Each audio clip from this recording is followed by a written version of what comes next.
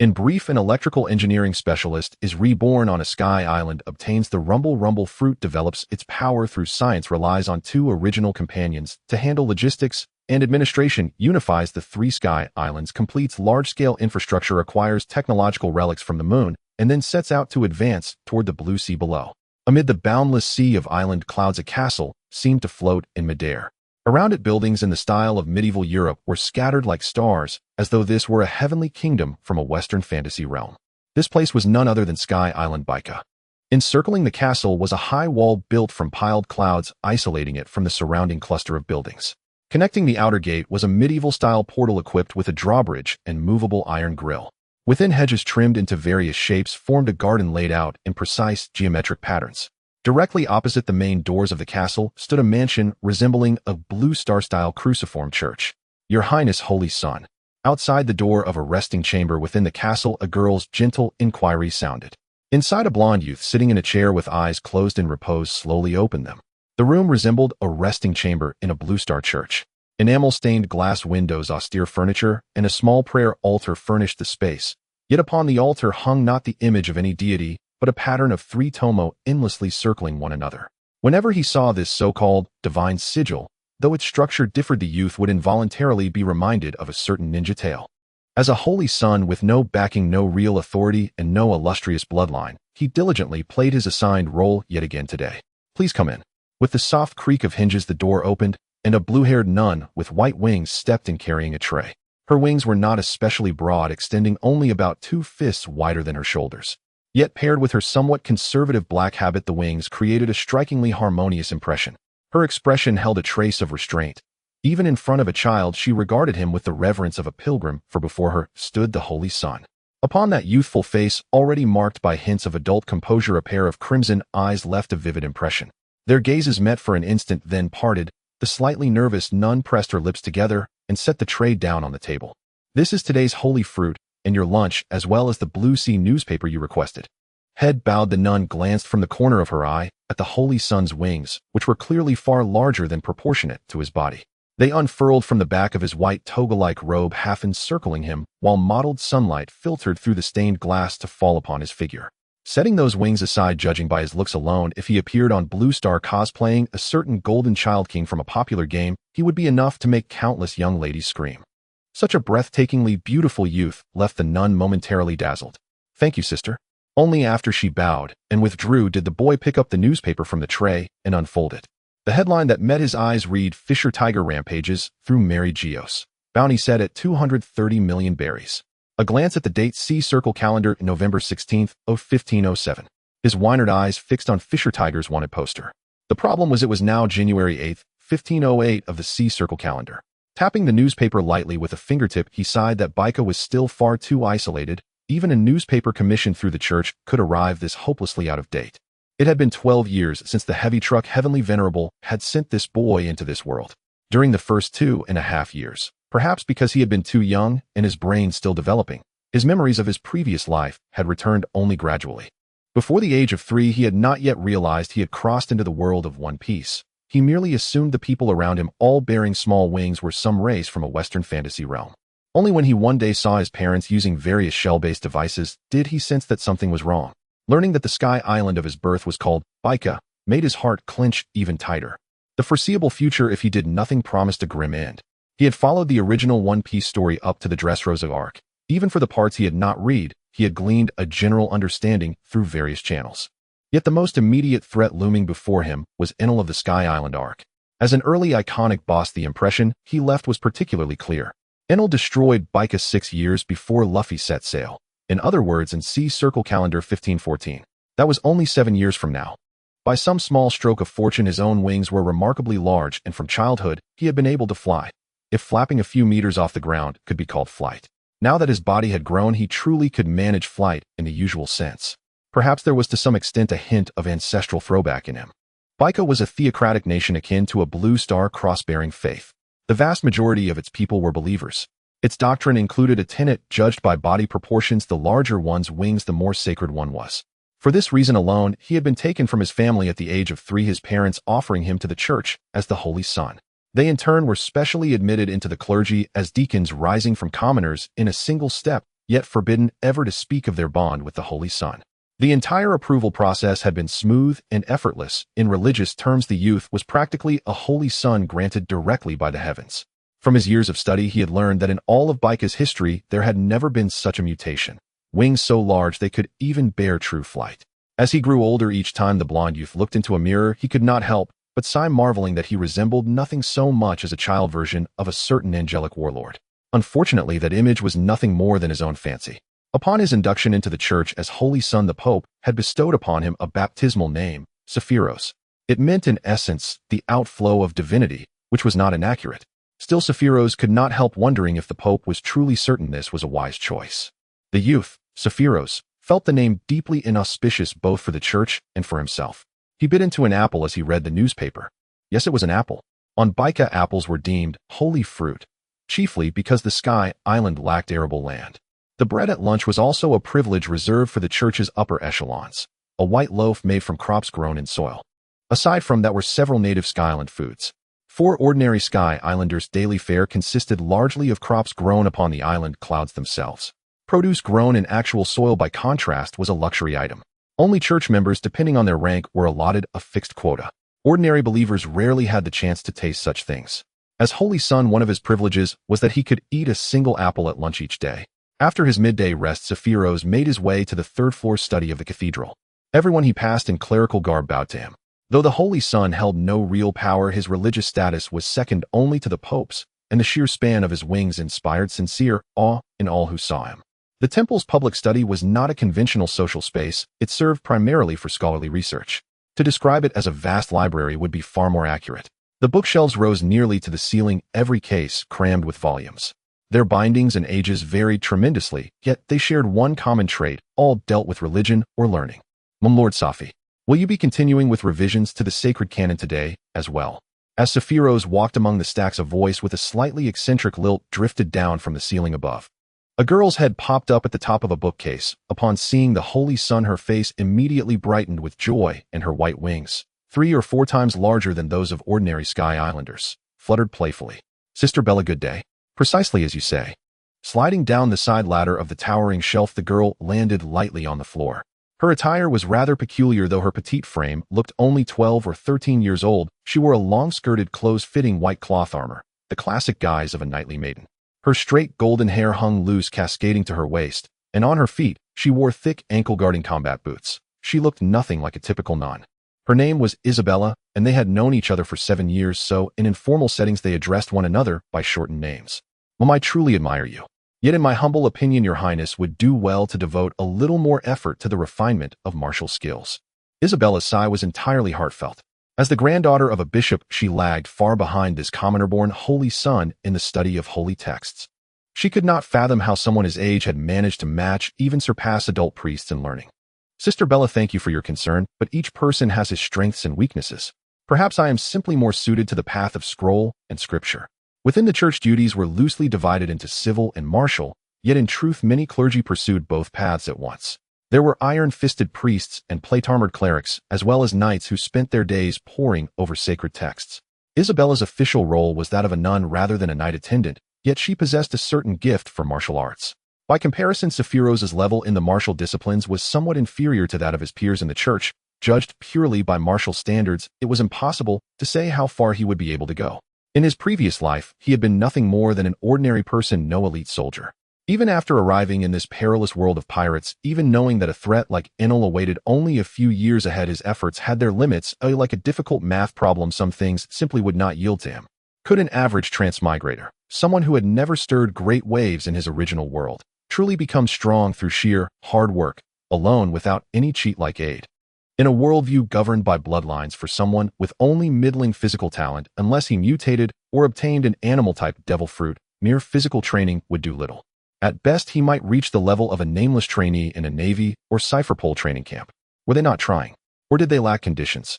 His only hope of confronting the coming crisis lay in using his identity as Holy Son to see whether he could. He could not keep Enel under constant surveillance, and then seize the rumble fruit. Whatever thoughts stirred in his heart, Sephiros did not pause in his work. Holding several volumes of sacred texts, he walked to the desk, and like a devout believer, began carefully copying the scriptures. Isabella quietly sat down on the steps beside a nearby bookcase, cradled a book in her hands, and assumed the same posture of studying scriptures, though the corner of her eye could not help drifting toward Sapphirose. She very much wanted to fix her gaze upon the holy texts, yet her heart had already flown far away. Her grandfather was a bishop, her father a holy knight, and she herself had once been a saintess. At the very least, everyone around the young girl had taught and raised her for that purpose. Yet she constantly pondered the meaning of it all and the value of living in such a way. Thus the girl's mind was not as simple as her bright exterior suggested, for she had no wish to become a mere statue on a pedestal. In the bike of faith, the hierarchy of the church was divided into 7 sacred ranks. At the summit were 2 ranks, the Pope and the Holy Son or Holy Daughter. The child whose body proportions and wings were the most perfect would be chosen as the divine child. At the age of 17, they would step down automatically, assuming the office of priest or head nun. If during this period a child with even greater wings appeared, they would relinquish the title early and yield it to the newcomer. The 2 ranks of the management tier were bishop or holy knight and priest head nun or grand knight.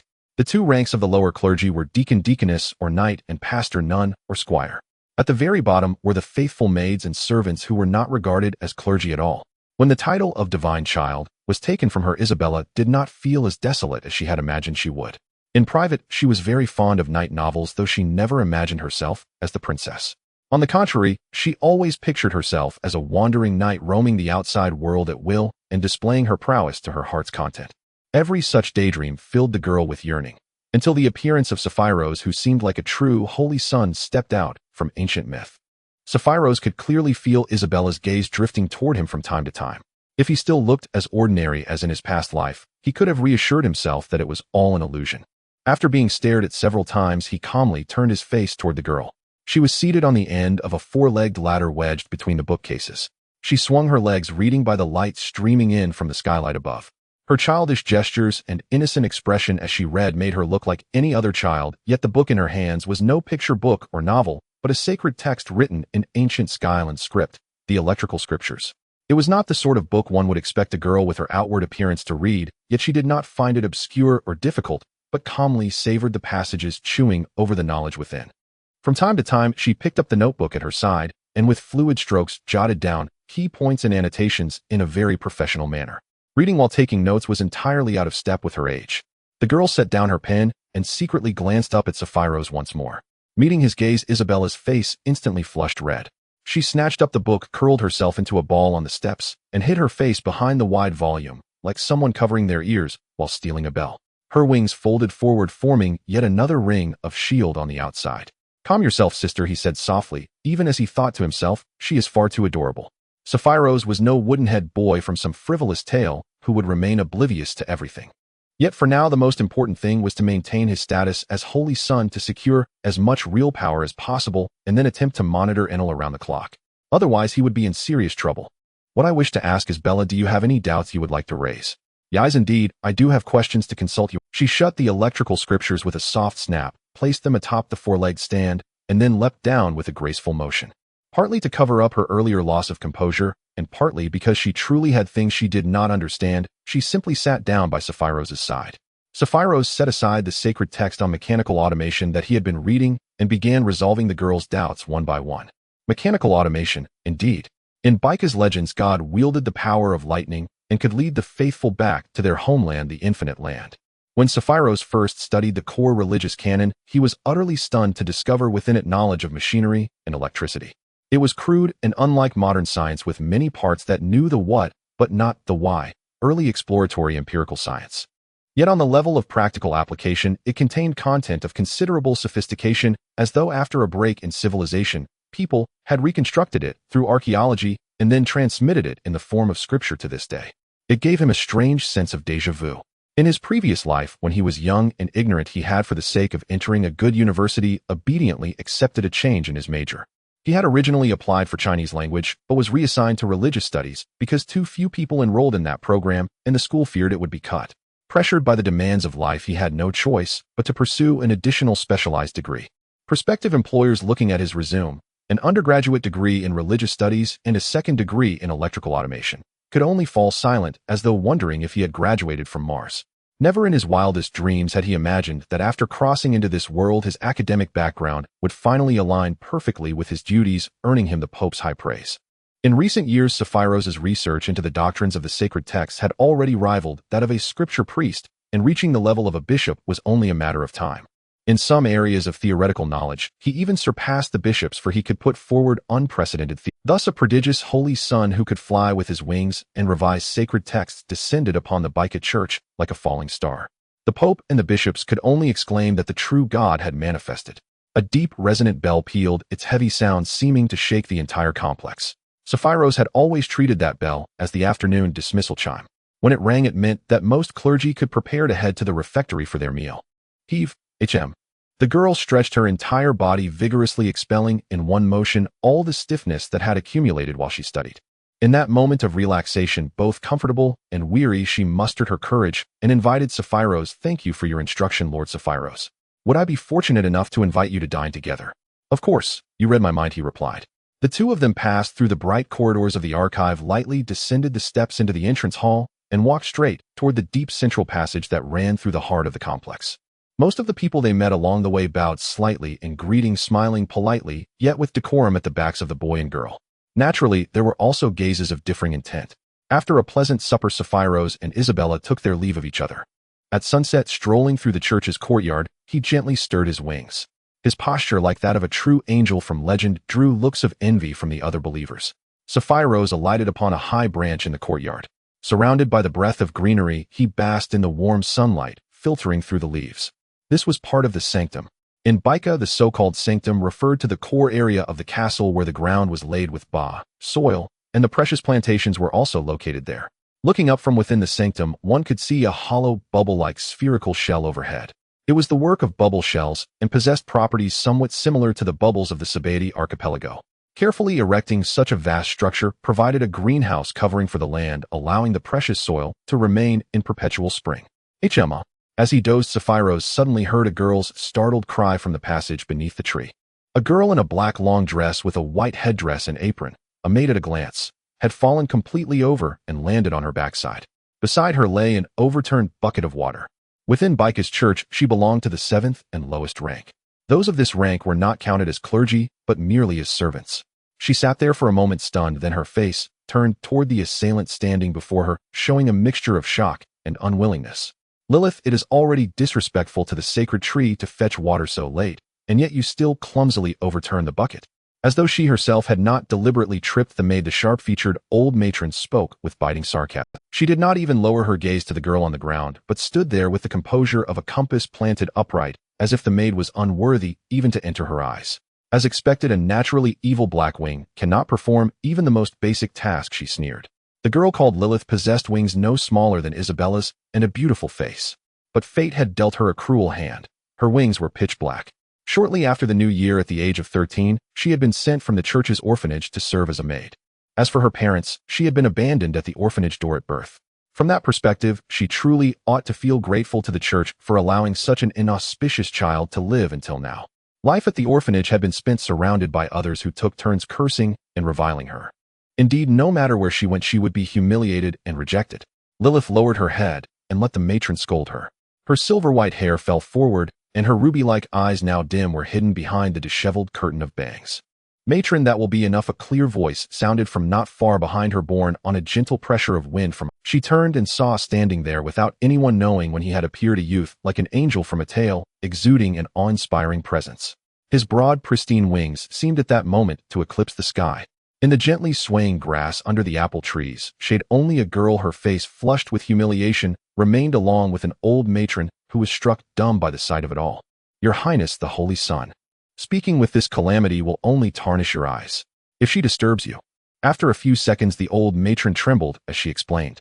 Lilith lowered her head, offering no defense. This one-sided malice had been directed at her since she was too young to understand. Everyone said this was a necessary means for her to atone for her inherent sins. The girl herself viewed this abnormal behavior as part of her daily life. Deep down, the girl felt wronged, yet she never expressed it directly, as she simply hid in lonely corners, silently crying out in her shabby, worn bedding. But that was not the main point. The girl always exerted herself for this state of being free from worries about food and clothing was what mattered most. Regarding the old matron's incessant chatter, Sephiroth merely moved his lips, adopting the tone befitting the Holy Sun. "No need for explanations, I can judge for myself." Theoretically, the Holy Son could reward, supervise, and admonish anyone except the Pope within a certain range. To punish someone, approval from the disciplined bishop was required, and depending on the situation, it could be referred to the Pope for a decision. To maintain the perfect image of the Holy Son, Sephiroth rarely intervened in the personal affairs of other clergy. Although he often appeared somewhat unconventional on certain issues, he treated every member of the church with utmost caution and humility. However, bullying was an entirely different matter. But Your Highness, she is born guilty. Watch your words. Both you and I are born guilty, bearing the burdens that the divine equalizes for us. That is no reason for you to unjustly accuse your fellow sisters. Sephiroth said earnestly, having long been regarded as the most exceptional among all holy sons, revered as the Holy Son of holy sons. His previous life's knowledge of religion played a significant role. At least the compassionate, yet resolute attitude made the old matron kneel in reverence and accept his admonishment. This was the Holy Son descending from the heavens. Lilith had initially harbored a sense of awe that leaned more towards fear, but the development of events was unexpected. As for the specific content of the matron's admonishment, Lilith did not hear a single word. Perhaps she should have felt some vengeful schadenfreude. Yet compared to this trivial matter, this was the first time in her life she had been treated kindly, leaving her feeling somewhat embarrassed and unaccustomed. I hope you can be cautious in your words and actions from now on. Sephiroth waved his hand, dismissing the matron, who stumbled back, deeply bowing, as if fleeing the scene. The matron nun in the Church of Baika held a mid-level position, serving as a grassroots leader primarily responsible for managing maids and servants, as well as training new nuns. Those nuns who could not advance to the rank of sister before the age of 35 would become matrons. They do hold a higher status than most ordinary nuns, enjoying equal treatment to that of sisters, but their work content differs greatly from that of sisters. Sisters do not require physical labor, focusing primarily on religious activities, while matrons must engage in light physical work along with less dignified chores, their duties resembling those of senior maids more than religious tasks. To put it bluntly, most matrons are of average appearance, lacking talent or background, and are merely seen. If one has a background or is a young and beautiful nun, their secular work approaches that of mid-level clergy assistants or secretaries. Matrons are relatively at a disadvantage when facing such promising or well-connected nuns, and often harbor jealousy towards them. Sephiroth had seen enough of this scene in his past life. It was time to move on. When he looked at the girl who naturally resembled a mercury lamp, he found her lost in her own world. She indeed bore a slight resemblance to the adorable newly awakened mercury lamp from Rosin Maiden. Come back to reality, mercury lamp. I am so sorry, Your Highness. And my name is Lilith. In the pirate world, there are also religious existences akin to the Blue Star Cross Church, such as the world government spy who raised Big Mom, whose public identity is that of a nun. Moreover, the related myths and legends share many seemingly similar points with those of Blue Star. Considering this, Sephiroth felt that naming the girl Lilith might have some targeting intent. Realizing that her current appearance was inappropriate, Lilith attempted to stand, but the motion was not fully executed, causing her to wobble slightly, just before a customary trope could occur. Wait. Sephiroth, having received knight training, could not possibly be knocked over by a mere weak girl. He immediately steadied himself, firmly supporting the falling girl with his arm, helping her regain her balance. This situation left both of them momentarily stunned, and then Lilith recoiled like a frightened animal, taking 2 steps back. I am sorry, Your Highness, for having you come into contact with someone as ill-mannered as myself. Calm down. Take a deep breath. It seemed she had indeed been in an environment of bullying and discrimination for a long time. Having lived 2 lives, Sephiroth understood that sometimes it was not solely the efforts of the individual that could change their circumstances. Moreover, this was a religious nation. I know this is not an easy thing, and I have not experienced the hardships you have endured, so I cannot comment on them. The situation that unfolded today was filled with surprises for Lilith. The Holy Son did not offer high-handed template-like pity, but instead seemed to acknowledge his own lack of ability and insight to comment on her life. Wait and maintain hope. Even until the Holy Son departed, these words lingered in her ears. Days later, on the streets of the town of Baika, as he grew older, Sephiroth concluded his semi-closed life with he had obtained the right to go out. Of course, it required reporting. Hey Shura, I have a question that needs— Certainly, Your Highness, please ask. What insights do you have regarding the gazes around us? I am not very clear on that either. A somewhat foolish dialogue arose between Sephiroth and his guard, Great Knight Shura. Indeed, Shura was the trial officer who rode a flying bird and wielded a long spear, one of the 4 divine officers under Enel during the Sky Island arc. Now he was not the image of an uncle pilot, but rather a 19-year-old young knight, having reached the level of a great knight at such a young age. Currently, he accompanied Sephiroth as his escort. Even within the town of Baika, someone of Sephiroth's stature would not be permitted to act independently once he stepped out of the church. The so-called gazes around them were something both of them were well aware of. Sephiroth merely wished to find someone to vent his feelings, but unfortunately the earnest Shura did not take the bait. In any case, to conceal Sephiroth's wide wings, he donned an exceedingly oversized hooded cloak, which created a bizarre silhouette that appeared highly suspicious. To say how suspicious it looked, it was comparable to standing before customs with one's pants stuffed full of small books. There was no choice. If he did not dress this way to hide his identity as the Holy Son, it would not just be gazes piercing him, but a traffic jam would ensue. The town of Baika bore a striking resemblance to Angel Island from the original Sky Island arc, with houses made of island clouds as building materials, though the architectural style leans slightly towards that of a European medieval fairy tale world. Perhaps due to the absence of soil on the Sky Island, the town was exceptionally clean and tidy. Shura, do you know where there is a weapon shop? In response, Your Highness, I am aware, but the quality of the weapons sold in town is far inferior to those in the White Sea. Any land-based products are considerably valuable, including minerals, which leads to the level of metal smelting in Sky Island being inferior to that in Qinghai. The metal prices are not exorbitant because certain Sky Islands maintain relatively stable trade relationships, with Qinghai relying entirely on imported finished metal items, which while expensive are still affordable for commoners. Baika is a relatively closed Sky Island, and its external exchanges mainly involve limited trade with other Sky Islands. Occasionally, a soaring sea current brings a small amount of precious metals and soil, making scavenging in the lower White Sea a legitimate industry in the Sky Island. What I mean is, do you have any shape-shifting iron cloud blades? Where did you hear about such things, Your Highness? Ordinary iron clouds become difficult to reshape after settling. The forging method for freely shape-shifting iron cloud weapons is a secret within the church. Only paladins can possess them. Logically, the Holy Son would indeed qualify to know, but at his current age no one would proactively inform him. Thus the two continued chatting while disguised as commoners. In fact, Sephiroth truly intended to stage a clear broth great-grandfather scenario primarily to further accumulate prestige and gain some real power. He also sought the opportunity to communicate separately with the Great Knights. Over the past few years, among the original 4 divine officers aside from the eye-rolling Gadaz, he had interacted with the other 3. The one who would later use the Iron Cloud Blade Ohm was only 15 years old and had just become a knight this year, making him the youngest knight in Baika. The 2 brothers of Daku who were like balls were only 3 years older than Sephiroth and were both 13, merely serving as knight attendants. Lilith, the cursed Lilith, the witch of the Black Wings, born guilty Lilith. Oh, quite rhyming. Lilith is my name. However, very few people call me by this name. Everyone calls me the Witch of the Black Wing. Lilith does not know who her parents are. Due to her naturally black wings, she was abandoned in an orphanage before she could remember, as this was a symbol of misfortune in the legends of Baika. She was a person even her biological parents could not easily accept, someone whom others distanced themselves from, feared, and even avoided at all costs. Even though she had been discriminated against since childhood, she never believed this was a fate she could not resist, nor did she give up. At least she had once thought so. Hoping to be treated fairly, she had always worked hard.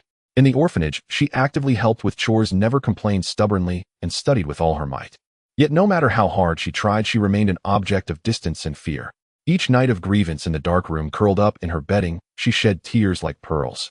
As she grew older, the only fortunate thing was that because she was deemed a bad omen, most of the bullying she faced was merely cold violence, and she was rarely physically beaten. By the age of 13, she was seemingly driven away by the orphanage to become a maid in the church. More seriously, originally in the orphanage. After becoming a maid in the church, she who rarely encountered outsiders found that most errands were assigned to her. This allowed the townsfolk who had only heard of her, but never seen her, to have more opportunities to meet the Blackwing. With nothing to her name, she couldn't even prepare a cloak large enough to cover her black wings. Compared to the cold remarks of adults, the actions of the mischievous children throwing trash and singing childish rhymes hurt her even more. On her way to buy a toilet brush today, she was once again followed and disturbed by the mischievous children. Lily Lilies, the cursed Lily Lilies, the black-winged, which a sinner by birth, Lily Lilies. Occasionally some broken shells and wooden pieces hit her back or black wings, and what hurt the most was the hard shell of the konag fruit. At that moment, a commanding voice suddenly rang out. Stop it at once. A figure with wide, pure white wings and sparkling wynard eyes appeared as graceful as the voice itself. A large cloak covered Lilith, hiding her black wings. Why was the saint here? Normally, he would only appear on significant holidays. Then, as if to protect her, he quickly stood in front of her. Your Highness, Lilith murmured in confusion, staring at the saint's back. She was also very surprised, but the mischievous children surrounding her seemed even more shocked.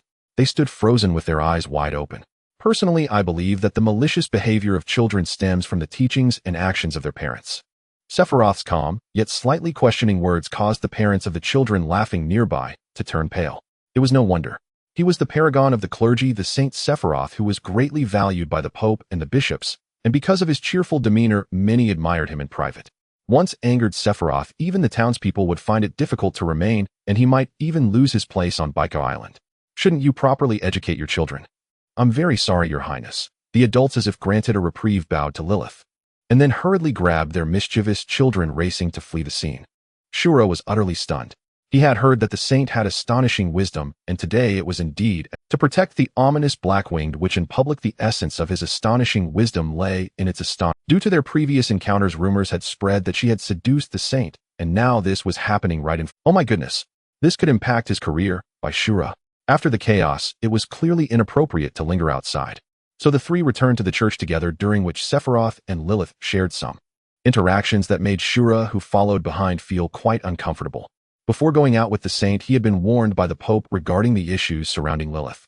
The Baika Church did not prohibit marriages. For instance, after long-term genetic screening, the wings of high-ranking clergy were generally larger than those of ordinary believers. Ordinary saints usually become priests upon retirement, but if they excel and have the opportunity to marry a direct descendant of the Pope or a bishop, they might become candidates for bishop. The positions of the Bishop of the Sky Island and the Pope generally circulate within a fixed bloodline, alternating in authority, occasionally absorbing outstanding individuals. There is no doubt that the current saint perfectly meets these criteria.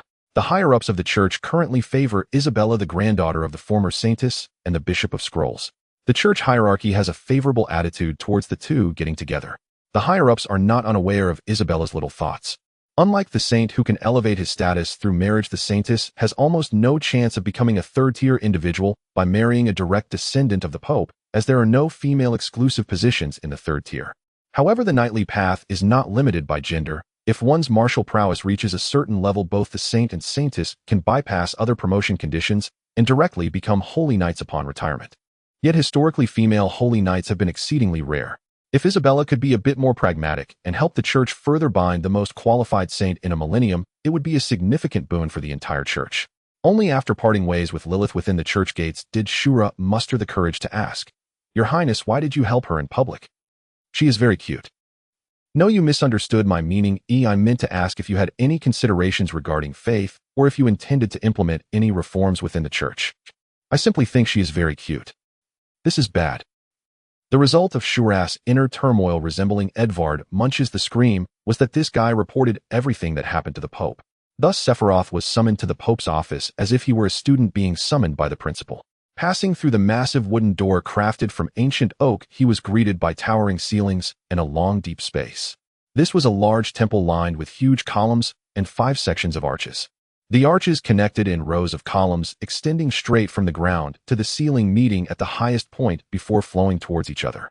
Above the columns, the ceiling was adorned with colorful murals rich in religious themes, depicting lightning and various steampunk-like mechanical creations. Based on Sephiroth's recent studies of various ancient texts and his prior understanding of this world, he formed a hypothesis about the Sky Island civilization. In the original manga, Enel arrived on the moon and encountered space pirates excavating ancient ruins. These space pirates should not be aliens, they look like the Fur tribe. From the conclusion, during the period of C circle year 4000 to 3500, over 5,000 years ago, around the time Alabasta civilization was just forming, a group of winged humans had the technological capability to explore the moon. It is highly likely that this was based on the Thunder Fruit. Humans in the One Piece world have concepts of heaven, angels, churches, priests, and nuns, which are likely based on this ancient civilization. For reasons unknown, this race collectively moved to the moon to develop and build an advanced automated civilization. Perhaps during this time, they mastered the method of stabilizing the rebirth of the Thunder Fruit. This method should not be like some fan theories suggesting tossing a dying user into a sealed box filled with fruit. After all, that method is not complicated, and the wealthier world government must have tried it. From C circle year 1500 to 1000, over 2,000 years ago, the moon civilization declined, and the survivors abandoned the moon to return to the surface. Perhaps some reason caused the Thunder Fruit to lose its means of inheritance. This distorted civilization used the fruit's abilities to bypass many critical technological challenges, resulting in the entire technological system collapsing once the Thunder Fruit was lost. The survivors became the ancestors of today's Sky Islanders. As usual, Sephiroth, in a cautious mood, continued to question and ponder while walking straight under the sunlight streaming through the gaps between the rows of columns. "Please come in, Your Highness, Saint." The knights on either side of the Pope's room, informed of Sephiroth's arrival, opened the "Sephiroth, what do you have to say about that witch?" A deep voice like thunder carried a slightly dismissive tone. The speaker was a robust, elderly man sitting across from a wide desk. "Your Holiness, I have no defense for this." The muscular old man was momentarily rendered speechless. "At least find some excuse. At least avoid the topic." Regarding relationships between men and women based on the religious factor of the large-winged bloodline, the Baika Church not only does not oppose the marriage of clergy, but also finds it unsurprising for high-ranking clergy to have multiple partners. As long as it doesn't go too far in Baika, it is merely a moral issue. Therefore, some situations inside cannot be broadcasted. Even in the church of the protagonist's previous life on Blue Star, sects that prohibited marriage could still engage in those antics. Just look at the work of medieval nuns to understand. While not all nuns behaved that way, it was indeed a common in Baika. If a relationship is clear and both parties apply to the church, there are two scenarios. One is naturally to become a couple, as the church indeed stipulates that there can only be one wife. The other is to become a priestess, similar in nature to a concubine in secular terms. After becoming a priestess, the authority remains unchanged, but the treatment is elevated to one rank lower than the male partner. For instance, if a sixth-tier nun became a priestess of a third-tier bishop, she would enjoy the treatment of a fourth. Thus, there are also cases of proactive nuns. For example, this old bishop has 5 publicly acknowledged priestesses in addition to his legitimate wife, and there may be even more undisclosed. Actually, your concerns are rather unfounded. After closing the door, their interaction resembled that of a grandfather and grandson, with Sephiroth spreading his hands in a pose reminiscent of a little bear shrugging. "Regardless of physics or biology, what do you think I can do? Moreover, there's a great deity watching over one. Must wait until adulthood." The Pope felt like he could burst with anger. He couldn't get mad at the saint. He had chosen the most outstanding saint in a millennium.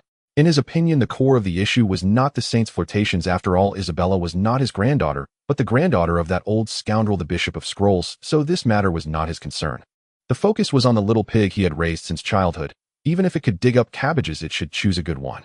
This feeling was akin to a traditional old man seeing his grandson bring home a black girlfriend. Forget it, let's put this issue aside for now. It's been nearly 7 years, hasn't it? So what now? This question lacked a subject, but Sephiroth, in his capacity as the saint, firmly stated, "The time has come." The Pope did not question this. During these 7 years, the saint had proposed numerous theories, which were repeatedly verified by the priests of the scrolls, exclaiming divine axioms.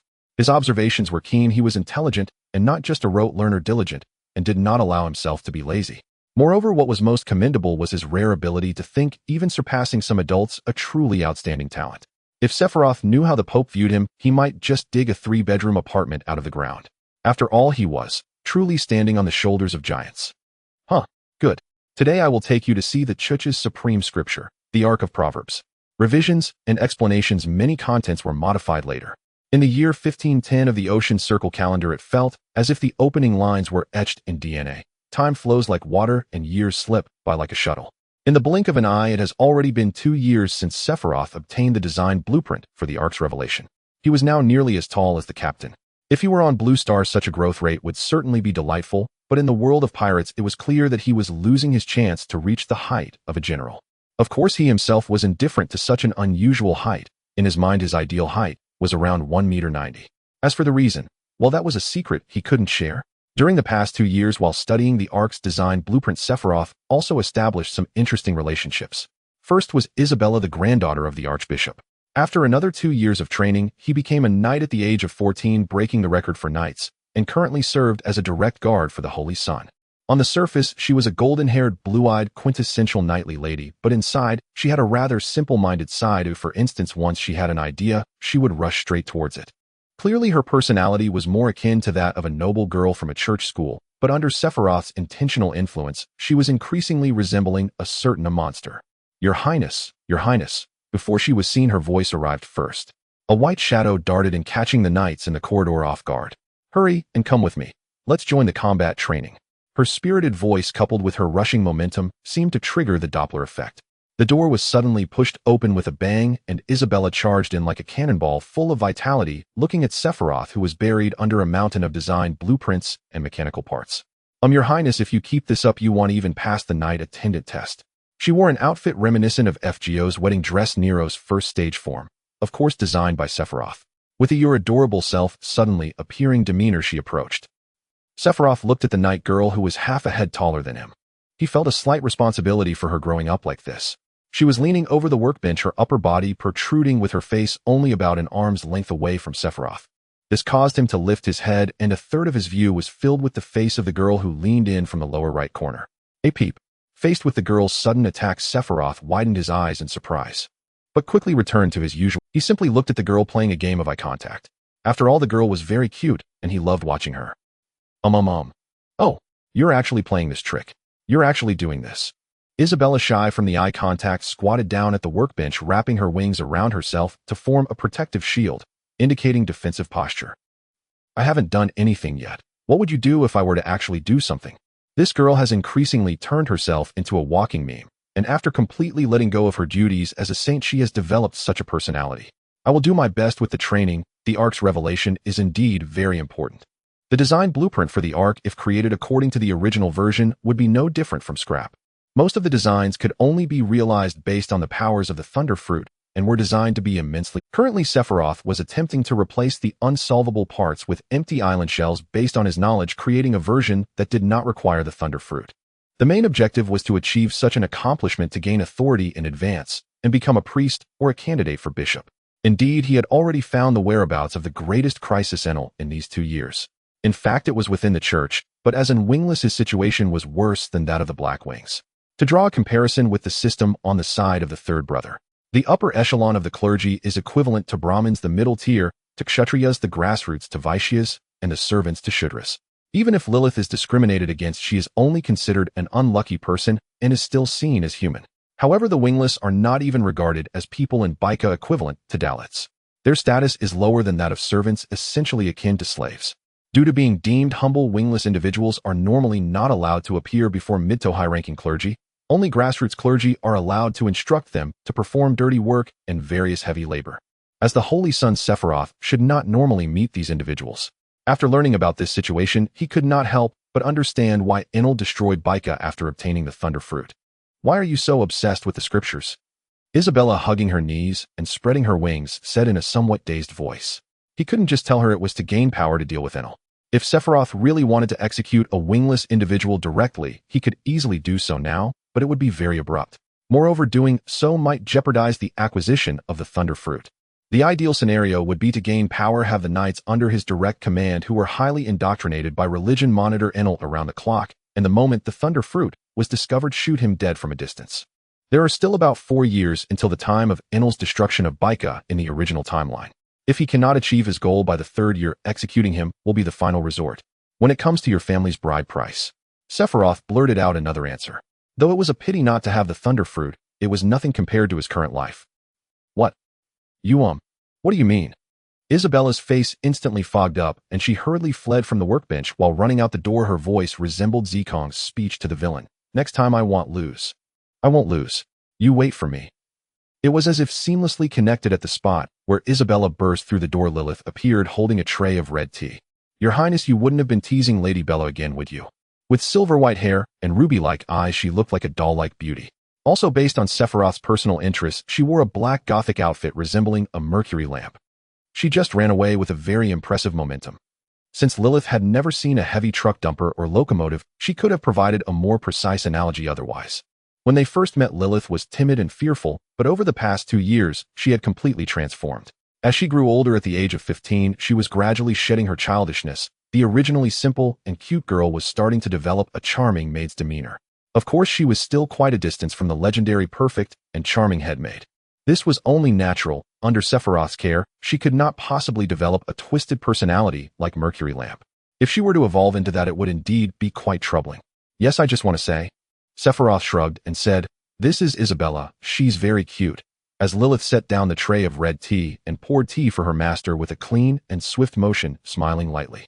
Your Highness, it's better to be cautious, you can't win against her. When she first met Sephiroth, she did not improve her situation despite the Holy Son's help. On the contrary, it led to worse consequences. As a Black Wing, being specially treated by the Holy Son made her appear arrogant in others' eyes, leading to further bullying. As she grew older, her physique also developed, and she was often subjected to lingering gazes from some male servants and even certain low-ranking clergy. This made her even less favored by the middle-aged matrons. However, shortly after becoming acquainted with Sephiroth, she was directly appointed as his attendant. When faced with the so-called demands of the thousand-year Holy Son, the Pope could only scratch his head without any other options. The other clergy were sane. They were not crazy, nor were they foolish. No one would make things difficult for themselves on this issue. 2 years ago, it was thought that this terrible life would continue, but unexpectedly, within a short period, the Holy Son disregarded the criticisms from all sides and used his privileges to make her his direct attendant. I know that's not a problem. After taking a sip of red tea, Sephiroth looked somewhat smug and said to the confused Lilith, "Rather, that level of beating is essentially a reward." Lilith, who had no idea how to respond to his nonchalant tone that exposed words that would shake the faith of the congregation, showed a slightly troubled smile in response. "Is that so? The Holy Son is indeed such an unexpected character, having grown up in a religious nation like Baika, yet often uttering astonishingly heretical words." Since Lilith became the Holy Son's attendant, it merely stopped others from openly bullying her, but her private reputation was extremely poor. After all, the so-called opposite-gender attendant was secretly mocked as quasi-attendant priest. Whenever the Holy Son discovered this, he would not choose to calm things down. Rather, he would clearly stand on his own side. Once he even clashed with a priest, using the Holy Son's seal as a weapon to stamp it harshly on the priest's face. He then lectured him and made him stand for an hour. Rather than a punishment, it had more of a humiliating aspect. A series of circumstances led outsiders to conclude that there was an unspoken relationship between her and the Holy Son. Regarding this claim, the current Lilith wished that everything they said were true. In reality, even becoming an attendant to a clergy member does not mean one can unilaterally bring up matters that cannot be openly discussed due to policy reasons. That is fundamentally voluntary. So there do exist opposite-gender master-servant pairs without special relations. However, if a beautiful maid or a nun without a background catches the eye of high-ranking members, she could be made to submit, often through various forms of coercion. Very few who resist would likely be assigned to do menial work. Being forceful is generally quite rare. Publicly doing so carries too much risk and is simply not worth it. But, as Sephiroth praised the pastries she made, Lilith occasionally fantasized about what it would be like if the Holy Son really decided to be forceful with her. Both happy and embarrassed, her cheeks would flush. "Hey, come back, Mercury Lamp." Seeing the little maid standing there with a red face, Sephiroth waved his hand. "Your Highness, please do not imply." Lilith, unabashedly displaying a significant smile, spoke of content that could not be plainly stated. "What exactly are you imagining?" Unlike Isabella, who had high offense and low defense, Lilith had low offense and high defense. She rarely took the initiative to do anything, but Sephiroth dared not tease her too much. If it came to a real confrontation, Isabella would flee, but Lilith would dare to lie down right there. "I'm sorry, Your Highness, what I wanted to ask is if there is anything that needs improvement with today's pastries." "Ahem, I cannot agree." "Huh? What are you talking about, Your Highness?" Lilith displayed such an expression. "Because this red tea should be mixed with concrete number 42. The length of this screw can easily affect the torque of the excavator. When you pound it in, it will instantly generate a large amount of high-energy proteins, commonly referred to as UFOs." A long, inexplicable stream of unknown language poured over Lilith like a waterfall. "Indeed. My Holy Son has gone mad again." The Chuch's tolerance towards the Holy Son primarily stemmed from his achievement as the Holy Son closest to divinity in 1,000 years, which allowed the technology that had stagnated in the Sky Island for 1,000 years to move forward again. Let alone occasionally having heretical or nonsensical behaviors. Even after using the Holy Son's seal to strike a priest, the priest could only obediently stand in punishment. With a small rebuttal of nonsense spoken in an aristocratic London accent, Lilith, whose mind was inundated with a sea of flowers, bowed and left, while Sephiroth silently vowed, "Tisk, wait. After a few years of legality, you will surely find yourself unable to return." He redirected his gaze to the design blueprints and materials. For the past 9 years since the restoration of his memories, he has been accumulating various efforts to avoid the disastrous fate of Baika. In terms of personal combat power, perhaps he truly lacked the talent, or maybe it was the mindset. Even if he diligently improved his swordsmanship and practiced repeatedly. However, no matter how much he trained afterward, he could not achieve the desired results. Besides, his attempts to consult the Holy Knights also fell short. Initially, he did not want to admit such a fact, but in the end he had to acknowledge it. The outcome was that he was assessed to be roughly capable of passing the retainer test at the age of 15. In stark contrast to his martial prowess, he benefited from the knowledge of his past life. He had made some progress in studying the scriptures, but the pace was rather disheartening. Even with his previous knowledge of electricity and electromechanics, he was merely an ordinary undergraduate, and Baika's technical materials were indeed challenging to handle. Knowledge was preserved in the form of religious scriptures, with much content interspersed with praises and adjectives. The descriptions of certain quantities in the technical materials were filled with adjectives.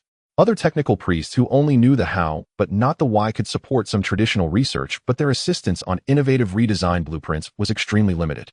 Even worse, during the archaeological process, he often discovered contradictions, missing materials, and various issues that raised his blood pressure, such as cheating with Thunderfruit to skip critical technologies. It could only be said to be slightly better than code, with no footnotes at all. Time passed without notice. In the archaeological journey through the mountains of books, 3 years slipped away again. There was only 1 year left until the final warning about the Thunderfruit. On a certain morning in the year 1513 of the sea-round calendar in the plantation of the Holy Domain, several heavy-looking figures staggered weakly across the fields. They were the wingless people. Some were locals born on the Sky Islands, while others were Qinghai, people who violated the laws of the Sky Islands. It was just like any other day. The morning scene was the same. Under the supervision of the priest's whip, they toiled under conditions more exhausting and filthy than ordinary servants. In truth, most Qinghai people who managed to come to the Sky Islands were either reckless or unfortunate pirates. This led to a deep-seated prejudice against Qinghai people in the Sky Islands. Although they were not directly considered criminals, it was somewhat akin to the situation of black people in the U.S. Locally born wingless people were seen as wild children with Qinghai blood. If a Sky Island family bore such a child, depending on the situation, it could either lead to the family breaking apart or the parents secretly abandoning the child. What are you looking at? Get back to work.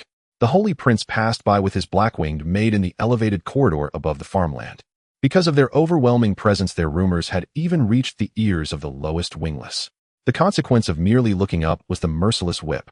The priests assigned to manage the serfs were themselves of low status among grassroots clergy. Even if they were officially prohibited from deliberately mistreating the serfs, they would find various excuses to bully them for their own amusement. The Holy Prince is so exalted, do you think you are worthy of seeing him? While they spoke words of respect towards the Holy Prince, they also whispered among themselves about the rumors surrounding the 1,000-year-old Holy Prince and the black-winged witch. They let out tasteless low laughs.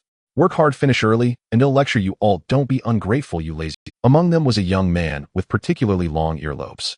Even under the lash of the whip, he showed no reaction, his hollow eyes reflecting the Holy Prince's large, pure white wings as he looked up. His name was Enelu.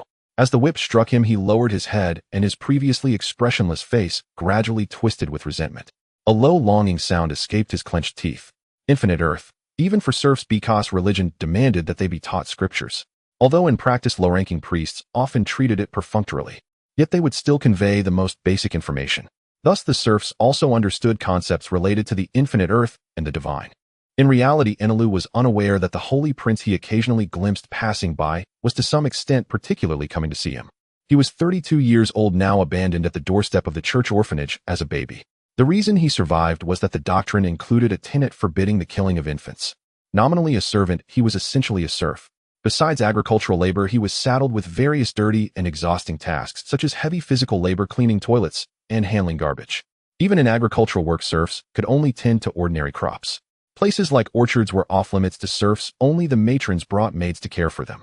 Holy fruits like apples could only be picked by nuns. The vast majority of serfs had never even seen what a ripe red apple looked like. Enelu once had the fortune to see it once, having hurriedly passed by after the nuns had picked them. He was whipped 30 times just for taking a longer look and catching a whiff of the apple's fragrance. For 25 years, he had been repeating such a life. The stories about the infinite earth and the God who commanded thunder, occasionally mentioned by these hypocritical priests, stirred within him a strong yearning. These hypocritical holy men had not made the necessary efforts to reach the infinite earth. They simply wallowed in decay like insects, deriving pleasure from bullying others. If one day I could become a god. In the dark corners he fantasized intensely. Since entering the summer of the year 1513 in the sea-round calendar, Sephiroth's monumental work was finally nearing completion. He then drafted countermeasures for the possible situations that might arise next. If he could be granted permission to resign from his position as Holy Prince ahead of time, he would execute a plan for continuous surveillance, striking quickly when the time was right. If he did not succeed in his position, the normal means would involve developing a loyal faction among the grassroots priests, retainers, and even servants. Depending on the situation, he would set traps for Enelu, making him create something that could lead to long-term imprisonment or even execution. If all else failed, he would have to approach Enelu directly, using some excuse to claim disrespect towards the Holy Prince, and deal with him directly. It was quite troublesome. Besides wanting to seize the Thunder Fruit, he was somewhat uneasy about whether the original characters in the pirate world possessed any destiny. Thus, he privately formulated a plan for a getaway. Your Highness, do you have something on your mind? In the training ground the great knight Om adjusted his sunglasses with a small white dog perched on his shoulder. The little dog also barked twice. No, it's nothing. I'm just feeling a bit complex as the new design blueprint based on the Ark proverb is about to be completed, Sephiroth replied, steadying himself as he stretched his body. At the beginning of the year, he finally passed the retainer assessment. Although it was not embarrassing compared to previous holy princes, it was indeed a very average level. Is that so? I completely understand. Om did not show any contempt for the holy prince's average skills. For 12 years Bikos technology had made leaps and bounds due to him applied in various fields. Speaking of which, I heard you are applying for the Holy Knight assessment, Om. Although the Holy Knights and bishops were of the same rank, the bishops were fixed leaders of 12 different departments. As long as Holy Knights met the standards of combat prowess, character, and achievements, they could be appointed without a limit on numbers. Yes, Your Highness, you are correct. You're challenging the Holy Knight assessment at 20 years old. You aren't trying to compete with Shura, are you? That Shura had successfully challenged the Holy Knight assessment at the beginning of the year and succeeded the position of the leader of the Sky Knights. This matter had sparked quite a discussion within the church. Yes, Om, who initially wanted to remain silent, thought it inappropriate not to respond to the Holy Prince, and thus muttered this. His background had a slight issue, which is why he hoped to prove himself superior to the so-called genius Shura in all aspects. His father had once served in the Divine Knight Brigade as an internal guard, reaching the rank of Great Knight. However, he later longed for the outside world and ventured down to Qinghai for adventure. He returned to Baika only in middle age, learned tattooing and drinking, and completely lost his connection with them. The only thing Om was grateful for was that his father had trained him in knight skills since childhood, which included combat techniques from Qinghai. Shura is 4 years older than you. Challenging him 3 years later isn't considered losing to him. Their idle chat after training was abruptly interrupted when Isabella, who had just failed her Great Knight assessment, rushed into Sephiroth's embrace like a cannonball. Om, being perceptive, quietly withdrew, having no intention of being a third wheel. Your Highness, I was originally going to have a splendid battle. I am so sad. But the past is the past. Sooner or later, I will become a holy knight. Putting that aside right now, I need your comfort. Not enough, there's seriously a lack of Holy Prince's presence. Come and praise me. Alright, Bella has worked very hard. Alright, very cute. Praise mode, pat mode, setting the pendulum scale, synchronizing, summoning, ultimate Omu cuteness. Isabella was already a 17-year-old young lady. This solid hug truly made Sephiroth feel quite. Another magnificent day passed. After having dinner with Isabella, Sephiroth returned to his living quarters. Though it was called a living quarters, in reality, it was spacious enough, having also connected with the adjacent private studio. In recent years, his personal room had become like a small research institute. Your Highness, your coffee and apple. Speaking of which, 3 years had passed again. Lilith had grown into a beautiful girl, enchanting as a dream. It might be inappropriate to say she resembled a mercury lamp now. Strictly speaking, she was more like an inflated version. Thank you, Lilith. Lilith sat obediently beside him, quietly watching the side profile of the Holy Prince as he focused on his work. The entire scene had a somewhat romantic feel to it. It's getting late. Aren't you going back to rest? Even as a dedicated maid, when her master had not assigned specific tasks, she was free to move about after 8. In the past, Lilith would often read in the study, and sometimes she would join Isabella to read books whose titles Sephiroth was not allowed to know. Indeed, if your Highness has no further instructions, I will take my leave now. After saying this, she deeply bowed and left cheerfully. Alright, fine. Beware of me. Natural weapon warning. JPG. A short while later, Sephiroth calmed his emotions and planned to stay up late to refine his skills, aiming to finish the last bit of work on the new blueprint today. The clock ticked away. The work was nearing completion, and the design blueprint, modified based on the Ark proverb, was finally announced completed at that moment. The design resembled a sci-fi spaceship, more based on personal interests, referencing the Pseudo-Gamma class, assault landing ship, from Gundam UC. It looked significantly more sci-fi than the original Ark proverb. There were 2 power systems, one based on the original system of the Thunder Fruit, and a secondary backup system formed from the unique energy arrays of other Sky Island products such as Fire and Wind Fruit. In the case of only using the second system, it could barely function. Sephiroth organized the entire set of design blueprints and bound them. With hopes for the stars and the sea and the bonds from his past life, he wrote down her name on the cover, naming it the Wide Area Silence. As soon as he wrote these words, the moment the design blueprint was announced completed, the apple on the table in Sephiroth's incredulous gaze transformed into a thunder fruit. About the protagonist's strength, initial, Inalu panel, modern electromagnetic applications. Physical condition and hockey issues will be gradually resolved based on rationality. Originally, there were some explanations here, but they have been moved to Chapter 000. Undoubtedly, an ordinary apple transforming into a golden thunder fruit is a sensation that is difficult to articulate. It can only be described as a realization or impression that it felt as if Pikachu had turned into a fruit. The early appearance of the thunderfruit halted his thoughts momentarily, as all previous worries and urgency swiftly evaporated, creating a vacuum in his mind. Yet his hands moved without hesitation, seizing it, as if delaying for even a second would be a disrespect to the thunderfruit. He took a bite. Although Sephiroth had never tasted anything like it, he once played a dark hot pot game with friends. One of them had opened a can of herring. It was roughly that flavor. Even though a single bite could grant him power, he still endured the nausea, determined to consume the entire fruit. After all, there were rumors in his past life on Blue Star that one could not awaken with just one bite. To be safe, he gritted his teeth and pressed on. As he grimaced at the taste, arcs of electricity began to unconsciously emerge from his hands, cradling the fruit. The power of the thunderfruit was gradually influencing his body. The devil fruit, in a sense, resembled a force with a specific effective range or directional quality, heavily imbued with idealistic components.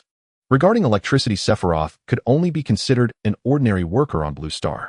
However, there was a fundamental difference when compared to Enel, who was illiterate.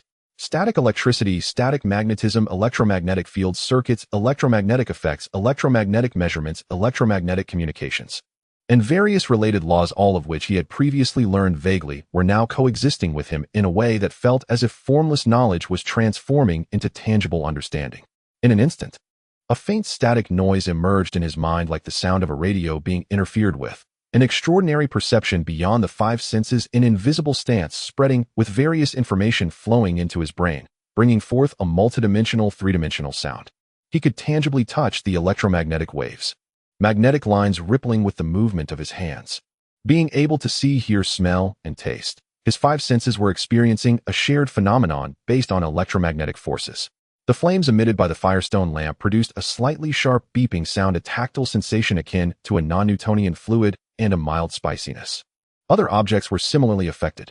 Sephiroth's eyes radiated brilliant electric light. At that moment, several awakened knights and the Holy Pope burst in, immediately witnessing a scene that left them dumbfounded. The Holy Sun spread his wings, arcs of electricity leaping and expanding within the tips, emitting a blue shining halo, and in the interplay of these two luminous auras, a supernatural sense of divinity enveloped them. Even the sharp parts of other objects in the room were influenced by an invisible force, radiating a blue-white flash like flames, illuminating the entire room as if it were a divine realm. Incredible. I am gradually understanding everything. The atmosphere became tense. In truth, Sephiroth was merely indulging in a moment of self-importance, not expecting them to barge in without knocking. Uncertain of what this group of people had been influenced by, it was one thing for the knights to kneel in awe. The Pope knelt as well, weeping bitterly. If he hadn't ordered the knights to quickly seal the news to prevent it from leaking, who knows how much of a stir it would have caused within the church. Undoubtedly, the higher-ups of the church unanimously believed that the legendary power of the gods had once again descended upon Baika, and the millennial Holy Sun was without a doubt a reincarnated true deity.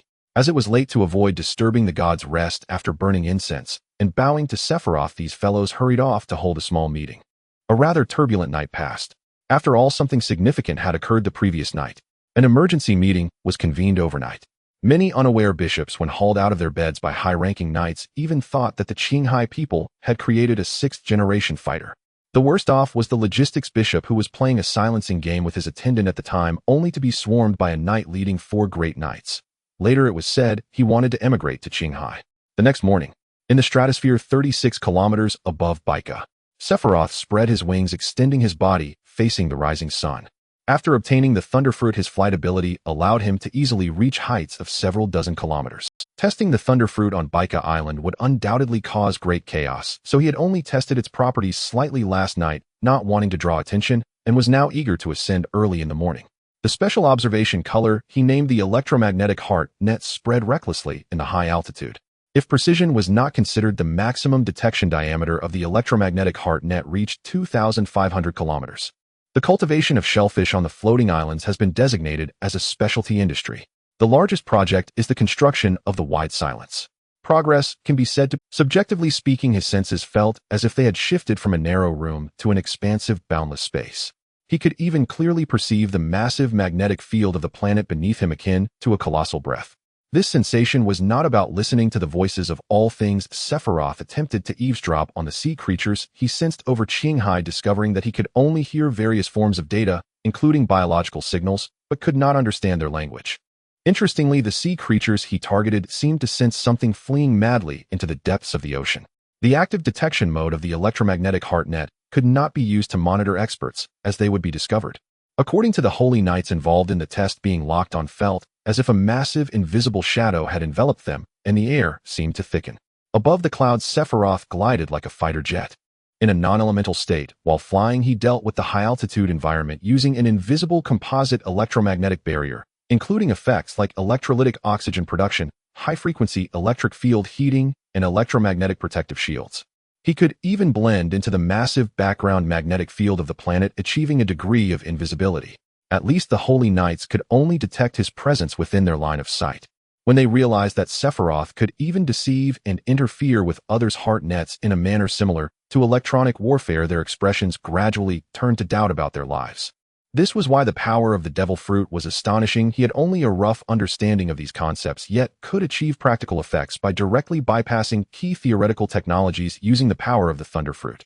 This gliding flight, based on the planet's magnetic field, could be likened to riding a bicycle downhill, requiring almost no physical exertion. Speed could reach 7 Mach, and once elementalized, it soared to 24 Mach. The main perspective of electromagnetic flight felt great, but it was not Sephiroth's fastest mode of movement. He could detect a magnetic field, coordinate, elementalize his entire body, and transform into a bolt of lightning striking forth, yet the sensation felt much like teleportation. Well, then I've wanted to do this for a while. In Sephiroth's magnetic perception, the magnetic field before him twisted and deformed, revealing a rectangular electromagnetic field with multi-level acceleration arranged vertically. He then pulled out a metal coin he had forged in high temperatures with lightning last night. It was as if a powerful piece of music had begun to play. A hallucination etched into his DNA resounded in his ears. "Canon sister, we adore your canines." Perhaps Sephiroth's DNA transcription had mutated, differing slightly from that of a normal person. Regardless, the orange light shot towards the skyline like a laser, making no sound at all. Accompanying the flash was a thunderous roar that followed half a beat later. The orange light shattered the atmosphere, creating a series of sound-breaking clouds with the brilliance leaving a faint afterimage in the air for a fraction of a second. Reconnecting the cannon. This was the latest launching form of the electromagnetic cannon from the Rabbit family on Blue Star.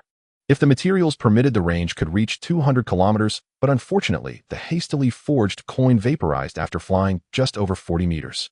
Subsequently, Sephiroth rolled through the high sky, like a supersonic fighter, launching various capability tests for specific effects. How should I put it? The 6th-generation fighters can become invisible, and so can he. The 6th-generation fighters have beyond visual range capabilities, and so does he. The 6th-generation fighters can cruise at supersonic speeds, and so can he. The 6th-generation fighters can conduct information-based warfare, and he can too.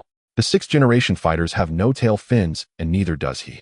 Turns out I am also a 6th-generation fighter. While Sephiroth was having a personal ecstatic episode in the uninhabited high sky after this round of testing, he finally had a more intuitive understanding of the fruit's abilities. On Blue Star, there was a saying that even for natural types, using abilities would consume stamina, and even elementalization required consumption. It can only be said that it indeed consumes stamina, but not as much as imagined. Elementalization consumes almost no stamina, especially passive elementalization. For natural type users, elementalization is as natural as breathing. The act of active elementalization is akin to switching breathing to manual mode. Active elementalization to evade armed hockey attacks is something he has not practiced in reality, but he speculates that its difficulty might be similar to controlled breathing. As for other ability applications, electromagnetic flight is akin to riding a bicycle downhill. That previous shot from the electromagnetic cannon consumed stamina comparable to a normal person tossing a small stone. The ability to discharge electricity is like using a lever to leverage the charges in nature, with stamina consumption depending on the charge environment and the scale of discharge. Sephiroth attempted to discharge about 100 million volts at 500 amperes without using a lever and felt the physical exhaustion was akin to straining to throw a lead ball. Then during a comparative test, the devil fruit taught him a lesson. The actual effect was surprisingly linked to the user's mental state. Fine quantification was nearly impossible. To some extent, the louder one roared, the greater the power. This was just too whack. The test concluded, and he adjusted his flying posture. He dove piercing through the clouds, triggering a massive display of lightning between the clouds. Elementalized, he merged with the electric field within the clouds, plummeting toward Baika. Initially, the magnitude was comparable to Enel, but because of the knowledge from his past life, the application was stronger. Within 50 chapters, he had mastered all 3 colors of hockey comparable to Kazoo, the Island of Gods, Appiato, Amidst the architectural grandeur reminiscent of ancient Greece, a golden-haired girl walks up the white stone steps before the main hall of the temple. Based on someone's peculiar taste, her attire evidently drew inspiration from the priestess outfit in Goblin. On either side of the steps leading to the divine audience, a knight stands at each interval, their gazes inevitably falling upon the girl, their expressions a mixture of complexity and curiosity. They do not perceive the girl as an intruder, nor do they think she is a challenger like a bronze saint. Although they are unaware of the formidable prowess of the saints mentioned by the deity, wondering if they dare to confront their holy knight. The truth is, she has been appointed as the exclusive attendant by the great deity not long ago. The issue lies in the fact that the previous exclusive attendant was none other than Her Highness Lilith, known as the left hand of God. Her status is only slightly below that of Her Highness Isabella, the right hand of God. One could say that Lilith is the third most significant figure in the divine realm of Babylon. These knightly guards in the temple are all members of the divine knights, and as those who had witnessed the glory of the deity since the era of the unawakened Holy Sun a millennium ago, they are well aware. Since the awakening of God event a year ago, after Lilith was specially promoted to arbiter by the deity, the position of the exclusive attendant has remained vacant until now. Given this background, the guards are perplexed by this ordinary-looking girl. While she is indeed quite beautiful, but such beauty is not entirely rare. Conies pays no mind to the knight's bewildered gazes. She is the most anxious among them, having only glimpsed the deity's grandeur from afar before. With no prior contact with the deity, her daily life revolves around playing the harp on Angel Island and making some snacks at home, leading a rather monotonous existence. Why is this happening? When it comes to the deity, Conies feels no malice, yet a sense of dread lingers. This inevitably brings to mind the event that occurred a year ago, which brought a definitive end to the long holy war that had lasted for 400 years. The Babylon Unification War. Though it was termed a war, in reality, there were almost no casualties. Be it the inhabitants of Angel Island or the Sandians, all could do nothing but unconditionally submit before the overwhelming radiance. The days that were taken for granted ended abruptly that day. Without any warning, a colossal object floated in the distant sky. As it drew nearer, the inhabitants of Angel Island and Sandia could finally see it was another floating island. A floating island larger than Angel Island itself. What kind of great power could possibly propel it? As for what happened afterward, Conies is not entirely clear, only witnessing an orange flash that seemed to slice through the sky, accompanied by a terrifying roar heralding a new era. All began without her knowledge and ended before she could comprehend. All she could do was stand dazed before the abrupt turn of events. Just like today, Conies finally entered the interior of the ancient Greek-style temple. Growing up on Angel Island, she had been permitted by the previous deity Lord Gonfuer to live on the island of God's Appiato, yet even so she had never visited the temple. Guided by a nun, she traverses the corridors of the temple until she reaches a grand door deep within. After the other party nods in greeting, she knows she is about to face the deity. The knight guarding the door opened the massive entrance, and she cautiously stepped into what is said to be the deity's private chamber, feeling a mix of anxiety and apprehension. Unlike the other areas, a strange blue and white light illuminated the path between the stone columns. In this space, not only the walls, but even the ceiling were lined with shelves that defied gravity.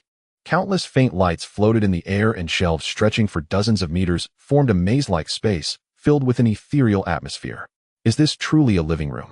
With such doubts, Conies walks through the space densely lined with books, and as she passes a massive shelf, a beam of light suddenly shines down. Following the light to its source, her consciousness momentarily froze. Is this truly a living room?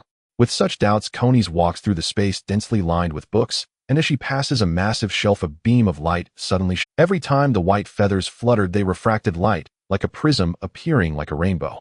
An overwhelming presence radiated from him, making it difficult to gaze directly. He wore a white shima robe that exposed one shoulder, resembling a dignified scholar, a serene saint, and a remarkably beautiful young man all at once. Upon his shimmering golden hair floated a halo of blue and white light emanating from his blood-red eyes, a mysterious brilliance that projected an aura of authority without anger. It was a presence so radiant that it could dim the stars and moon, shining with a divine-like splendor. In the resting area of the living room. So Safi, what exactly did you do? In a haze, Conies seemed to hear a voice as refreshing and pure as a stream, though the phrasing was somewhat peculiar. She wanted to open her eyes, but after several attempts she failed. Her body felt weak, making it impossible to rise. I don't know either, though I heard from Lily that she would come to report today, but she fainted the moment she saw me. At the desk, Sephiroth, flipping through technical documents, did not expect Kona's spirit to be so fragile. He indeed did nothing, nor did he even have a chance to speak. He could only carry her unconscious form to the sofa in the resting area. As a result, Isabella, who came looking for him, mistakenly thought he intended to engage in some forbidden activity. Do you not think that angel form is truly magnificent? I thought it was normal for someone who has never trained to faint upon facing it for the first time. The angel form that Isabella referred to was actually Sephiroth's disguise after becoming the user of the thunder fruit, utilizing the electromagnetic theory of light. Because light possesses wave-particle duality as a wave, it can be viewed as electromagnetic waves of certain frequencies. Thus, Sephiroth can influence the propagation, interference, diffraction, scattering, and polarization of light through electromagnetic forces, even demonstrating a series of phenomena of interaction between light and matter to a certain extent. Even in the absence of natural light sources, he can convert electricity into light to disguise himself as the stereotypical abilities and appearance of an angel. For example, to make the disguise more convincing, he forms a halo of electromagnetic light that hovers above. The holy blue light is caused by the phenomenon of St.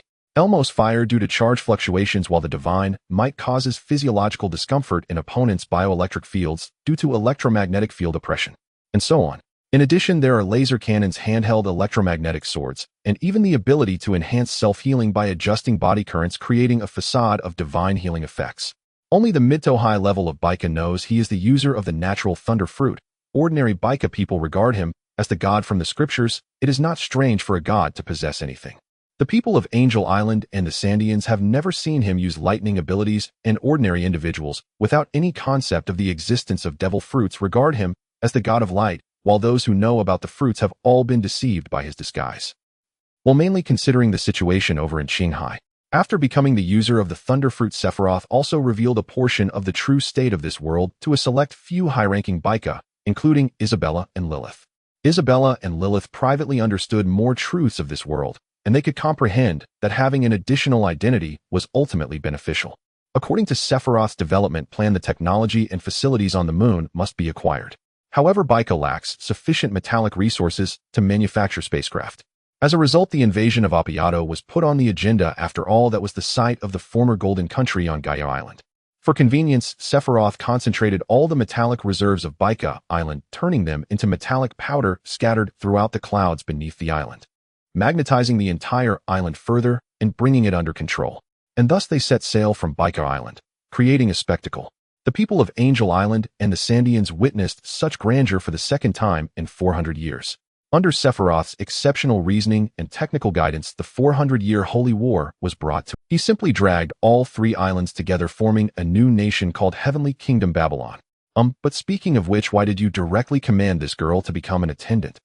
Upon hearing this, Coney slowly opened her eyes, equally curious as to why. In her blurred vision, things gradually became clear, even though she could not emit a sound or move. At last she could see her surroundings.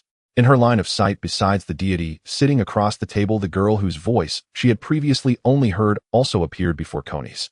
The figure of the girl standing by the window appeared ethereal, exuding a sense of being far removed from them. Her light and soft, enchanting golden hair was elegantly coiled atop her head, and her emerald eyes sparkled with a fiery vitality, her slender form adorned in armor rich with wedding gown design elements. While my heart net is rather special, you can understand it as a form of unstable limited prophecy. To a certain extent, I can foresee a small amount of information regarding individuals with a high weight of fate. In a sense, Sephiroth was not lying. He couldn't just say he acted on impulse driven by a collector's obsession from playing card-raising games in his previous life. I thought you were seeking, desiring, unsatisfied. Isn't having me and Lily not enough? Hey, don't say it as if something happened between us. The two could be said to be childhood friends who grew up together, and their long-term joint actions made them quite familiar with each other. However, for various reasons, nothing substantial ever occurred. Clearly you dressed me up as a bride long ago. How spineless. With a puffy face, Isabella seemed to provoke an urge in Sephiroth to reach out and poke her cheek. You know you turned 18 this year, right? You know last year Lily said she would wait for you so she wouldn't run off, right? What are you trying to say? Sensing the atmosphere becoming somewhat off, Isabella moved to sit behind the other side of the sofa, only revealing the upper half of her face, her large eyes blinking as she watched Sephiroth approach her. And do you really know what being a bride entails? As for this question from Sephiroth, she actually knew a little thanks to the elegant novels Lilith had shown her. However, being naturally shy, she could not dare to look at anything too explicit, so she could only say, indeed. It feels like something is missing. Now I will tell you. Only Coney's missed the opportunity to speak, wishing she could disappear immediately. If one had to describe it, she thought she shouldn't have to do a backflip anymore. Content that cannot be aired is omitted. The Babylon Temple Council Chamber. Since a year ago when the Divine Lord merged Baika Island, Angel Island, and Apaya Island with unparalleled power to establish the heavenly kingdom of Babylon, the Central 64 Room was specifically established to facilitate administrative management and to resolve the Force-Centuralon conflict between Sandia and Angel Island. The council is composed of representatives from Baika, Angel Island, and Sandia totaling 64 seats to jointly manage Babylon. Of course, the Divine Lord who holds the highest position can make decisions unilaterally. Other representatives mostly discuss details and execution. Beneath this, there are 3 special permanent seats known as the 3 Pillars of the Divine, fixed to be held by the leaders of the 3 major groups, the Pope of Baika, the Governor of Angel Island, and the Elder of Sandia. If any matter does not align with the Divines, will the 3 Pillars have a veto right. The remaining 60 seats are distributed among the 3 major groups and are non-fixed positions usually elected internally. This administrative structure may seem absurd on Blue Star, but in a world where personal strength can disregard human wave tactics, it appears overly mild. When someone with an absolutely unresistible power is willing to reason with you, it is best to listen. Angel Island and Sandia were quite sensible, and over the past year, although the Baika people displayed a "we are the rightful heirs" facade, they did not oppress them. Apaya Island is also open to all 3 parties for joint development and use. The cohesion of Babylon gradually formed. Even the initially reluctant Sandia people sincerely submitted upon seeing the Divine retrieve the Golden Bell and even entrust them with its management. Today was just an ordinary work meeting. It should have been a routine meeting like any other, if not for the presence of that esteemed figure seated at the head. The representatives from Angel Island and Sandia watched Sephiroth with slight tension as he sat there, while the clerics from Baika displayed a hint of fervent expression. Naturally, the Divine cannot attend every meeting. The head of the Central 64 Room is usually represented by Her Highness Isabella, the right hand of God Regent of the Heavenly Kingdom. If the meeting reaches a stalemate, Her Highness Lilith, the left hand of God Divine Arbiter, will also appear to carry out the Divine's will. What is even stranger today is that even when the Divine was present in the past, Her Highness Isabella would typically stand by their side. Today, only the Divine Lord attended alone. Even though Sephiroth did not broadcast his omniscience like Enel in the original work, the representatives who could enter the Central 64 Room were more or less aware of his capabilities. Thus, none dared to whisper among themselves. Even if there was eye contact, they all wore expressions of "we don't know, and we don't dare to ask." Divine Lord, what are your commands for today? The Pope Old Deng seemed to have found fulfillment in life since Sephiroth became the Divine, opting for retirement. The newly appointed Pope was promoted from the bishops, being Isabella's grandfather. His feelings towards Sephiroth were quite complicated, as his granddaughter's husband was the Divine. Just thinking about how he once wanted the other party to marry into his family made him uneasy. Do not be so formal. Today Bella has other matters to attend to. You may continue. But that also fell off. The halo above Sephiroth's head glowed slightly brighter, causing the Pope to avert his gaze. What could he say? Old Deng's ghost fire was in check, and your granddaughter is quite capable. I will heed the holy will. The meeting finally returned to normal. The topics to be advanced today include the currency system, a new agricultural model based on land development, systematic cultivation of the unique shellfish from the floating islands, and the construction progress of the White Silence. The currency system is managed by the Church. Although gold is not particularly valuable on these floating islands, establishing a reliable financial system is necessary. Sephiroth personally scanned the entire floating island, gathering nearly all the gold. Your Majesty, regarding the issuance of currency, the preliminary preparations and promotional work have been completed. The speaker was Gonfur. After his submission, he was not entirely stripped of power, but rather appointed as the governor of Angel Island. As for referring to the Divine as Your Majesty, that was also Sephiroth's personal suggestion, mainly considering future diplomatic relations with Qinghai. Calling oneself a god would cause a lot of unnecessary trouble. However, those from the Baika church system still called him Divine. Generally, they do not go to Qinghai, so there was no strict correction. The currency unit of the floating islands is the ik, where 1 berry equals 1,000 ik. Originally set, the value of berry is already quite low. 100 berry can buy a newspaper around 140 yen in reality, and the ik, while not as bad as the Zimbabwean dollar, is certainly a master of inflation. Thus, Sephiroth granted the minting rights to the Baika church. The issuance rights to Angel Island and Sandia was responsible for supervision, collaborating to establish Babylon's own currency system. There are precedents, such as the currency unit of the Daughters Island, where the 9 serpents reside, called Serpent Hair, which is their own national currency. The currency minted by the Baika Church is collectively referred to as Babylon gold coins, consisting of 5 types with weight and face value, having progressively. The largest denomination is the Holy Gold coin. The front design features 3 interlinked magatama surrounded by large wings, while the reverse showcases a large bell entwined with vines. Considering the gold price in Qinghai, it is designed to weigh 36 grams with a face value of 1 million berry. Great gold coin front features crossed large wings with a floating halo. Back shows a large bell. Gold coin front shows small wings. Back shows a chestnut. Half gold coin front has a single small wing. Back displays a totem. Small gold coin front shows a harp. Back shows clouds. Paper currency has not been abolished and is used normally.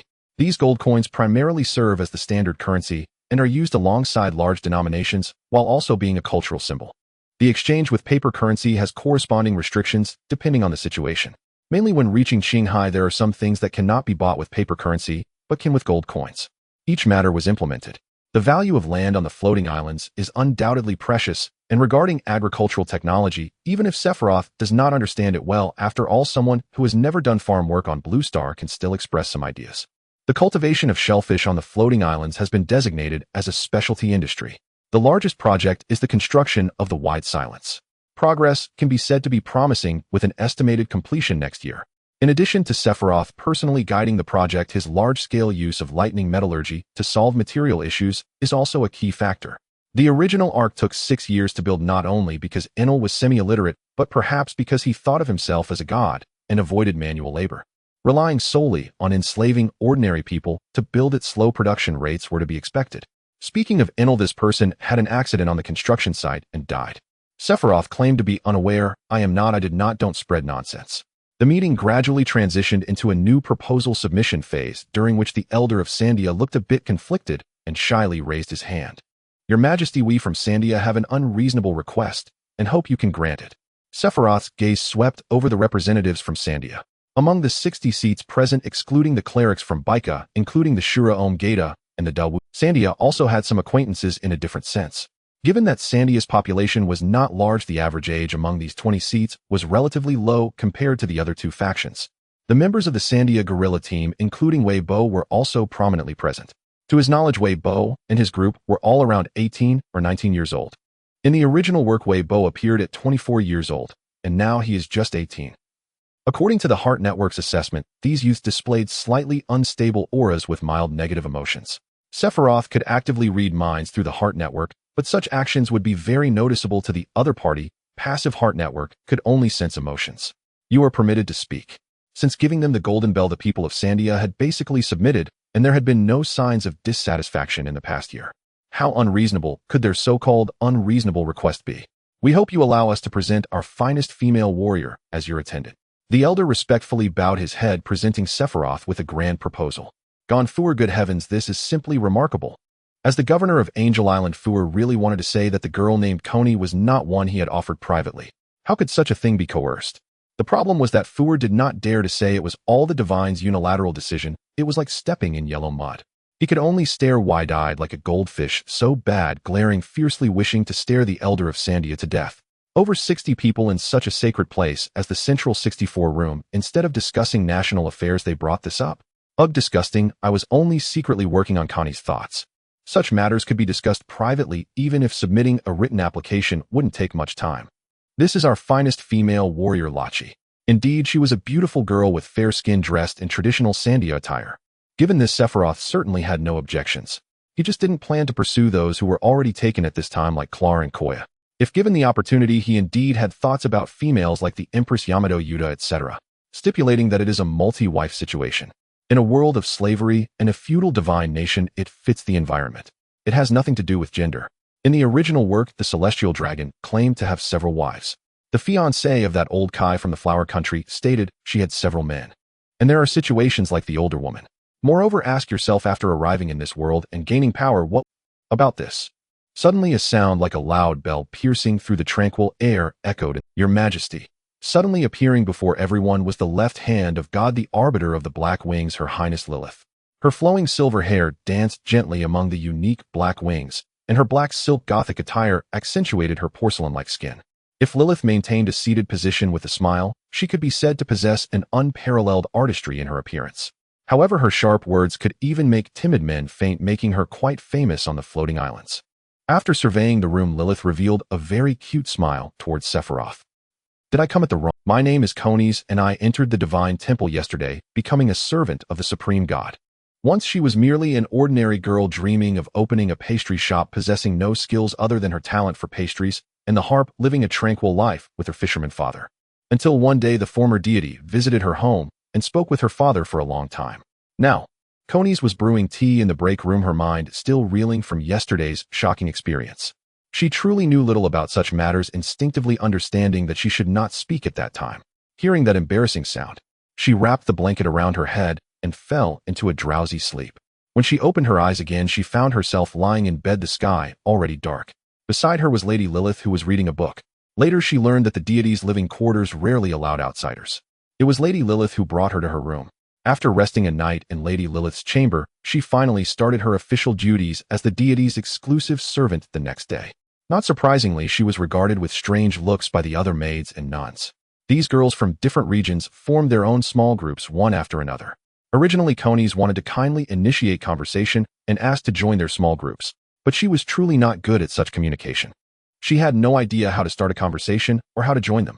However, this did not mean she was excluded or bullied. In fact, some treated her with respectful distance, while others even interacted with her in a somewhat flattering manner. Conies silently pondered what her future life would be like with deities like Lord Isabella and Lady Lilith. The images of those three deities floated in her mind. I wonder what the deities are doing now.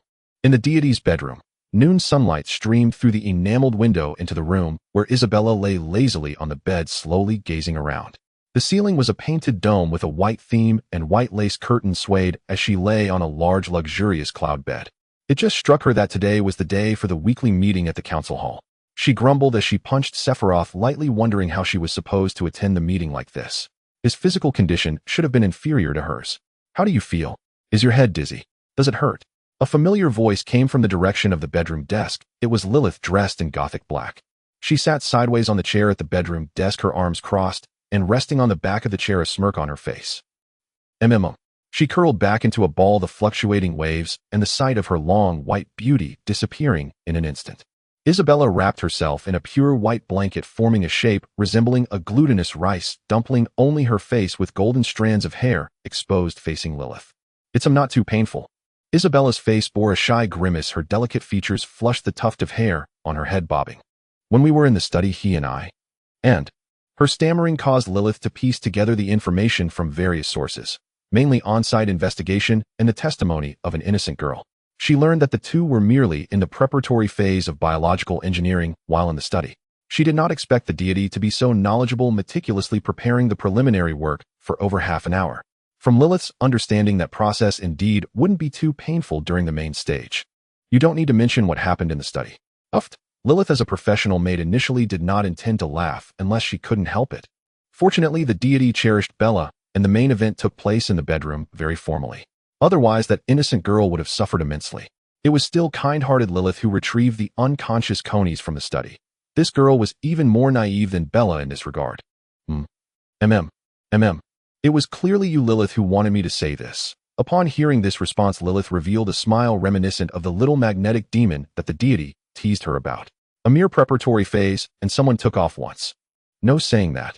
The white dumpling rolled around, so cute that Lilith, without any scruples, took out her camera to record the moment. So you understand a lot now. Now Isabella could confidently say she understood more than Lilith. She was eager to see how Lilith would perform. In the almost enclosed environment of the floating island, the ladies wanted to learn related knowledge limited to the vague explanations from their mothers or the romantic novels and illustrated books. Moreover, within the church's environment, works that could clearly express mysterious matters were rare. The precious information she gained was largely due to Lilith's extensive knowledge. This led Isabella to only have a vague understanding of some things before. Compared to Lilith, who had lived at the bottom before, she indeed had less exposure. But now, the roles of attack and defense have changed. Let's talk about that later. More importantly, I want to know about the main event. As she recalled those matters again, Isabella twisted a few times, ultimately stretching into an arc shape, wriggling a bit before turning back into a dumpling. I'm not saying anymore, I won't say anymore. Last night during the main event, she had to keep her clothes on, not even taking off her shoes. When she lifted her leg, it was the first time she realized shoes have weight too.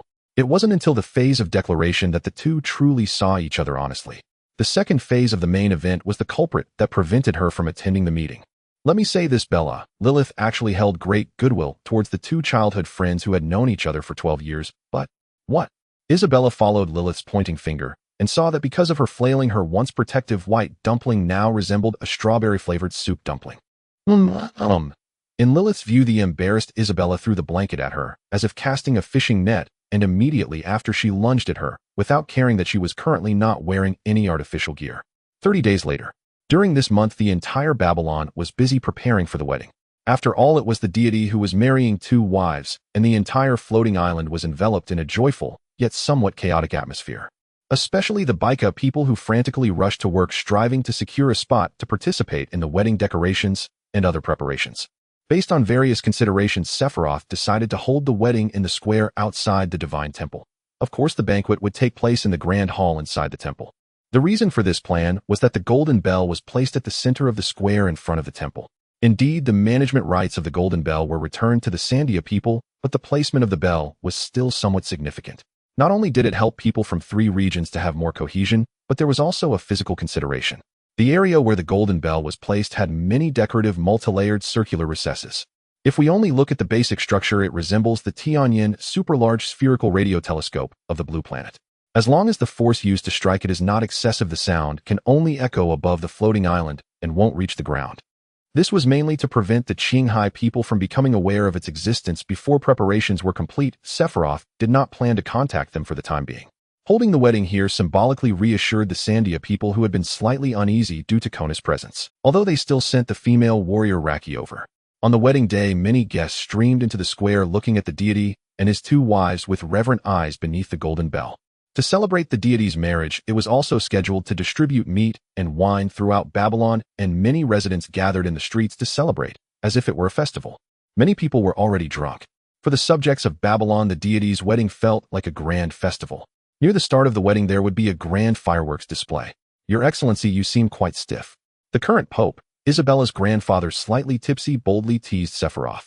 Objectively speaking, the vast majority of the deities on the floating island were not gods in a religious sense. The actual meaning was equivalent to king. It is normal for close personal relations to joke lightly with a king. Only Baika, being a religious country, had a different concept of deity compared to other floating islands. How should I put it, my esteemed father-in-law, you are also becoming quite eloquent now. Just as Sephiroth was growing a bit nervous due to the upcoming ceremony, he came over to chat. I sincerely apologize, Your Excellency. No, I am not blaming you. Now that he was in this world possessing such power and status, it was not to say that Sephiroth liked to be hypocritical about equality. To be fair, in his past life, how many who professed equality in words actually thought deep down that equality applies to those above self, while those below have a hierarchy? His ideal relationship with subordinates was to hope that they could show him normal respect and not be overly religiously fanatical. He couldn't help but think of a certain stubborn golden giant. The wedding's location respected Sandia's culture, but the form of the wedding naturally chose Bika's religious style. It was divided into 2 parts: a church ceremony strictly limited to relatives and selected individuals, and a banquet held outdoors. In some respects, it was quite similar to Western-style weddings on the blue planet. The one officiating the wedding was gone full a representative from Angel Island. As for the bridesmaids, they were Konis from Angel Island and Raki from Sandia. For today, Sephiroth's groom's attire was specially designed: a black functional garment filled with religious elements, a single-sided mechanical robe covered by a white knight's cape in a cross style, and deep red-armed sash. A complete look of a covenant funeral director. He walked alone to the front of the golden bell, nodding and greeting to Gonful, who stood on the other side. Next, the 2 brides would enter. First was Isabella, the right hand of the deity and the regent of heaven. She wore a more splendid white wedding dress compared to before, with a veil adorned with extremely intricate embroidery and a laurel crown. Moreover, because the veil was too long, she had to find 2 little girls to help hold the tail.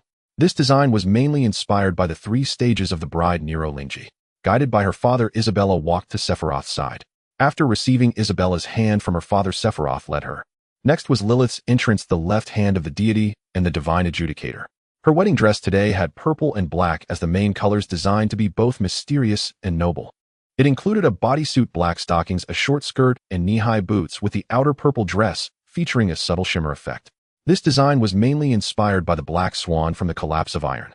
Lilith was guided by the retired muscular old man, the former Pope of Baika, to Sephiroth's side. After receiving Lilith's hand from this retired muscle man, he had a complex grin on his face. The 3 gathered together, making the area in front of the altar very lively. As the golden bell rang, Babylon entered a new era. Babylon the Hanging Gardens. This is a controlled area located directly behind the Babylon Temple, usually guarded by the elite Sky Knight Brigade of Baika. The alias for this area is quite misleading. It is essentially a dock. Currently, it has been simply divided into 3 sections. Casting factory workshops for power smelting production, assembly maintenance, etc., along with auxiliary facilities such as hydrogen stations and thermal oil boiler rooms, as well as various storage depots. Test center responsible for performance testing of newly constructed or repaired warships. Docking port equipped with protective facilities, it can provide basic maintenance. Aside from the basic structural framework made of ironclad, many internal facilities luxuriously utilize a series of special alloys referred to as jingjin. In essence, this is an alloy category primarily composed of gold. Sephiroth himself has limited knowledge about alloys, but with the cheating ability of the Thunder Fruit, he indeed finds it quite appealing to leap over technological barriers. In addition to various metals, he also experimented with various specialty products from the Sky Islands as synthesis materials, ultimately creating a series of gold alloys through exhaustive methods. Due to personal preference, he termed this broad category as Jingjin. In the assembly workshop, a very sci-fi-looking ship is docked. It is modeled after the Pseudo-Agama-class assault landing ship from Mobile Suit Gundam, usually known as the Wide Silence. The bustling, redrobed technical priests scurry about like ants. This outfit style is also filled with someone's peculiar taste. The main structure of the warship has long been completed, and it is currently undergoing internal equipment debugging. If it weren't for Sephiroth's wedding 4 months ago, which resulted in a month-long vacation, the Wide Silence would have been ready for its launching ceremony by now. Even though its appearance mimics the warships from Gundam, its actual core remains the Ark proverb. From a performance perspective, it cannot truly be considered a space battleship. Without the control of a user with the Thunderfruit ability, it could barely be classified as a small boat capable of slow trips between planets and satellites. In the cockpit of the Wide Silence, aside from the bustling, redrobed priest, Sephiroth is personally seated at the control panel for system debugging, as this overly innovative technology is beyond the traditional technical priest capabilities. At this moment, his new attendant, a warrior named Lachi, stands beside him like a guard. However, her current attire is vastly different from the traditional Sandia style. Her hair dyed red, tied into a high ponytail, dressed in a spicy outfit reminiscent of a race queen, and leather boots topped with a motorcycle jacket adorned with black flames. Her weapon is a custom electromagnetic rifle made by Sephiroth. Since Lachi became a close attendant, Sephiroth has considered how to arrange her. Appearance-wise, she has black hair, fair skin, and no particular features. Her combat capability is just average, suitable for a retainer-level melee fighter skilled with flintlock pistols, with an overall combat prowess comparable to that of a knight. It wasn't until they gradually grew familiar with each other that a particular story of hers sparked an idea. That way, Boss Red Hair was dyed after he came of age. He used to have black hair. He did not expect Sandia to possess such natural dyeing techniques, completely indistinguishable from dyeing, which led to lack his current look, primarily inspired by Yoko from Tenjin Toppa Gurren Lagann. Currently, Sephiroth is intently gazing at a large screen, displaying an interface resembling the black-and-white operating system of electronic tube computers from Earth's 1950s. Sephiroth is unable to create a more advanced operating system. Some things simply cannot be achieved, even with the cheating ability from the fruit. The computer room of the ship is filled with large, bulky calculation arrays reminiscent of the earliest computers from human history textbooks on Earth. Of course, in lack his eyes, she cannot comprehend what these devices are, as she simply feels that the Lord God is magnificent, and both the warship and the incomprehensible screens are so wondrous. Lord God, thank you for your hard work. Here is your afternoon tea. Konis arrives at the cockpit with a bamboo basket, her white priestess robes fluttering lightly, looking much happier than when she first arrived. After all, the other maids merely found it hard to adapt to the sudden arrival of a close attendant. They wouldn't dare to truly ostracize her. This incident of the Holy Sun stamping the bishop's face remains widely circulated within Baika. Just in time. Lachi, don't just stand there, come sit with us. The internal bridge facilities of the Wide Silence are sufficient to serve as the command headquarters for a frontline fleet. The vast majority of control consoles are for general public use. If it were a formal departure, Sephiroth would sit at the command platform located in the middle and rear of the cockpit. To the left of the command platform is the captain's seat, and to the right is the exclusive seat for the fleet commander. This is where the core control console for commanding the warship through the Thunderfruit ability is located. The three sit in the seats at the command platform. They pull out the table, setting out the snacks from the bamboo basket and the coffee from the kettle.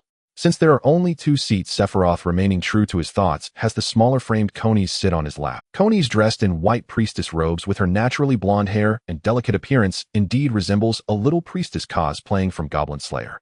Seeing the blushing Coney, Sephiroth feels quite pleased. Indeed, he does not belong to the type of people from his homeland, but he sincerely enjoys the privileges brought by the environment of personal supernatural powers, feudal society, religious state. No one, not even Lilith, would have objections to such matters. Even Isabella wouldn't know how many little mothers she is. The three enjoy their afternoon tea while engaging in casual conversation. It is quite natural that they bring up the topic of the warship. Lachi shows great interest in weapons, and their discussions in this area flow quite smoothly. Remarkably, Coney's, despite knowing nothing, watches the other two discuss with innocent, pure eyes, showing no signs of impatience. I didn't expect that in just over a year the warship would be completed. Even though Lachi doesn't understand shipbuilding, she knows that such a colossal creation is not something that can be completed in just over a year. So the Moon Project should also be put on the agenda. Regarding Sephiroth's so-called Moon Project, it is not a secret within the upper levels of Baika and the Central 64. Considering the immigration issue, it is not kept strictly confidential from the general populace. Ordinary people simply do not know the specific details, they still have some concept of the general direction. The rapid progress can be said to be primarily due to Sephiroth, the nuclear-powered powerhouse. In terms of construction capability, he is like a giant, fully automated industrial park integrated with a physics experiment center and nuclear power station. Just thinking about it is mind-boggling. 2 weeks later, the inaugural ceremony of the Wide Silence is This is the first space battleship of Babylon. Even though the actual technology is quite poor, mostly achieved through the Thunderfruit, its significance is extraordinary. The ship is 380 meters long and has 5 launch ports for carrier-based aircraft. Currently, no carrier-based aircraft are equipped. Instead, the Sky Knight Brigade riding Giant Eagles will substitute. The main power system is a magnetic energy reactor, and the backup power system is a flame generator array. In terms of armament, main frontal cannon Super Positron Siege Cannon X1. Frontal secondary cannons Barrage Shell Cannon X2. Side main cannons Dual Heavy Electromagnetic Cannons X2. Side secondary cannons Flame Incineration Cannons X2. Closed defense weapons Plasma Scatter Cannons X4. Electromagnetic Quad Heavy Machine Guns X6. Slashing Shell Array Launchers X6. The observation platform is located on the Temple Square, and besides members of the church, many others have come to attend the launching ceremony. The inaugural ceremony of the space vessel follows the traditional ship launching process, and after lengthy speeches and blessings, a bottle of champagne is smashed at the ship's bow. Most aesthetically pleasing to someone, a group of mechanical priests remaining in Babylon sends the ship off with a golden bell. With the first toll of the bell, the lever is pushed to start the pistons and pumps. With the second toll, a button is pressed to ignite the engine, igniting the turbines and infusing life. With the third toll, they sing in unison, praising the God of all machines. In response, a deep and powerful flute sound emerges from the distant hull, not from a high-pitched horn, but rather a mechanical shriek generated by machinery. This is the launch flute. Even as a space battleship, it still adheres to tradition in this aspect. The Wide Silence astonishingly lifts off vertically and begins to ascend slowly. The applause from the audience is continuous, while nearby flocks of birds are startled by the launch flute sound and begin to scatter. The so-called anti-gravity system aboard the Wide Silence does not truly counteract gravity. Essentially, it utilizes the power of the planet's magnetic field via the Thunderfruit to achieve a magnetic levitation-like effect. This technology is completely unqualified for space vessels, as it cannot navigate outside the planetary magnetic field, but it is sufficient for operations between planets and satellites. However, based on his knowledge and the effects of the Thunderfruit, Sephiroth designed a propulsion device absent from the original Arc Proverb blueprint, the electromagnetic rocket engine. The electromagnetic rocket engine accelerates ionized propellant using an electromagnetic field, ionizing it into a conductive neutral plasma under high-temperature conditions. The charged plasma, under the influence of the magnetic field, generates Lorentz force, causing the plasma to accelerate and be expelled, creating thrust. However, on Earth, the reliability of electric rockets is poor, suitable only for spacecraft attitude control and position holding. They fundamentally cannot serve as the main propulsion. The Thunderfruit emphasizes a man-machine integration. The internal devices of the Wide Silence are all bulky and mechanically structured, sturdy and durable. It forcibly converts the electromagnetic rocket into the main propulsion device. As the warship ascends to an appropriate angle, the electromagnetic rocket emits a blue glow, soaring rapidly into the sky. This is an undramatic journey. For this operation, Sephiroth brought along some knights, mechanical priests, and members of the Sandia guerrilla team. As they set off, everyone was filled with excitement. They initially thought it would be a wondrous adventure. However, upon reaching the lunar surface, they found it to be a desolate land. But as the Lord God seemingly divined the future, using the electromagnetic cannon to blast through a rock wall, the ruins inside left them utterly shocked. "Your Majesty, this is..." just the internal architectural style made way Bo the representative from Sandia for this Operation Trimble. Because this architectural style is not merely related to Sandia, it is identical. This is shocking, and there's even more outrageous.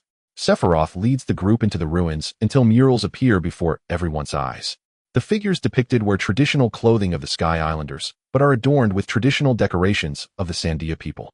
After Babylon successfully landed on the moon, it began a vigorous mechanization reform powered by the technological heritage of the lunar civilization. The production progress has stagnated, Sephiroth remarked in the reception room of the temple. Seated around the marble round table were Isabella, Lilith, and the three pillars with only Raki and Cornus among. Given the status of the supreme deity and Babylon's geographical position, this reception room served a similar purpose to that of a conference room. Your Majesty, we have run out of metallic materials other than gold. The rest is considered risk reserves. Governor Gon 4 helplessly stroked his goat beard, lamenting that the island's metal was largely reliant on imports. Although there was Yun iron, a substitute with the physical strength of steel, it did not imply that it possessed the chemical properties of steel. Following Sephiroth, Babylon's higher-ups gradually learned to think scientifically about issues. Supreme Deity, perhaps it's time to expand outward. Pope Nephas Uar, as the religious leader of Baika, unconditionally supported Sephiroth's actions, especially since his granddaughter was married to a deity. Originally, he had hoped to allow the Supreme Deity to marry into their family, bestowing the surname Nephas. Fortunately, before that could happen, Sephiroth became a god, otherwise he would have been at a loss on how to handle such a major incident. Speaking of surnames, Sephiroth was originally indifferent. However, considering that he would eventually have to interact with Qinghai and others, he sought to avoid unnecessary contempt. He decided to add a surname, Lucifer Sephiroth. Although the pirate world appeared westernized, it still followed the order of surname before name. Your Majesty, I, Sandia, am willing to take the lead. Elder Setka of Sandia hastily expressed his stance. Among the three pillars, he acknowledged that he could not compete with Uar, but still hoped to showcase himself, for he could not lose to 4. However, due to the various evidence from the moon, Sandia, although still feeling a bit awkward, had largely accepted the mainstream idea that everyone was family. Sephiroth, shouldn't we consider pausing the production of mechanical servants? Lilith, contrasting with the cautious remarks of the three pillars, directly addressed the crux of the issue. Even with a gentle suggestion that considered the supreme deity's face, they still dared not say such a thing. Indeed, let's halt production for now. I will arrange for someone to reallocate according to the current scale. The so-called mechanical servants were not the autonomous robots brought back from the moon. The situation was somewhat complex. The robots from the moon, standing about 1.30 meters tall, bore small wings resembling those of the inhabitants of the island, looking like toy soldiers with round heads. They needed to be electrically powered and could handle most tasks. Since Sephiroth was a Thunderfruit user, the dormant mechanical soldiers were awakened, naturally treating Sephiroth as their master.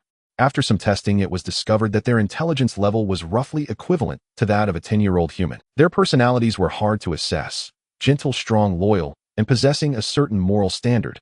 In the pirate world, they resembled soldiers one would find in children's literature. Originally, Sephiroth planned to emulate Don Quixote Doflamingo and make use of these robots.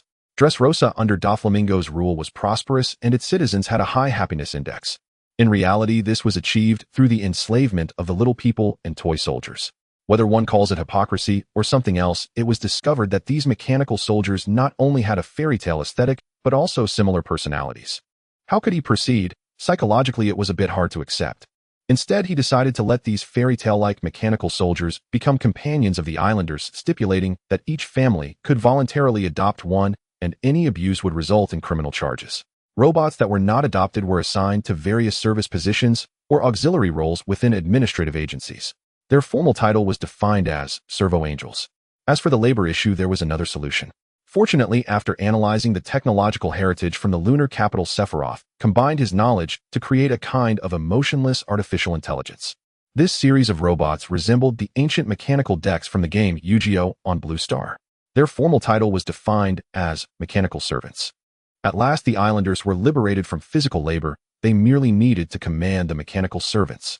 Listening to the discussions about various tasks, Isabella, who was permitted to eavesdrop, could hardly contain herself. Sephiroth, can I also do something? At that moment, they were discussing the moon immigration plan for the population, primarily from Baika, and related issues about building mass-produced spacecraft for trips to the moon. No way, Bella.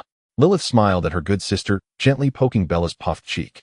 I've had enough of being on standby. I'm a regent.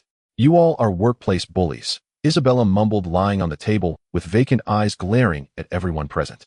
As a regent, she had recently begun to sport a shoulder badge labeled regent as a form of protest against being marginalized.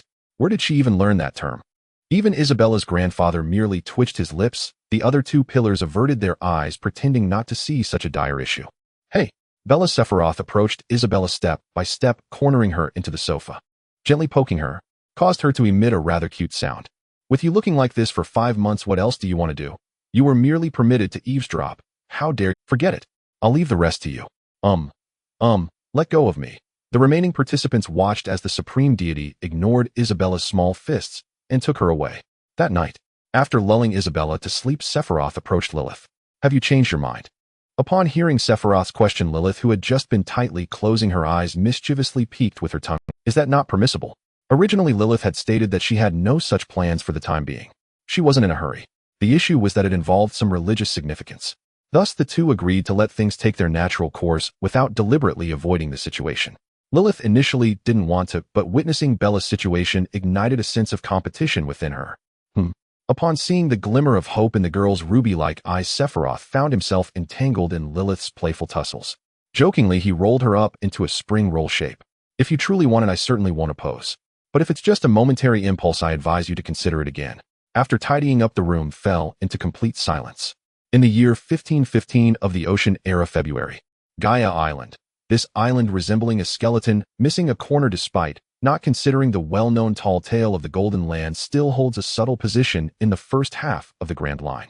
Geographically speaking, Gaia Island is the last large island before entering the triangular area of the Marine headquarters in Marineford, Judicial Island, and Impel Down.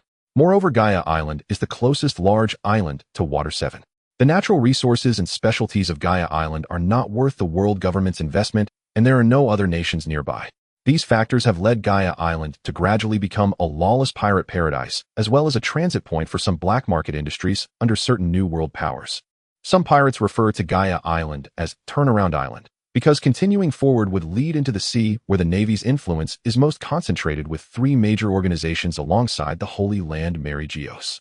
Therefore, the pirates gathered on Gaia Island can be divided into 2 categories. One is gathering strength in preparation to break through the Navy's blockade, while the other consists of failures or quitters who are content to remain there long term. For pirates in the New World, the first half of the Grand Line is known as a paradise, and Gaia Island is akin to a place that sells indulgence. However, for ordinary people, Gaia Island is notorious, especially the port city of Magic Valley Town, which is the wealthiest town on Gaia Island, primarily engaging in pirate business, with a very developed gray and black industry chain. This place is a hub of crime, a paradise for villains lacking order or law, where only belly and fists are recognized. At the port of Magic Valley Town, the sky was clear and the sea breeze was pleasant, just like any other day, but today was destined to be anything but ordinary. Hey, what is that?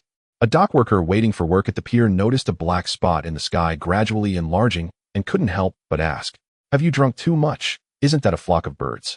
No, that's not right. The dockworker, who first sensed something was off, finally realized the shape of the descending swarm and began to stutter in fear. That's a ship, Nanny. No way. Could it be the Golden Lion? The dock was thrown into chaos, and a few seasoned pirates felt that the ship didn't look like a flying pirate crew. As it drew closer, those with telescopes could see that the strange ship bore no pirate flag. Instead, there was a hollow cross composed of 4 elongated red diamond patterns.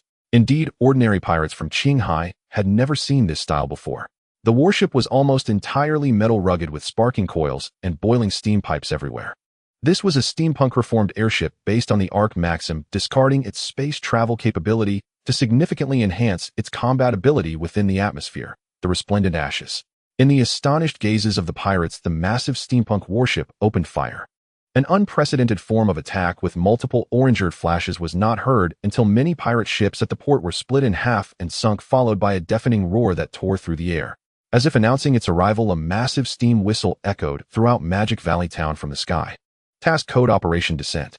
Mission Brief: Respected Commander, although we have successfully reclaimed the lunar base, Babylon still faces the risk of resource depletion.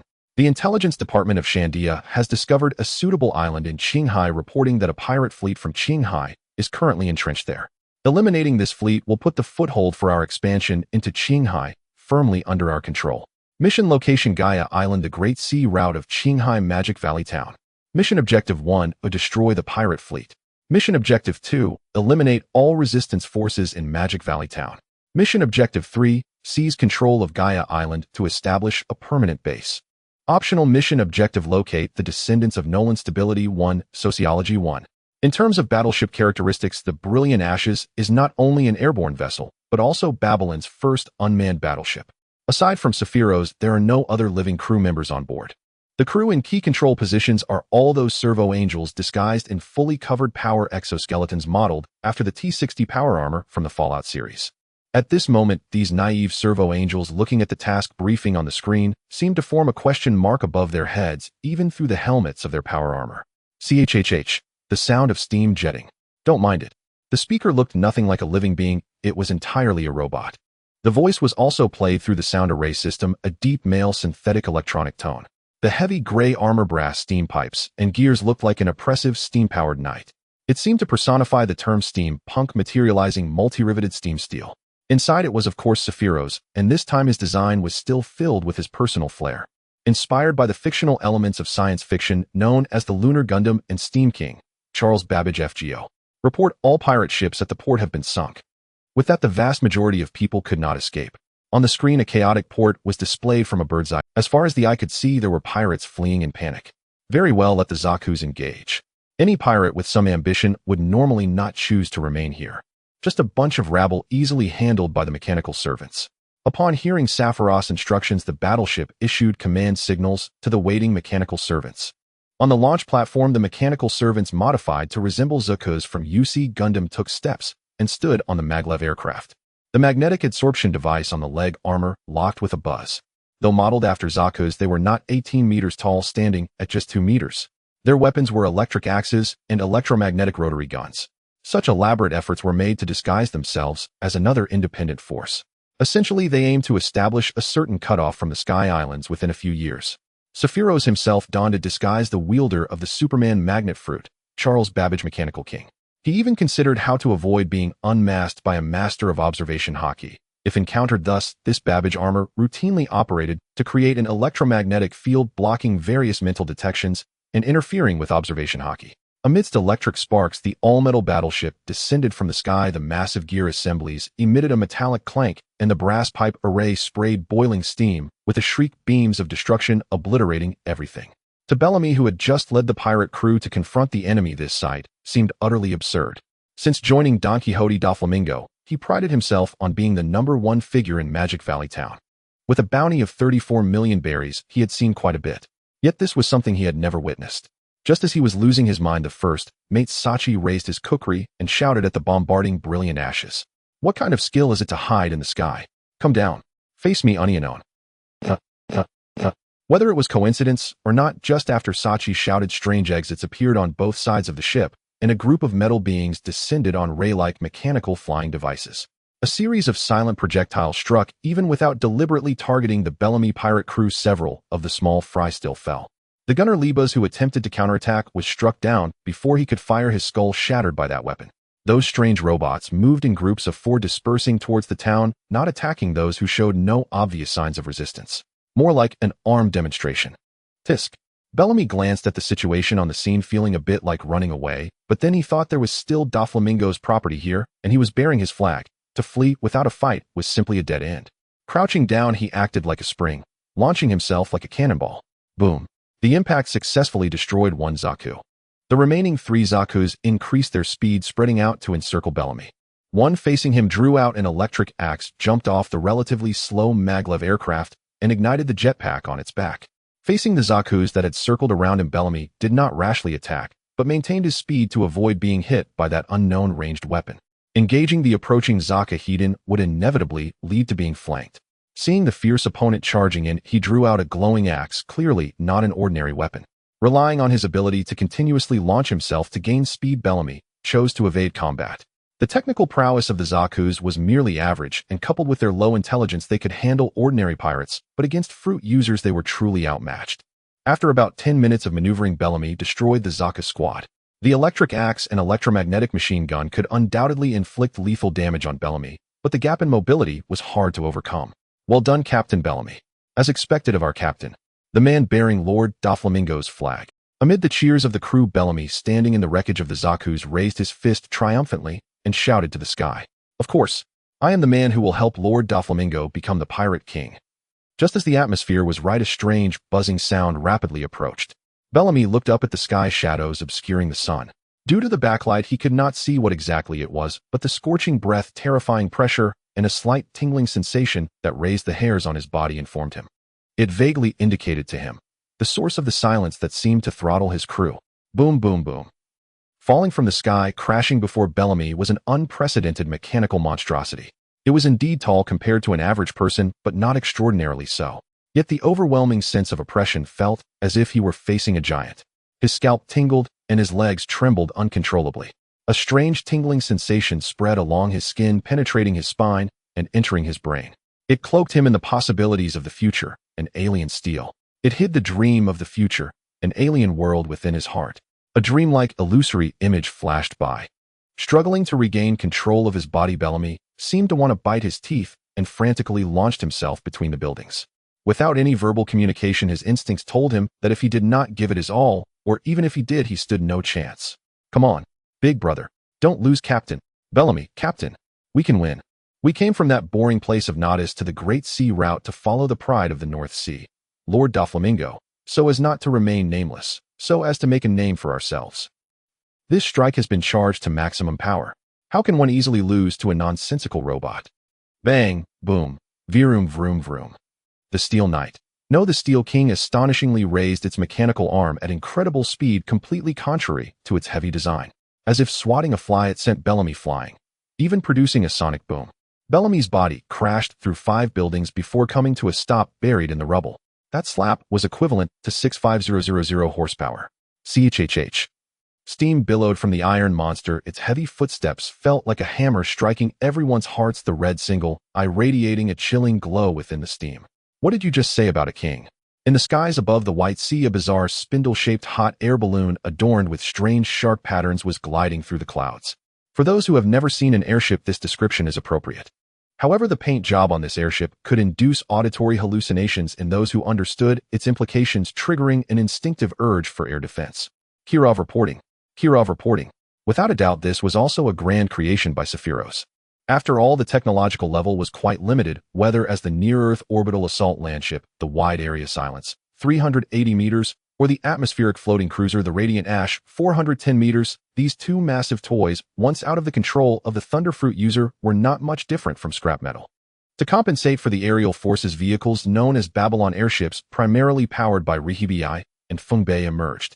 When the most conventional means of transport are still viable, encountering an enemy capable of aerial combat, without complete air superiority, turns it into a thin-skinned large target. During the descent operation at Gaia Island, the Babylon airship was merely used as a transport plane. Setting new course, the internal broadcast relayed new instructions as the airship penetrated the cloud layers of the White Sea, arriving in the vicinity of the Heavenly Gate. The servo angels began to correct the trajectory. This mission was not only to transport the first batch of metal resources obtained from Qinghai, but also to bring along 3 special guests.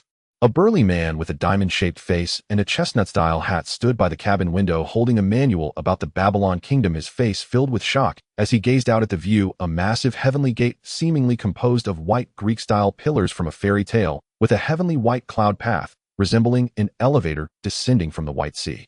Heaven, the heavenly gate. Montblanc Killiket stared in disbelief at the words on the gate. Indeed, the chestnut-haired uncle was a descendant of the legendary boastful Montblanc Noland. Dad, we aren't going to die, are we? Dad, I don't want to die. The 2 ape-like little brothers instantly burst into tears. Calm down, you two. Killiket did not believe this was the mythical heavenly kingdom, but it should be the legendary floating island. Unexpectedly, before he could find the land of gold, he had the opportunity to witness another legendary place. Recalling the terrifying experience on the ground not long ago, Gaia Island was completely conquered in less than 2 hours. In just a week, the name Gaia Island had vanished, replaced by the mechanical kingdom of Titans. The town of Magic Valley was renamed the mechanical city of Anaheim. When Killiket was discovered by the mechanical soldiers and escorted before the mechanical king, he thought unexpectedly he was merely handed a Babylon manual and then thrown onto this flying vehicle known as an airship, which generously allowed him to bring along 2 accompanying personnel. It wasn't until he browsed through the manual during the ascent that he had a sudden realization. He never expected that his ancestors' tales of the land of gold were not about a sunken place, but rather that it had been propelled to the floating island by the tumultuous sea currents. Outside the window, as the gateway to the floating island, the Heavenly Gate was not like in the original work during Innerus era where it was guarded only by an old lady. Instead, it had been constructed into a fortress-like aerial port. Currently, 6 similar airships were docked, and the area was bustling with winged soldiers from the floating island and other personnel. Kuliket heard that upon arrival they would need to transfer to something called the Express Shrimp Train. He could hardly imagine what that could be. He felt both anxious and excited about meeting the descendants of his ancestors' friends. The main reason for his complex feelings was that before departing, the Mechanical King had asked a question: what do you think was your ancestors' purpose in pledging loyalty to the king and leading an army to the land of gold? At that moment, Kuliket was drenched in cold sweat. Was he really going to publicly disclose the existence of the land of gold in order to restore his ancestors' honor? Or would he even have the opportunity to disclose it now that he knew the truth? Gaia Island should now be referred to as Titans. In the central area of Anaheim, a mechanical fortress had appeared in just a week, and the overall aesthetic fully embodied the steampunk style. We cannot waste human resources. Sitting on the mechanical throne, Sephiroth, clad in a babbage vest, issued commands with a buzzing mechanical voice. The steel throne, rich in multi-rivet steam steel elements, had a seat composed of various gray metallic constructs interlocked with numerous gears and rivets. The backrest was a solid piece of battleship armor adorned with various twisted pipes that spread upwards along with gauges and valves, all in a state of operation. Understood, Master. But isn't enslavement a bit?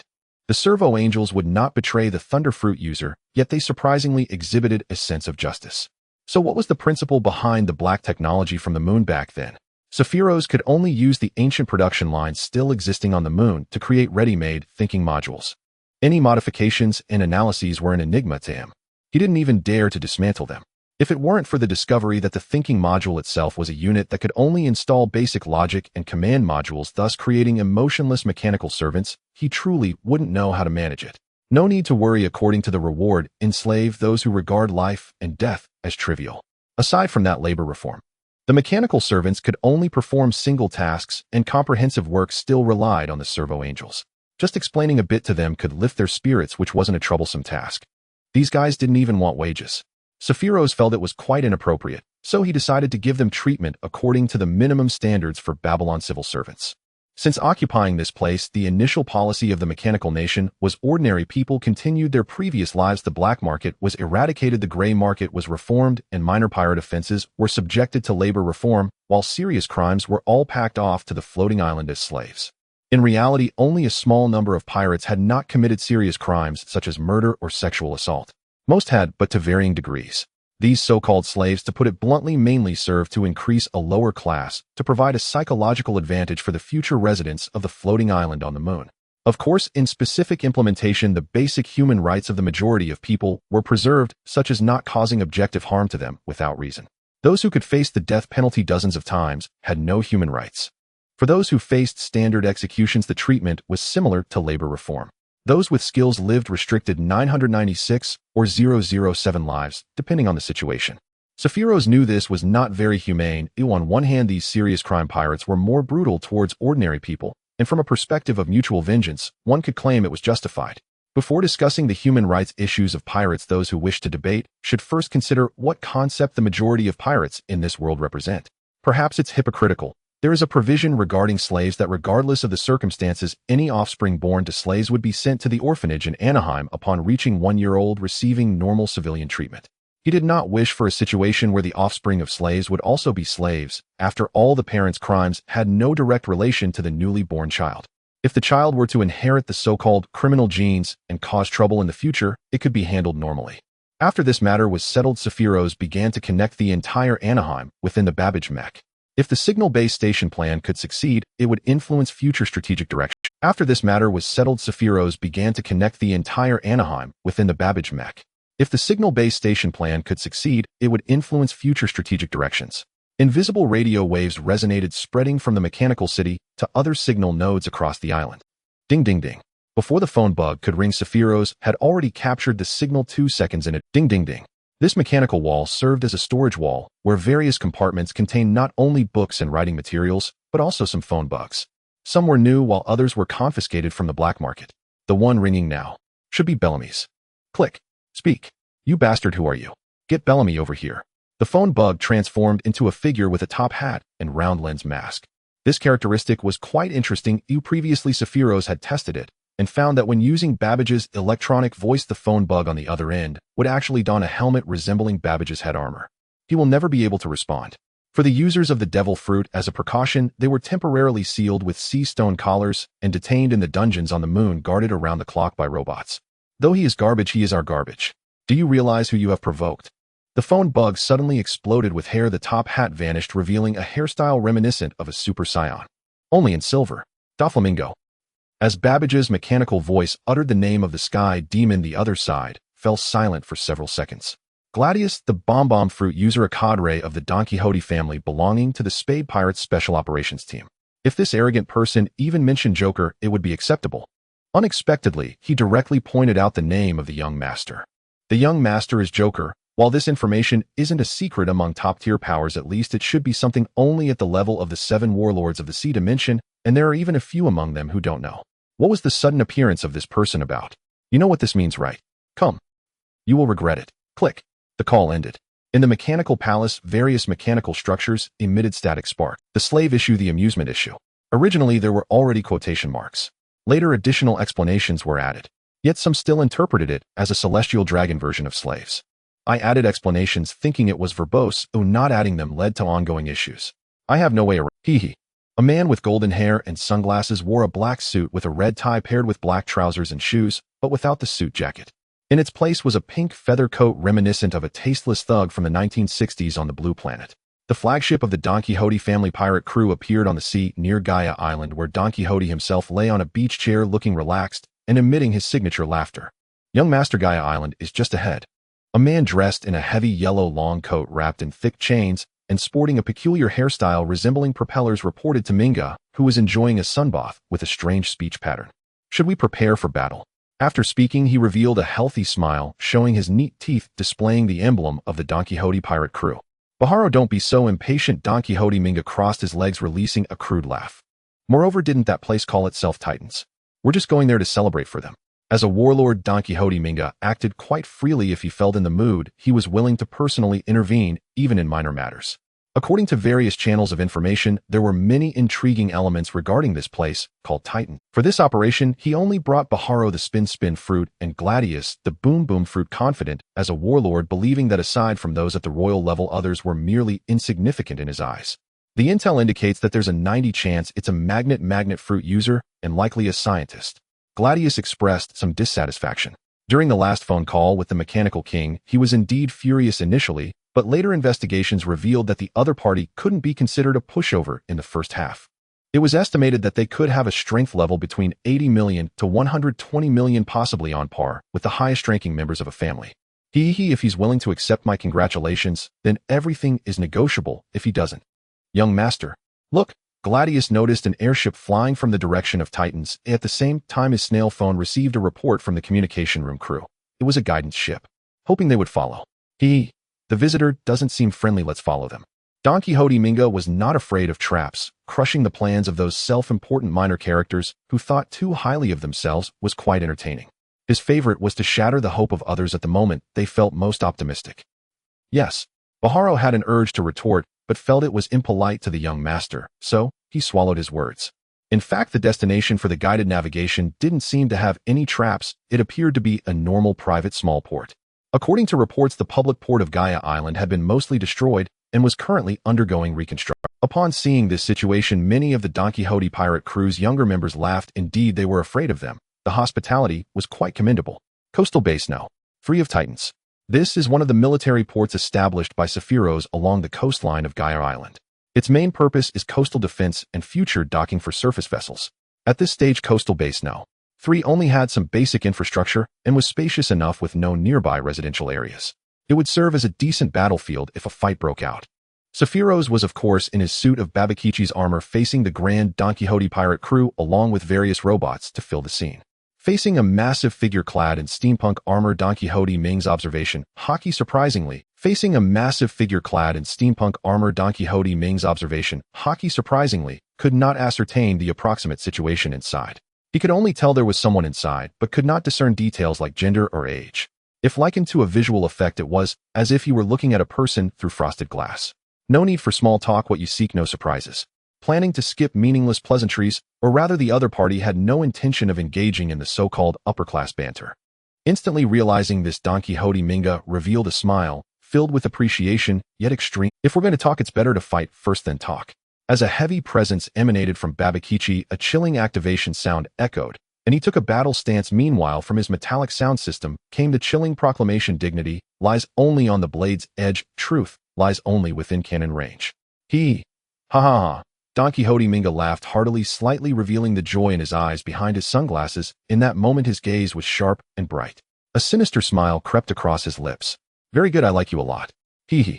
Next I will spare your life. Join my ranks. The world is vast. As battle was about to erupt, Don Quixote Minga unleashed his conqueror's haki as an opening greeting. Almost simultaneously, Babakichi's mech emitted sounds of high-pressure air and metal grinding, invisible waves spreading out, free electron scattering. Sephiroth had considered countermeasures against Conqueror's haki, although it was the first time he faced it directly. Even before the battle began, he had proactively elementized himself within the mechanical armor. Considering this was a mental pressure, he fully energized his brain, covered it with an electromagnetic shield, wondering if it could resist the impact of Conqueror's haki to some extent. Restrictive electronic interference activated. Electromagnetic barrier activated. Under the impact of Conqueror's haki, the outer layer of the armor emitted faint electric sparks. With 3 layers of countermeasures, although Sephiroth felt a definite sense of oppression, it did not reach the level of hindering his actions or thoughts. Sephiroth did not believe he possessed the talent for Conqueror's haki. Whether one could have it was preordained. This was indeed the original setting. It was also mentioned in the official setting collection.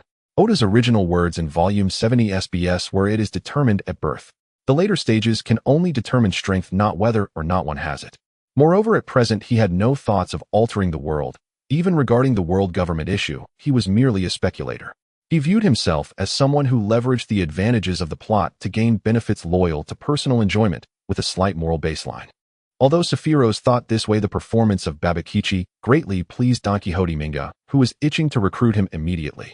The red mechanical eye on the front of Babakichi's head suddenly lit up, and the electromagnetic rocket on its back instantly activated, charging with astonishing momentum, brandishing a giant chainsaw, sword charging straight at Don Quixote Minga. Don Quixote Minga laughed heartily and quickly responded, elegantly raising his hand as the colorful threads sliced towards Babakichi like sharp blades. However, Babakichi with its robust armor resisted these attacks. The colorful threads cut through the metallic surface, sparking, but failed to inflict substantial damage. With a mechanical power arm delivering 650 horsepower, the chainsaw sword swung down, forcing Don Quixote Minga to dodge. The buzzing sound of the chainsaw sword filled the air, the scent of oil and metal pervading as it tore through the air, shredding the web of threads laid by Don Quixote Minga. Don Quixote Minga scoffed, using the preset threads to pull himself away with an unthinkable trajectory, stepping back to create distance for battle while launching another attack. But this time it was no longer a simple probe. He infused the attack with armament haki. From the tips of his toes, 8 almost transparent thin threads emerged, instantly infused with black armament haki, cutting the ground into pieces as they swiftly lunged towards Babakichi. Foot/thread. Perceiving this attack with observation haki, Babakichi's mech adjusted its stance, with multiple electromagnetic rocket nozzles moving with a cobra-like maneuver to evade the attack. However, Don Quixote Minga's observation haki was also exceptional. In reality, Sephiroth's sensing range far exceeded Don Quixote Minga's, but in the precision required for close combat, he fell slightly short. The side shoulder armor was still hit. The armament haki-infused attack was not fully resisted by the armor. It cut in a bit, but the armor seemed alive, emitting intense heat, causing the threads to melt, and then self-repairing right in front of Don Quixote Minga. From this exchange, he confirmed one point. He was uncertain whether the other party possessed armament haki, but their level of observation haki was first-rate in the new world, more and more to his liking. The testing results were satisfying, and next, he couldn't let his future subordinate underestimate him. Don Quixote Minga decided to end things quickly, pointing at Babakichi and shooting out over a dozen almost transparent thin threads from his palm, then intertwining them to form a whip-like cable.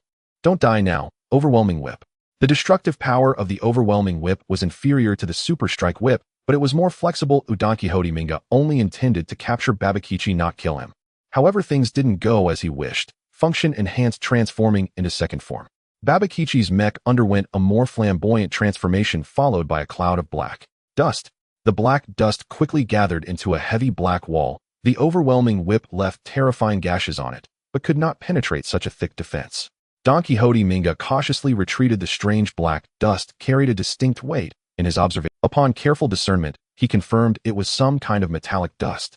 The appearance surrounded by sand reminded him of an old acquaintance. Thus, being cautious, he let the threads quietly cover his body while activating the shadow puppet thread ability.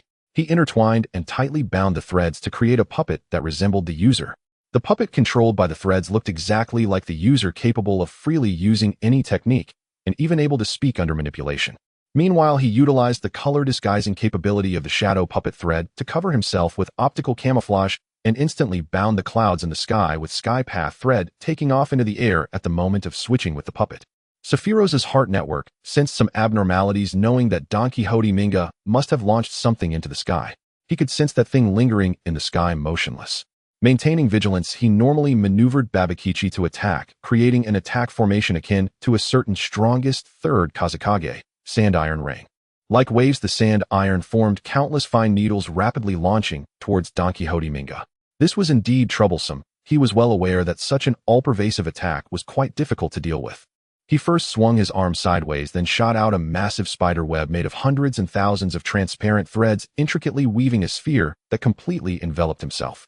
The sand iron adhered to the surface of the white sphere, then applied pressure from the inside. Sand iron binding coffin. This attack was essentially ineffective as the sand iron couldn't break through the armored sphere covered in armament hockey. It seemed to have reached a stalemate, but from the surface Babakichi seemed to have the upper hand. However, just at the moment of trapping his opponent, Sephiroth's heart network sensed something was off, instantly propelling himself away from his original position to evade another strike from the overwhelming whip that came from above. In his heart network perception, that indistinct entity was actually Don Quixote Minga himself.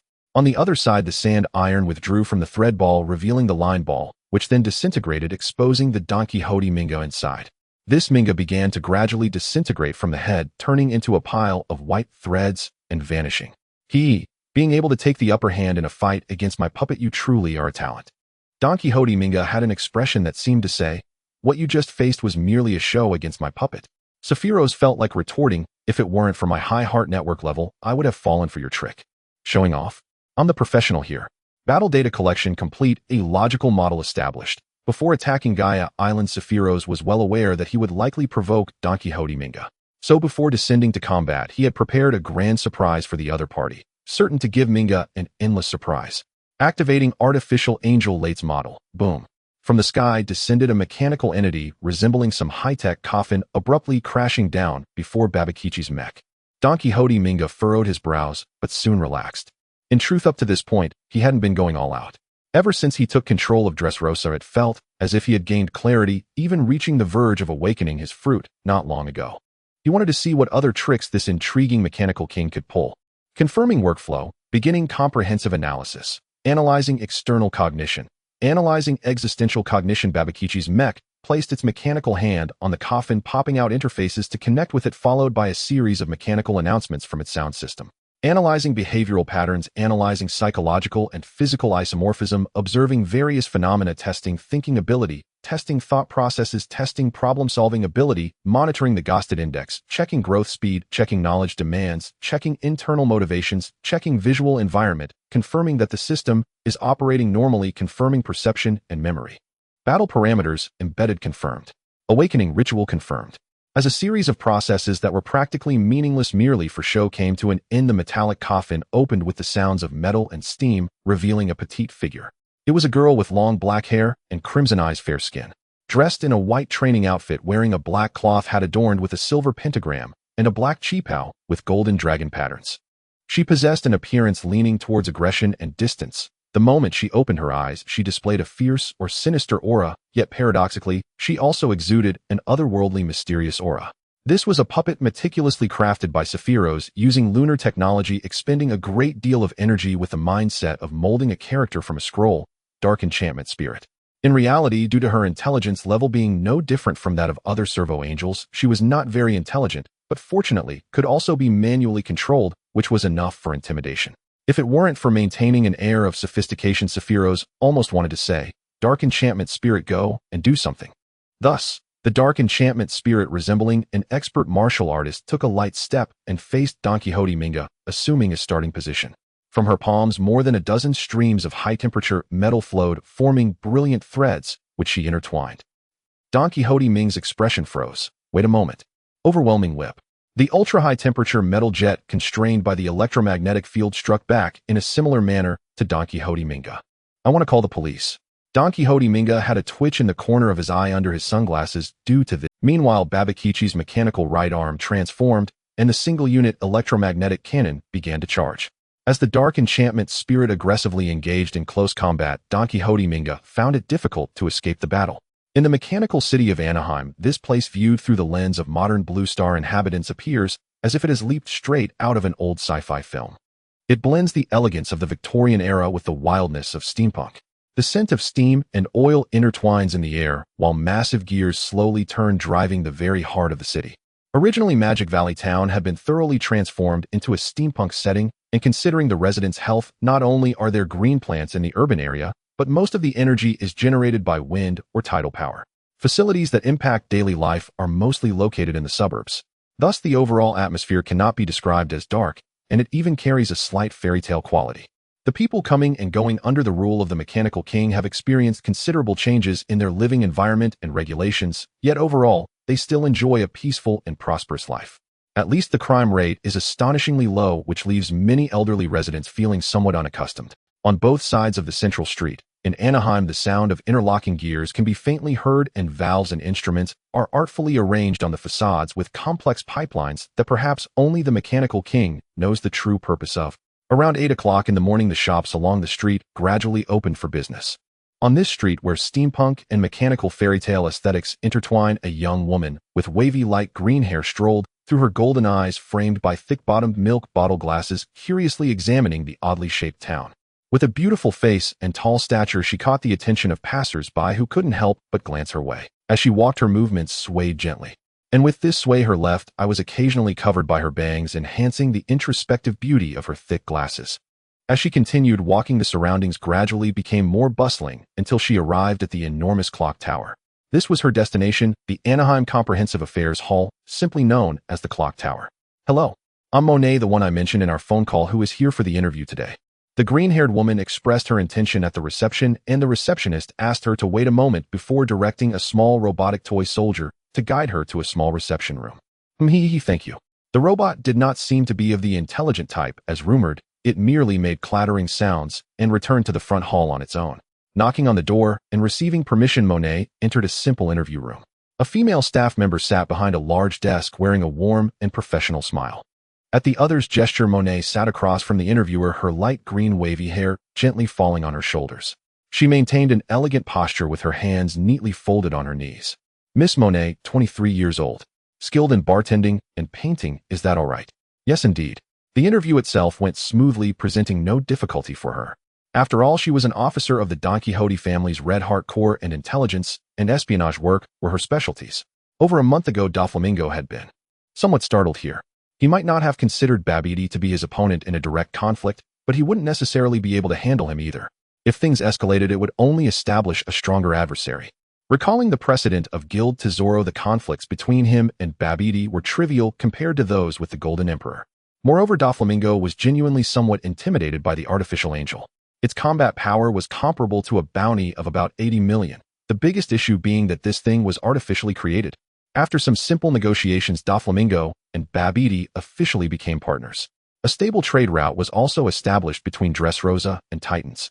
The Don Quixote family became the agents for Titans in the New World, with various export versions of mechanical products, mechanical arms, electromagnetic rifles, and even Sky Island specialties on the trade list.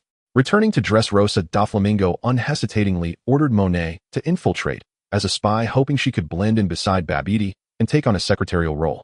Well, then you can start your employment tomorrow. Welcome aboard. Thank you, we'll be colleagues tomorrow. Monet's last role as a spy had been in the royal palace, serving as a maid who had kidnapped Princess Violet. Before departing, Doflamingo had emphasized the importance of this mission, expressing many sentiments like "I have high." Loyal Monet was determined to give her all for the young master. Although she was merely an ordinary clerk at the mechanical hall for now, she was determined to find a way to enter the higher echelons and uncover the technological secrets of this nation, as well as investigate any stable Sky Island routes. Sky Island, Babylon. May 1st, 1515. For Babylon, today is a special day. Some informed individuals on the Sky Island felt a bit worried, yet overall they were immersed in an atmosphere of joy and anticipation. The Son of God is about to be born. In just a year and a half, Sephiroth had significantly improved the quality of life for most of them. The tangible benefits had indeed won the support of the Sky Islanders for the new deity. They sincerely hoped that the birth of the son would mean he would grow to be a compassionate ruler. Only Sephiroth himself had a slight concern about the birth date, lamenting that his firstborn might not be a naturally born powerhouse. In a temple with ancient Greek architectural style, meticulously trimmed olive trees and grapevines entwined around tall stone columns, while the interior had undergone as much modernization as possible. Outside the delivery room, Sephiroth sat on a sofa, resting his chin on his hand, his leg tapping rhythmically against the ground like a telegraph machine. The surrounding maids were all cautiously attentive, observing with bated breath. The best midwife from the Baika Church, trusted family, maids, and female night guards were all in the delivery room. Lilith, Lachi, Cornice, and other maids were outside the door. As for other relevant personnel, they waited in the corridor, unable to breathe easily as they awaited news. Earlier in the morning, they had been discussing how to formulate communication policies with the people of Qinghai in the central 64th meeting room. In reality, the connection between the White Sea and Qinghai wasn't very close. Only a few Sky Islands had relatively safe routes to reach it. The so-called White Sea is not a complete and stable ocean, but rather an immense island cloud drifting with atmospheric monsoons. The success rate of reaching the Sky Islands is lower than that of the Mermaid Island route. Moreover, the vast majority of Sky Islands lack mineral resources, with only a few local specialties holding value due to their rarity in Qinghai. Most factions in Qinghai simply lack the ability to reach the Sky Islands, while those capable of conquering the islands find it uninteresting. Overall, the Sky Islands are safe. However, should a stable route based on Titans emerge, the pressure on national defenses would be a different matter altogether. Just as they were brainstorming proposals, Cornice suddenly burst in, announcing that Her Highness Isabella was going into labor. In an instant, everyone abandoned their duties, becoming a chaotic flurry of activity. This led to them being stuck in the corridor. Strictly speaking, Babylon currently functions as a theocratic city-state. The birth of the Son of God is indeed a monumental event. Sephiroth, don't worry, Bella is a great knight and in good health. At this moment, Lilith's belly had also slightly rounded, her voice gentle as she lightly pressed down on Sephiroth's trembling leg. What she didn't voice was that there were still ordinary maids present, and such behavior was somewhat inappropriate for the image of a deity. That's true, but I feel very complicated right now. The magnificent robes of the Chancellor did not quite fit the image of a deity, rather resembling a restless. Moreover, your physical condition is even worse than Bella's.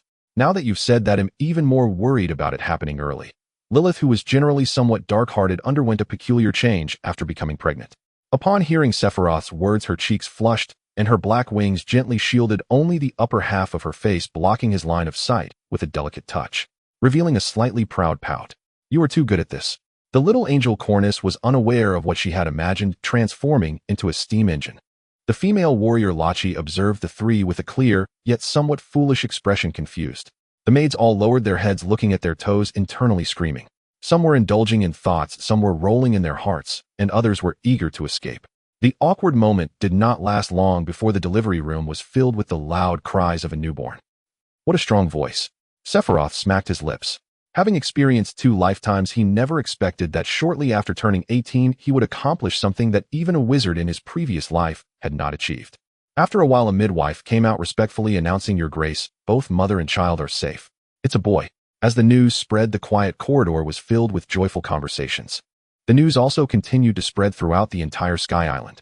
Sephiroth and Lilith followed the midwife to the bedside in the inner chamber. At this moment, Isabella's complexion was somewhat pale, but her cheeks had a slight flush. Her eyes sparkled with maternal love, her smile warm and embracing as she turned to look at the wrapped baby, only the head visible. The baby had sparse golden hair, slightly darker than his mother's light gold, resembling his father's reddish gold. The little one's face was still a bit wrinkled, and his eyes were not yet open. Bella, I'm just glad you're okay. Sephiroth, having just reached adulthood himself, hadn't wanted this to happen so early, but considering Isabella's wishes and various other factors, here they were today. This is our child, dear. So blinding. With no prior experience from his last life, Sephiroth was still merely an 18-year-old in this life. Suppressing his impulse, he gently leaned in, affectionately rubbing his cheek against Isabella's, as if savoring fine wine. At that moment, the baby opened his eyes, revealing the same red pupils as Sephiroth. Let's name this child Gilgamesh. The little flash is quite adorable, isn't it? Sephiroth admitted to himself that aside from the factor of golden hair and red eyes, the date of birth on May 1st also served as a reason. As if sensing the malicious intent from his mischievous father across dimensions, Gil the future Yulu let out a... It has been a month since Monet's employment began. During this time, she has gathered a rough understanding of the basic situation in Titans. The black market in this place has been eradicated, such as slave trading. Places of vice have been transformed into clean establishments where no one is allowed to lay hands. Private actions are a different matter, and both parties must consent without coercion. Casinos have set entrance thresholds and maximum daily amounts. Originally, Monet held a degree of contempt, thinking it was all talk, until she discovered that the ones responsible for supervision were those rigid iron lumps. These things really do not bend the rules. The main business of Titans closely resembles the projects partnered with the young master mechanical products, mechanical limbs, electromagnetic rifles, and Sky Island specialties. During this time, Monet has been traversing through steam-filled bars, prosthetic shops, weapon stores, and engaging with various groups of people. The key technology of the artificial angel is highly confidential. She has casually inquired about the various types of robots, but no one has mentioned anything resembling the existence of artificial angels. Most affairs in Titans are still managed by humans. Only the core and production areas are completely overseen by robots. It was most frustrating for her that Babidi kept to himself, always holed up in his mechanical laboratory. Additionally, she had heard no mention of him having any human assistance, let alone a secretarial position. Another workday begins. Monet donned the uniform of the clock tower, a set of clothing that merges British retro with steampunk style. Her hair was cleverly braided into several small braids adorned with delicate mechanical accessories that shimmered faintly, as if ready to activate some unknown mechanism at any moment. With a confident smile, Monet stepped into the clock tower's office hall. This place serves as the nerve center of the city, where countless streams of people and information intersect daily, making it an excellent location for gathering intelligence. She skillfully operated the retro-mechanical keyboard at the front desk, having perfectly integrated into this city. Using her position at the front desk, Monet adeptly guided every visitor, be they citizens, craftsmen, or merchants. Though there were no pirates, Titans basically does not allow pirates to dock unless specially permitted by the Mechanical King. Work progressed smoothly. It was just another ordinary afternoon, with sunlight streaming through the towering glass windows of the office hall, illuminating Monet's intricately designed workstation. She was focused on processing documents, her fingertips dancing across the keyboard as she contemplated where to enjoy a drink after work. This was not due to forgetting her mission. She certainly had unwavering loyalty to the young master, but it did not prevent her from gradually enjoying life in Titans. At that moment, a stir arose at the entrance. Though Monet couldn't easily leave the service window to investigate, she wouldn't exhibit observation. Hockey, the official character card's hockey section, is blank. Soon after, amidst light murmurs and faint gasps, the source of the commotion made an appearance.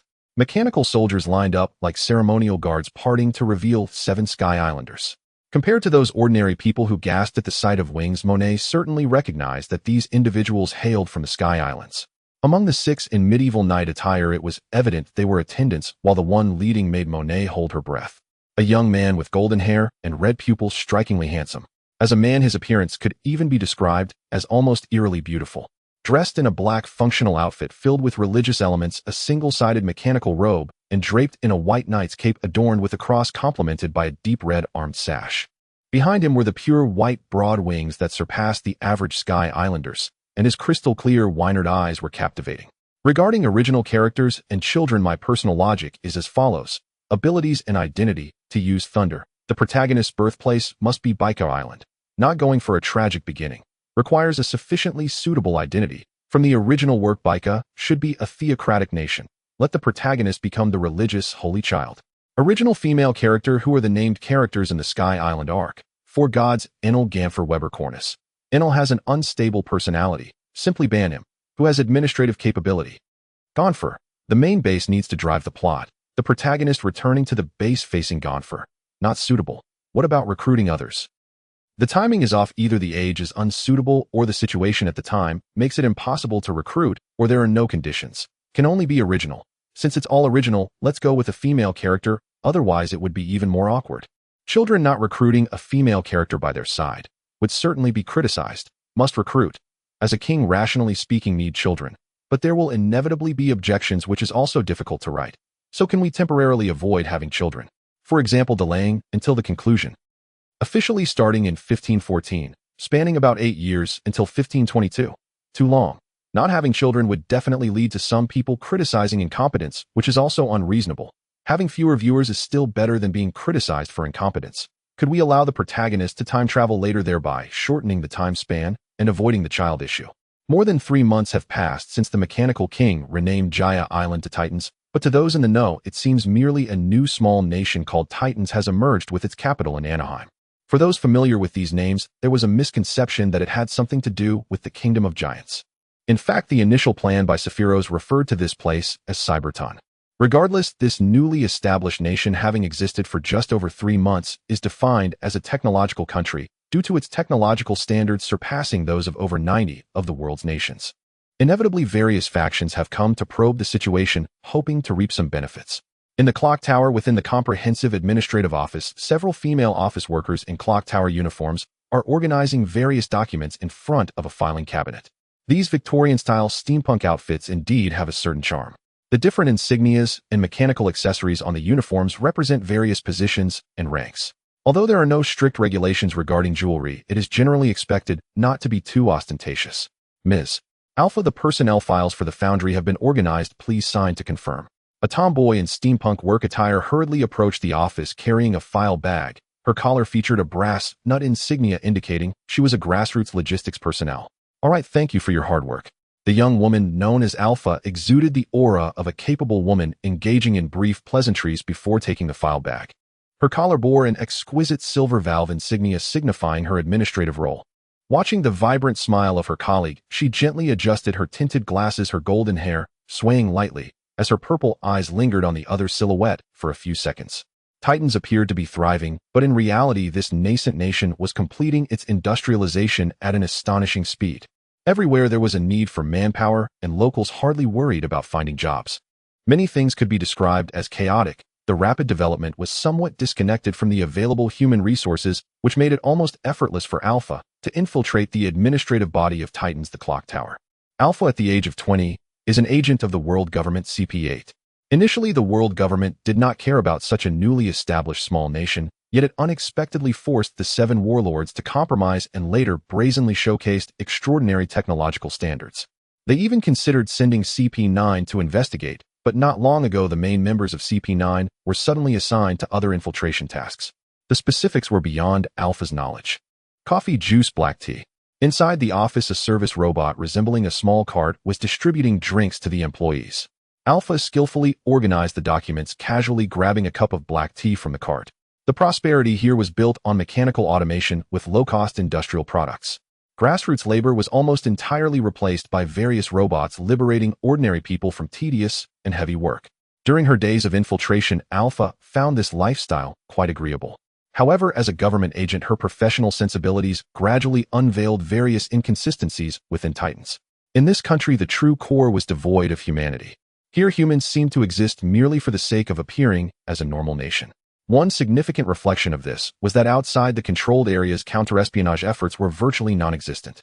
She and her fellow CP8 colleagues infiltrated various sectors of this country with hardly any obstacles. Attention, everyone.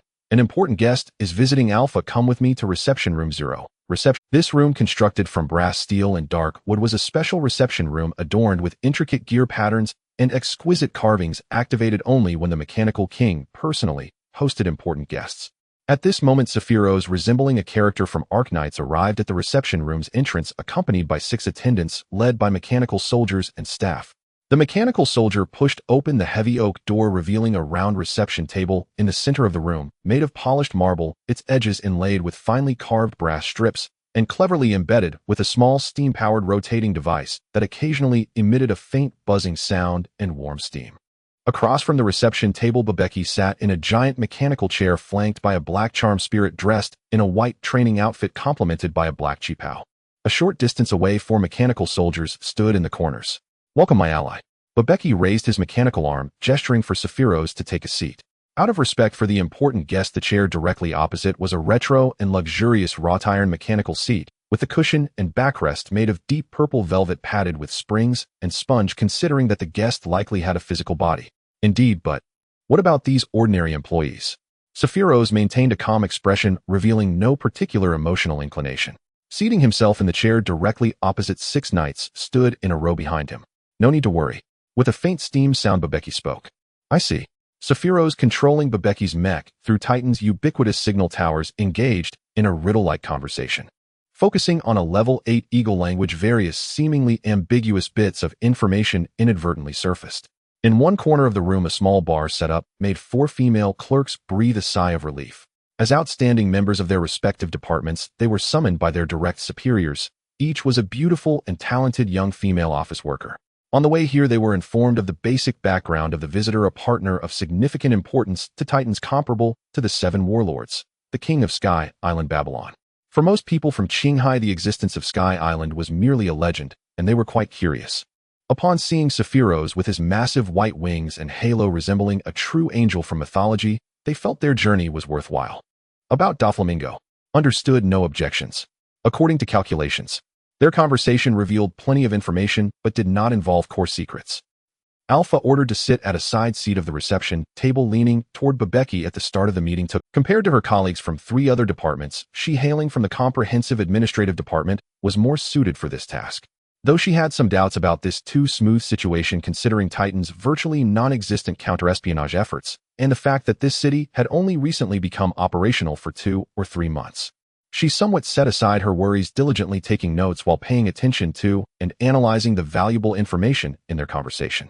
The first confirmation was that the two had known each other long before the Mechanical King established Titans, with Babylon likely acting as Titan's angel investor. Secondly, this king of Babylon was highly likely to be the human fruit mythical beast-type angel form. This was quite troublesome, as it was estimated to possess strength comparable to that of the 7 warlords. Considering the geography of Sky Island and the potential aerial military presence, Alpha's professional instincts told her that Babylon was not weaker than a 7 warlord-level power. Indeed, that was the case. Monet, mixing drinks at the bar, caught a glimpse of the silent, motionless black charm spirit beside Babeki. She mused that this must be the so-called artificial angel. In reality, the so-called artificial angel that her master was fixated on was technologically based on those servitor angels, intelligent robots from the lunar surface. This was because the original robots from the lunar surface had similar bionic skin to humans, leading Sephiroth to have the idea of sculpting faces when creating the artificial angels. Moreover, to avoid unnecessary troubles, although the artificial angels were equipped with complete intelligent modules and manual operation modules, they did not have emotional modules installed. Based on personal preferences and malice towards Doflamingo, who would inevitably come looking for trouble, the experimental doll's design referenced the black charm spirit from the fighting game platform Mugen. The combat style was also somewhat similar, controlling electrically heated metallic fluid formed by magnetism to recreate various moves. The primary purpose of creating such dolls was in fact to serve as a tank. Indeed, compared to other experts, Sephiroth's melee skills were too poor. He honestly admitted that even if he had crossed into the pirate world, he lacked the willpower to train. Ever since acquiring the Thunder Fruit, he had only engaged in minor exercises through electric current stimulation. Such deceptive training could only compensate for some physical shortcomings. In genuine melee combat, it was still of little use. Under Sephiroth's control, the Black Charm Spirit could exhibit combat strength at a level of 100 million. If only providing energy with all combat controlled by AI, it could reach a level of 60 million. If even the energy was not provided, it would barely reach a bounty level of 10 million. On the bar in front of Monet lay various steampunk-style barware and several copper containers filled with homemade steam beverages. Countless thoughts raced through her mind, but her hands did not stop, together with 2 other colleagues serving as the conference staff, responsible for tea and drinks. Having prepared the previously requested lemon tea, Monet, with her maid experience, was quite adept at this task, gracefully serving tea to Sephiroth as the guest. As for her boss Babeki, no one had seen his true appearance. There were even rumors that the Mechanical King was literally a robot. Skipping over Babeki, Monet also refilled water for Alpha. The 2 beautiful spies exchanged polite. This is rather interesting. Sephiroth observed the 2. One was a spy from Tianyacha, and the other was from the world government. His heart network required active electric signal connections to probe thoughts, which would be quite obvious to the other party.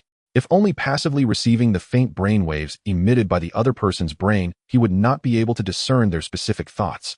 He could only grasp their general emotions and intentions. For this reason, he was also aware of which factions had sent spies to infiltrate. For example, among today's 4 female employees, apart from the 2 who appeared familiar from the original work, the other 2 were also spies. One was from Big News Morgans, and the other from Deep Current Umite. So he decided to put on a show and transmit the information he needed to the outside world through them. However, there was one point that puzzled Sephiroth. Wasn't the world government too efficient? According to his memories of watching pirate fanfiction on Blue Star, regardless of how much commotion the protagonist caused, the world government remained stable as ever and would hardly send spies. Yet within just over 3 months of arriving in Qinghai, CP9 had already set their sights on him. Wasn't that a bit too fast? Here Sephiroth was mistaken. He assumed Alpha was an alias for CP9's Calipha, while she was actually Calipha's younger sister and a member of CP8. Their father was an old member of CP9. However, there was no familial connection between them as they were raised separately, merely aware of each other's existence, with almost no interaction. Had it not been for the commotion caused by Sephiroth's Alpha would have participated in a special mission involving the tyrant Bartholomew Kuma in 1517, 2 years from now. This year, 1515, happened to be when Calipha and the others from CP9 began their 5-year infiltration mission in Water 7. Having crossed over for more than 10 years, Sephiroth could not recall these details.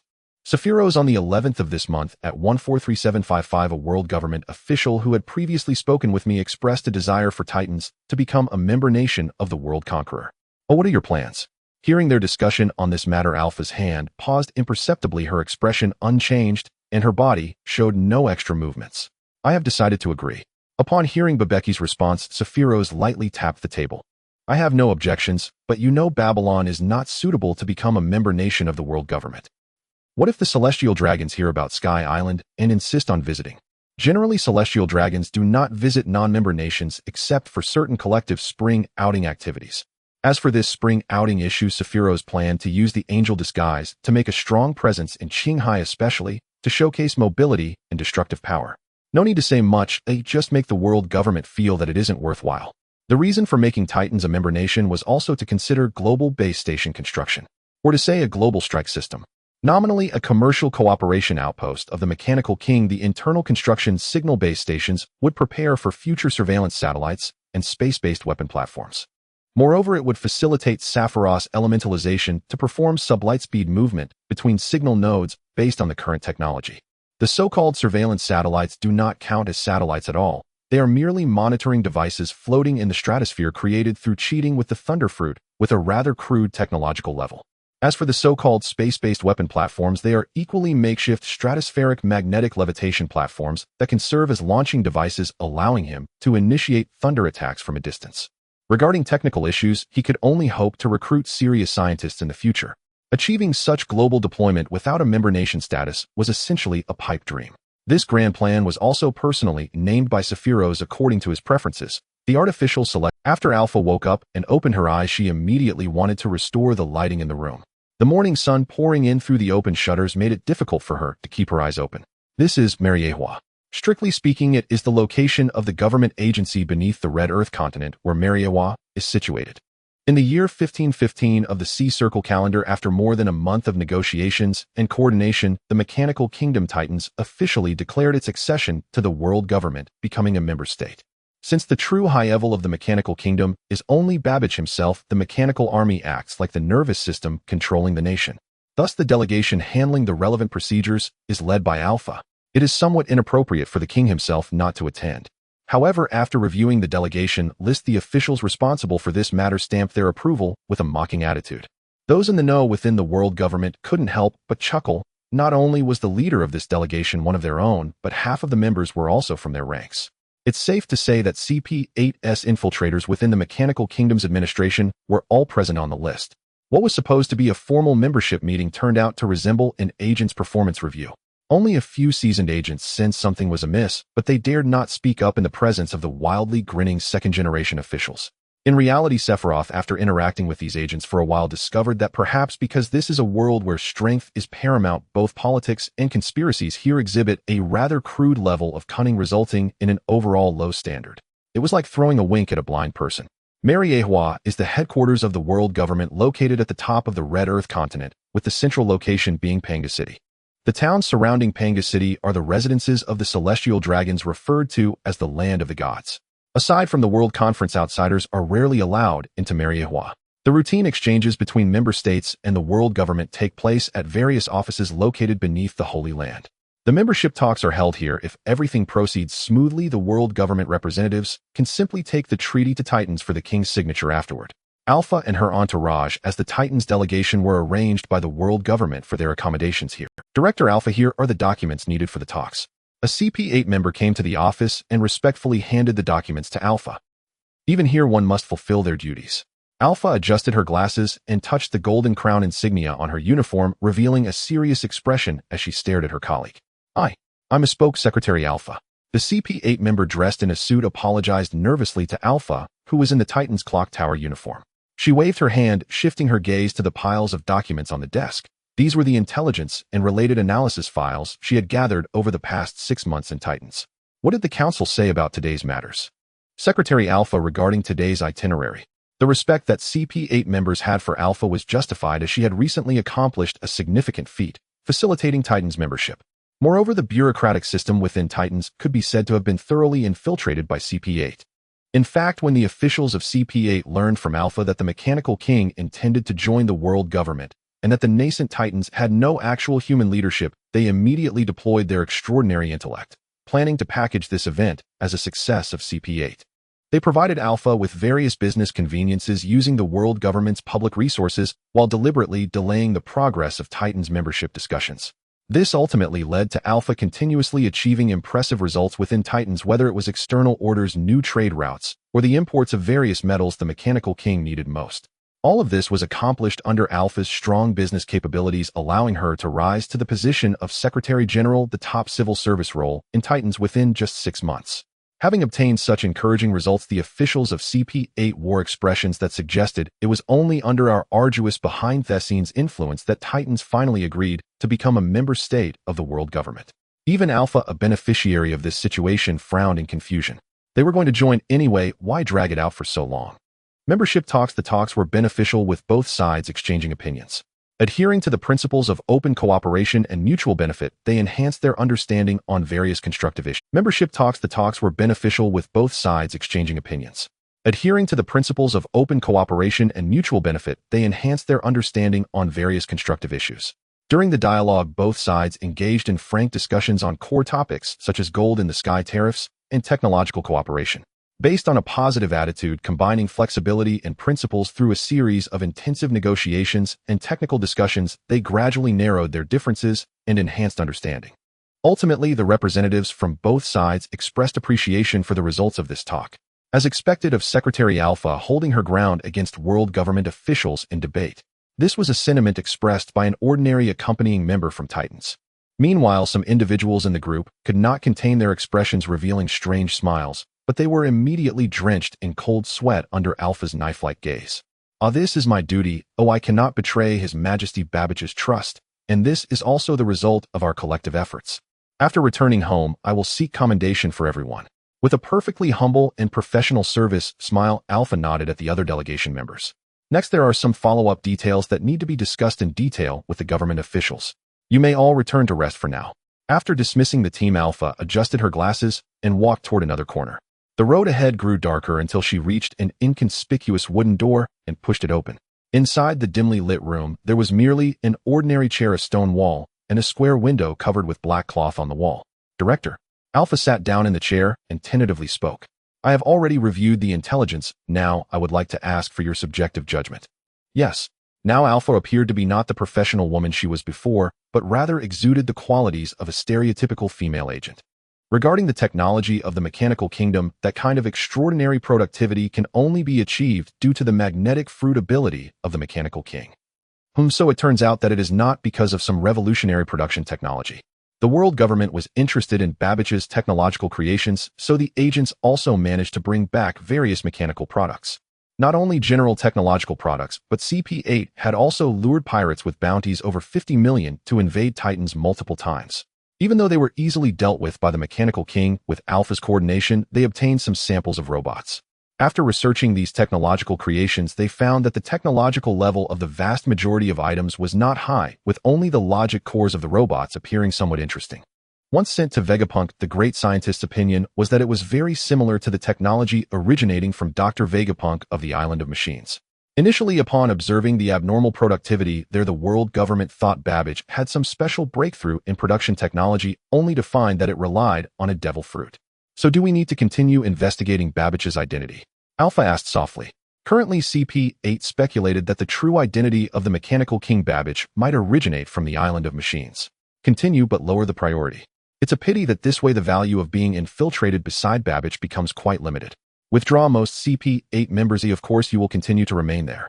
Although Babbage's technological level is not even comparable to Vegapunk or Germa, he excels in astonishing productivity, high volume, durability, and affordability. For instance, the electromagnetic rifle. Although it requires certain logistical maintenance which affects reliability compared to standard naval rifles, it excels in other aspects and is suitable as equipment for elite forces. If it weren't for the world government's own research team discovering through reverse engineering that the cost of a normal production line exceeds Babbage's market price, they wouldn't have suspected the production technology. Nevertheless, allowing such a cheap factory like Mechanical Kingdom to become a member state is indeed a significant achievement. There is one more thing. At the end of the report, Alpha heard the officer say this. Investigate the situation in Babylon, especially the information regarding that mythical beast-type angel. Currently, this empty island nation Babylon, while engaging with countries on the Grand Line through Titans, has no intention of becoming a member state of the world government. Although it does not join the world government, it collaborates with the world government through Titans, which in a sense is similar to the land of Wano.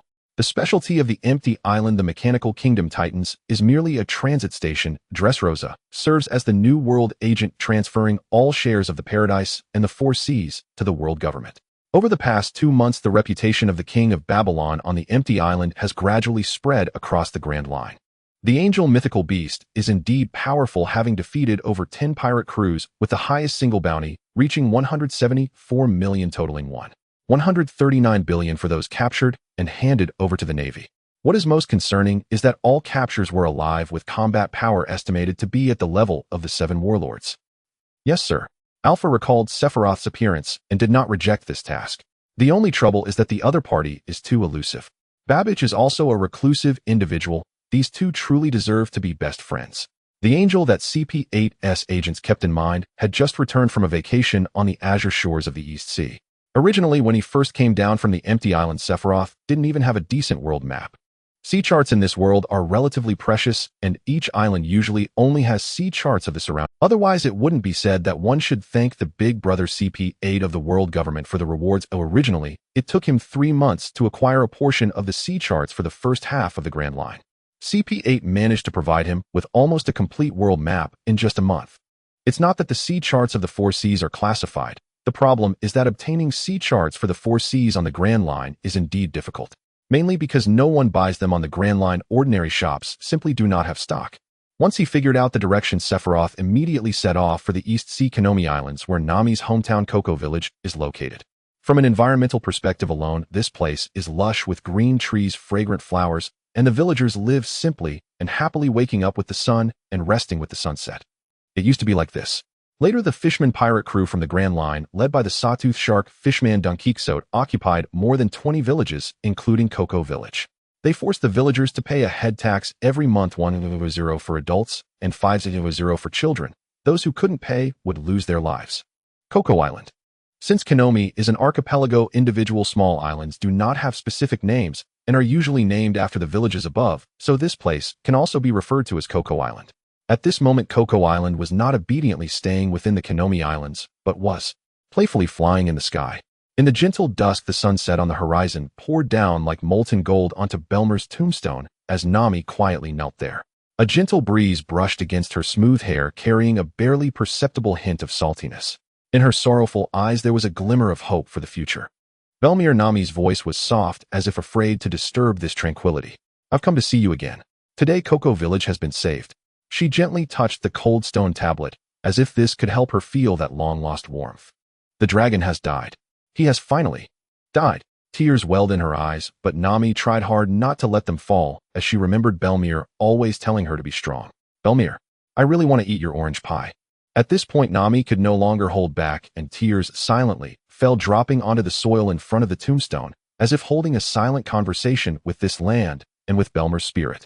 As the sun set in the west, Nami slowly stood up, looking at the figure in the sky that spread its wings, lifting Cocoa Island into the air with some invisible force, even flying above the clouds. Is that the angel? Nami gazed deeply at the luminous figure, and after a few breaths, she saw Karina and Nojiko sitting in chairs. Karina gently patted Nami's shoulder, trying to give her some strength. Nami, your long-held wish has finally come true. You should be happy. Don't think of me. I just went home with you, and the angel just packed me up. Feeling Karina's sincerity and care, the sadness in her heart seemed to ease a bit. Taking a deep breath, she revealed a playful expression, rolling her eyes at her partner. "Didn't the angel say that if you don't want to come, you can leave? That won't do. How could you bear to leave me behind in such an interesting situation?" The two exchanged smiles. But not long after, Nami's tears began to flow uncontrollably. If only the angel had come earlier. Little did they know, when Maribel was killed, the angel was still a child. When the angel descended, it gave the evil dragon no chance. The light beam, descending from the sky, completely destroyed the evil dragon park, even returning the possessions to each village. However, the angel hoped that Nami would become their partner and help create a more exquisite world sea chart. This was a double surprise for Nami. Considering Colonel Mouse and her concerns for her hometown's safety, the angel proposed an even more outrageous plan: to pack the entire Cocoa village and take it away. After the entire village voted in agreement, they were left in awe as they watched the entire island ascend into the sky. Nojiko approached with a mix of tenderness and concern. Her gaze lingered for a moment on Nami's still reddened eyes before she gently embraced Nami. "Belmir would definitely want you to live happily. Isn't this a wonderful beginning?" Ugh, Belmir. Meanwhile, Colonel Mouse, who received the intel, had no idea what was happening and could only report to headquarters. It was the work of the Golden Lion. Sunlight filtered through sparse clouds, casting mottled shadows on the ground of the Titan weapon testing ground. A naval officer resplendent in a light purple striped suit and adorned with a general's cape stood proudly. He was none other than Rear Admiral Weasel from the naval headquarters. As Titans had become a member state, the Navy was also inclined to discuss related cooperation on weapon orders recently. In fact, sending just a junior officer would suffice for mere weapon procurement. His personal visit as a Rear Admiral had another reason. Is that the artificial angel? Rear Admiral Weasel furrowed his brow, observing a somewhat short figure, 175 centimeters, that approached the testing ground, moving with the grace of a martial arts master. The reason for this seeming description was that the figure's movements and steps were anything but solid. They merely feigned stability, exuding an eerie sense of floating. Moreover, his observation through Kinbunchika Haki was like looking through a fog, failing to perceive any fighting. "Your Majesty Babbage, are you sure you want me to test this personally?" He turned to the rumored Machine King outside the field. "If I accidentally damaged this thing, it wouldn't be a problem, would it?" From appearances alone, it was just a cold-faced girl with red eyes and black hair. As a martial arts expert, he could sense that the mysterious aura emanating from her was not a result of will, but merely an illusion created by visual effects. Had he not been formally informed prior to the test that this entity was an artificial creation, he would never consider harming an innocent girl. "No worries, Rear Admiral Weasel, please do your best. I believe you'll be pleasantly surprised." Standing in the observation area, Machine King Babbage emitted his unique mechanical voice, flanked by other naval officers and a few staff members from the clock tower. Since a Rear Admiral from headquarters was visiting Sephiroth, did not control Babbage's mech remotely through the signal base, but piloted it personally. As the responsible host for this reception, Monet not only attended to the visiting Navy, but also held a notebook, casually jotting down notes. She was now wearing a golden gear insignia indicating her current position as service manager. "All right then, let me witness it." Rear Admiral Weasel placed his hand on the hilt of his katana. As his voice fell, both parties moved almost simultaneously. The Black Phantom leapt forward, transforming into a dazzling streak of light, racing towards Weasel. With a gentle flick of her fingers, sharp rays of light sliced through the air, aimed directly at Weasel's vital points. Rear Admiral Weasel nimbly sidestepped, artfully evading the Black Phantom's attack, while leveraging his footwork to instantaneously appear behind her. His katana drew a brilliant arc in the sunlight, targeting her shoulder. This thing's movements seemed to have a disconnection in its Kinbunchika Haki detection.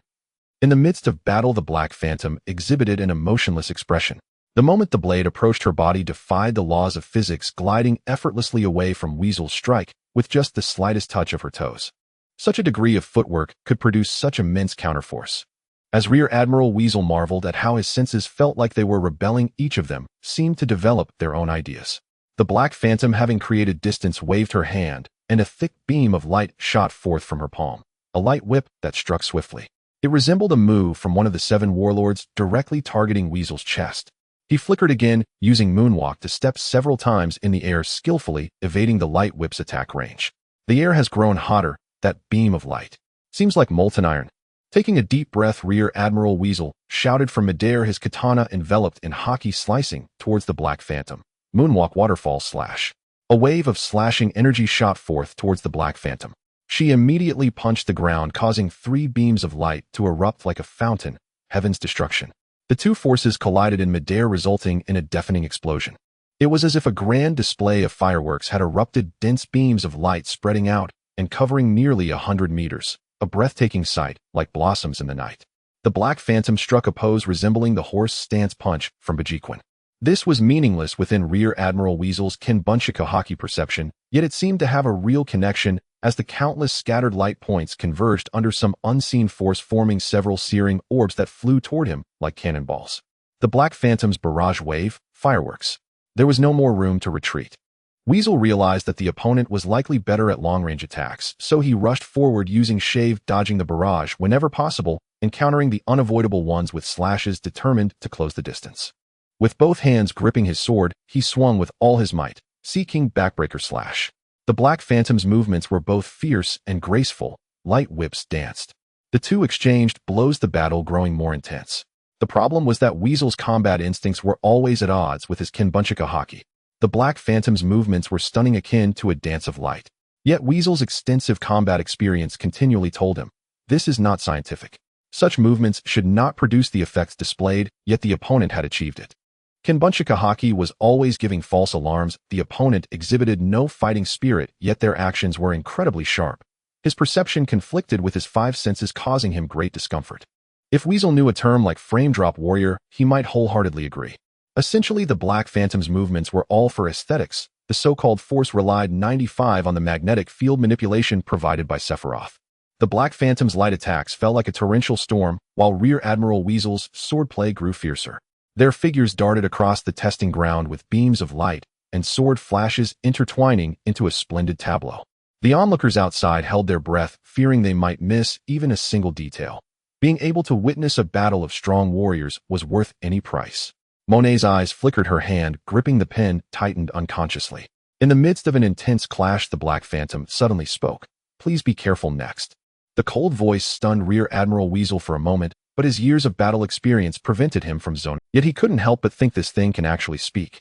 Facing the alert Rear Admiral, the Black Phantom flickered and transformed into a dazzling streak of light charging directly at him. Rear Admiral Weasel's heart tightened. He swiftly retreated, using shave, simultaneously swinging his katana towards the Black Phantom, a flash of the long sword. Although he didn't know what the opponent intended, if she wanted to close the distance, he couldn't allow it. However, controlled by Sephiroth, the Black Phantom's attack wasn't aimed at defeating Weasel, but rather demonstrating military hardware.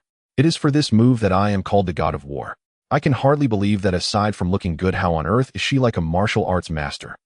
The Black Phantom merely stepped forward to a distance that was neither too far nor too close, her right foot advancing as her upper body rotated left in the horse stance, both arms extended outward in a pose resembling Bajiquan's horse stance. Ultimate Heaven's Destruction. A massive beam of light erupted from the Black Phantom, like a volcanic explosion, the metal spray vaporizing due to extreme heat.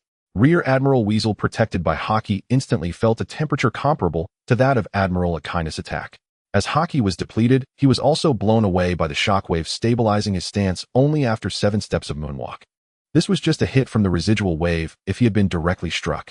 Rear Admiral Weasel exhaled, his expression serious as he looked towards the Black Phantom, who stood like a master in the wind. This thing is clearly something akin to an ability user. Why does it insist on posing as a martial arts master? The test could be considered over here. Rear Admiral Weasel's personal assessment deemed this entity strange. If it were to be an initial kill, it would likely have a bounty level of around 300 million. However, if the intelligence leaked, it would be roughly 120 million. The problem is this thing is artificial. Your Majesty Babbage, do you intend to sell this artificial angel? Back in the reception room, both sides seated Rear Admiral Weasel eagerly posed this question. Regrettably, this thing is currently very expensive, equivalent to a main battleship, and once it leaves my control, it cannot use Dance of Light. Is that so? This posed a dilemma. If only considering basic capabilities, Weasel felt it barely had combat power worth around 10 million, rendering it utterly worthless. Yet the previous performance had indeed caught even the Marshal's attention. Is there any way to improve it? Theoretically, as long as the power storage was sufficient, it could still maintain a certain level of combat effectiveness without a pilot. If research funding is sufficient. In truth, Sephiroth did not understand battery technology. Currently, both robots and power plants used batteries produced from the lunar relics. He personally would not dare to modify it carelessly. Unfortunately, those batteries were intended for those 1m3 two-headed robots with limited individual storage capacity. However, thanks to these batteries, as long as he periodically charged Titan's power plant, he could maintain an entire month's electricity consumption for Titan. Indeed, the so-called magnetic power plant in Titan was not generating electricity at all, but merely pretending to do so. The underground was filled with energy storage arrays composed of such batteries. The magnetic engines on the surface could generate electricity, but they only pretended to turn occasionally. An additional benefit was that the outside world believed Babbage did not easily leave Anaheim solely because he was diligently generating electricity. Then how much funding do you require? 6. 2 billion berries. Hearing Babbage's exorbitant demand, Rear Admiral Weasel gasped, realizing he had made a contribution to global warming. Sephiroth's Diary, Chinese. October 4th, 1515, I rescued Nami and Nojiko, unexpectedly gaining an additional reward. The little fox Karina was also here, so I opened this diary to celebrate. October 13th, I enjoy teasing Nami and Karina. I played a game with Isabella that everyone understands. October 14th, I have fun teasing Cornus. I patted Lilith's belly and got slapped. October 15th, I encouraged little fox Karina and little angel Cornus to debut as idols. I played with my son. October 16th, Sephiroth, oh Sephiroth. How could you fall so low? Have you forgotten the research plan you set earlier? As the saying goes, I reflect on myself 3 times a day. I cannot continue like this. October 17th, Karina sings beautifully. I almost played a game with Cornus that everyone understands. October 18th, Lachi asked a question that could not be asked. I made Cornus do something that cannot be spoken of. Cocoa West Island. Since Sephiroth magnetized Cocoa West Island with iron sand and brought the island back to Sky Island, Babylon has gained another city-state. Due to Sephiroth's personal divine power, his commands are absolute on Sky Island. However, since he is not one of those abstract nobles in this world, most of his policies are beneficial to the people, so he is quite popular. Automatons and automation have also allowed the happiness index of the citizens to surpass the highest levels of this world, excluding the celestial dragons. There are also coercive orders, such as regarding Wingless being lowly and Black Wings being born guilty, which he has prohibited. This has allowed the Cocoa West people to integrate relatively smoothly into Sky Island. However, he is not some kind-hearted saint. The resentment of the originally enslaved Wingless people cannot simply be erased by so-called amnesty. Thus, they were packed with other pirate prisoners and sent to the moon as slaves. What he could do was ensure that later generations would not be treated differently merely because of this. The village police officer Kenzo, who is equivalent to Nami's adoptive father, was appointed by Sephiroth as the mayor of Cocoa West City. Although it can only be called a village town now, with Babylon's strong infrastructure, it won't be long before Cocoa West becomes a city. Grand Theater. Sephiroth moved Cocoa West Island next to Angel Island and built a dedicated passage connecting it to the lovely street of Angel Island. Between the two islands, a grand theater was specifically constructed to enrich cultural exchanges. Karina stood alone in the spacious center of the stage, her figure gently enveloped by a soft beam of light. She was dressed in an outfit that seemed to resemble that of a JK Idol trainee. At this moment, there were no guests. It was merely a rehearsal for internal staff. The only audience consisted of Sephiroth, Nami, Nojiko, and a few employees from Lovely Street Theater. On the other side of the stage, Cornus held a harp, her melody filled with poetic and subtle sorrow, as if wandering through a fantastical medieval street of swords and sorcery. As the melody progressed, Karina elegantly began to sing. Are you going to Scarborough Fair? Parsley, sage, rosemary, and thyme. Indeed, it was unclear whether the Rygene fruit had contributed to memory retrieval, but after acquiring the lunar technological heritage, Sephiroth discovered that memories could be etched onto blank logic modules. He could actually digitize deep memory data and then restore it. Besides facilitating recalling knowledge from his past life, he could even reproduce heard songs into sound. From there, the next step was easy. He would just need musically talented individuals to transform these sounds into sheet music. I suddenly have a bold idea. Like a fountain of ideas, Sephiroth was ready to embark on something new. Revision after review issues began to arise from here. Though I mentioned it in the second chapter, initially some intermediate readers might not have seen it. So I'll explain this. Distribution was halted, requiring rectification. The notice stated there were issues of explicit content in certain chapters. Another alert indicated safety concerns. I do not know if someone was displeased and filed a malicious report or if it was for other reasons. My book isn't even popular, right? Moreover, there are many others that have been written over the top, so I do not know what the problem is. They also included a problematic chapters not fully listed, which means that theoretically, even if I modified and listed the chapters, it might still not work. It is entirely subjective. Alright, I'll modify the listed chapters first. I'll delete vigorously. If there are still issues for the sake of the readers who follow, I will also finish writing this book. Otherwise, I might as well just get it banned. But I will definitely pursue those clearly problematic books and report them across platforms. At worst, I will spend a little money, random, not fully listed reports, sporadic and undetermined across different platforms. In November 1515 AD, deep within the Babylon temple, Sephiroth was clad in a pure white Doric-style hidden robe characterized by its sleeveless design and simple ancient Greek aesthetics. Seated alone in silence, one could say he was in meditation. Opposite him was a cyclical three-hooked jade divine pattern which, according to the legends of Baika, represented the original thunder god. Sephiroth's calmness here was not due to religious reasons. In Blue Star, he was a materialist who did not believe in deities. Now he was engaged in a dialogue with himself regarding the impulsiveness he had exhibited over the past year. The reason he had been willing to put in effort throughout his life to a certain extent stemmed from a relatively good background and his decent looks, as well as the fear of the original fate of Baika Island being destroyed by Enel. He always admitted that he was not a great person, he was merely an ordinary individual who had been fortunate in this life. Selfishness, vulgarity, hedonism, vanity, and laziness. While he could not be considered extreme, they certainly existed within him. Perhaps he was not that cowardly, but he was far from brave. Perhaps he did not harbor that much resentment, yet he did have dark thoughts. Compassion was present, but whether it manifested in actions depended on the circumstances. He did put in effort, but once he escaped immediate crises, he wished to return to playing music and dancing. After striving from the age of 3 until now, what was wrong with enjoying life? Sephiroth believed in one thing: regardless of how he presented himself to the outside world, whether he lied or not, he must at least not lie to himself. He dared not speak of self-reflection as he felt he had not reached that spiritual realm. All he could say was that when his heart was in doubt, he would question himself as objectively as possible. With a guilty conscience, he could not speak. Human intention was in essence a form of deceit. In truth, if he only wished for a stable life above others, he would have essentially accomplished that by unifying the 3 islands and reaching the moon. Lacking nothing, enjoying status and beauty, he could live life to the fullest as long as he did not provoke the world government or oppose the protagonists. It would have been completely fine to live such a life until the end. He understood the sentiment behind this. After acquiring the Thunder Fruit, he felt a bit aloof, thinking that it would be a waste not to do something with his newfound power. So the skies cleared and the rain stopped. Then let me ask you, why go save Nami? Reasons for saving her: love, compassion, personal desire. As for the reasons against, there were many, such as not wanting to interfere with the destined savior of the world, but let's set those aside. Currently under Sephiroth's management, Babylon appeared to be akin to an ancient Greek city-state. However, because he was the actual divine entity with immense power, it also functioned as a theocratic state. Using robots and automation to liberate the citizens from heavy labor was a way to justify his claim of possessing empathy. If an ordinary person were to gain superhuman abilities, would he become a superhero? Let me ask you, would you oppose the world government? Regarding this question, I am a pragmatist. If there comes a day when I can live without eating beef, that would be a different story. The numerous self-dialogues continued, with Sephiroth's invisible power flickering in and out. The reason he did not dare to call this self-reflection was that it was merely self-justification, lacking any real introspection.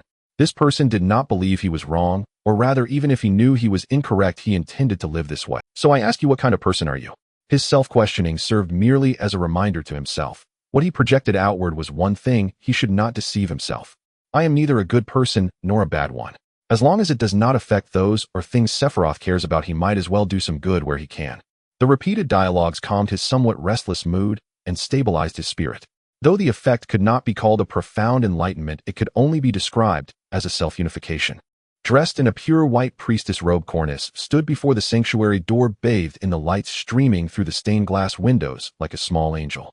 Over the past 2 years, she had gradually come to understand Bika's religious culture, and with her special status as a divine attendant, she could now be considered a competent priestess. The divine being rarely visited this deepest sanctuary. It would be rather strange for a god to pray. It was said that ever since Sephiroth ascended to divinity, the church did not dare to ask, nor would they require Thus, when the divine being occasionally entered the sanctuary for meditation, some members of the church regarded it as an act of compassion. "Oh great God, please use." Upon seeing Sephiroth exit the sanctuary, Cornus offered him a glass of juice. "Ah, thank you, Cornus." "Where did Lachi go?" Sephiroth finished the juice in one gulp and placed the empty glass on the tray. Cornus replied, "She is responsible for the physical training of Nami no Jiko and Karina." Sephiroth did not intend to make them excessively strong. He only wanted them to engage in basic exercises without expecting them to reach the level of knights or even knight companions. But at the very least, they should have better physical conditioning. Although Sephiroth utilized electric currents to stimulate his body for cheating-style training, he still practiced basic physical exercises in his daily routine. Sephiroth walked down the corridor with Cornus, chatting about recent events. "Miss Karina truly has a gift for singing," Cornus said somewhat enviously. Though she could sing as well, she was not on par with Karina. According to the original fate, Karina would become a singer under the Golden Emperor in a few years, gaining a certain level of fame in the New World. "Your talent for composition is also excellent," Thanks to you, I can create those melodies. You flatter me, oh great God. It's my honor. In the robot production lines of the Sky Island, the thinking modules are assembled in an array format. It was also a surprising discovery that completely blank modules could actually have brainwaves inscribed into them as digital files through the capabilities of the Thunder Fruit. The music within Sephiroth's deep memory could be played back in this form. The ability to restore it to sheet music relied heavily on Cornus. This interesting method was also endowed with new uses by Sephiroth. He could even allow others to implant knowledge memories and then retrieve and learn from them. Through this method, Sephiroth acquired knight-level combat skills, Cornus's knowledge of music theory, and other useful knowledge he deemed necessary. He even inscribed his understanding of technology and shared it with the redrobed technical priests, elevating Babylon's overall research capabilities to a new level. This item is currently named Memory Crystal. Miss Nami seems to be very sensitive to the weather. I heard from Lachi that she might have some special heart web talent. The two returned to the living room, and upon seeing the familiar environment, Cornus blushed and hurriedly placed the tray on the tea table. With Sephiroth's keen gaze upon her, she felt a bit shy and quickly brought up Nami to shift the topic. Sephiroth withdrew his gaze, sitting on the sofa and taking out a book. I don't intend to force her to learn heart web. In his view, once Nami adapted to life here, he would first inquire about her opinion. If she wanted to learn observation hockey, she could try using Sephiroth's memory crystal. If she didn't want a traditional training, could be utilized later. Speaking of heart web, there is a little girl named Aisha over in Sandia who without any fruit abilities possesses heart web abilities comparable to Enel after eating the Thunder Fruit. She should be around 6 years old now and is currently receiving education at a church school. Nami prefers drawing sea charts as she can't take her eyes off that patchwork world map. Although it was called patchwork, it was not entirely complete, and even though they had obtained numerous maps from CP8, a truly complete world map was still lacking. Cornus gently ground the coffee, recalling the look of wonder on Miss Nami's face at that time. In reality, after joining the Straw Hat crew in the original story, Nami's original dream had gradually become less visible. Sephiroth held a great fondness for Nami, even without considering the filters of his past life. Not only did he grant her partial satellite permissions, but he also supported her dream of charting the entire world, regularly taking her on trips to draw sea charts. As for her sister Nojiko, she did not have any particularly special dreams, and had currently become a technician at the Bika plantation, primarily taking care of their orange orchard. Isabella. It seems she has taken Gil to the theater again. Since becoming a mother, Isabella had grown increasingly maternal. Sephiroth considered that once Gil grew a little older and the situation in Qinghai stabilized, he would take Isabella out for adventure. This knight's dream was to become a ranger. Despite numerous considerations and her own willingness to have a child, now Sephiroth still wanted to compensate. No wonder Princess Bella is so fond of the great god. Cornus's hair was very long. Previously styled in a peculiar manner, it was now let down as Sephiroth had requested, reaching her waist. This light golden hair was striking, cascading like a waterfall as she turned her head. However, recently this kid Gil has really not given me a chance. Cornus found it difficult to continue this topic. It was not that she was clueless. Lowering her head, she recalled past events. Her cheeks began to flush. Just as she turned around 180 degrees, Sephiroth appeared, standing behind her, as if he had been waiting for this moment. Oh great God. Sir. It was not just a feeling. He was truly setting a trap for her, apparently having completely seen through her character. We are all adults now. Sephiroth reached for the white priestess hat that bound Cornus's hair. Cornus looked very pure and adorable, but her figure was quite impressive. In fact, she was of the same age as the members of the Sandia gorilla team and was currently indeed an adult. Great God, I will. Sephiroth led her through the slightly heavy door of the living room directly to what we are going to do today. I hope you can bear with it in the living room. Upon entering, Cornus understood that today would not be easily resolved. Her small wings trembled nervously. If you truly do not want this, No. This bedroom was an exclusive room for attendants, constructed of wood yet adorned with intricate Western-style decorations throughout. The painted arch columns exhibited a rich amber hue. As a servant's room, it was somewhat luxurious. Cornus was kind-hearted and had a submissive personality. She truly found it hard to refuse. Of course, she did not dislike this great god. She held a favorable opinion of his benevolent governance in the Sky Island and found his appearance also quite appealing. I am a bit nervous. The luxurious wooden bed creaked softly under pressure, exuding the essence of the times and feeling extremely comfortable. It's just, wow. While involuntarily exclaiming, Cornus's movements also paused. Only now did she feel the sensations brought on by the formal process. Should they continue here? Right now. It's fine. You can count the patterns on the ceiling. Sephiroth smiled mischievously. In any case, he still considered her situation. It's nothing. Is there no problem? Next year, Sephiroth gazed at the face of the girl before him. Cornus being in such a vulnerable position was indeed quite refreshing. It would be a sleepless night. Regardless, just as he had previously analyzed his own psyche, he would not deny his greed and vulgarity. However, to put it in a cliché manner, he would certainly provide them with the happy life he could offer. For those who like independent thinking praise the bad person's true nature while criticizing the good person's hypocrisy. Altruism without self-interest equals a saint that deserves criticism. Altruism with self-interest equals hypocrisy that deserves criticism. Self-interest without altruism equals decisiveness and true nature. That's how a transmigrator should act. So how should I write this? On January 15th, 1516 of the Hyuan calendar, a dreamlike battleship, the Wide Silence, floated high above the Grand Line, seemingly descended from the future. The fundamental core is the Ark proverb with its external design referencing the Provisional Agarma-class assault landing ship from the Gundam UC series. From a technical perspective, compared to the original Ark proverb, it has added electromagnetic rocket thrusters and some weapons based on electromagnetic force. Also a backup system powered by fire shells and wind shells. The speed is stronger than the original version, but due to Sephiroth's unauthorized modifications, there are some issues with the dispersion range of the electromagnetic force. This inevitably reminded him of some famous programmer jokes. In conclusion, the Wide Silence cannot provide the function of releasing thunder welcoming like the original Ark. However, as compensation, the main cannon, the Super Positron Siege Cannon, possesses greater destructive power, sacrificing the wide attack range for increased attack strength. The so-called Positron Cannon is merely a homage to the Seed series' long-legged airship captain. Even with the attack system of the Wide Silence, Sephiroth is still far from achieving a true positron. The main cannon of the Wide Silence is actually based on beam stripping technology, utilizing the Thunderfruit's ability to powerfully launch bricks without regard for energy costs. Beam stripping in his past life was actually a nuclear medical technology, referring to the process where accelerated negative ions lose electrons when passing through a stripping membrane and transform into positive ions. Therefore, a rigorous definition of the main cannon of the Wide Silence is positron cannon. It is a directed proton jet formed by stripping electrons using the Thunderfruit's ability belonging to a type of particle beam weapon. It accelerates particles such as protons and neutrons to high speeds and emits them through electrodes or magnetic focusing to form a very fine particle beam used to strike targets. Sephiroth himself has a much larger initial wind-up, and the output power is greater with the assistance. Moreover, this system has a mode that causes much less physical destruction, but is more insidious. The electric field in a thunderstorm can accelerate electrons to near-light speed or relativistic speeds, and these high-speed electrons produce Bremsstrahlung radiation, gamma-ray bursts when colliding with atomic nuclei in the atmosphere. This mode is so brutal that currently only Sephiroth knows of this attack mode.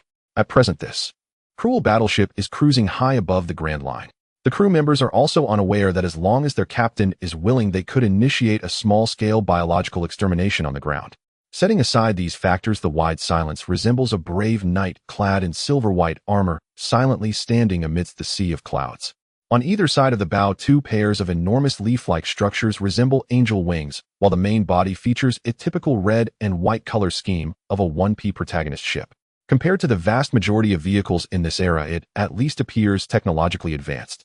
Nami, dressed in a blue-themed idol-style sailor uniform, excitedly paced around the bridge, sometimes leaning against the window and sometimes staring at various displays. It has been over 2 months since she officially joined Babylon, and this is her first time seeing the Wide Silence. The New Year holiday has just passed, and Sephiroth is back to continue the construction of the atmospheric floating satellite system. There was no choice since she had started interacting with so-called plot characters. The question of what to do if there were conflicts with the world government or even the celestial dragons loomed in his mind. Sephiroth had little confidence in his individual hard power. He felt that barring any accidents, he could only rely on himself and a decent compatibility with the Thunderfruit to reach a level among the 7 warlords. The only solution he could think of was to accelerate the construction of global base stations and satellites. Base stations were not a major issue, due to the collaboration between the Babbage Vest and CP8. As for the satellites, he would have to do it himself. Once the system is completed and ready for global gamma-ray burst strikes, even I wouldn't dare speak loudly to him. Probably. Hey Angel-sama. It was refreshing after titles like Your Majesty Divine being God. Sephiroth was now bestowed with a unique title from Nami. Hearing Nami's typical lively girl voice indeed brought a sense of healing to the mind and body. After suffering for a few years, her personality seemed to have become even more lively. The Wide Silence hovered above Judicial Island, and because it was at an altitude of 20 kilometers in the stratosphere, the ground could not detect such a massive weapon above. After hovering, the technical priest and mechanical servants began testing the satellites to ensure everything was functioning correctly before deployment. Angel-sama, can you take me outside to have a look? Looking towards the source of the voice, Nami was excitedly peering toward the commander's exclusive seat from the other side of the control panel. Sephiroth nodded gently. It was not the first time he had taken Nami flying every now and then he would use a small magnetic levitation craft to take her out to draw nautical charts. This mission was for satellite construction, but seeing her sparkling eyes, he still decided to take her out. After all, those bright and warm eyes sparkled with curiosity about the world. It was such a rare spirit that he couldn't refuse. Ahaha, thank you. Angel-sama. Nami dashed over, leaping like a cat, her skirt fluttering. Oh no, she was too cute. At the moment she pounced, her orange short hair shimmered like the gleaming sea under the sunset, and the strands brushing against his nose seemed to emit a faint orange fragrance.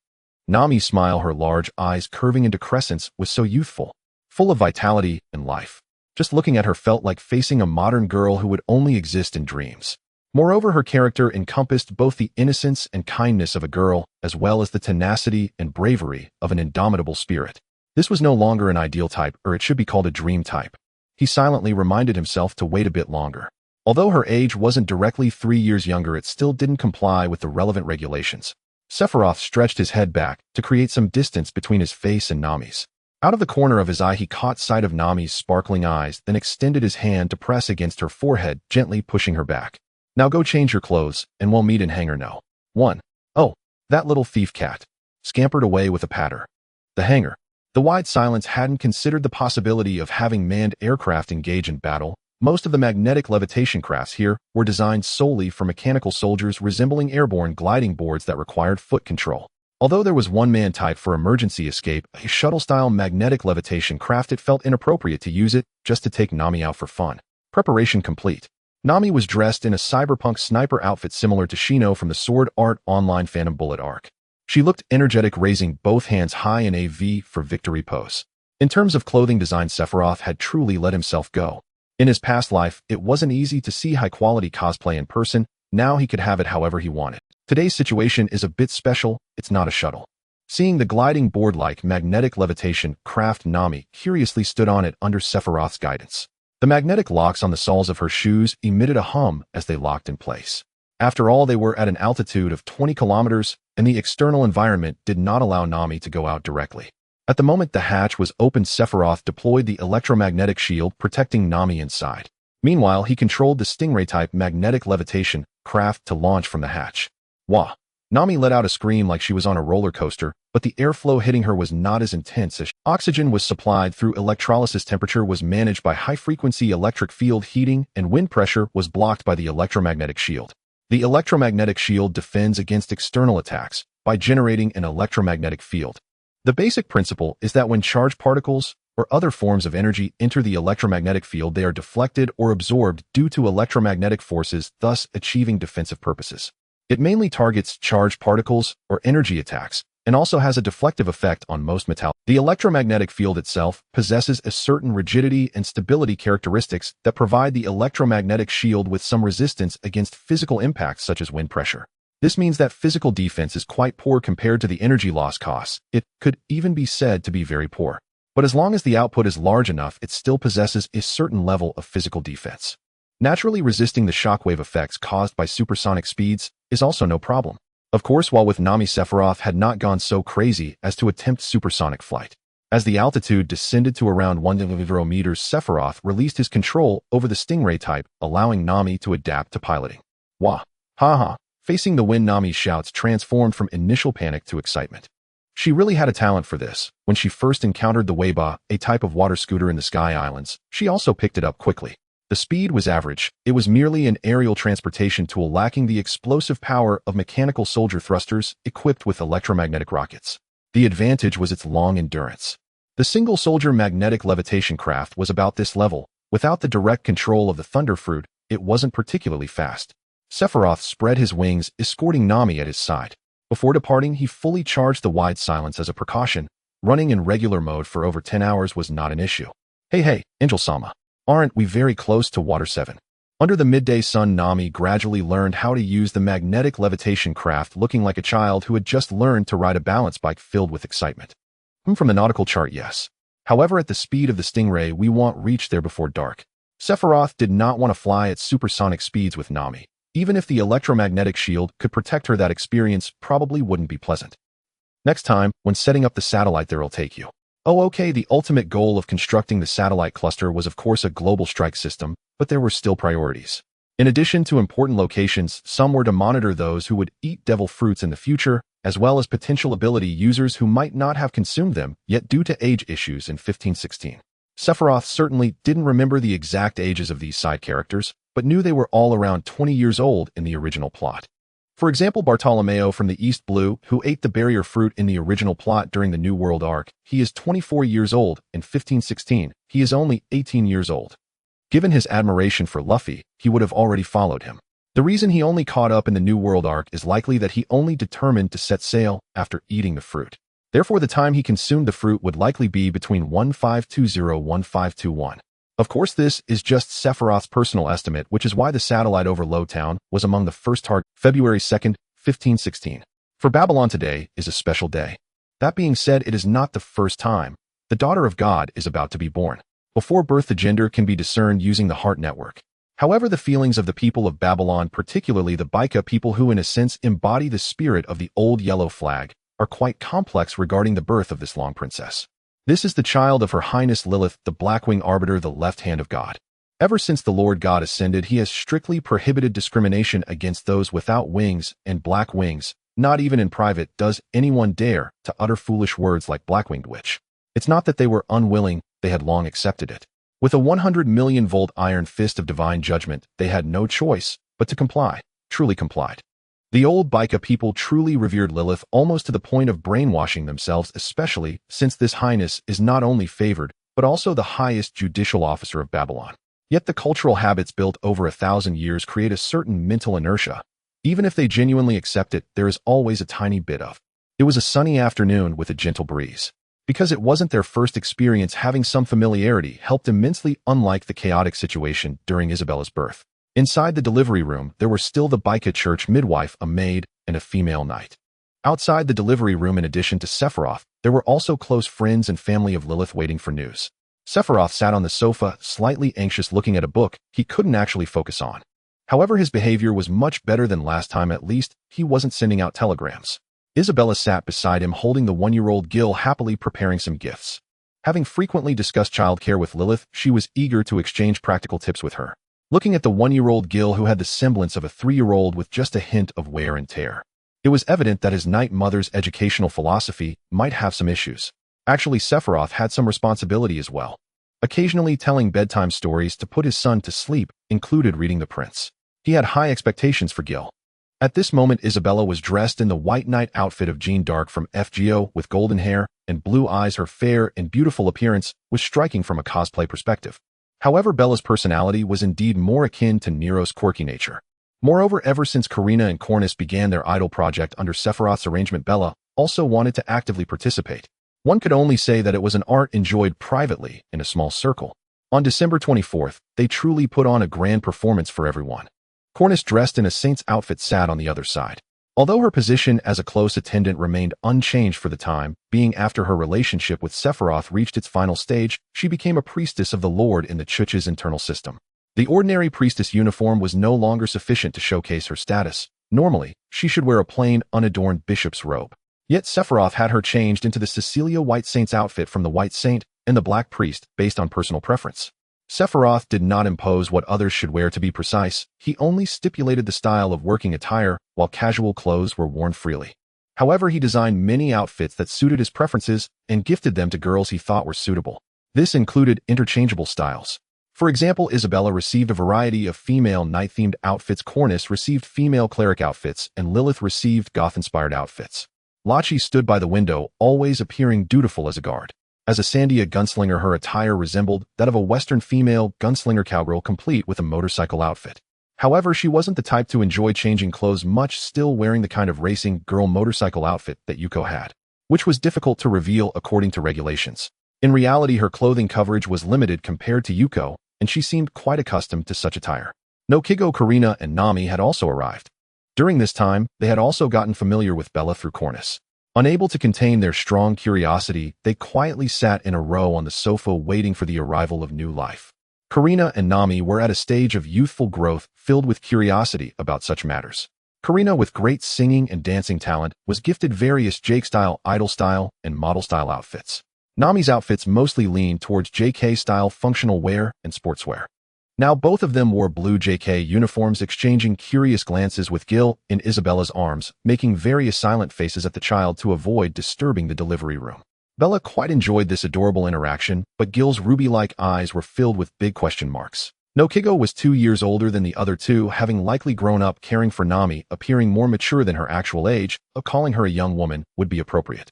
She had once gotten a tattoo to care for Nami's feelings, and it was quite large along with her slightly dark complexion. She belonged to a lighter type of dark skin close to dreamy Bedouin. So the clothes Sephiroth gifted her were mostly cute or Jake-style outfits. Not the kind like the Shamet, but rather a milder type among the cute girls. At this moment Nokigo was also reading a book, but her eyes kept darting towards the delivery room door. Sister Lilith. Her mind was not on the book, she was merely flipping through the pages instinctively.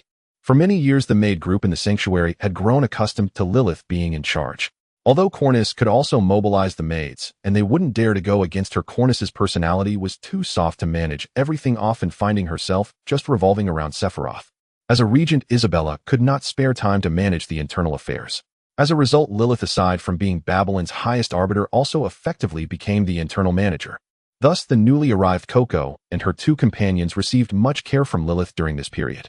All of this deeply touched Nokigo, who had played both sister and mother for so many years. Moreover, the two shared a common hobby of fruit cultivation, so her private relationship with Lilith was very good. They even called each other sisters in private. Time passed second by second, and the sounds from the delivery room made everyone's hearts flutter. In fact, ever since Sephiroth learned to use fine electric current stimulation for physical training, he had applied this method to all those close to him.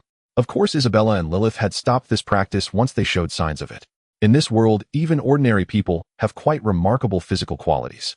Under this influence, Isabella quickly reached the level of a Grand Knight, and she was not far from becoming a once a mere maid. Lilith had not received knight training, but under Sephiroth's intimate guidance, her physical condition was now close to that of an ordinary knight. She was much stronger than ordinary women, which alleviated everyone's tension. With a sound. It wasn't as loud as Gilgamesh's cry back in the day, but it was still quite powerful, and everyone let out a sigh of relief. After waiting a few minutes, the midwife came out as usual to report, saying they had given birth to a princess. However, her expression became quite strange. The parameters on her face were enough to display a fan-shaped chart. Sephiroth's heart sank. He hoped there wasn't any obvious congenital issue. Under the midwife's guidance, everyone cautiously walked through the door. Lilith lay quietly in the quilt, and next to her cheek was a baby's swaddle, a small life. A little princess with soft silver-gray hair and delicate pink skin, sweetly fast asleep. This hair color was inherited from Lilith. According to the midwife, when the child cried, she barely opened her eyes, and her eye color was the same Wynard as Sephiroth's. Oh my, a counterattack from the nation. Seph. Lilith's expression was quite complex, as if she felt a twinge of guilt. After all, she had a bit of competitive spirit with Bella, and decided to have one as well. This was not something that could be discerned in the swaddle. Sephiroth thought if there were any congenital deformities, he would take her to Magnetic Drum Island, when she grew a little older, to seek treatment from that century-old witch. If all else fails, he would dig 3 feet down to summon Luo, who had consumed the surgical fruit. It's okay, don't worry, if there are any issues, I will definitely be able to heal our daughter.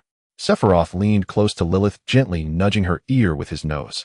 Isabella, holding Gil, also gently walked to Lilith's side, bent down full of affection, and softly kissed the baby's forehead. This child is so adorable. Isabella's relationship with Lilith was not like the rivalry seen in some palace dramas from Sephiroth's past life. The two had always maintained a long-standing, well, a relationship somewhere between friends and close confidants. Perhaps this is what a feudal society that channels greatness back to itself looks like. Gil, in Isabella's arms, also stared at his sister with his curious big eyes without stopping. Nami and Karina, like two little animals, leaned on the edge of the bed, staring at the baby, silently expressing their admiration. Lachi, Cornice, and Nokigo stood somewhat distanced, maintaining restraint. Sensitive Nokigo sensed that the atmosphere was a bit strange, her worried expression hard to conceal. Lilith, what exactly is the situation? Regardless, I will cherish her. After calming Lilith for a while, Sephiroth gently inquired. She has 2 colored wings. Wait a moment, let's speak in Chinese. What did you just say? Seeing Sephiroth's strange expression, Lilith's voice became even softer. Daughter, the left and right wings are of different colors. One side is black. Upon hearing this, those from the Sky Island understood somewhat why Lilith's emotions had turned this way. Sephiroth could not help but gently unwrap the baby's swaddle, looking at the tiny black and white wings. He could not contain his joy. The exuberance of a youthful spirit erupted, fully a delight that could not be hidden. Because this joyful emotion and expression were too exuberant, that overwhelming joy dissipated Lilith's sense of disappointment, even though she had no idea why Sephiroth was so happy. "Wow, this is so cool," he suddenly exclaimed in a beautiful local dialect. The daughter was startled awake, followed by a flurry of attempts to calm her down. Seeing that Sephiroth genuinely liked her, Lilith felt relieved. However, she still gave him several eye rolls for scaring their daughter into crying. After the daughter fell asleep again, the 1-year-old Gil actually played a significant role. How did he manage to soothe his sister to sleep using baby talk? Now the biggest question became what to name the daughter. Although there were already a few options, it should be confirmed now. February 2nd. Although it was not on the blue planet of his past life, Gil, born on May 1st, also somewhat carried the implications of Sephiroth's past life during the naming. Having a child is not a game. That would be meaningless, misunderstood. The daughter should also be treated equally. They can't neglect her teeth. He slapped his forehead. February 2nd, right. The daughter of the Black-Winged Witch understood. Irina, our daughter shall be named Irina. What a beautiful name. Although Lilith said it was quite beautiful, Sephiroth did not dare to tell her it was because he associated it with the witch. The Black-Winged Witch was a label given to Lilith by those who were jealous of her in the past, but Sephiroth thought it was quite cool. Moreover, February 2nd in the Western world of his past life was a festival associated with witches. Originally commemorating a radiant goddess of the Celts, she was also considered the goddess of fire, crafts, poetry, and healing, and some believe she was part of a trio of sisters. 19 priestesses watched over her eternal sacred fire. Every year on February 2nd, the priestesses celebrated the return of light, symbolizing the sun's resurrecting power. When the Roman Catholic Church was introduced, it did not easily categorize this goddess as a demon, so they had to reverse and declare her a saint, saying she was actually an ancient Catholic missionary. Later, they deliberately mixed it up with the Candlemas festival to further weaken the influence of this goddess. Those priestesses who still did not accept the incorporation became known as the so-called Celtic witches. In classical Western culture, witches and sorceresses were synonymous, which later became separate categories. The birth of the Long Princess prompted Sephiroth to announce a week-long national holiday. Dressrosa. This is a tropical island in the New World known for its vacation atmosphere, often referred to as the country of love, passion, and toys. The main population of the country resides in a vast valley, which is more aptly described as a basin nestled. The altitude difference is not sufficient to create localized microclimates. A massive arch bridge runs through the central axis of the circular basin, dividing the inner region into two halves. On one side is a densely populated town featuring residential areas, commercial districts, and the famous arena. The other side consists of a few villages and agricultural land.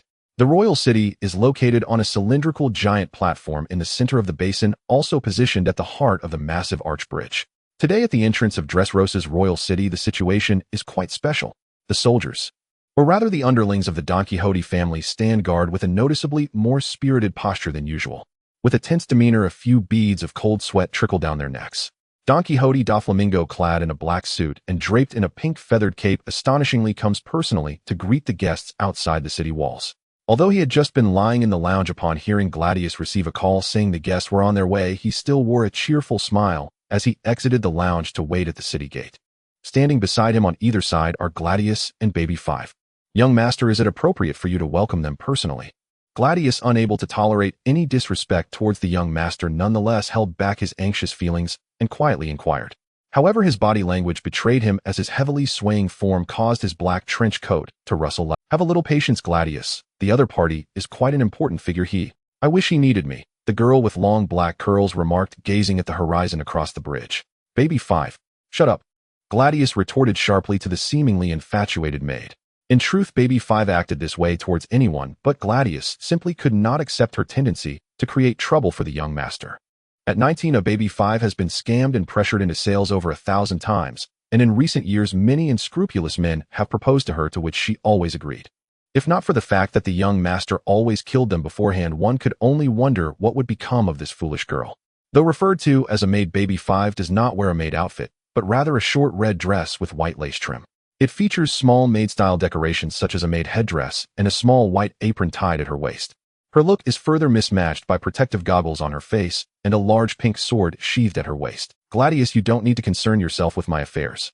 Due to her marriage proposals being broken multiple times, she has expressed her desire to kill Doflamingo on several occasions. Thus, although she and Gladius are colleagues in the special forces, their relationship cannot be described as good, nor can it be said to be bad. Baby 5 Gladius is only worried about you. We are family, I don't mind the occasional noise, but don't take it too far. As long as they are not traitors. Doflamingo is not overly concerned about his family's peculiar preferences. But at this point he stopped speaking, adjusting his sunglasses. Look, the guests have arrived today. Figures were approaching the gate from the other side of the bridge. One of the top officials, Diamante, leads the way. He wears a fringed hat, has 2 facial lines, and dons a red cloak, dressed like some sort of indigenous person. To be honest, his clothing style is one aspect and his looks are indeed average, but among the Don Quixote family, he falls within the realm of normal. However, when compared to the radiant beauty beside him, he appears extraordinarily tragic. Wow, no, so beautiful. This time Gladius did not refute Baby 5. He felt that this guest was far removed from the term king and resembled an angel from a fairy tale. With pure white expansive wings, a bright halo emitting a bluish light, golden hair and red eyes that seemed to shine with divine radiance, his handsome visage was unforgettable. His attire was also of an unprecedented style, combining elements of technology and religion, of fashion unseen in Shanghai. Doflamingo, this is His Majesty Lucifer Saphir along with his attendants. Diamante stepped aside to introduce the young master. If the guest is a noble but not significant enough for the young master to welcome personally at the port, then this task usually falls to him as one of the top officials. Indeed, Saphir has appeared as the human fruit mythical beast type angel form user king of Sky Island Babylon to engage in diplomacy. Typically when he appears in this capacity, he wears the suit of a Holy Covenant undertaker primarily for the sake of style. Being handsome is also a part of diplomacy. Not joining the world government does not mean one cannot engage in diplomacy. Some powerful non-member countries exist for various reasons in this world. Of course, weaker non-member countries have a much harder time.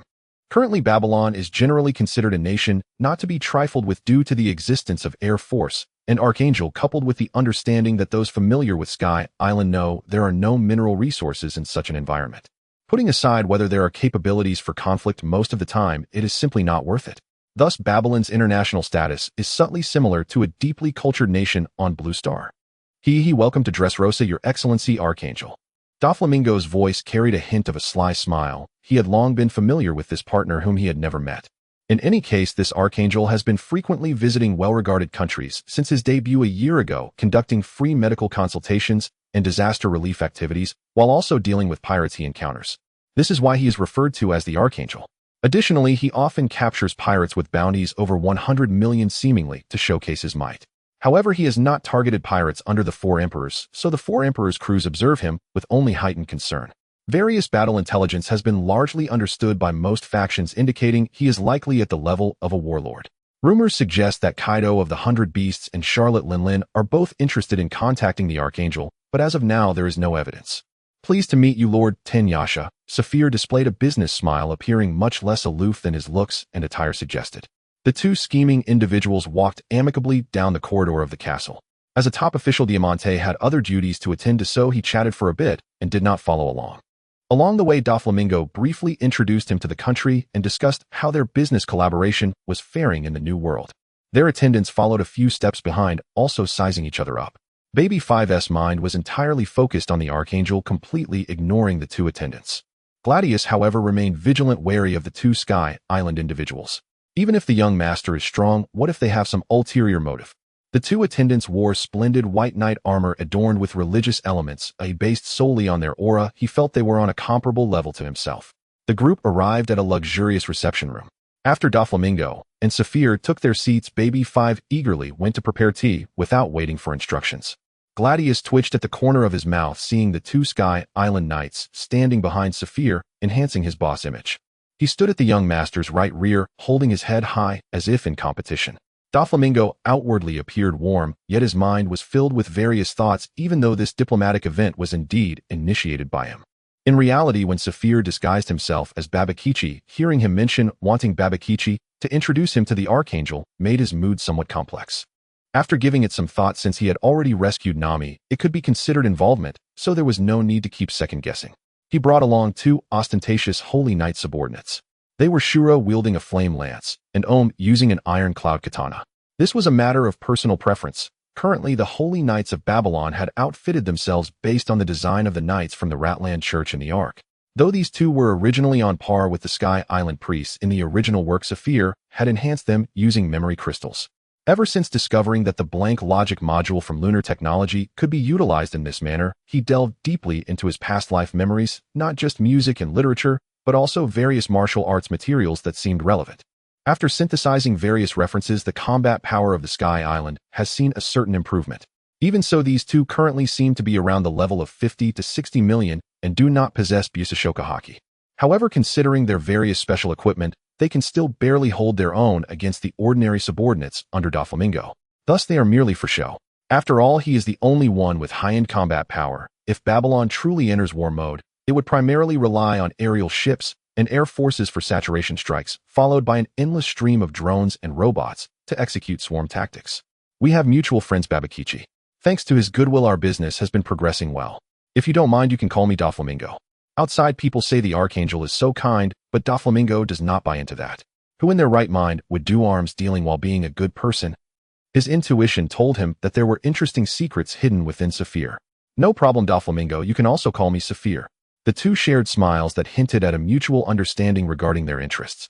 Saphir is a cautious person, but with the successful progress of the base station and satellite construction, he has indeed become bolder in areas covered by satellites. In emergencies, he can elementalize and launch himself to any node at lightning speed. Whether escaping or providing support, it is merely a matter of an instant. While the two were conversing, Baby 5 skipped over with a tray, making her already short skirt flutter. Please, enjoy your meal. She seemed to have stumbled over her words at the end, producing a strange sound, which made her shyly retreat to one side. I apologize for that. Doflamingo pressed his temple. It's fine, this maid is quite adorable. Do you need me? You must need me. I'm Baby 5, call for me anytime if you need me. Saphir, even though he was aware of the general situation, found himself a bit. This tea is so white, no, this teacup is so large. After a brief moment of chaos, Baby 5 finally calmed down. Doflamingo and Saphir continued to chat while enjoying the pastries served with the tea. Their understanding of the world was relatively deep in this world. Their conversation could be considered quite harmonious. By the way, this invitation for you to come here involves not only business matters, but also Kaido's intentions. Behind his sunglasses, Doflamingo's gaze subtly shifted. Is that so? In short, Kaido indeed has intentions of inviting the Archangel to join the 100 Beasts and has promised him a prominent position. For now, this is merely an invitation. The consequence of refusal can be described as merely transforming reputation into coldness or aversion. Though Kaido is domineering at present, he would not personally act against the Archangel. Unless he proactively approached him, that would be another matter. After all, I am the king of Sky Island, who I cannot join. Please help me politely decline. Even mythical beast types and ordinary roles are not worthy of Kaido's active engagement. For instance, during the period when the nine-tailed fox Katarina was just released from prison, he did not try to seize her. If it were a member of Blackbeard's crew, he did not forcibly incorporate the local Anawabanshu Onamaru either. Of course, aside from these pressing matters, there is also a personal small matter. Doflamingo noticed Saphir declining Kaido's invitation and smirked, clapping his hands. A little girl timidly peeked in from the doorway, then nervously ran to the table, looking at Saphir with an innocent expression. She wore a polka-dot dress, sported a monocle on her left eye, and had green hair styled in a bob cut. Oh, indeed it's you. You are really something else, you let this one out. Baby 5 took a half step forward, but was seized by Gladius at the... This is the youngest member of my family, Sugar. She greatly admires the title of Archangel and hopes to obtain your autograph. Indeed, Doflamingo. Seeing her reminds me that my family also has an excellent young member. Oh, what kind of member is that? Doflamingo sensed a slight change in Saphir's aura. That child is named Aisha, about the same age as this girl. In Sky Island, we refer to observation Haki as Heart Network, and that child can cover the entire island with her range. That's truly remarkable. Doflamingo gestured for Sugar to sit further away on the sofa. Yes, she can also read others' intentions to some extent. Even I can only achieve emotion absorption. Since the day I met her, I have never underestimated children. You truly are an interesting person, Saphir. The two seemed to tacitly brush past this subject, and Saphir naturally took out a notebook and pen from his pocket, wrote his signature, tore out the page, and placed it on the table. To the clever and adorable Ms. Sugar, Lucifer Saphir. Since we have concluded our discussion, we shall take our leave now, looking forward to our next meeting, Doflamingo. Saphir's expression remained unchanged, still wearing that refreshing business smile, as he stepped forth and calmly departed. Watching Saphir and his group's figures disappear behind the door, Doflamingo's expression, he hurried towards the attic. In front of the attic window stood a beautiful woman with brown-black long hair, dressed in flamenco attire. Violet, did you sense anything unusual? I'm sorry, Doflamingo, I can only confirm he wasn't lying, but both of them understood what the latter part implied. However, it remains unconfirmed whether the Archangel knows the truth about Sugar's abilities. This is getting more interesting. The devil fruit is a form of idealistic power confined within a limited logical range, a point Sephiroth has already experienced during the development of the fruit. In a sense, it really feels like nonsense, though I ponder the power of thought. Calmly, I walked out of the royal city with two subordinates. Upon seeing Sugar, he almost elementalized himself to launch into orbit. That was the toy fruit, and there must be a limit to its unreasonable nature. There's no need to delve too deeply into the matters of devil fruits. He was aware that he wasn't brave enough, and coupled with his inability to endure the hardships of active training, he wondered if he would ever awaken the haki of armament. Whether the Conqueror's haki is predetermined at birth, Oda said it is. In his past life, he was neither a king of soldiers nor a master of martial arts. In this life, he had not endured much suffering and did not wish to. Sometimes he wondered why he couldn't be like those ordinary people from the novels he read in his previous life, who would turn into super disciplined beings at 4 a.m. after spending their summer homework nights with just a pen and a miracle, the corpses of their past selves. Indeed, the resolve was insufficient. Please maintain your determination. The ability of the toy fruit, which is completely absurd, was something Sephiroth had anticipated. He never intended to understand it through the lens of his past life. After all, this world is not short of unreasonable devil fruits. A bit unexpectedly, there was also the stare fruit. During a conversation with the night demon, Sephiroth's mind network quickly detected Violet hiding in the attic. Perhaps she thought Sephiroth was unaware of her fruit abilities and did not deliberately disguise herself. At that moment, she was simply reading in the attic. Interestingly, Sephiroth's mind network did not detect the activation of the stare fruit through normal probing. Instead, it sensed the emotional absorption effect brought on by the brainwave detection of the thunder fruit, realizing that the other party was projecting a feeling of being watched. Thus, Sephiroth chose to speak the truth and used electromagnetic interference to confuse the brainwave signals he naturally emitted, unsure of the effectiveness. The development of the thunder fruit was greatly influenced by knowledge from his past life. In the original work, Enel had used electric heat to smelt gold on site, and had also attracted gold with lightning. As for the nature of the mind network being superimposed with electromagnetic waves, this only manifested in similar ways, but there is no official confirmation. Since Enel could utilize electric heat and electromagnetism, the various effects of electricity could not exist independently. It is a complete physical system. Therefore, other electrical effects should also exist. At least Sephiroth took this for granted. To be rigorous, for instance, the four fundamental forces cannot be easily disturbed, as this would undermine the foundation of material existence. At most, some specialness can influence these underlying logics, thereby triggering supernatural phenomena. Unless this is a comedic or child-oriented story, even in a supersystem, reasoning must still be adhered to, even if it is flawed. From a narrative perspective, the vast majority of works do not seriously discuss supernatural issues. Even professional groups like Marvel, DC, or GW cannot provide completely scientific explanations. Sephiroth felt that his application of electricity should far exceed that of Enel. However, he was faced with a problem he could not avoid. He was unable to use the Thunder God form. The so-called Thunder God form is an elemental state of Enel, transforming him into a giant Thunder God. Although Sephiroth could also elementalize, he could only maintain his original human form or completely turn into an amorphous mass of plasma. There was no intermediate form resembling an elemental creature. Even if he forcibly transformed, it would merely be a plasma with a vague outline lacking facial features and details. It wasn't until he unlocked the logical module within lunar technology that he partially understood the reason through deep cognitive exploration. The knowledge from his past life brought not only benefits, but also formed a kind of cognitive barrier. He subconsciously felt that the posture of thunder and lightning was primarily influenced by weather and terrain. If one had to mold it, it would only be somewhat constrained by the magnetic field. Thus, it was said that the devil fruit is highly idealistic. After understanding this situation, Sephiroth finally thought of how to create his own Thunder God form, one that he could genuinely acknowledge from the depths of his heart. Psychological affirmation. In the realm of observation, there was still no response, but the miniature signal receiver he had left in the royal city continued to transmit watching waves. He acted very calmly, but his pace was slightly larger than usual. After leaving the royal city, the sensation of being watched disappeared. While he marveled at the absurd effects of the devil fruit, he led his subordinates towards the outskirts. At this moment, the three were walking along a road outside the village with agricultural lands on one side. The population was sparse and fields and villages were occasionally visible. Since arriving in this toy kingdom, he had made a mental note of the differences between the toy people and ordinary people on the streets.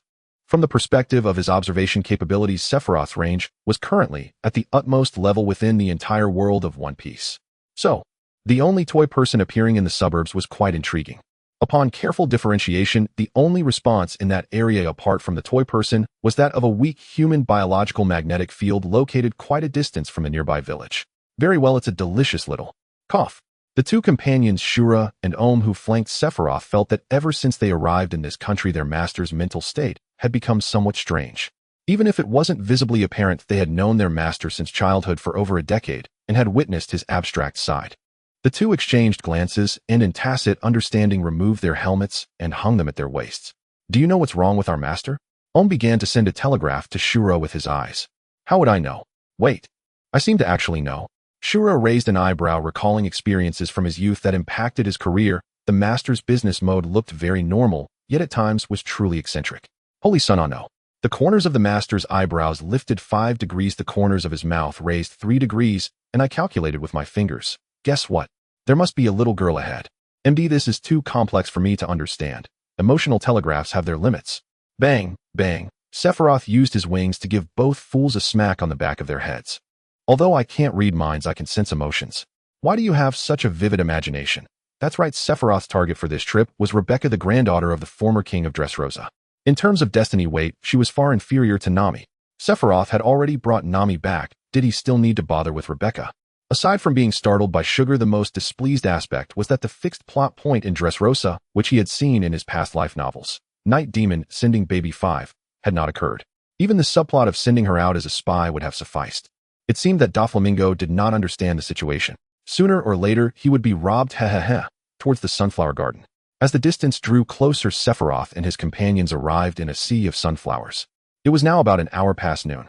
Although Ohm and Shura, who came from Sky Island, were not particularly sentimental, it was indeed their first time seeing such many big flowers. It was their first encounter with sunflowers. What's wrong, Lord Master? Just as Ohm was curiously observing, Sephiroth tapped him on the back of the head with his white wings. No. Although I know it's unlikely, a certain sense of deja vu brought on by his past life made Sephiroth subconsciously take action. Could this thing be poisonous? Shura cautiously observed the sunflowers. No. I just worry that a green-haired big sister with an umbrella might suddenly pop up and twist Ohm's head off.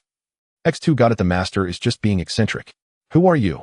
A one-legged toy soldier appeared from the rural path within the sea of flowers. Aside from missing one leg, he was no different from the ordinary lightning soldiers maintaining order in the city. Gyrus, right. The appearance of the toy soldier did not surprise the three, as they all possessed the mind network. Sephiroth knew the identity of the other party. This soldier's real name was Gyrus, Rebecca's father and the son-in-law of King Riku. So he greeted him first. The toy soldier trembled all over, making a clattering sound. Logically, due to Sugar's ability, no one should know his identity. It was as if he had never existed from the beginning. Even though he had once achieved 100 victories in the arena, becoming a legendary duelist, and eventually married the princess to become a prince. Such a renowned identity in the country should have been completely erased by the unreasonable power of the toy fruit from people's consciousness. Who are you? During Doflamingo's coup, Gyrus severed his left leg to rescue King Riku, but unfortunately was touched by Sugar and turned into a one-legged toy soldier. Even his wife and daughter lost their memories of him. Sephiroth's appearance, attire, and the angelic halo and wings he bore indeed left Gyrus feeling incredulous. However, as long as there was any possibility of threatening Rebecca, he would remain on high alert. I am. Let's say I have some business dealings with the Night Demon selling some Sky Island specialties. Partner with that country-snatching thief. I came for your daughter. Sephiroth pondered for a moment, feeling the potential ambiguity. Considering that Violet might be monitoring, he added, I hope you understand what I mean. What exactly do you want? A few years ago, Rebecca had nearly been kidnapped by traffickers, and Gyrus had disregarded the so-called rules of toy people, directly taking them down, thus becoming a toy person wanted by the authorities, known as the Angry Lightning Soldier. However, the aura emitted by this guy, electromagnetic interference and biological electric field disturbing the stance, was extremely impressive, coupled with the strong stance of his two subordinates, the Holy Knight, who had fallen completely silent due to the master possibly going eccentric again. Gyrus did not believe he had any chance of winning. He could only hope to create some commotion during the standoff to provide Rebecca with an opportunity to escape. You'd better not make any irrational moves. Sephiroth said this because he saw the toy trembling violently, unsure if it would fall apart. I understand, but I must ensure my daughter's safety. When Rebecca's mother Scarlett was killed by Diamante, Jairus brought Scarlett's body and food back to Rebecca, revealing the truth of the situation. Although he had cared for Rebecca in the guise of a soldier all these years, teaching her combat skills, she was still too immature to possess self-defense capabilities. Jairus did not wish for the tragedy to repeat. As long as his daughter was safe, he would do anything. Some misunderstandings arise. Supplementary explanation. This plot segment is a reporting trope. Also, to find Rebecca is about the claim to Dressrosa. If unclear, one can look up what feudal claim is. Rest assured your daughter will be very safe. Sephiroth was somewhat worried that Violet might report the situation here to Doflamingo. At this distance, although his mind network could still clearly sense the other's existence, reading emotions had become quite difficult. After all, in his past life, he remembered that there had been discussions on various social platforms regarding the relationship between these two, questioning whether there was any undisclosed relationship. Later, Oda explicitly stated that the relationship between these two was not suitable for open discussion in a shonen manga, which quelled the controversy. Thus, Violet should not harm Rebecca, but she might not necessarily wish to restore the Riku royal family. She likely had already come to terms with her current life. Of course, if a restoration truly happened, she could accept it. But if we wait any longer, it may not be the same. Sephiroth said with sufficient reasoning Rebecca's mother Scarlett had already been killed, and Violet, being her sister, could do nothing. Although the official announcement in Dressrosa currently stated that Rebecca was also dead, most ordinary people knowing her identity was still after she became a duelist. But did Doflamingo really not know? Not necessarily, he just didn't care. However, if he realized that the Archangel was in contact with Rebecca, what reaction would that provoke? That was uncertain. Hearing Sephiroth's words, Jairus felt a sinking in his heart. What specific requests do you have? What can one still make requests in such matters? Sephiroth thought for a moment and felt embarrassed, as shouldn't such matters typically be requested by the female party? On one hand, he was completely loyal to his personal desires, and once he had long stated that he was completely open about this. But he simply wanted to rescue the father and daughter, first gradually cultivate feelings later. He really had no intention of forcing anything. Why did the father agree right off the bat? Truly worthy of being the strongest gladiator in Dressrosa, astonishing decisiveness. Sephiroth mused, but he also felt it was a pity for Rebecca. This Jairus, who seemed to treasure his daughter in the plot, was still a political animal. "Am not a devil, she's not old enough, a temporary engagement would suffice." He considered the current situation of the Riku royal family, and added, after overthrowing Doflamingo and restoring the royal family, the child can take her mother's surname. As long as you don't harm her. Jairus' voice trembled. Faced with an overwhelmingly powerful enemy, he no longer wished to experience the tragic consequences of recklessness. But, soldier, where are you? On the other side of the road, a girl with long pink hair dressed in a blue hooded dress was running towards them with light footsteps. She looked smaller than I remembered, but very cute. Sephiroth looked at this girl, who appeared to be in her teenage phase, even slightly younger than Nami, and couldn't help but marvel. Jairus was already in a panic. If he could trick them away, that would be best. Complying with their demands was the last. Unexpectedly, his daughter came running over by herself. Filled with despair, tears were about to fall.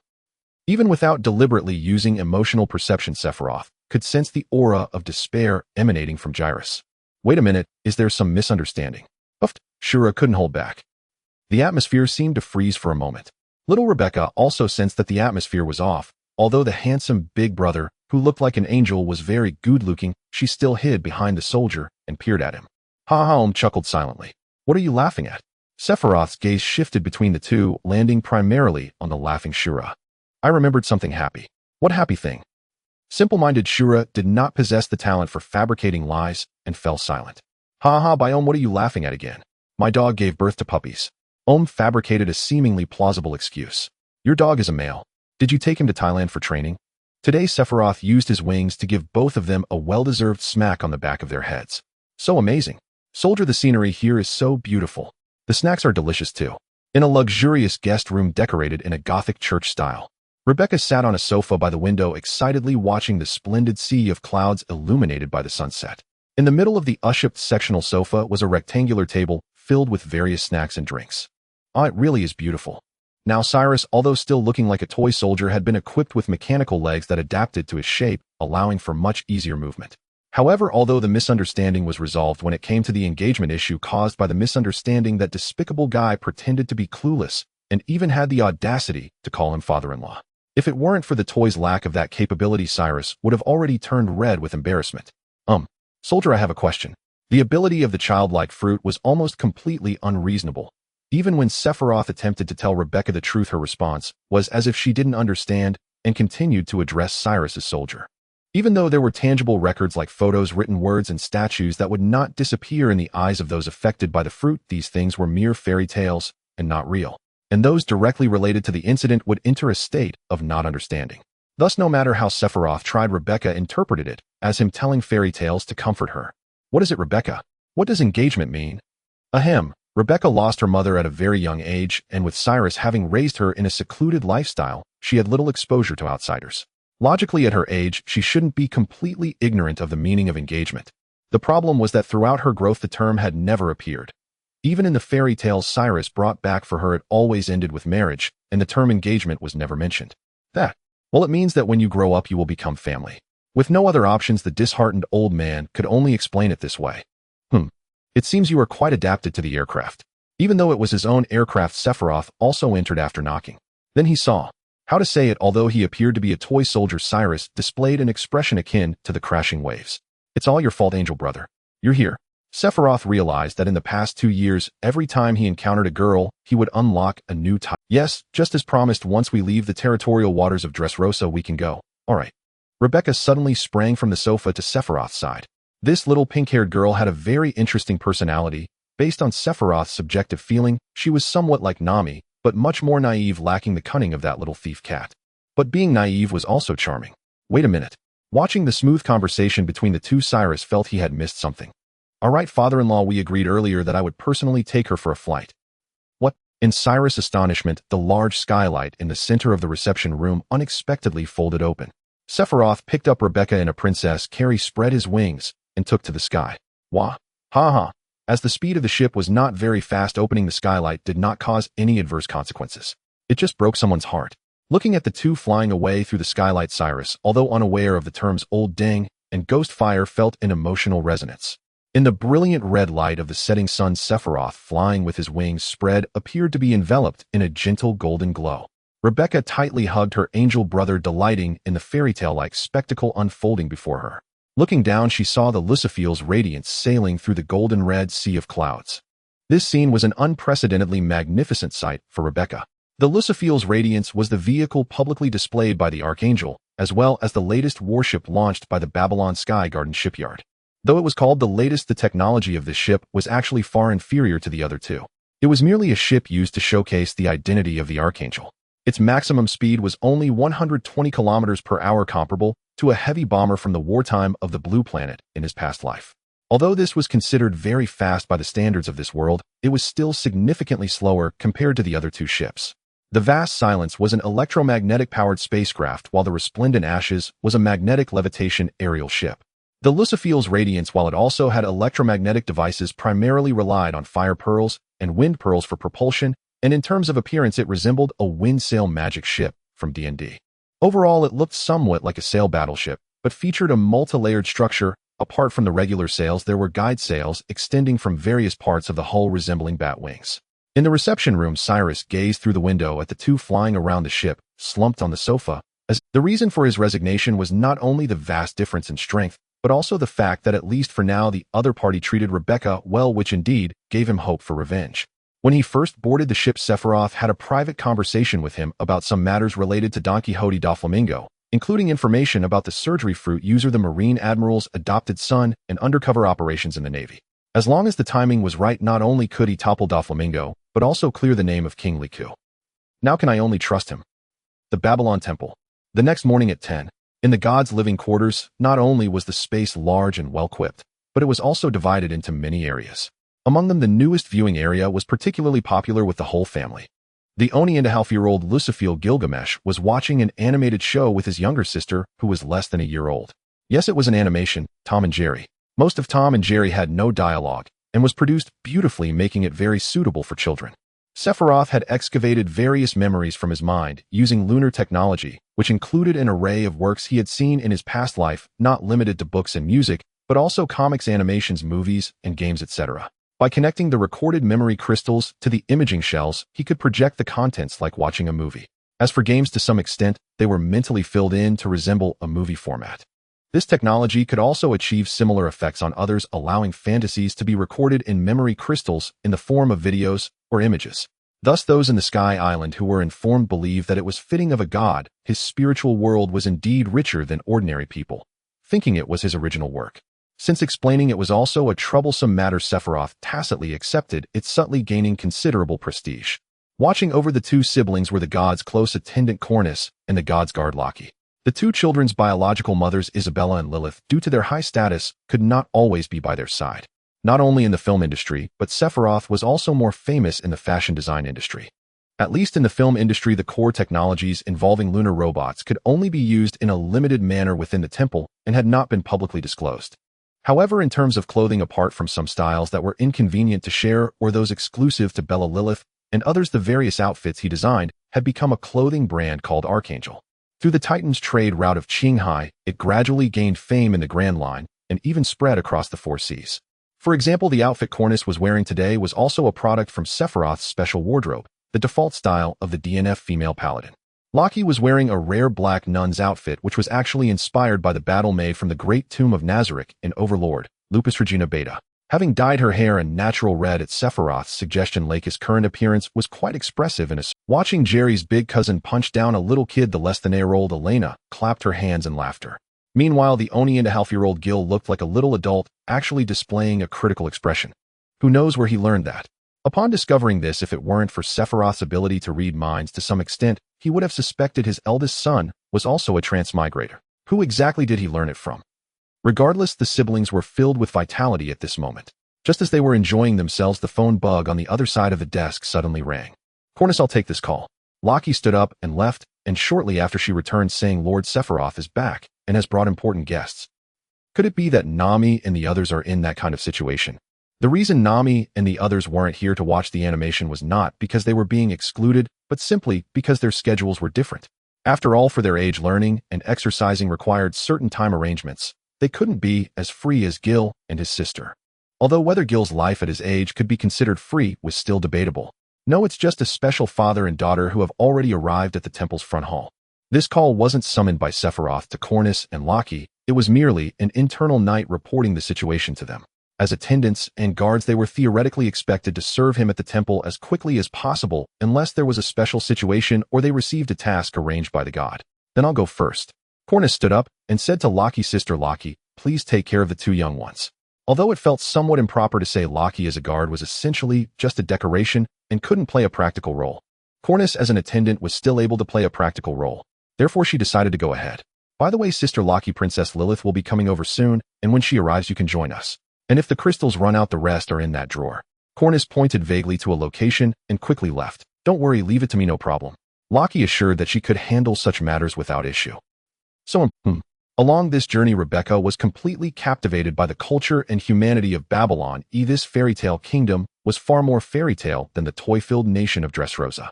Although the lunar two-headed robots appeared to have the same shape except for their clothing lacking the diversity of the toy soldiers, the overall atmosphere in Babylon was very pleasant, with everyone wearing genuine smiles. As long as Rebecca is happy. Sephiroth was the type who, when playing games with construction elements, would inevitably exhibit obsessive-compulsive tendencies, maximizing various indicators, including the resident's happiness index. If it came down to it, he would even input codes for infinite resources. Babylon's high happiness index was entirely due to its social welfare system, with heavy labor being handled by emotionless mechanical servants. Aside from the different methods, the basic logic was quite similar to that of Dressrosa. Plus, compared to Doflamingo, he considered himself to be a decent person. Hey, Angel brother, you mentioned that when we come here, Rebecca will make friends. What kind of friends will they be? Looking at his daughter with those sparkling eyes directed at the Archangel Cyrus, had nothing to say, exuding an air of let it be. Well, there are two girls who are 2 years older than you. One has orange hair and is very lively. Sephiroth began to introduce Nami, Nojiko, and Karina to Rebecca. Regarding Rebecca's situation, especially with Nami and Nojiko, he felt it was appropriate, as they would likely get along well given their similar experiences. Lord Sephiroth O'Cornus. In the corridor leading to the training area, Sephiroth and his group encountered the I will provide everyone with a unified explanation of the specifics later. Sephiroth bent down slightly to reveal Rebecca, who was hiding behind him. This child is named Rebecca, and her situation is similar to Nami's. Hello, little Rebecca. I am the attendant of the great god Cornus. Welcome to Babylon. Facing the gentle big sister with the aura of an angel, Rebecca boldly reached out her small hand and placed it in Cornus's hand. Thank you, angel sister. Ah, but I'm not an angel. The scene was very heartwarming with the two angels, one large and one small, appearing very close. Seeing them get along so well, Sephiroth felt quite good. To quote a saying from his past life, it felt like the body. Regarding Rebecca's arrangement, Sephiroth's thought was that she should learn and train alongside Nami and the others. As for training, he didn't impose strict requirements as long as she maintained a level of physical fitness. As for higher levels, that would depend on their personal desires. After Cornus joined the group, they continued on their predetermined course to the training ground where Nami and the others should be training with the female knights. Before long, they saw 3 girls wielding wooden swords and practicing in the field. That's the friends I mentioned before who will live with you from now on. Friends, huh? Rebecca felt as if the experiences of the past few days were like a dream, as if she had suddenly gained everything. But, Mom. No, I can't cry, I must be strong, Rebecca. Lord Sephiroth, oh Lockie, you're here. Sephiroth noticed that Lockie had seldom changed her clothing style and nodded in acknowledgement. Sister Lockie, has Princess Lilith already gone? I just finished changing the crystal not long ago, and she arrived. Hearing Cornus's question, she displayed no signs of a flaw. Change the crystal? Oh, it's Lord Sephiroth's animation crystal, and it's quite hard to find. Upon hearing Lakis' words, Sephiroth felt a sense of foreboding. He wasn't opposed to children watching anime, as long as it wasn't endless viewing, he had no objections. Not hard to find. Cornus's words deepened Sephiroth's unease. What is the name of that crystal? It seems to be called Yuan-Ji Kong. In that instant, countless formulas and theorems flashed through Sephiroth's mind, from the model of the Big Bang to the origin of life, all racing through his consciousness. Let me introduce you all. He'll go ahead first. The moment he thought of Lilith being there, a classic meme popped into Sephiroth's mind. When your parents let you play animation on your computer for your relatives' kids during the spring festival. After school, the usual time in the usual activity room. It might be a misunderstanding to say this, but this place is not a school. Rather, it is an inner resting room inside the Divine Hall, specifically transformed into an activity room relatively close to the residence of the Divine. A little girl with red hair dressed in a blue dress and a white coat sat at a white round table, propping her chin up with her hand. She was watching Karina, who was listening to music, Nokigo, who was preparing tea, and Nami and Rebecca, who were playing checkers. Lost in thought, she gazed at everyone. Of course, she didn't neglect the snacks in her hands. Her name is Aisha, a Sandian and a disciple of the Divine Guard Lockie. Naturally endowed with a powerful heart network, she could sense others' emotions and intentions, making it challenging for her to adapt to ordinary school life, even if it wasn't exactly mind-reading. However, ever since the god Sephiroth took control of the Sky Islands and established a comprehensive education system, Aisha was forced to attend school. Her dream was to become a brave Sandian warrior. Learning alongside a group of little kids from Baika and Angel Island, the identity of a first-grade elementary student was far too embarrassing for her. Her parents had long passed away in the Holy War, and from Aisha's perspective, she had a deep-seated hatred for the people of Angel Island. Objectively speaking, the 400-year hatred between the two islands had not dissipated, it was merely avoided due to the overwhelming military power of the Divine and the current affluent material life. Having an almost mind-reading ability, she had a lot to say about this situation.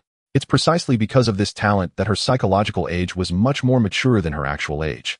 As a result, not only was she sent to school, but this year she was also specially approved by the Divine to become. Not only were those from the Baika church dumbfounded, but even she herself found it absurd to have a Sandian child become a saint. To ordinary people, this was seen as the Divine's compassion to promote unity. Only a few high-ranking individuals knew that Aisha's heart network, which could encompass the entire Babylon, was the key to this decision. Don't be fooled by her being only 6 years old. She has already been officially employed by the secret police department led by Princess Lilith, known as the Shinfu Anshin Committee. Here comes the black tea, everyone please enjoy. Nokigo was currently serving tea to everyone. At 17, Nokigo was the oldest among this group of little friends. In a sense, she could be considered their big sister. Aisha had always received care from this sister. From her and Nami, she could always sense feelings of sadness. Aisha, who was emotionally intelligent, recognized this familiar emotion, which was why she never asked questions that shouldn't be asked. Thank you, Nokigo sister. After Aisha finished her tea, her cup was immediately refilled with steaming red liquid. Speaking of which, the Divine would instinctively feel a strange emotional fluctuation when faced with the terms black tea and green tea. Since Aisha's heart network couldn't sense the Divine's emotions aside from knowing there were some faint fluctuations, she couldn't tell what they were. Aisha is working hard. I'm not saying hard work is bad, but you are still young. Take care of your health. Nokigo said this because Aisha was the youngest among them, just a child compared to the other members. However, she actively requested to participate in combat training and worked extremely hard, which made Nokigo want to take extra care of her.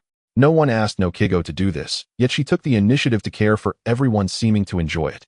Thank you, I will take care of myself. Aisha always remembered to express her gratitude. The reason she was unpopular outside was that she could judge whether the other party was sincere. Some even privately said she was a monster that could read minds and peek into people's thoughts. However, for her, knowing others' emotions and intentions, or actually being able to read minds, made little practical difference. The result was the same. However, in this little group, everyone was good-hearted, and the voices in their hearts could be described as beautiful. Aisha knew that the Divine's heart network shared similar properties to her own, and she speculated whether the Divine would recruit people worldwide based on this standard. Another commonality within this small group was that they had all been given special clothing by the Divine. Compared to others, Aisha's clothes lacked a unified style, leaving her uncertain of whether she truly belonged to this circle. For instance, white shorts, cropped pants, deep red sleeveless shirts, puffed sleeve sportswear vests, lab coats, etc. In addition to these everyday outfits, there were also outfits referred to by the Divine as the Home Set and Little Red Riding Hood Set. They were actually various outfits resembling AI Hayasaka. Facing the Divine's seemingly passive effect of special interference waves, Aisha could only vaguely sense faint emotions and couldn't understand the intentions. She could tell that the Divine held no malice towards her, and to say they were entirely friendly, but towards others in the small group, there was a different, more positive emotion. Such emotions had never appeared when dealing with her. She couldn't comprehend the difference between herself and the others. Oh, Nokigo, the orange black tea is delicious. Nami, as Nokigo's younger sister, had a very close relationship with her, yet they rarely called each other sisters, usually addressing each other by name. Her liveliness could be said to be the highest among this group of little friends. Thank you, Nokigo sister. Rebecca threw a cookie into her mouth, biting it before swallowing it down with the red tea. While expressing her gratitude, she also neatly tidied up the checkers on the table. As the newest member of the small group, she was 2 years younger than Nami. Rebecca's experiences resonated with Nokigo, and after spending a few days together, she couldn't help but treat her like a younger sister. Sephiroth had not informed many people about Rebecca's situation. Besides Isabella and a few others who knew the basic circumstances, he had only told Nokigo and Nami. Aisha, judging based on emotions, speculated that Rebecca might have had some not-so-good experiences. Furthermore, this sister Rebecca seemed to have a peculiar relationship with the newly appointed school guard. That toy soldier-like guard had a voice of the heart that seemed just like a human, unlike the situation with the servant angels. Hey Nokigo, can we watch an anime? Aisha turned her head towards the speaker. Karina, who had been listening to music, moved her teacup to the round table without waiting for Nokigo to refill it. She plopped down on a chair, looking forward to Nokigo. Hearing her words, Nami and Rebecca's eyes lit up. Even Aisha, who usually prided herself on being disciplined, couldn't help but gaze at Nokigo. Not yet. X4 no means no. But big sister. Nokigo. Nokigo mom. Dear sister. One can only watch for 2 hours a day. You can watch it. Nokigo had always cared for this group of younger sisters like a mother, and she had heard that due to the matter of the anime, Crystal the Angel had been dragged into a room by Isabella and Lilith, trembling the next day. No one knew what exactly happened. The radiance of Lucifer. Achoo. Sephiroth suddenly sneezed in the captain's lounge. It's been 18 years since he came to the pirate world, standing at 186 centimeters tall. Although in his previous life, anyone under 2 meters was ridiculed as a third-rate handicap in this world. In fact, most people in this world were of normal height. He would probably continue to grow. If he were to grow over 2 meters, it would be quite troublesome. He could say he was becoming more accustomed to this world. No matter what events happen, he could switch back to daily life the next day, as if nothing happened. Isn't that impressive? Remembering how badly his legs shook a few days ago, he found himself pondering such matters at his desk. Cough, cough. In short, he was also diligently engaging in diplomatic activities to raise his presence today, with 3 main objectives. The first was military exercises. He would inevitably encounter pirate ships while engaging in diplomatic activities. For bounties above 50 million, he would handle them personally. For bounties below that, he would let the paladins lead the Babylon Knights to handle it. He would exchange high bounties for rewards, and for those without bounties, he would select suitable ones to send to the moon as slaves. If he occasionally encountered adventurer-like pirates, he would let them go, although he had yet to see one. The second was to establish a reputation. Throughout his journey, Sephiroth had been providing relief to the poor and offering free consultations. The main purpose was to leave a good name. Who knows, it might come in handy someday, like a certain blind hero coming to seek refuge. Of course, he was just thinking. The third was to build satellites. Currently, the first half of the Grand Line had been mostly laid, while only Log Town had a satellite previously placed, and other areas still had considerable construction ahead. In any case, it seems I've provoked Doflamingo. Dealing with him will require sufficiently weighty assistance. He murmured quietly to himself. If he were to face Doflamingo, he and Sephiroth would not be able to defeat him. Even with the battle experiences of all the paladins obtained through memory crystals, he still wouldn't stand a chance. However, if he utilized mobility advantages and long-range strike capabilities right from the start, Doflamingo would have no hope of survival against proton cannons and gamma-ray bursts. The issue was that Doflamingo's hockey level was quite decent, making him a strong gatekeeper. He couldn't kill him in a short time, and the destruction caused by such actions would be too severe. Sephiroth wasn't so deranged as to conduct large-scale bombings without regard for civilians. That would be truly despicable. He didn't want to be the one to rescue everyone. He genuinely thought about trying to train, but the results were just so-so. Not to mention whether he could awaken the armament hockey in the future. To be honest, even if he did awaken it, he had no confidence in what level he could reach. Knock, knock, knock. Come in. Lord Sephiroth, here is your dinner. Though he had become accustomed to the divine's peculiar behavior, it certainly didn't mean he wouldn't find it strange. Laki, who was gradually accumulating mysterious illusions in her mind, greeted Sephiroth.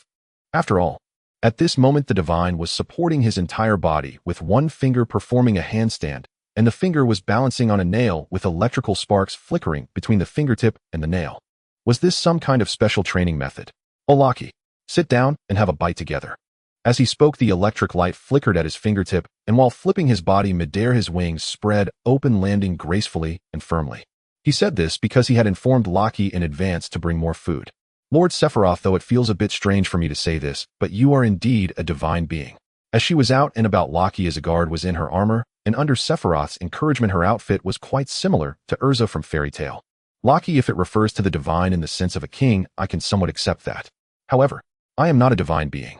Sephiroth would certainly not forcefully tell the people of the Bika Church this, but he hoped that non-church members could rationally view this issue.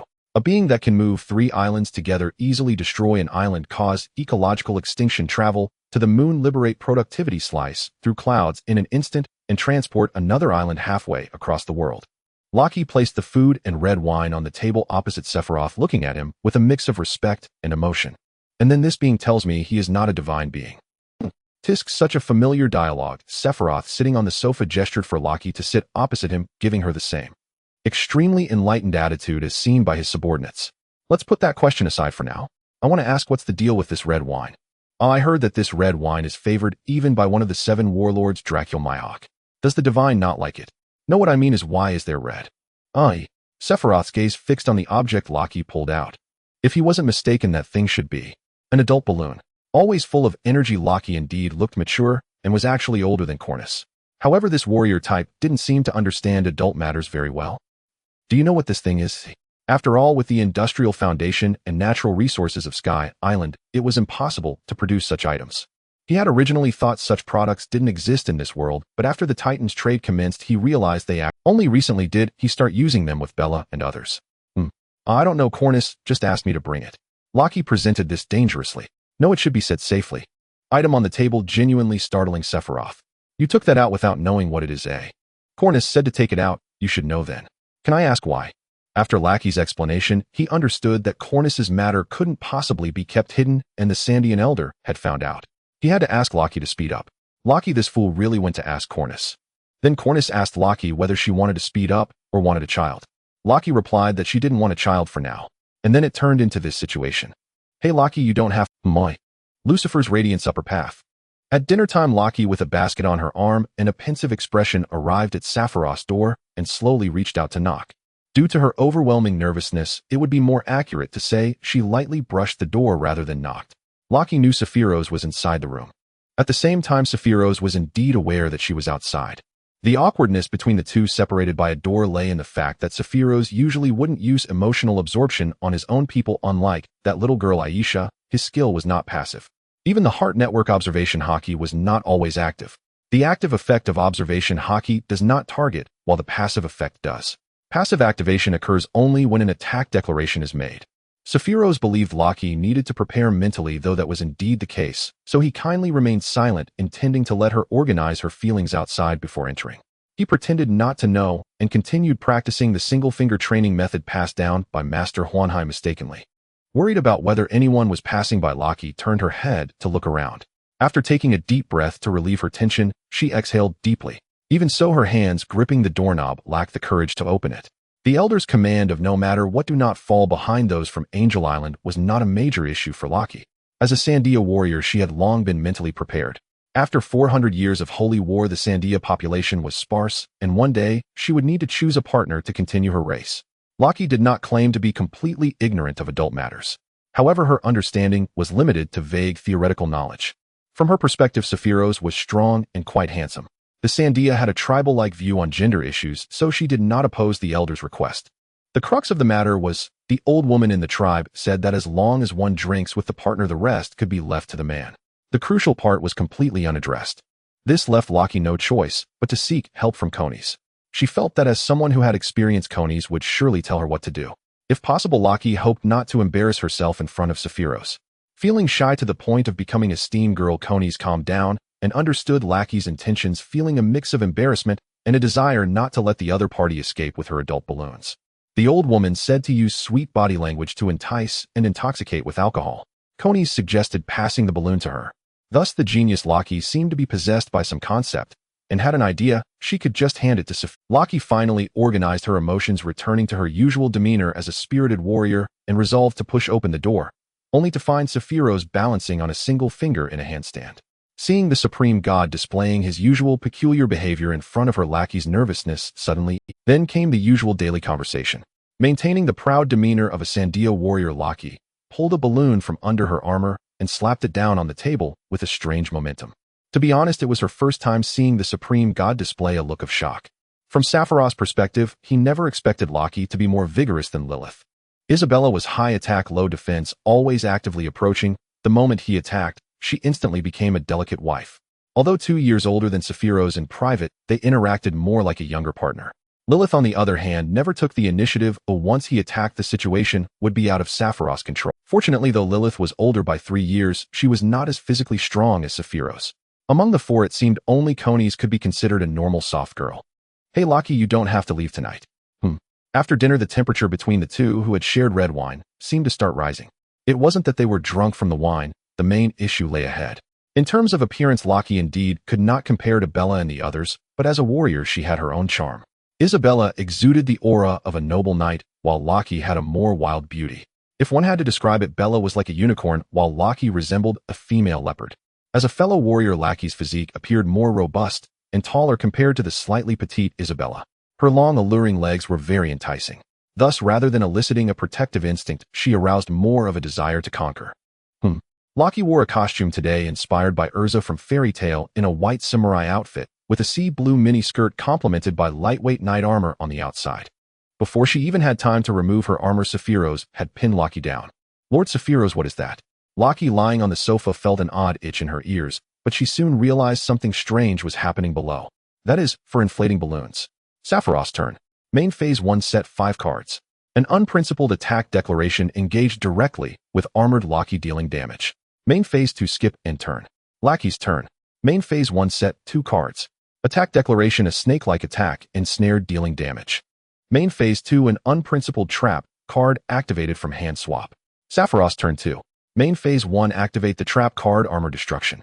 Laki's chest armor was sent to the graveyard, arm guards and knight boots remained. Laki chain trap card, pitfall. Attack declaration, direct attack on Laki, dealing damage. Main Phase 2, activate trap card, swap, sealing mark. Laki chain trap card, ambush.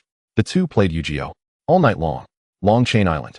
This island consists of 12 smaller islands arranged in a circular pattern named for its overall shape, resembling a long chain. At first glance, it appears to be an archipelago, but in reality these small islands are connected by narrow land strips. It is reasonable to consider it a single island. As one of the islands closest to Titans, this was not Sephiros. However, each time he saw the peculiar creatures on this island, he reminded himself not to take the world's matters too seriously. Long Chain Island is home to many strange creatures, all of which are particularly long, extremely long dogs, tall bears, long deer. For instance, a dog that stands about the same height as a normal dog, but is over 20 meters long, resembling a snake, yet it can walk on 4 legs. How is it not naturally selected? With the arrival of Lucifer's radiance, a village resembling a nomadic gathering began cheering at the flying ship. They recognized the vessel and the 2 flags aboard.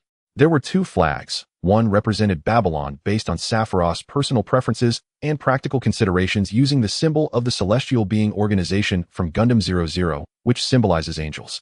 The other flag represented Baika, adorned with the looped 3, symbol. After all, the primary personnel on the ship were Baika Knights. By the way, the national flag of Titans naturally is the original emblem from Zeta Gundam, but the military insignia comes from the red diamond cross on Babbage's shoulder armor. Great Angel. Welcome, Biker Knights. Facing the crowd cheering for them on the lawn, Sephiroth displayed a commercial smile and waved.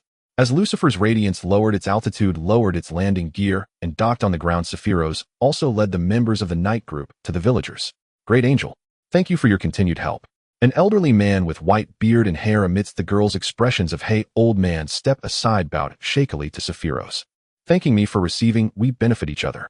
Sephiroth was not pretentious enough to say this is what we should, because he had established two routes here. One was Babbage's maritime route, and the other was Babylon's airship route. The main goal was to purchase local specialties from these nomads and provide various daily necessities to them at nearly cost price, greatly improving their quality of life.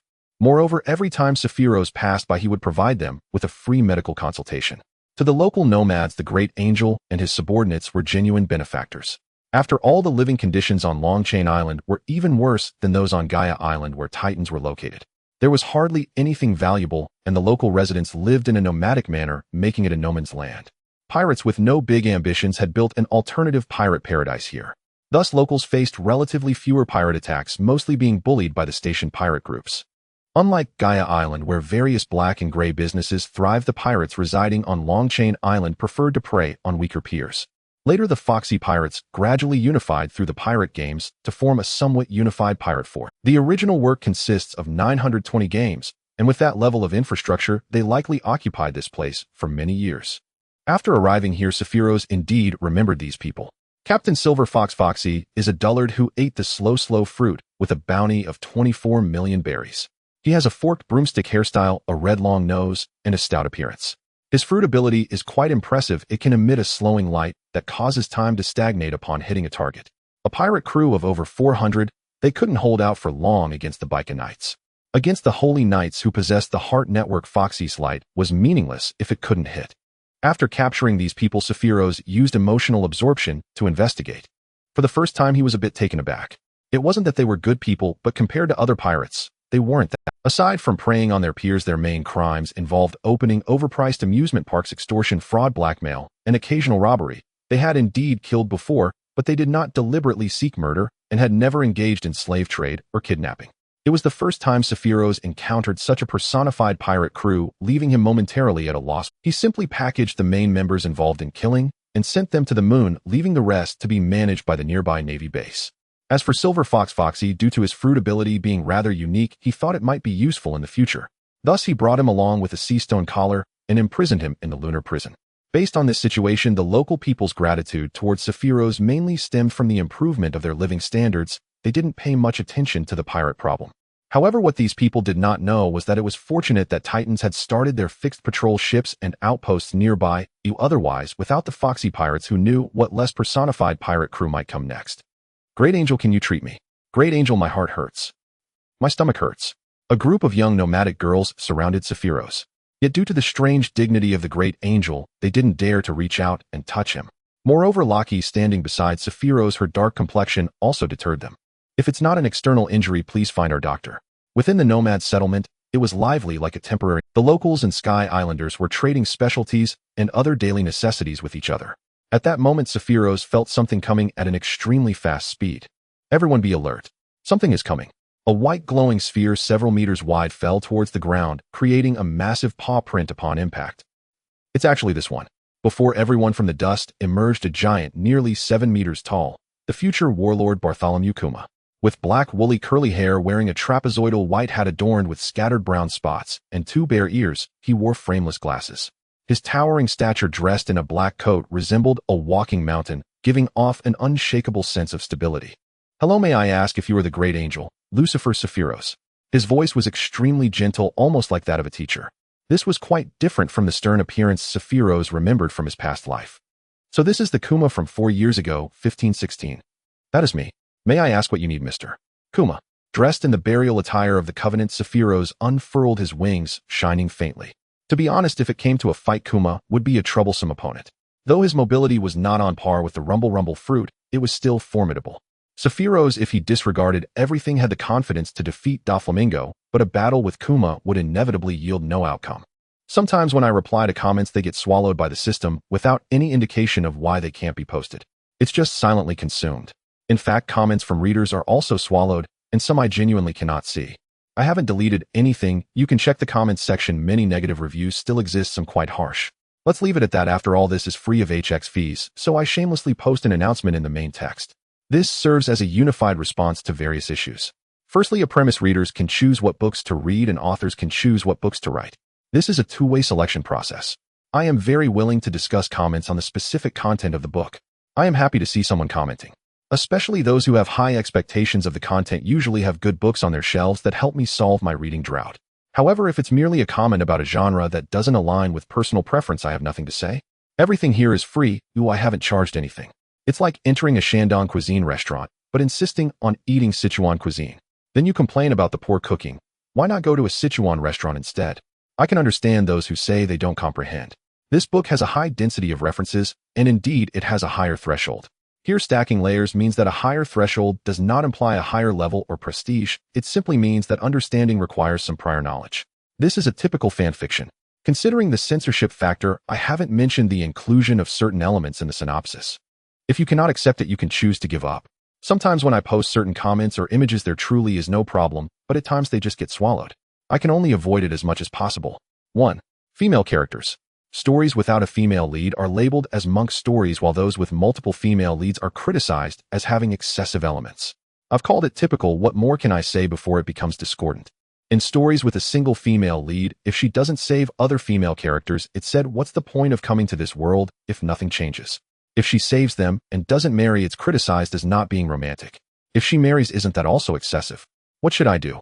Arrange for other male characters to take over, and then I will be accused of sending HX girls. Come on, can someone tell me how to write this? It's difficult to satisfy everyone. The expectations and demands of the reader base are often contradictory. In this book, the main principles are primarily considered. Characters such as the Empress Yamato, Yuta, Nami, Robin, Vivi, etc. Non-main characters are also included within reasonable limits. Moreover, the upper narrative author's intention and main character's perspective character's intention are not the same. 2. Physical strength. The original work did not claim that Enel had exceptional physical abilities. He still used his powers on a large scale and could even destroy an island. The protagonist's physical condition is not much different, as he has been training his body using the Thunder Fruit. It is merely stated that he is far inferior to those who specialize in hockey. Furthermore, this world is clear in that there is a theory of bloodlines. Ordinary people in this world have limits in training. If a truly ordinary person has a high training limit under the conditions of the Navy, wouldn't an average major be impossible, while an average lieutenant might be feasible? If you take a step back, would an average non-commissioned officer be alright? In reality, most of them are just ordinary soldiers. The protagonist in his past life was an ordinary person and couldn't possibly be that disciplined or hardworking. If he could truly work hard to reach even the level of an ordinary strong person in the world of pirates, how could he have been an ordinary person in his past life? If the protagonist's past life were set as a soldier, king, assassin, mercenary, or martial arts master, there would surely be even more dissent. If the protagonist's past life were established as a soldier, king, assassin, mercenary, or martial arts master, there would surely be even more dissent. 3. Combat power. This is just the beginning, and the combat power is already quite sufficient. One must speak of some reasonableness. Without mechanical cheats, one cannot just start with 3 types of hockey right. Considering the warning abilities, speed, range, and destructive power of the Thunder Fruit, what situation would necessitate close combat? If the user of the Thunder Fruit wants to escape, how many can catch up? The range of the Heart Network is vast and can perform long-range strikes. With these conditions, close combat is still accepted. It is equivalent to a life-and-death combat environment. A fully armed top special forces soldier voluntarily gives up equipment and outdoor conditions to fight a top martial arts master with 20 years of experience in a life-and-death duel. What kind of reasoning does a soldier king have to agree to this? And then to hone his martial arts skills, physical condition, armed color, neglecting various technical and tactical training, observation, color, fruit abilities. The Thunder Fruit can indeed achieve this. It can perform long-range strikes without being noticed by enemies, hit, and then run away. When it feels like a bit of physical strength has been consumed, it can run to the other side of the planet to hide, and when its strength is restored, it can come back and continue. The Thunder Fruit can indeed achieve this. It can perform long-range strikes without being noticed by enemies, hit, and then run away. When it feels like a bit of physical strength has been consumed, it can run to the other side of the planet to... Does this tactic involve armed color and conqueror's color? For characters like red-haired, even if the conqueror's color is strong, can it affect the protagonist at a long distance? striking from a great distance, and then running away you can chase if you want. 4. Thunderfruit. It has been mentioned in previous chapters that the protagonist needs to disguise several identities for various reasons. Currently, the main disguise is as a mythical zoan-type angel fruit, so the ability of the thunderfruit has not been publicly displayed. The user of the thunderfruit has another identity. One cannot just start by listing all the plans that would turn into an outline explanation. 5. Artificial angels. They are not characters, they are personal puppets. They will have other roles in the future. One cannot start by making all plans so explicit. 6. Sky Island people. The question is whether those wings are mere decorations. If you really ask the original work, the answer is simply there's no need to make it so clear. Take the example of the monk among the supernovas who is a muscular man without a shirt on his upper body, and those wings just hang there in the air while he fights fiercely against pacifists. If those were decorations, that would be too unreasonable. Moreover, it is written on the wiki that there are naturally occurring wings. So I also assume both situations exist, meaning some can have wings while others are born with them. 7. Regarding the angel form of the mythical zoan fruit, some say that celestial dragons call themselves gods, and the protagonist calls himself an angel, which means he has become a servant. What the hell? Let's not say that it's just a disguise, and moreover, is angel the same as mythical zoan fruit? Another question arises. This world has nuns, priests, and church-related concepts, as well as legends similar to God. Otherwise, whom do those nuns and priests pray to if not the celestial dragons? Don't even mention IMS secret manipulation or stealing the divine position. M is a secret. If a name is known by an outsider, it might provoke the knights of God to silence them, and the 10 families might suffer. Moreover, the celestial dragons have only existed for a few hundred years. Additionally, the world has long-lived races. How could the celestial dragons be viewed as gods in a religious sense? The perception of the celestial dragons by the people in that world is their ancestors established the world government, claiming to be descendants of the Creator, comparing themselves to the nobility of the world. Official description from the original work: celestial dragons consider themselves as descendants of the Creator. The original plot frequently mentions the term self-proclaimed, which has been said by many different types and identities of people who claim to be self-proclaimed or self-styled. Residents of Sabaody Archipelago privately refer to them as garbage. During the Fishman Island incident, the public even cheered for Luffy attacking the celestial dragons. In the eyes of most ordinary people, celestial dragons also lack divinity. 8. Regarding the strength of thunder. Since this chapter is an explanatory chapter, the content will gradually increase. In volume 95, Oda's SBS stated that if Nami eats thunder, she can become the strongest. Therefore, in reality, Sephiroth can reach T0 just by relying on the thunder fruit and observation haki, even if he doesn't learn haki or conqueror's haki. To be honest, my initial setup for Sephiroth did follow this route. However, he was often criticized as weak, and gradually he evolved into an almost invincible character in the later stages. Let's not even discuss how Conqueror's haki is countered by elementalization. For a character like Nami, can she even learn haki or Conqueror's haki after eating thunder? Even if she could, to what extent could she cultivate it? Oda has already designated her after eating thunder as the strongest. Nighttime on the Lucifeel operating room. This operating room is a closed environment with no natural light, and Tyrant Bear took his adopted daughter, Xiao Ailey Bonnie, here under the cover of night. On this airship, rooms without natural light are not very suitable for living. Therefore, it was decided to let Bonnie rest in the lounge outside the operating room for the time being. Regarding Bear's behavior, Sephiroth truly felt that he was too willing to trust others. They had only communicated briefly, and he was so at ease. Could it be that his reputation is really good right now? Sephiroth questioned, feeling oblivious to his reliance on extraordinary productivity to spread aid everywhere. Hey, Mr. Bear. Sephiroth looked at the child holding Bear's legs, completely wrapped up with only her. Is she your daughter? Even knowing her background, it was completely different from Rebecca's situation. He could not reveal that he was aware of the details. Mainly because Bear is very strong. If he were to be misunderstood, Sephiroth would not be able to handle it. At most, it would result in a situation where they were both at an impasse, a chaotic game of chase and attack. Yes, Mr. Sephiroth, I heard that you have saved many from terminal illnesses. I hope you can help Bonnie. Her condition is the blue jade scale disease. Once afflicted with this disease, the body gradually turns blue and the skin becomes as hard as scales. Exposure to natural light accelerates the progression of the disease. It is an incurable terminal illness. They'll do my best. Let's start with an examination. After saying this, encouraged by Bear, Bonnie, who was somewhat nervous, took off her hooded cloak, revealing her pink hair. She was wearing a white dress and looked about 5 years old. Her arms were already showing sporadic blue scale-like crystalline formations. Are you an angel? Bonnie was a bit shy, but adapted quickly, appearing quite lively. Yes, I am indeed an angel, a user of a devil fruit. Although it was somewhat inappropriate, it reminded Sephiroth of a certain friend from his past life who mentioned the source stone disease. Sephiroth placed his hand on Bonnie's, connecting their bioelectricity. Bonnie felt a slight sensation akin to a mild electric shock. The actual sensation was similar to a medical device called a guide instrument on Blue Star. The two engaged in light conversation, and Sephiroth also answered some of Bonnie's childish questions. Well, it's a bit complicated. He dared not say he could cure this world's unique terminal illness. The previous so-called cures for terminal illnesses were mainly based on the application of the thunder fruit in bioelectricity.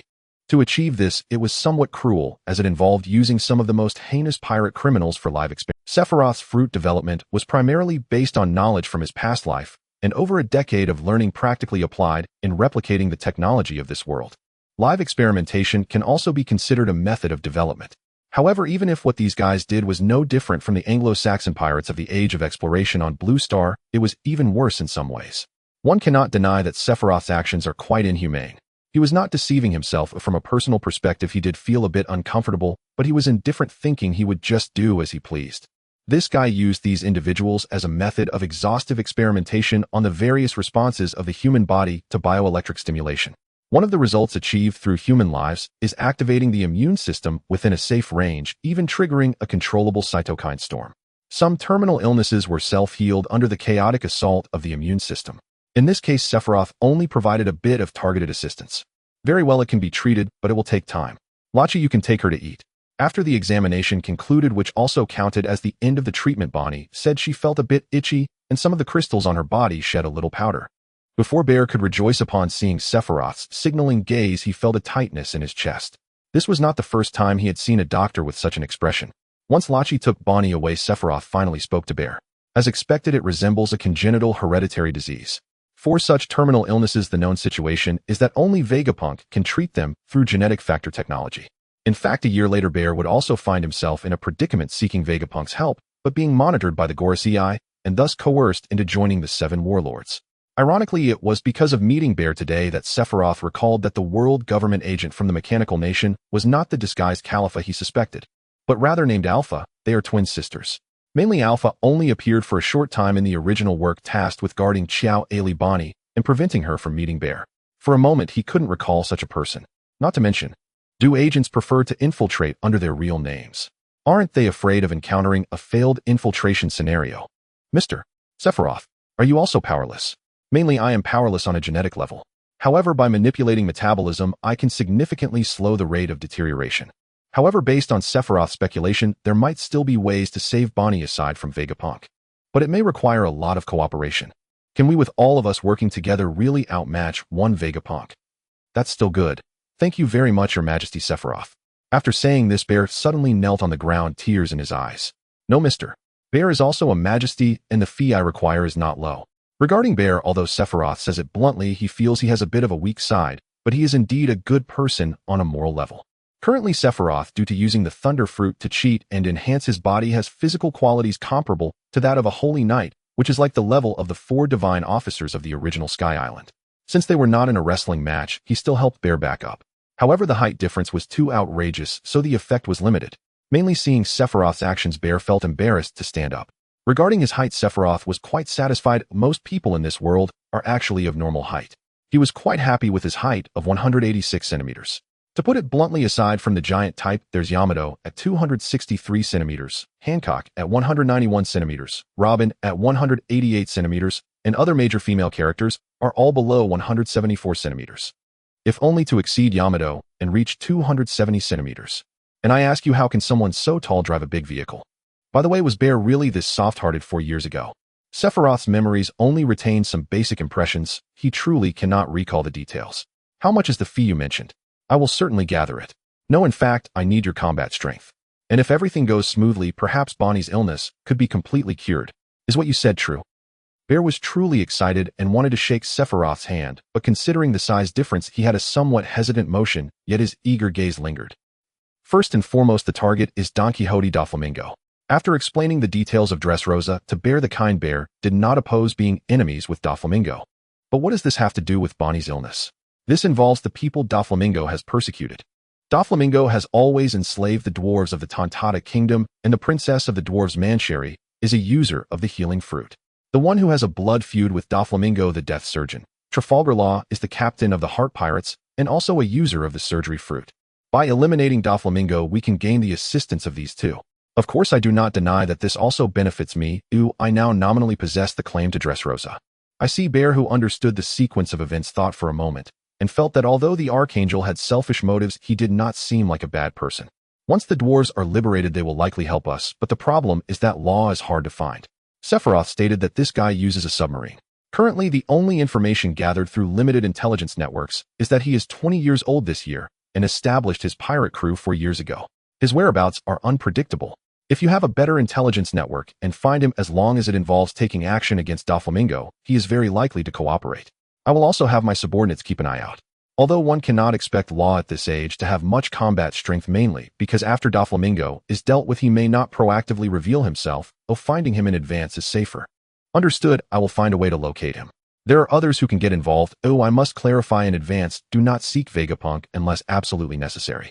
He is under strict surveillance. As soon as you go, you will definitely be discovered. Alright, I understand. Thank you for the reminder. Sephiroth's so-called others primarily refer to 2 doctors. First, there is Crocus, the lighthouse keeper of Twin Cape, who is the ship's doctor for the Roger Pirates. The other is Dr. Kureha from Drum Island. These 2 renowned doctors, even if they can't cure it, should be able to provide positive assistance. In the original work, Bear probably never found these 2. Besides, if we can obtain the genetic factor technology from Germa or Caesar, then combining the abilities of so many people, even Vegapunk would not be our match in tackling the Blue Jade Scale disease. You actually know where the former Pirate King's ship doctor is hiding. Well, I have a way with Dr. Crocus, Dr. Kureha you can invite Bear to handle. Of course, it is not about calling them over now, but rather giving them a heads up and waiting until Doflamingo is dealt with before gathering these people. Caesar is currently still under the world government. Although he is not monitored as strictly as Vegapunk, he is still not easy to approach. We can only start from Germa. Alright, leave it to me. It's just that, Bear, you are so eager that I don't know what to say. Bear is truly willing to go to any lengths to save Bonnie. No wonder he would face such a fate later on. Then I will say just this: when facing Germa, do not expect good talks to be useful. Strike first, and then negotiate. Just let me know if you need my assistance. Okay, thank you, Mr. Sephiroth. In the mist-shrouded Devil's Triangle, a terrifying 3-masted ship quietly drifts, resembling a solitary island cut off from the world. This enormous pirate ship belongs to the warlord of the sea, Moonlight Moria, and it resembles a gothic horror-themed amusement park. A few zombies wander here, while most of them lurk in the graveyard, or even stranger places. They are stitched together from the shadows and corpses stolen by Moria, which can be understood as corpses equipped with the operating system of their original owners. In the center of the massive ship, inside a castle, a girl with pink twin tails and a crown sits leisurely by the window, engrossed in a bizarre comic. Her legs, clad in black and white striped thigh-high socks, swing back and forth, while her black gothic boots make a clattering sound. Princess Perona, who possesses the ability to spontaneously generate negative spirits, is one of the 3 oddities aboard the terrifying 3-masted ship. From a certain angle, she appears to be a legal gothic loli. From another, she resembles a mechanism monster with a low white value acting as a countercard. At this moment, she is also 19 years old, having first appeared at 23 years old. Hee.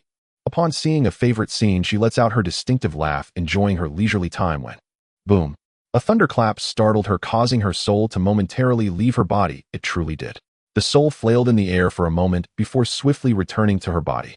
Kamashi. Wah. Perona quickly pulled her pet close and hugged it tightly. Kamashi is a zombie plush bear covered in patches and bandages, with its mouth sealed by Perona, thus, even as Perona's grip threatens to reshape it to the point of cotton oozing out of its head, it can only struggle helplessly, making muffled sounds. What was initially just a sound of thunder soon escalated, as if entering a thunderstorm zone, with a barrage of thunder erupting outside. What on earth is happening? On the other side of the ship, Dr. Hogback is busy with his numerous medical experiments.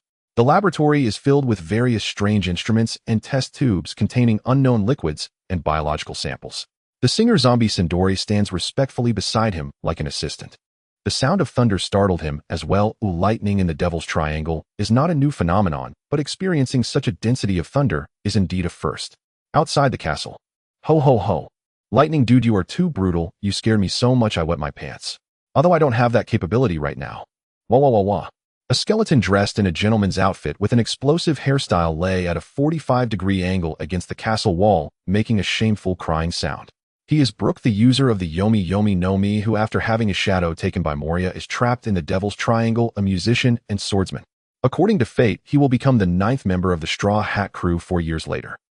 Don't cry for yourself. By the way, why can you still shed tears? The speaker's voice is indistinguishable between male and female, as if it is the result of multiple audio sources overlapped and finely tuned. It sounds both masculine and feminine, both adult and childlike, both saintly and criminal, and is filled with electronic music, true electronic music. Let's just say they are a person, at least in a certain sense. Even Brooke thinks that this being can at most be considered a humanoid entity in terms of appearance.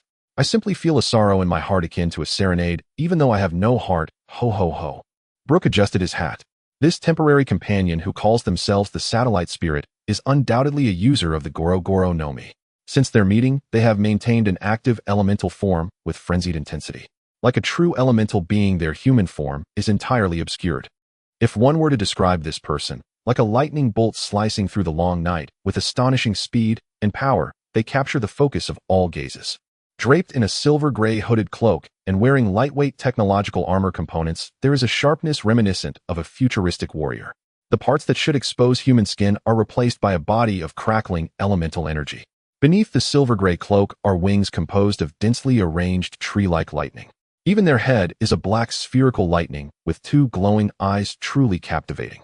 Note 1. The black lightning indicates that any further clarifications from the author will be marked as note. This is the best that can solve problems effortlessly. Since Sephiroth learned through memory crystal technology that he could not perform elemental transformations like God of Thunder due to knowledge from his past life, he understands that the essence of the devil fruit's mind power lies in believing in oneself. What image would most resonate with his subconscious? Indeed, the game of Yu-Gi-Oh! Wasn't for nothing. Satellite Spirit card deck. Currently, Sephiroth's Thunder Fruit avatar closely replicates the image of the Satellite Spirit Jetstream Spirit card. One of his main goals in this journey is to find Brooke, hoping to do a favor for Crocus. Not just to have him help save Bonnie, but also to persuade Crocus to agree to replicate a memory crystal of his own medical techniques. Additionally, he aims to deal with Moria to add weight to his Thunder Fruit avatar. Currently, he and Brooke are standing on the outer castle walls with no intention of going inside. They directly unleash a thunderstorm here, saturating the interior of the castle. Occasionally, shadows are released as they are completely obliterated by zombies. The invisible man Absalom, who came to investigate, was stunned upon a single encounter. If Sephiroth had not been thinking about the possibility of detaching the devil fruit in the future or acquiring lineage factor technology and had not gone all out, this lion-faced cyborg would have already turned to carbon. At this moment, his high-collared long coat has become tattered, lying on the ground in a state of unconsciousness, twitching from time to time. As for the bombardment against the castle wall under Sephiroth's extraordinary mind network perception, he temporarily refrains from directly attacking Moria and other main members. Outside the castle walls, the bystanders, unaware of the truth, finally realize that someone is attacking the terrifying three-masted ship. Occasionally, individuals shed tears of joy as their shadows return. It's truly spectacular. Brooke watches as the zombie army tossed about by the dense lightning strike suffers, with even the general zombie unable to escape. The survivors can only hide in buildings, barely clinging to life. It's truly spectacular. Brooke watches as the zombie army tossed about by the dense lightning strike suffers, with even the general zombie unable to escape. The survivors can. Brooke had previously stated that only seawater could defeat zombies. However, strangely, when the Spirit of Thunder answered, it was nonsense, even Pedicure's work, which Brooke completely failed to understand. Now, what does this bombardment with falling lightning have to do with Pedicure's? When in poverty, tactics intertwine. When in wealth, firepower covers all. If I can cleanse the battlefield, why engage in close combat? Sephiroth, lacking the heart of a strong man, diligently used his mental network to scan the entire island, while controlling the thunderclouds above to strike various moving targets within the city walls. How much stamina does the nature element consume? With nearly 2.5 years of practice, his stamina consumption when activating his abilities is even less than when he first acquired them for high-altitude testing. It's like using a larger lever to pry at the electric charges present in nature. In the original story, Enel had a similar stamina level, yet could unleash island-destroying attacks without much energy expenditure. Even when struck to the point of needing electric shocks to revive his heart, he could still use his abilities on a grand scale right after waking up. From Sephiroth's personal experience, the stamina cost of the nature element is comparable to normal activity. Even when relying solely on his own stamina to unleash maximum discharges, without the natural charges, it's only equivalent to throwing a lead ball with all his might. Guiding natural charges doesn't consume much stamina at all. Brooke, be careful and avoid them. Transforming entirely into an energy form, Sephiroth raised his head composed of black spherical lightning, and the eyes beneath his hood emitted blue electrical sparks. Moi. After Zapharot spoke, Brooke noticed nothing wrong and couldn't help but turn his head to look around. It's that passive ghost of the princess. She'll probably be here in about 7 minutes. After Perona released those ghosts, Zapharot detected them. Yo ho ho. Brooke, unaware of the concept of hockey, could only think that perhaps the nature element works this way given Zapharot's peculiar display. Even after wiping out all the zombies inside the city walls, Zapharot still remained stealthy and did not take the initiative to attack. Now the entire terrifying three-masted ship was enveloped in a sweet fragrance reminiscent of an air freshener, as if one were in a forest after the rain. Whether it resembled the scent of freedom is uncertain. It might just be the aroma of year-round. 496. The electric charges in the air were abundant, and the atmospheric electric field reached a threshold. The zombies hiding inside the castle were soon pursued by spherical lightning that gathered from the atmosphere, jumping and darting about. Though described as spherical, they appeared more like lightning element slimes. While they maintained a general spherical shape, they behaved like non-Newtonian fluids, their forms unstable, twisting and distorting as they floated freely or moved against the wind. They began to squeeze into the rooms through various gaps, sliding over metallic surfaces. Sometimes they would hover, at other times vanish, silently discharging and exploding upon contact with the target. Spherical lightning of various sizes and colors, orange, red, yellow, purple, blue, bright white, and ghostly green, collided with the mini-ghosts rushing from all directions, both sides leaping and spinning in midair, forming bizarre arcs. Then, nothing happened. Their mutual touches seemed to lack any impact, as if their volumes did not affect each other at all. I thought high-energy forms could combat passive ghosts. Truly, he learned yet another lesson from the unreasonable devil fruit. The power of this force is terrifying. So, Mr. Brooke, what does this mean? Brooke's skeletal face turned towards Zapharot. It means I should take my leave first. Upon seeing the passive ghosts rushing in from all directions, an invisible wave flickered across Zapharot's silver mechanical gauntlet. When dealing with the over 100 million pirates of the New World, some indeed wielded hockey. Thus, he forcibly extracted memories through memory crystals to learn hockey. In fact, he intended to use this method on the corpse-loving Dr. Hogback to seize his medical knowledge. Zapharot has never concealed his caution, or rather he willingly admits to being timid. His current level of hockey is not high. Aside from the sources, his physical fitness is just average. Based on Zapharot's estimations, he might only be at the level of the 9 snake warriors. Unsure if hockey could affect the passive ghosts, he decided to refrain from courting death. Brooke's jaw dropped longer than his skull, watching his friend Mr. Brooke transform into lightning and vanish in an instant. When his teammate was in trouble, he not only did not remain unmoving, but also turned and fled like the wind. Faced with such near teleportation mobility, the passive ghosts could only shift their targets to Brooke. If there is a next life, I just want to become a girl's panties. This is so pathetic. If there were a hole, I would definitely want to squeeze in. Having been passed through by the ghosts, he fell to the ground, making an embarrassing sound once more. Meanwhile, Zapharot had already run off without any regard for martial ethics. In terms of pure escape speed, only the door fruit, the lightning fruit, or the teleportation fruit could compare. If Enel could achieve near-instantaneous movement across the entire sky island, it would be even easier for Zapharot, whose mental network has a larger range. Essentially, it's a behavior of lightning piercing through the atmosphere. The unreasonable output power of the thunder fruit allows him to teleport almost anywhere his mental network reaches. As for how far Zapharot could disregard martial ethics, it's probably more despicable than the rumored returning Watergate, and more contemptible than a frog's urine, more shameless than a gentleman known for his perversions. His mental network can cover a maximum precision range of about 100 kilometers. The lower the precision requirement, the exponentially larger the range. When faced with troublesome opponents, he directly used magnetic levitation satellites to launch ultra-long-range strikes from hundreds of kilometers away, striking and retreating repeatedly. If absolutely necessary, he could hide on the other side of the planet to recuperate before setting off again. He would strike and leave at any time, resolutely avoiding encounters with his opponents, maintaining at least a combat distance of over 50 kilometers until exhausting them. Currently, he hasn't yet gone mad to that extent. He simply launched himself at lightning speed to an altitude of 10 kilometers, using his mental network to pinpoint Perona, who was in a state of soul separation. What is going on? Where is the enemy? In her soul separation state, she moved gracefully like a butterfly, navigating freely amidst the spherical lightning. Honestly, she began to like these colorful, bizarrely shaped spherical lightnings. They matched her aesthetic perfectly. I don't know, Lady Perona. Help. Her. The zombies were not so fortunate. The spherical lightning was highly unstable, often disappearing and reappearing unpredictably.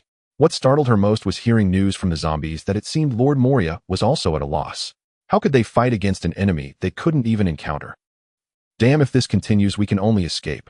Perona's soul returned to her body as she ordered the zombies to help her gather her things. What a joke. I was only helping Lord Moria for fun, but since there's real danger, I can't stay here any longer. Note 2. Just as she hurriedly packed her belongings, a tiny spherical lightning under Zaphiroth's control crawled towards her through the metal pipes, like a slime, instantly striking Perona along the metal bed frame. Gah! The not-so-strong electric shock, carefully controlled by Zaphiroth, caused her to faint without suffering any direct harm. As Perona collapsed onto the bed, the passive ghosts in the castle instantly vanished. Rampaging spherical lightning struck throughout the castle. Even the dragon-slaying swordmaster Longma could not resist. Though his body belonged to a great swordsman, the shadow controlling this body was Brooks. Not to mention, he couldn't exert his full strength. Even if he could, the range of his flying slash wouldn't reach Zaphiroth. He was overtaken and engulfed by the endless spherical lightning.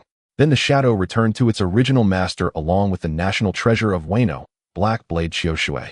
Under the influence of magnetism, it soared into the sky aside from the Dr. Hogback, who was deliberately spared trembling in a corner of the operating room. There were no more active beings left in the castle. Even at this point, Zaphiroth remained high in the sky, scanning the ground with his mental network. Moria was nowhere to be found. In the shadows of a certain part of the castle, a pair of gloomy and hate-filled eyes emerged. One can't say enough about how unreasonable the devil fruits are. Zaphiroth never expected that Moria currently existed in a two-dimensional form, remaining within the shadows. Until he transformed into 3 dimensions, even Zaphiroth's mental network couldn't accurately detect him. Moria had been waiting, believing that for whatever reason the other party would eventually reveal themselves to claim the loot. Then it would be his turn to launch a surprise attack. He never dreamed that Zaphiroth would loot like he was shopping in a supermarket. Using meticulous scanning, he thoroughly examined every inch of shadow within the castle and finally detected a faint noise. With a mindset of hitting whether or not something was there, the super lightning descending from the sky completely obliterated that area. Exposed to the open air and losing his natural shadow, Moria's massive, 692 centimeters, form awkwardly transitioned from two-dimensional to three-dimensional. His shirt with bat-like collars and Gothic-style clothing was now tattered. His hair, resembling fiery green onions, had curled due to the electric shocks, and he bore 2 horns on his forehead, making him look like a fierce demon. So you're the user of the Thunder Fruit. Who exactly are you? Normally villains would appear at this moment to spout a few lines, but Zaphiroth is the king of survival beyond the conventional martial ethics of this world. At an altitude of 10 kilometers, he had no intention of descending. If he could wage asymmetric warfare, why give the opponent a chance to retaliate? One can only say that there were no ordinary civilians in Moria's territory. At least this was a major over. Amidst the rumbling clouds, 2 satellites slowly passed by, their surfaces glimmering with cold blue light, suddenly disintegrating into various mechanical parts, sparks flying and debris scattering like exploding stars.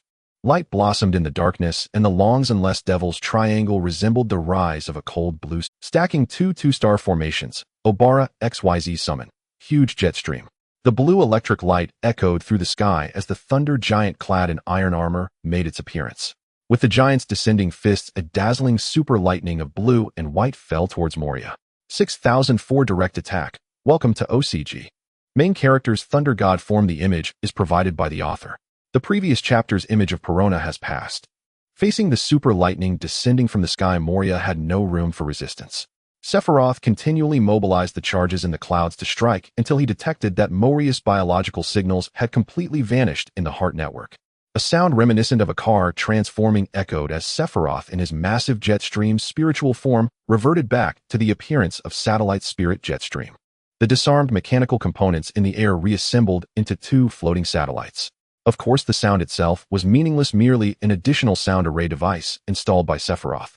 After cautiously probing with the heart network, Sephiroth transformed into a bolt of lightning striking the ground. In the castle courtyard, where the electric heat had yet to dissipate, the charred earth had been plowed by thunder and fire, with several windows burning with blue flames. Sephiroth stepped on the still smoking debris, with blue-purple electric sparks erupting beneath his feet as the electrons in the surrounding air and his actively elemental body produced crackling electric sounds. Upon arriving at the center of the lightning strike, he observed Moria's condition, which looked less like carbonization and more like a semi-molten state that had cooled again. This area had essentially transformed into a lightning lava zone created by the impact. Under Sephiroth's guidance, the heavy clouds of the Devil's Triangle Sea triggered super lightning of tens of billions of watts, around 600 million volts.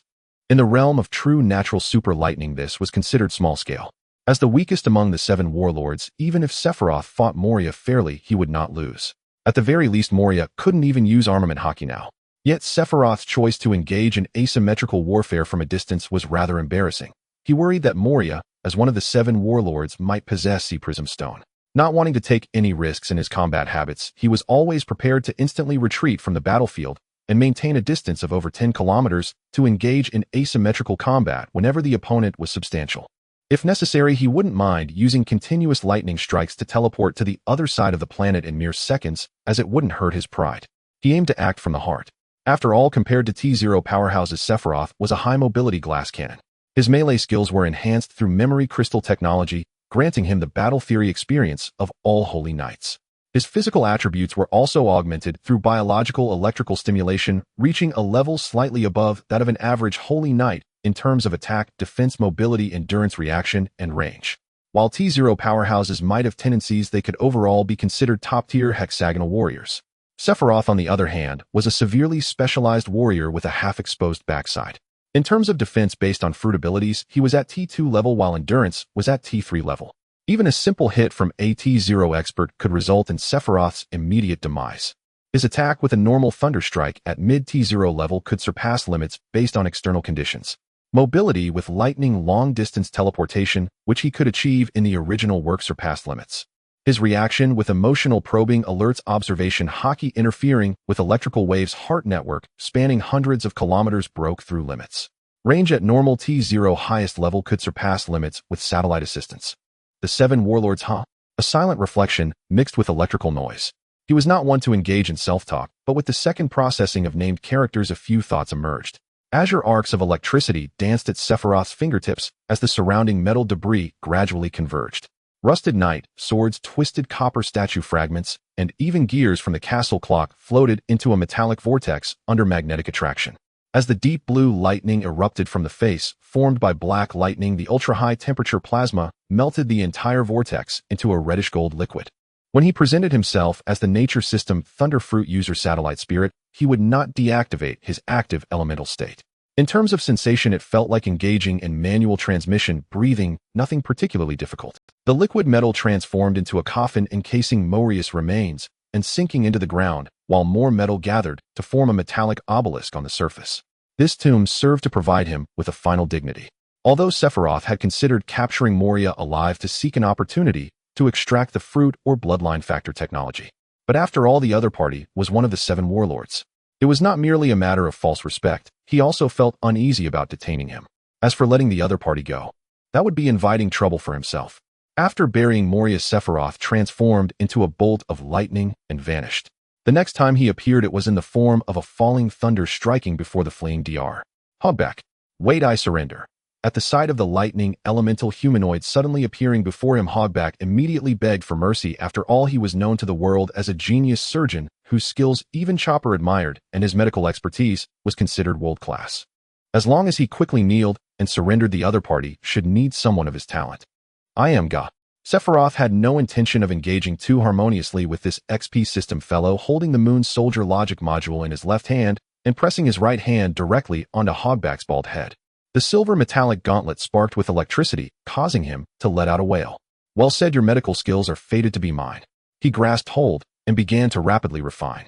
The empty Moon Soldier logic module continuously input Hogback's medical knowledge until it was fully completed, transforming into a medical memory crystal. This brutal method of pursuing superspeed memory transmission upon completion nearly turned Hogback into an idiot. He was just about to flee when he heard silence outside. Not far down the corridor was his laboratory. As Sephiroth stepped closer, a unique, unsettling odor gradually emerged. Behind the iron door, a beautiful zombie in a black dress lay on the side of the door. This was Sindori, a famous singer who had unexpectedly passed away 6 years ago. At this moment, without shadow control, she had turned into an ordinary corpse. So, why would a corpse cry? No, Brook could still cry even if he was just bones. Things in this world shouldn't be made so clear. Inside the laboratory were various corpses along with a few living people, but these living individuals had mostly lost their therapeutic value. Colleagues or enemies. Living experiments. The reason Sephiroth hadn't further trained his body, aside from admitting he didn't have that much willpower, was due to 2 additional reasons. Firstly, the power growth from exercising was far less than the growth gained from the deep development of fruits brought by reverse lunar technology. Secondly, from the data comparison collected from pirates with bounties ranging from 50 million to 150 million, Sephiroth's physical potential limit was approximately around 80 million. What a pity he had no special bloodline. As the lightning flashed, there were no living beings left in the laboratory. The terrifying three-masted pirate ship crew has only one survivor left, Perona. At this moment, she is curled up on a round bed with a web-like pattern, lost in a slumber due to the electric shock that disrupted her neural signals, not because she is injured. Although Sephiroth had seen her appearance through the mind web, this is the first time they are face to face. She has her eyes tightly closed with long eyelashes underneath a layer of black Gothic-style eyeshadow. Wearing a white cropped outfit, black and white striped thigh-high socks paired with a red Gothic Lolita skirt and a small shawl, she dons a delicate crown with pink twin tails gently cascading beside her pillow, resembling an exquisite doll. To say it bluntly, when Sephiroth saw Perona, a certain auditory hallucination inevitably echoed in his ears. Is that what you like? You're craving. Cough, cough. Sometimes I forget if I don't mention it, and if I do it seems tedious. Sephiroth expressed that he simply stays true to his personal desires, making no excuses. This will be the last time to ramble. Just before waking her, this fellow still wants to admire the sleeping beauty of the ghost princess. So adorable, so capable of igniting a sense of protectiveness and possessiveness. After taking a few pictures with the imaging shell, a faint electric current discharged from his silver gauntlet fingertips. Perona's eyelashes fluttered like the wings of a startled butterfly, and as she opened her eyes, her pupils suddenly contracted as they adjusted to the light. Suspended above her bedside was not a human. An undulating blue and white electric arc outlined a slender figure, a silver-gray cyberpunk-style cloak flowing with pale purple lightning, fragmented currents circulating like stained glass shards within his translucent body. Hara, ka. She instinctively grasped the lace sheet, feeling a tingling sensation at her fingertips. A faint, refreshing scent reminiscent of a post-rain forest filled the air, extremely rare in these eerie waters. Kawaii. The awakened Perona suddenly lunged towards Sephiroth. Wait a moment. Sephiroth, who was tackled down. Although he sensed no malice from her, was quite willing to be tackled, thus he did not. The tremors caused the air to ripple with purple electric sparkles. Perona tightly embraced Sephiroth's waist, and the elemental body confined within the magnetic field even underwent slight deformation.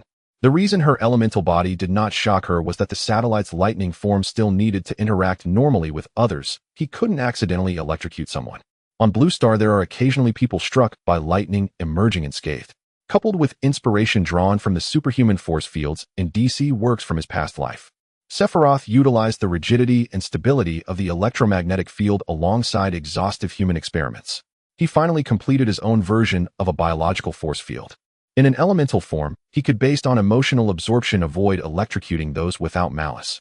However, Perona, meeting him for the first time, certainly had no knowledge of this. Was she really that bold? Perona, lying on Sephiroth, finally raised her head, scrutinizing the elemental humanoid before her. His elemental hair seemed to be lifted by an invisible force, each strand twinkling with star-like glimmers. On his face, composed of black lightning, there were only eyes formed purely of electric light. Indeed. Kawaii. Are you sure your taste is alright, girl? To say he's handsome is understandable, but how can the satellite lightning be cute? Although there are many adorable spirits in this deck. In any case, good morning, sleeping beauty. Sephiroth's voice carried a unique graininess from the electromagnetic interference, and his silver-gray mechanical fingertip brushed against the corner of her mouth. Drool on the image of the ghost princess is not good. Right? Enemy attack. Perona finally reacted, but before she could respond effectively, Sephiroth had already caught her in a princess carry. If her main body got caught using a ghost bomb, would injure herself as well, so she could only use the negative ghost. Negative ghost. As the ghost emerged from Perona's hand, more accurately before the ghost could even fully materialize, Sephiroth had already sensed her thoughts through emotional perception. With a vast web of emotions and emotional absorption, Sephiroth, in gaming terms, effectively achieved a state of immunity to ambushes and surprise attacks.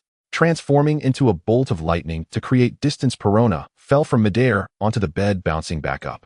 Her main body temporarily couldn't fly, facing the negative ghost coming towards her. Although Sephiroth wouldn't get hit, having that thing causing havoc on the field was still quite bothersome. Telekinetic shockwave. Though called telekinesis, it was not telekinetic power. It was merely the resonance of Sephiroth's brainwaves with the electromagnetic waves he emitted, causing dual pressure on the opponent's bioelectric field and brainwaves. The effect would be misunderstood by the unaware as Conqueror's Haki. Originally intended as a substitute for Conqueror's Haki, the fruit ability technique amplifies while through the fruit's powers. Still belongs to a prince's battle method without regard for energy costs. In the original work, negative ghosts would become negative due to Usopp's negative heart, so even if these ghosts were immune to energy attacks, they should still be vulnerable to mental attacks. The invisible waves spread, the negative ghosts shattered and disappeared as if hit by a truck. Seeing Sephiroth run so far to avoid the negative ghosts, Perona, who was about to mock him, was left speechless upon seeing the ghosts crushed. At this rate, they wouldn't last until Lord Moria arrived, and not a single zombie from the horde had shown up. Gritting her teeth, she immediately unleashed her strongest attack. Super Ghost Divine Wind Bomb. A prototype ghost of about 3 meters in diameter flew towards Sephiroth like a missile. At the moment of contact, she snapped her fingers. Boom! Sephiroth exploded like a shattered neon tube, blue and white electric sparks scattering, and as he reformed, a whirlwind carrying the scent of air freshener arose. Continuously releasing tiny lightning bolts, the surrounding air was ionized into a dreamy light purple. Indeed, very cute. Along with the electric currents flowing beneath the oscillating elemental body, there was a nebula-like blue and white plasma continuously collapsing and reorganizing deep within the pitch-black lightning head. It was as if the entire cyberpunk paradise and hell was draped over him. Hey, little princess. Sephiroth instantaneously appeared before Perona, a flick of his head bouncing her back onto the bed. Now you understand that I am a natural-type Thunderfruit user, right? Do you really think you stand a chance? He was in close proximity to Sephiroth's adorable face to Perona. She quickly grabbed her ghost umbrella to shield her flushed face, then revealed half of her face, as if trying to appear tougher. As long as I can hold out until Lord Moria arrives, everything will be alright. Well, let me tell you an unfortunate piece of news. Moria, he is dead. Lord Moria. Really? Hearing the news of Moria's death, Perona instinctively wanted to refute, but until now no zombie had appeared, let alone Moria himself. Recalling the intense thunder before she fainted, her rational mind told her that what was said was likely true. Perona's body slid downward, collapsing onto the carpet in a duck-like sitting posture, her back leaning against the edge of the bed. The death of her foster father was indeed tragic, but her own safety was even more concerning. To her surprise, Perona's emotional agitation was so strong that Sephiroth could read her clearer surface thoughts. While emotions and intentions could be perceived quite accurately, specific thoughts were much harder to grasp. Generally speaking, the margin of error was small, but conveying them in words or writing created a completely different picture. It was akin to translating a Chinese dialect into English and then translating it back into another Chinese dialect. This was the difficult outcome of Perona's thoughts after being translated in Sephiroth's mind. Miss, may I ask, is your surname Liu with the given name Yunfei? Sephiroth's main reason for seeking Moria was to save Brook and thus win over the ship's doctor of the Pirate King Roger. Like a game of dominoes, the next step was to win over Kuma while simultaneously dealing with the hidden threat of Doflamingo. Ultimately, through Rebecca, he aimed to gain the claim to the Dressrosa kingdom, thereby establishing a foothold in the new world as a base for further conquests. However, since Moria was such a dangerous figure once he was provoked, Sephiroth believed he could only eliminate. In an era where bounties had not inflated, a bounty of 320 million was indicative of how brutal Moria had been. As for the so-called loyalty he showed to his subordinates in his youth, that did not contradict his brutality towards outsiders. Wait. Seeing Sephiroth approach, Perona suddenly shrank into the corner of the bed, using a pillow to shield herself, her trembling fingers betraying her fear. She even imagined an epitaph on her tombstone reading, "Here lies the pitiful creature who didn't eat enough cake. I surrender. As long as you spare my life, I will do anything. Cleaning, serving tea, warming the bed, folding blankets, anything." As the negative spirit emerged from her sleeve, it surprisingly raised a white flag. It was like 4 years later in the original timeline where Usopp was scared into rambling. However, it seemed that Sephiroth's current appearance aligned with her aesthetic, so naturally something mixed in. Are you serious? The situation slightly exceeded Sephiroth's expectations. He thought Perona would likely yield, and he did not deny that he intended to take her away. In reality, Perona did respect Moria, having been adopted by him as a child. But compared to her own life, she could unhesitatingly abandon Moria to escape. For years later, when Moria was at a disadvantage in battle against Luffy, Perona abandoned him and ran off with the treasure, only to be intercepted by Kuma along the way and taken to Mihawk's place. Perona nodded vigorously, her pink pigtails bouncing up and down. Sephiroth seemed to have several options appear before him. 1. Come be my daughter. 2. Then I won't pretend to be a gentleman anymore. 3. A family should be complete. 4.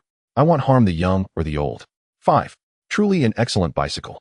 Among these options, some seemed to be redundant. Was it just my illusion? Moreover, regarding the daughter thing.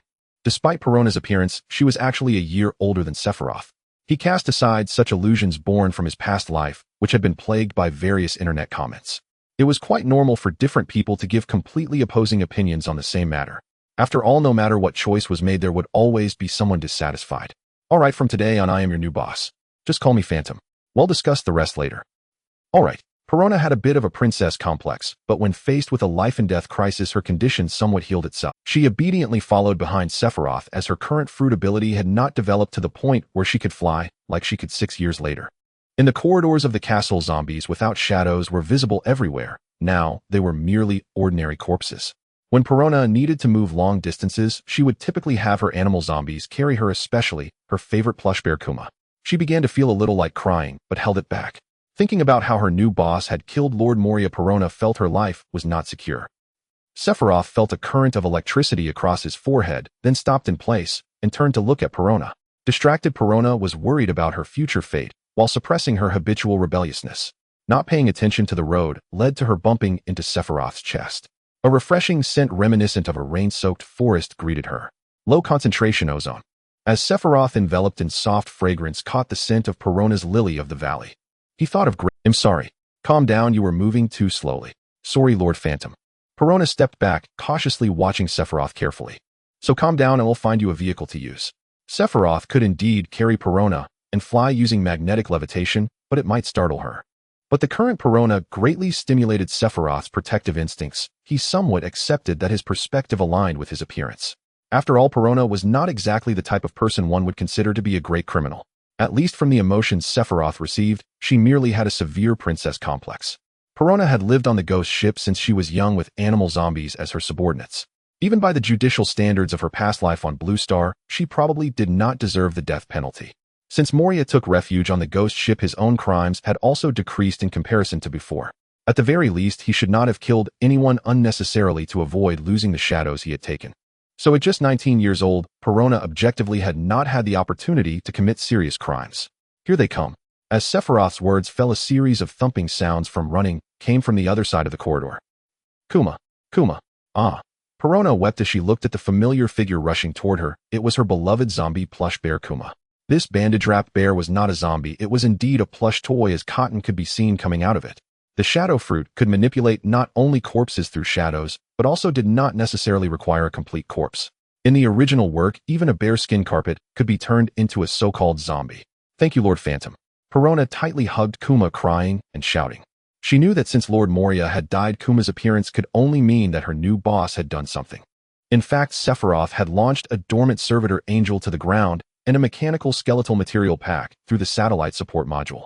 Currently, this toy was being controlled by the servitor angel, which filled the plush with the mechanical skeletal material pack, and the servitor angel had an intellect equivalent to that of a human around 12 years old. Thus, from Perona's perspective, it seemed as if Kuma had come back to life. While there are still things to do to keep up, Perona lay on Kuma's back, and the plush hurriedly followed Sephiroth, who was floating ahead. Lord Phantom. Perona was already fascinated by the appearance of the satellite phantom form. Her current feelings were akin to witnessing a delinquent boy gently feeding a cat. A marvelous sentiment spread in her heart. Perona had been cared for by Moria since childhood. Although Moria's way of caring for her was certainly not normal, it was out of goodwill and concern.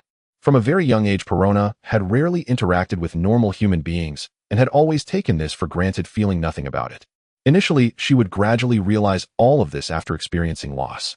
Like a princess spoiled by her parents after being battered by society on her own, she finally remembered her parents' kindness.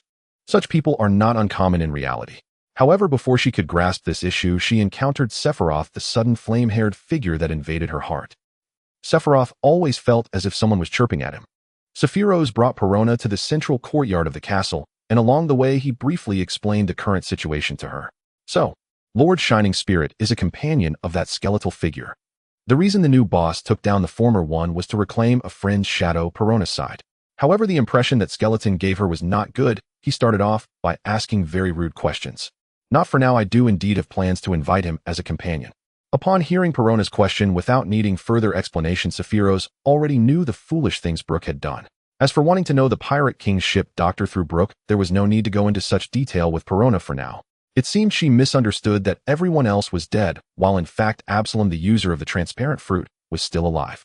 This person was not particularly strong and could be safely detained. In the original work, it was clearly established that the ability to turn invisible only concealed one's physical form. Sounds and smells could not be hidden. Thus it held little significance in the face of the mechanical soldier's various reconnaissance capabilities. After stunning him, Sephiroth packaged him up and sent him skyward. What awaited him was a prison on the moon base and a sea prison stone collar. Before long the two arrived in front of a metallic obelisk. "This is Moria's tomb," Sephiroth said to Perona. "You can say goodbye to the former captain." Perona looked at the more than 10-meter-high metallic tombstone, its surface etched with Moria's name. It was more dignified than she had imagined. She thought Lord Shining Spirit would have buried Moria haphazardly. It was certainly uncomfortable, especially when she realized that the new boss seemed very kind to her, and she was unreasonably attracted to the new boss' cute appearance. This situation made Perona feel a pang of guilt towards Moria. At this moment, she viewed her actual foster father not as a biological father, but rather she saw him as an elder with whom she shared a life, coincidentally one who was also her like-minded superior at work. "Here you go."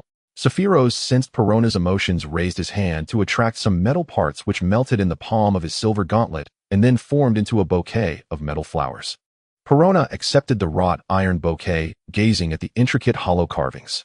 She took a deep breath and approached the tombstone, placing the bouquet on the platform that seemed deliberately reserved. "Thank you, Lord Shining Spirit." After placing the flowers, Perona felt as if she had come to terms with something. In the Devil's Triangle, normally no ordinary person would come. Those who entered this area were generally pirates heading to the New World. Perona had witnessed the disintegration of pirate crews more than once, but she never expected it to happen to her one day. Looking at Perona standing before him, Sephiroth felt as if he were bullying a fallen heiress of the underworld. "No need to thank me." According to some theorem, this was supposed to trigger a set of expressions, raising an eyebrow, touching the nose, and a bitter smile. He would explain that he did it for justice and peace. Although Perona did not understand these things, she was guessing in that direction. "In this matter, I will not position myself as a party of justice." "Lord Shining Spirit," she said.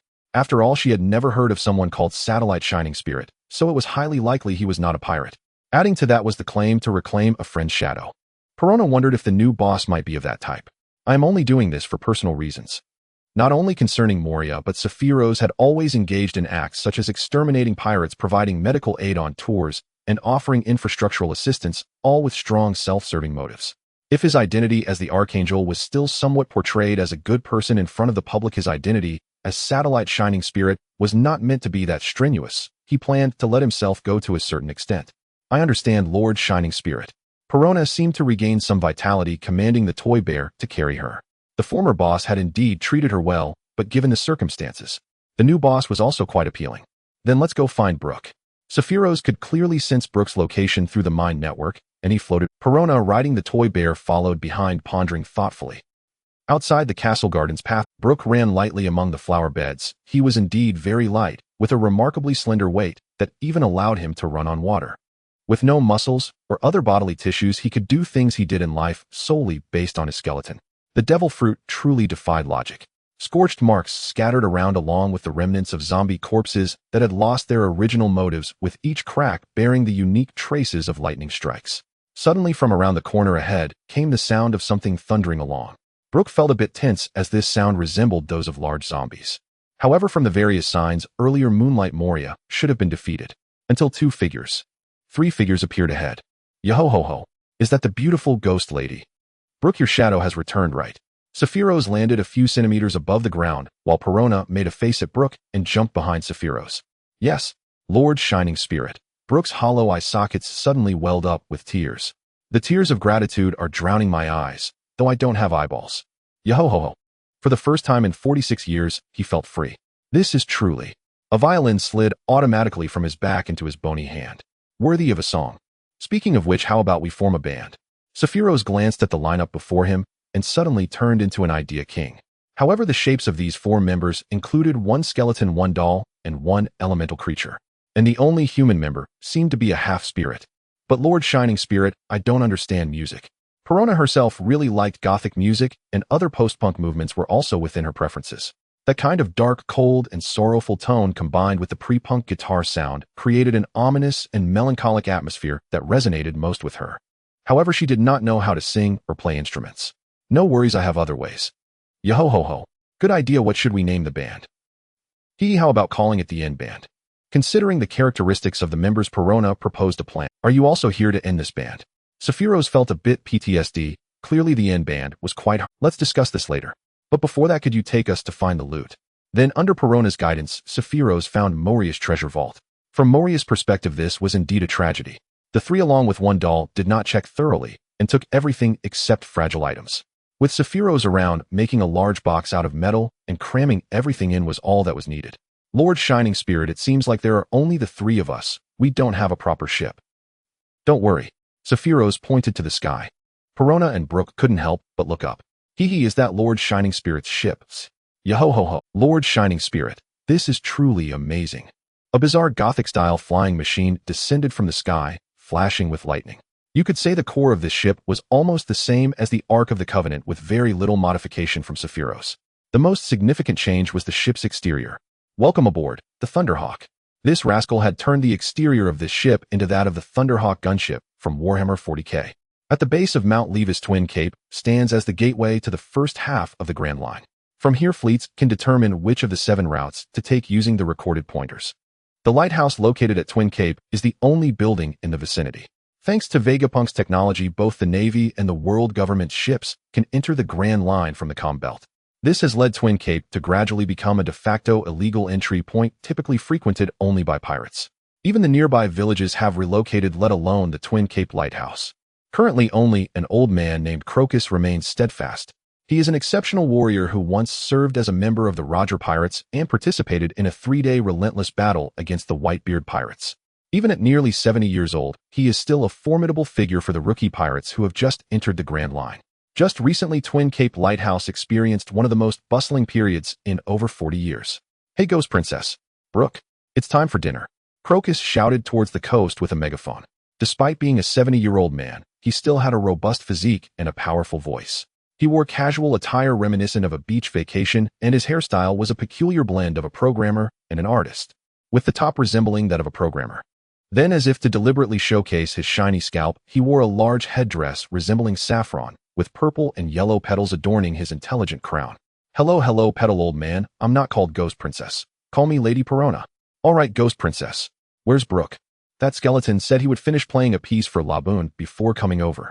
Floating in midair, Perona, currently in a spirit state, spent her days over the past 3 days snacking, bickering, teasing Laboon, and playing with her pets. While teasing Laboon, she took on a spirit form, flying around him since Laboon was far too large. Hum. Looking at the enormous whale Laboon raising its head and joyfully swaying its body, it was evident that Brook was playing music for it on the beach. Seriously, Crocus had already cried 3 days ago, yet his eyes still felt a bit moist. Brook, as if to make up for the 46 years lost, had spent most of the last 3 days playing music and singing. He'll bring him some food in a moment. Crocus had promised York, the captain of the Rumbar Pirates 48 years ago, to take care of the young Laboon. But many years had passed since, and there had been no news of the Rumbar Pirates. The sorrowful Laboon kept banging against the red line, causing Crocus great distress. So when he encountered the Roger Pirates 24 years ago, he agreed to board as the ship's doctor, primarily to search for news of the Rumbar Pirates. Unfortunately, he failed. He could only resume his role as the lighthouse keeper, continuing to accompany Laboon. Little did he expect that after all this time, Brook, the survivor of the Rumbar Pirates, would truly return. Hello, I'm going back to have some snacks now. Perona floated gracefully through the air, instantly passing through the metal walls of the Going Merry and returning to her physical body. She awoke in her room, standing up in a flash. Although this room had been somewhat transformed into a Gothic style, it still resembled a hotel room of about 20 square meters with all the necessary amenities. Kamasi, the stuffed bear lying in the corner, immediately got up and followed Perona towards the dining area, even though it only needed to be recharged. Leaving Perona's private room, the internal structure of the Going Merry appeared much more normal. The living area resembled a modern hotel. The crew had arranged their own rooms. Some private jets in Blue Star even feature suites and luxurious bathrooms known as aerial mansions. Although the exterior of the Going Merry was modified due to personal preferences, making it look like a Thunderhawk gunship from Warhammer 40k, in reality, only the outside resembled it, and it wasn't painted in that style. The base color of the exterior paint was somewhat similar to the blue of the U group, but the emblem was a lightning skull with other decorations blending pirate motifs with Gothic elements. Science fiction elements are not uncommon in the pirate world. The original work mentioned various technological islands, with examples like Vegapunk Frankie and Germa. The style could be even more outrageous. The Going Merry, with its long wings resembling a brick, was quite simple in design. Sephiroth truly did not understand spaceship design, nor did he comprehend the related disciplines, and could only whimsically create based on his preferences. In the dining room, Perona, enjoying her snack, wore a contented smile. The short-statured employees bustling about in the cabin were a new model launched using lunar robot technology, Extreme Warrior Bomb. Skilled in various arts, they excelled in all household tasks. Hey, when do you think Master Flash will return? On the third morning of being here, Sephiroth mentioned he had something to attend to and would be back the next day, then vanished like a flash of lightning. Bomb, who was asked, lay on the ground staring at the floor, thinking to himself how truly grounded it was. Sky Island Temple Zero Sanctum. The dappled light from the stained glass windows painted Lilith's black wings in a myriad of colors. She sat on a bench in the corridor outside the sanctum, lost in thought, her gaze fixed on the tightly shut doors of the sanctum. The Zero Sanctum is located at the deepest part of the residence of the gods. Even without any intention to hide, very few people come here. This is the sanctum where Lord Sephiroth meditates alone. Even though there are no explicit rules, it is generally accepted as an area not to be entered lightly. Lilith entered the sanctum after learning that Sephiroth had returned to the temple. She had some matters to report to him, so she waited at the door. Lilith. Typically, Sephiroth's meditations last about half an hour, and after waiting for a little over 10 minutes, Lilith saw him push the door open. What met her was an indistinct essence more akin to a mental projection emanating a terrifying aura. Sephiroth, is the band happy? They haven't even started the activities yet. It's better to fulfill the long-held dreams of the members first. Why does Lilith have a look on her face like a little donkey asking, is the end of the world fun? It's not that Sephiroth was hiding it from them. Isabella and Lilith were aware of the identity of Satellite Flash. Bomb, on the going merry, also often synchronized information with the satellite. In reality, during the 3 days spent with Perona and Brooke, Sephiroth had not always been with them. This guy could reach the other side of the planet in just a few seconds through the satellite system. Truly a master of time management. The reason he told them he would return after a day was to bring them some gifts. However, he could not use lightning teleportation. In elemental form, he could only carry personal items with him, and he couldn't understand the principle behind it, eventually giving up on thinking about it. Inside the temple's corridor, Sephiroth walked behind Lilith, separated by half a body length. Although it was time to report on work, there was no rush, especially since some materials were left in the nearby living room. For a long time, Lilith sensed a lingering unease deep within Sephiroth's heart, though she had rarely seen him. Lilith had a certain understanding of how powerful Sephiroth was now. Some tests that were inconvenient in the atmosphere had been conducted in real combat at the lunar base. She had also witnessed those unreasonable attacks. Yet even so, the sense of contradiction within Sephiroth remained, prompting her to ask, "No, I cannot be considered strong. Or rather, I lack resilience on a spiritual level." Resilience. As someone close to the level of a great knight, Lilith had also undergone meditation training and even awakened a dual-colored aura through memory crystals, albeit weakly. My strength is more akin to having powerful weapons and knowing how to use them, and then pretending that I am strong myself. It's not just because the observation haki is influenced by the fruit awakening. The armament haki was learned through memory crystals cheating. These are just superficial appearances. Sephiroth is not self-deprecating, merely recognizing his own limitations. He has diligently researched various knowledge and technologies for over a decade. He felt that if he had this determination in his past life, obtaining a master's degree from a top university would have been a piece of cake. However, that so-called determination was forced upon him by fate before he acquired the Thunder Fruit. After acquiring the Thunder Fruit, he was nurtured by its external boost. After all, diligent research and learning could be directly reflected in the development of the fruit, thereby genuinely enhancing his strength. This feeling is akin to playing a single-player game where effort yields real rewards. That's why he could persevere. He didn't train his body, not only due to a lack of determination, but also because physical training did not yield real rewards. Although he later learned that his physical potential was capped at around 80 million, that is another matter. In true strength, there is no sense of superiority nor anxiety over gains and losses, only serene confidence and magnificent humility. He believed he could not reach such a realm, thus though he is not weak, he is far from strong. I am a very No, in my view, you are a strong person. Lilith smiled brightly like a young girl, taking Sephiroth's hand and stepping forward, resembling a young couple. Sephiroth had no romance experience in his past life, and in this life, due to being a beautiful young saint, the so-called romance experience could not be considered a reference. Even so, he would not utter something wooden like, "You're 3 years older than me, why are you acting like a little girl today?" As for emotional absorption, unless under special circumstances, he usually would not use it on his own people. The trouble lay in the fact that Lilith was always inept at expressing her thoughts. He instinctively felt that today Lilith was acting strangely. After all, she belonged to the type of low offense and high defense, and rarely took initiative. No. Now it was gradually resembling not the innocent joy of holding hands, but more like her entire person hanging by Sephiroth's side. And it was she whose hands were not behaving. It has already been 10 years. It has been 10 years since Lilith and Sephiroth first met. She originally thought her life would be very tragic until that angel descended from the sky. Ah, so that's it. Today are you planning to find an apple tree and recreate that scene under the sunset? However, in the current situation, finding an old woman who dares to provoke you is not easy. Although she wasn't that wooden, she still had a touch of it.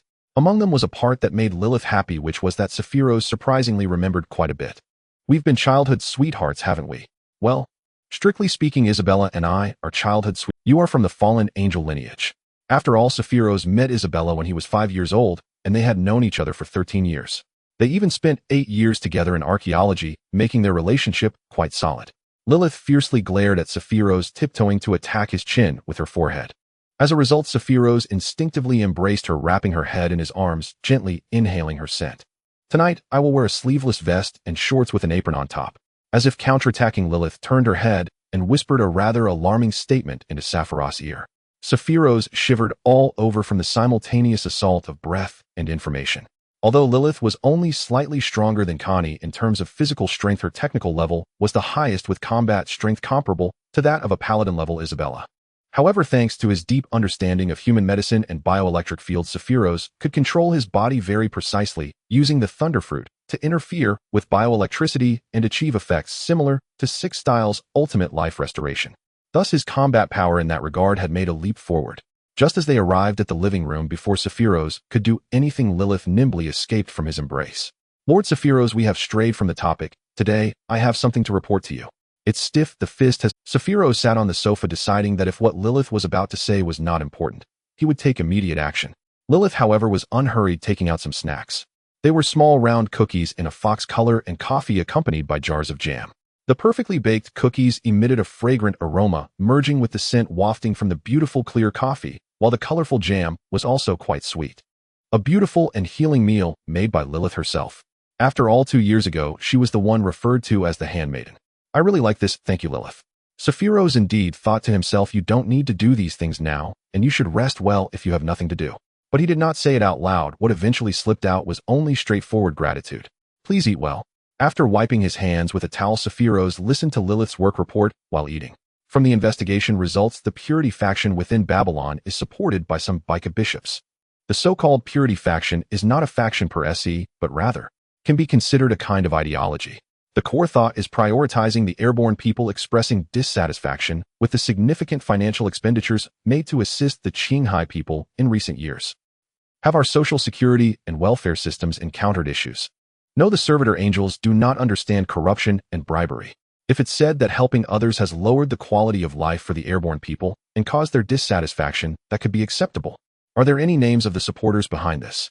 Yes, thanks to the efforts of the Security Committee, especially that the Security Committee, fully named the Happiness and Peace Committee, essentially serves as Babylon's secret police force under Lilith's command. I think they want to go to Siberia. Upon receiving the list, Sephiroth found that most of them were elderly Bika. There were quite a few priests and even several bishops. Lilith looked at Sephiroth in confusion. I meant to assign them to the lunar surface for infrastructure work. After all, the lunar city needs a considerable amount of time to fully restore functionality. The main issue is that many things cannot be understood just by scanning them. It's like delivering the finished product of a 6th-generation fighter, a complete production line, and 20 of the blueprints to the Celestial Empire 30 years ago. Moreover, the missing blueprints contain crucial technologies, and 40 of the content is filled with religious language to confuse. Even if the Celestial Empire's government were to gather the strength of the entire nation, how long would it take to understand a 6th-generation fighter 30 years ago? Currently, although Sephiroth has studied the theory for over a decade, he has only been in contact with lunar technology for 2 years. Being able to get those things running with my own intellect is no easy task. If they don't want to go, they must relinquish their power and positions, and their treatment will be downgraded for retirement. Then what about the vacancies? We will select from the young people based on merit. The two of them flipped through various documents on the table. Under Lilith's explanation, as the head of the secret police, some individuals were destined for severe punishment. Listening to Sephiroth's directives on different secret reports, Lilith recorded while observing his furrowed brows. She gently touched Sephiroth's brow. Why do you have to do all these things? Lilith's reaction was considered normal in this world, as it is a realm where great power rests with the individual. You are being a bit extreme. Sephiroth did not think so, nor was it about moral issues. He felt he couldn't even discuss morality. I don't quite understand, it's been this way all along. But Sephiroth must be right. Oh no, if Isabella is the adorably innocent type, then Lilith is the soft and obedient type. Sephiroth wanted to knock Lilith down on the sofa. It's still work hours, stay calm. It's been this way all along. From a purely utilitarian perspective, which group can create more value and generate a more prosperous civilization, absolutely unresisting slaves or citizens with some autonomy? I just feel that status can be determined by ability, or even by birth. In this world of actual bloodline theory, that is unavoidable. But the personality and dignity of individual humans also need to be given the most basic respect. At least they should be allowed a little room to maneuver. The Divine Hall Regency Office. Sephiroth, where are Lilith and the others? Isabella asked as she noticed only Sephiroth had come to her office, setting down the documents in her hands. She is playing with water balloons. Even Isabella, who was not the sharpest, was no longer as naive as she was a few years ago. She gave Sephiroth a look that said she'd better be playing with water balloons. In this feudal world with supernatural powers, even Sephiroth's moral standing was akin to that of an ordinary citizen in his past life. He was still considered a wise and benevolent ruler. An existence that seemed no different from a god to ordinary people still spoke reason. Most kings in this world lacked power and failed to fulfill their responsibilities. Sephiroth's power was growing, yet his mindset remained normal, his emotions stable. His common sense belonged to the realm of good governance in this world. If Sephiroth had always touted his actions as benevolent, Lilith's obsession would not have reached such depths. It was akin to the Taoists of Blue Star criticizing Confucians for deeming filial piety as noble. It was utterly incomprehensible. Filial piety is not noble, it is simply what should be. Although Lilith did not grasp this concept to such an extent, she could relate to the feeling. Having once come from the lower tier of Baika, her feelings towards Sephiroth during the time of the Holy Sun were a mix of awe and attachment. However, ever since he ascended, Lilith's feelings had grown even deeper. Hearing him speak such words in a very ordinary tone, she impulsively acted upon it. And now the situation had escalated. The situation? Lilith has already communicated with you, so I won't be verbose. The problem now is how to address the issues with the pure faction. Following Baika's traditional experience, it was sufficient to issue a so-called divine decree through the religious system. However, Sephiroth, who had received the situation report earlier, advised them not to undertake any direct measures just yet. They should wait until the prevailing sentiments became more apparent before addressing them. Indeed, this approach had caused those behind the scenes to reveal themselves, but such thoughts were also spreading quite widely throughout Babylon. There were even some old Baika people from the Yellow Flag who privately referred to the Kokoyashi people as foreign beggars. If it weren't for the presence of a true god in Babylon, it was hard to say how the situation would have turned out. The individuals behind the scenes have been handed over to Lilith's Security Committee for management. We cannot use such methods on ordinary people. Whether it be a divine decree or a political order, it simply won't work. Because this is human nature, they are not wrong, they are merely not intelligent enough. Or rather, they do not know the full picture. As the regent of the Heavenly Kingdom, Isabella had access to information from across Babylon, as well as various intelligence gathered from Qinghai. She could directly discern through the data what Sephiroth's foreign policies had brought to Babylon. More foreign trade, a richer array of products, more resources, and a greater diversity of cultural entertainment. After all, Babylon was an aerial island with limited natural resources, so from the perspective of industrial development, it could be said to be lacking. Based on Sephiroth's experiences from his past life, the current geopolitical nature of the aerial island was similar to that of Great Britain, while its international standing resembled that of a nation that profits from favors. The reconstruction of the moon also lacked resources and primarily relied on support from the surface. Original content came to the blue planet due to a lack of resources. The reconstruction of the moon was also a crucial part of the artificial heavenly realm plan, determining whether a strategic deterrent could be established against the world government. Therefore, you perceive them as unruly peasants from a perspective of significant information disparity. In reality, this is a form of arrogance. It is not a matter of morality, but a danger that rulers cannot avoid. In this world, the political sophistication of the noble class always appears quite naive. Compared to Blue Star, they are not even worth comparing to the historical anomaly that is the Heavenly Dynasty. They cannot even be compared to the dark medieval regions of Europa. The current situation in Babylon is quite similar to the Brexit of Great Britain in the past life. Ordinary Britons only see the government spending money to help impoverished allies, not realizing how much this system benefits the 3 islands isolated overseas.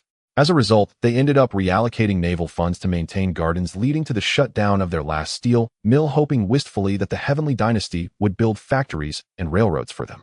Transforming from the shame of the 5 constants to the shame of the 5 constants laughs. Ultimately, they have lived like the Qing Dynasty, a curse. Truly terrifying. Therefore, even if there is information that cannot be made public, we should guide based on the existing foundation. Now that the discussion has heated, it is an opportune moment.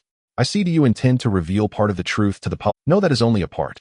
Remember that many young people from the aerial island have started to enjoy Karina's idle activities, right? Yes, I have heard reports that many young people are quite resentful of the pure faction's exclusionary behavior, and there have been some verbal conflicts. Currently, Babylon, due to high automation and robots replacing labor, has a materially abundant life. Even if one does nothing and relies on basic guarantees while lying at home, they can live without worries. Instead, this has led to idle people trying various things, whether good or bad. However, due to the enforcement system of the Servo Angels, very few dare to commit crimes, mainly because the affluent material life simply isn't worth the risk of breaking the law. Given this situation, Isabella felt that the pure faction was being unreasonable. Even if their interests were not harmed, they felt discomfort seeing help extended to the people of Qinghai. Then let them argue freely as long as it doesn't involve insults or violence. Let them argue as they wish. Additionally, we should regularly arrange a group of people to accompany airships to Qinghai and broaden their horizons. Using debate here may not be entirely appropriate, but the so-called truth becomes clearer through debate as long as it does not create public order issues. A nationwide discussion may not necessarily be a bad thing. Although Isabella did not fully understand, she was deeply shocked. Of course, in the initial stage, we will subtly tilt the scales. For example, in addition to supporting Karina's idle activities, we should also let Nami prepare to disrupt the meteorological faction. Isn't the pure faction looking down on the people of Qinghai? Now, based on Sephiroth's judgment, Nami's level of meteorology is already stronger than that of most bishops from the meteorological faction. I see him, I just feel that. As long as one clarifies something, the other party will naturally understand. Isabella spread open the documents in front of her, leaning against Sephiroth's embrace. These documents had already been filtered through the 64th chamber thanks to the effective role of the Servo Angels in grassroots administration. The number of documents that ultimately reached Isabella's hands could be completed in about 4 hours on average daily. Although the workload was not large, there would always be bothersome matters. Putting aside whether it can be communicated, even if it can be, people usually only believe in what they originally wished to believe. Otherwise, wouldn't they have lost? Wrapping Isabella in his arms, Sephiroth rested his chin on her shoulder. He made some intimate gestures as if to comfort her emotions. But don't you absorb emotions? Isn't that incomprehensible? Thus, I can understand better that in most cases it is merely an emotional outburst. Moreover, the act of communication itself is bound to be distorted. Between people, the inability to understand one another and to empathize is merely a semblance of empathy. The limitations of humans dictate that understanding must also be limited. Hearing Sephiroth's response while sipping on her earlobe, Isabella let out a soft hum. So you choose not to be. Where did you hear that? You talk in your sleep. Oh, by the way, who is Jojo? That is a gentleman. Oh no, this is something the church must not find out. Otherwise, they will concoct something in the Book of Sacred Words. Yes, the Book of Sacred Words. After the establishment of Babylon, certain individuals within the church began secretly engaging in this.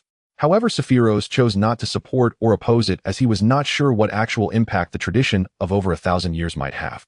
In this world where there is a certain degree of idealistic power, he did not want to easily shake the metaphysical tradition without understanding the specific reasons. Of course, other nonsense is another matter. He simply did not touch the metaphysical aspects.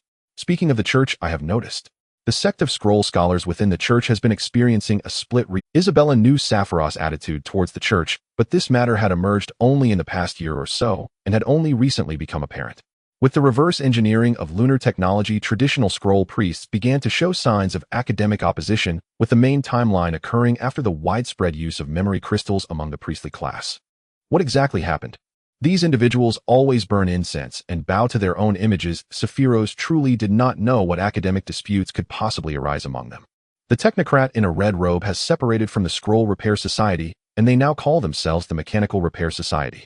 Do you have any leads? That is truly a mystery. Can you look me in the eye and say that? They have begun to refer to you as the god of all machines. I am not who I have not a do not speak carelessly. Attempting to show images. The next day at noon, aboard the Thunderhawk, the Bumbles were bustling about. These two-headed rabbit-eared robots were modified by Sephiroth, inspired by the little helpers known as Bumbles from the game Zero Zone in his previous life. Aside from their appearances, there was no other difference compared to the service angels of the Sky Island. Sephiroth's reverse engineering of lunar technology also had its limits. His so-called inventions resembled more of a patchwork of various scripts just to see what would happen. It often fell into the category of micro-innovation, but could be described as skin swapping. Only in the parts based on the Thunderfruit's cheating, such as electromagnetic-related technology, did he manage to achieve any genuine innovation. Unfortunately, once his innovative results were detached from the maintenance provided by the Thunder Fruit, they were no different from scrap metal. At that moment, Sephiroth was watching Perona, who was sleeping in the learning device. How could someone older than him by a year end up like this? Based on his understanding of the original work, Perona wouldn't grow up for at least another 5 or 6 years. At that moment, Perona was absorbing the musical knowledge from the memory crystal. If he used lightning teleportation, Sephiroth could travel back and forth between Sky Island and Twin Cape in just a few seconds. The Thunderhawk had an ordinary supply of 2-color hockey memory crystals. However, there were none specifically for musical knowledge. Thus, he had returned to Twin Cape using supersonic flight that morning. The so-called learning device resembled a login pod from an online game novel, and 2 were installed on the This device was a part of the lunar robot production line, which Sephiroth directly copied 1-1, and he wasn't entirely clear on its specific principles. The original purpose of the device was to imbue robots with personality. After scrapping hundreds of pirate test subjects, he finally figured out how to use it safely on humans. Through experimentation, it could input and read memories. However, it could not delete memories, as that would be extraordinarily dangerous. Sephiroth himself could directly learn knowledge from the memory crystals, but others needed this learning device. What Sephiroth couldn't understand the most was actually another person. In another learning device, a skeleton lay inside.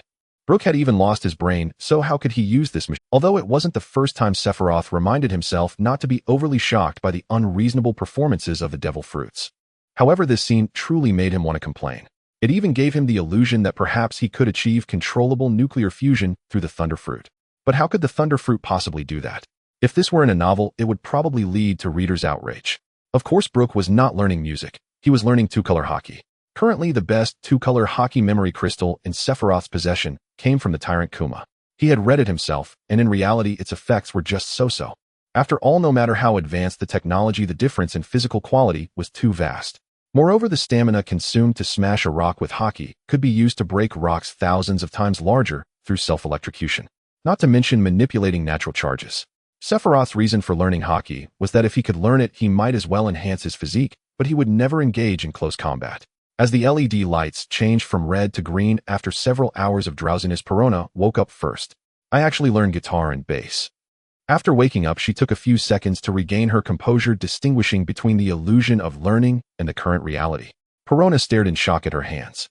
In reality, you haven't fully learned it yet. The contents from the memory crystal can roughly be divided into knowledge and experience. The knowledge layer is akin to memorizing all the theories. The experience layer lacks real experience to avoid emotional interference, making it closer to a first-person VR movie. When one actually encounters a situation, these experiences will create a sense of déjà vu, reproducing the experience in a semi-automated assisted driving manner. Thus, actual usage requires a process of practice and adaptation, although this process won't take too long. Master Sephiroth. With Sephiroth standing beside her, Perona leaped and clung to him. In terms of the band, the member arrangement was tentatively set as Sephiroth, Brook, and Perona would take turns as the lead singer, depending on the song. Whoever was the lead singer would also play rhythm guitar. Perona would play bass when she wasn't the lead singer. Sephiroth and Brook would take turns as lead guitar or bassist. The drums were assigned to Kuma's servant Angel, while other bumbles handled the keyboards. Let's practice and get in sync, then let's cause some noise. Yach. Sephiroth wanted to tell Perona to refrain from cheering. The so-called causing noise was mainly to let the identity of Satellite Thunder as a natural-type Thunderfruit user be known to the world.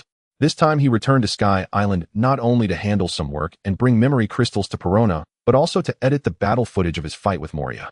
He recorded the battle where he killed Moria using satellites and magnetic levitation drones, then edited it into a finished product that looked like a clandestine recording. Through the channel of the Mechanical King Babbage, this information was leaked. After all, the administrative agency of the Titans was somewhat similar to the brewery in Detective Conan. The world government, the underground world, and Morgans from the big news all learned that the Thunderfruit user had killed the Shichibukai Moria. Over the course of the morning, several copies of the footage had been made. Sephiroth had no idea when his identity as Thunder would make the news, but it should shock the whole world. Yo-ho-ho-ho. This is amazing. Brook, who had emerged from the learning device, struck a pose of triumph, having learned Kuma's 2-color hockey. No, you're the amazing one. Just as Sephiroth was about to complain, a bumble suddenly bounced over, presenting a phone bug that chirped like a brew. Upon seeing the phone bug, Sephiroth took it, and in an instant he vanished before Perona and Brook. Mr. Archangel, thank you very much. The speaker was Kuma, as he was well aware of the entire plan Sephiroth had described to him. He didn't expect this Archangel to actually eliminate a Shichibukai in such a short time. The Revolutionary Army also received this intelligence, and it seemed that satellite thunder was about to become popular. Rest assured I will proceed with the plan as soon as possible, Mr. Kuma. Moreover, Bonnie is doing well on Sky Island.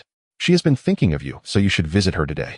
Bonnie was temporarily recovering in the shrine and had become good friends with Aisha, who was 2 years older. She was also slowly beginning to interact with others and was doing quite well. Thank you. Really. Thank you. Onheim Clock Tower. On this ordinary working day, Monet arrived at the staff cafeteria early in the morning. The cafeteria provides free meals for employees 3 times a day. Even with her generous salary, she chooses to dine here for breakfast, as the better restaurants are not open in the morning. In the prosperous Titans, even ordinary residents have become quite lazy. It is common for many shops to open only after 10 in the morning. Typically, it is the outsiders who are busy. Indeed, a place that was once a migrant island 2 years ago has rapidly evolved to the point where outsiders must be distinguished.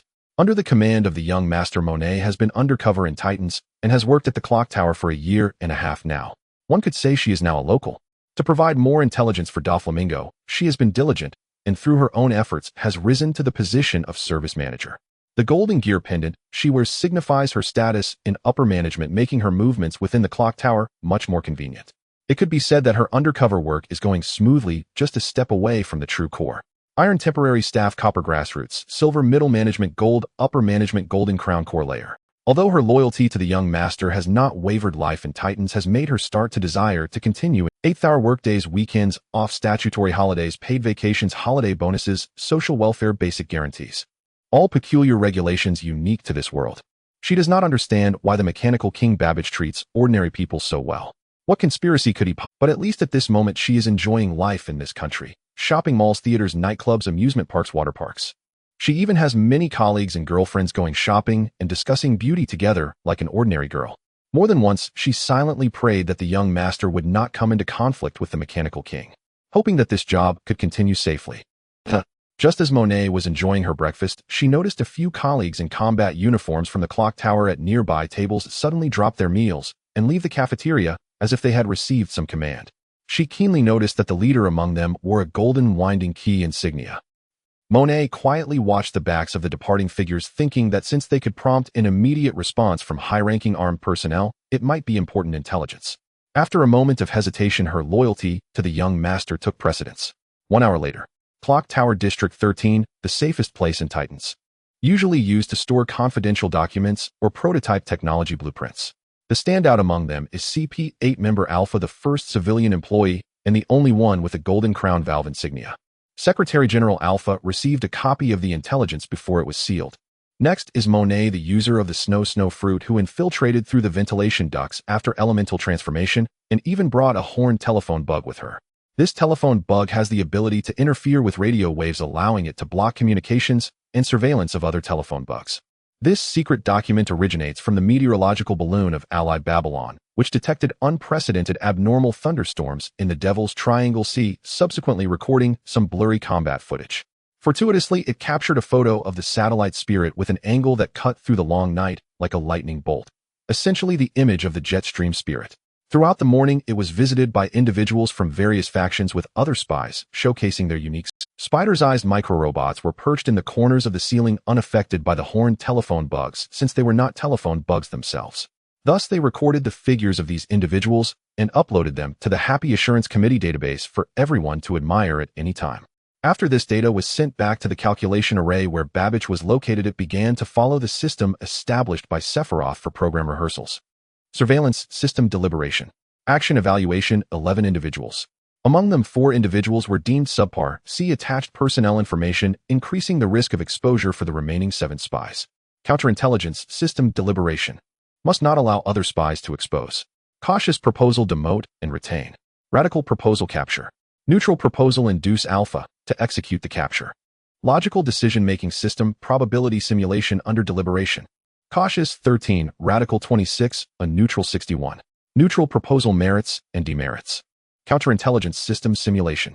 Alpha Psychological Model. Establish Psychological Advantage. Dull Crisis Perception. Eliminate Undesirable Spies.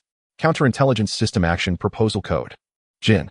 Logical Decision-Making System Deliberation Action. Jin Preset Difficulty, a grade request for manual guidance.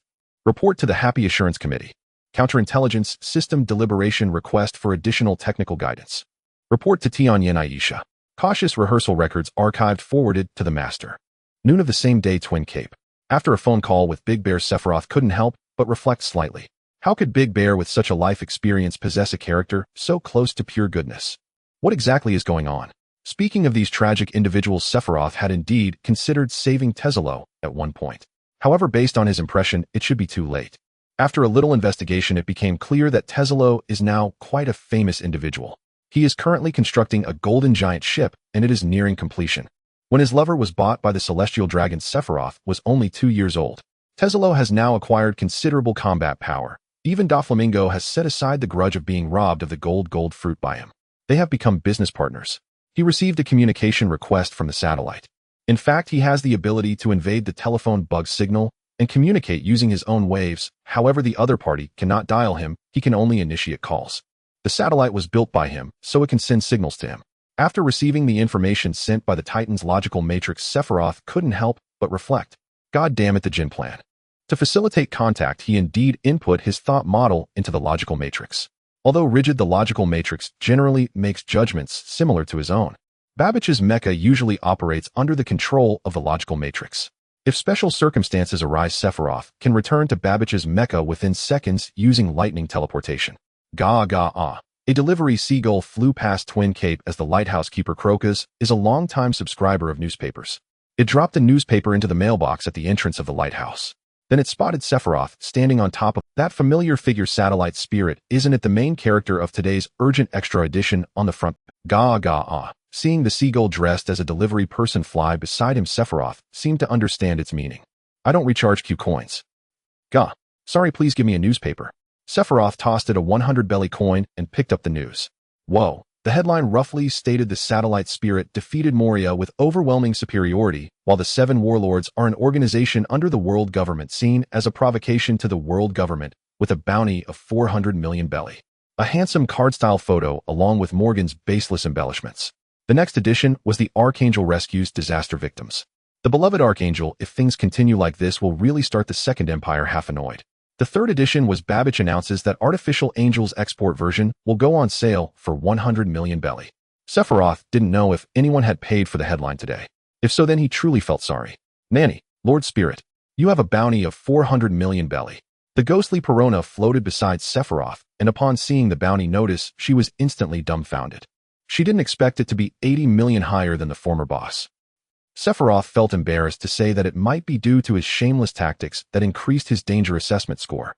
In the previous chapter's bomb review, I posted a picture of the ultimate bomb, and it should have passed.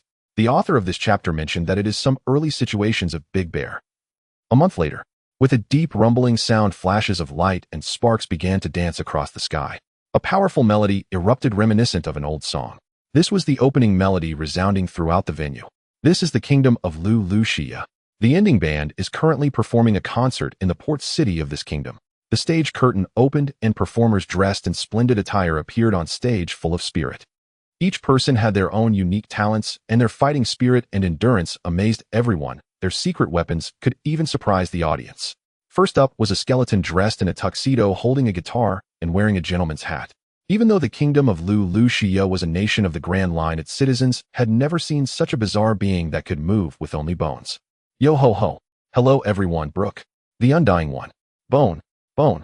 Bone. The audience erupted with enthusiasm, a stark contrast to how frightened they were at the beginning. Brooke began to gain his own fervent fans. Welcome to a paradise filled with joy and surprises. It is a dream world that transcends time and space. And it is also an adventurous realm that brings everyone surprises. Brooke was indeed well suited to be a star, waving energetically to greet the audience. He approached a lovely female audience member bending down. Miss, could I see your panties? Sure. Anytime. Please sign here. This was a bit too much. Hello, hello, collarbone, move aside. Suddenly, in a graceful pose, Perona appeared in midair, swiftly tracing a beautiful arc. Oh, Princess Perona. Princess Perona. I want to be your dog. Ghost Princess. Ghost Princess. The audience was largely made up of such sentiments. Perona landed elegantly, twirling her red crown and showcasing a magical performance. Ghosts began to appear one after another. Finally, she raised her gothic umbrella, and 3 bandos now appearing were the following companions. X3 the bandos scampered up to the key. Ah, it's Bando. So cute. Look over here. The little girls in the audience squealed. Next was Kamasi, who shot onto the stage like a rocket and failed to land. A zombie teddy bear with bandages on its face hurriedly made its way to the drum set. It looked like it hadn't volunteered for this appearance.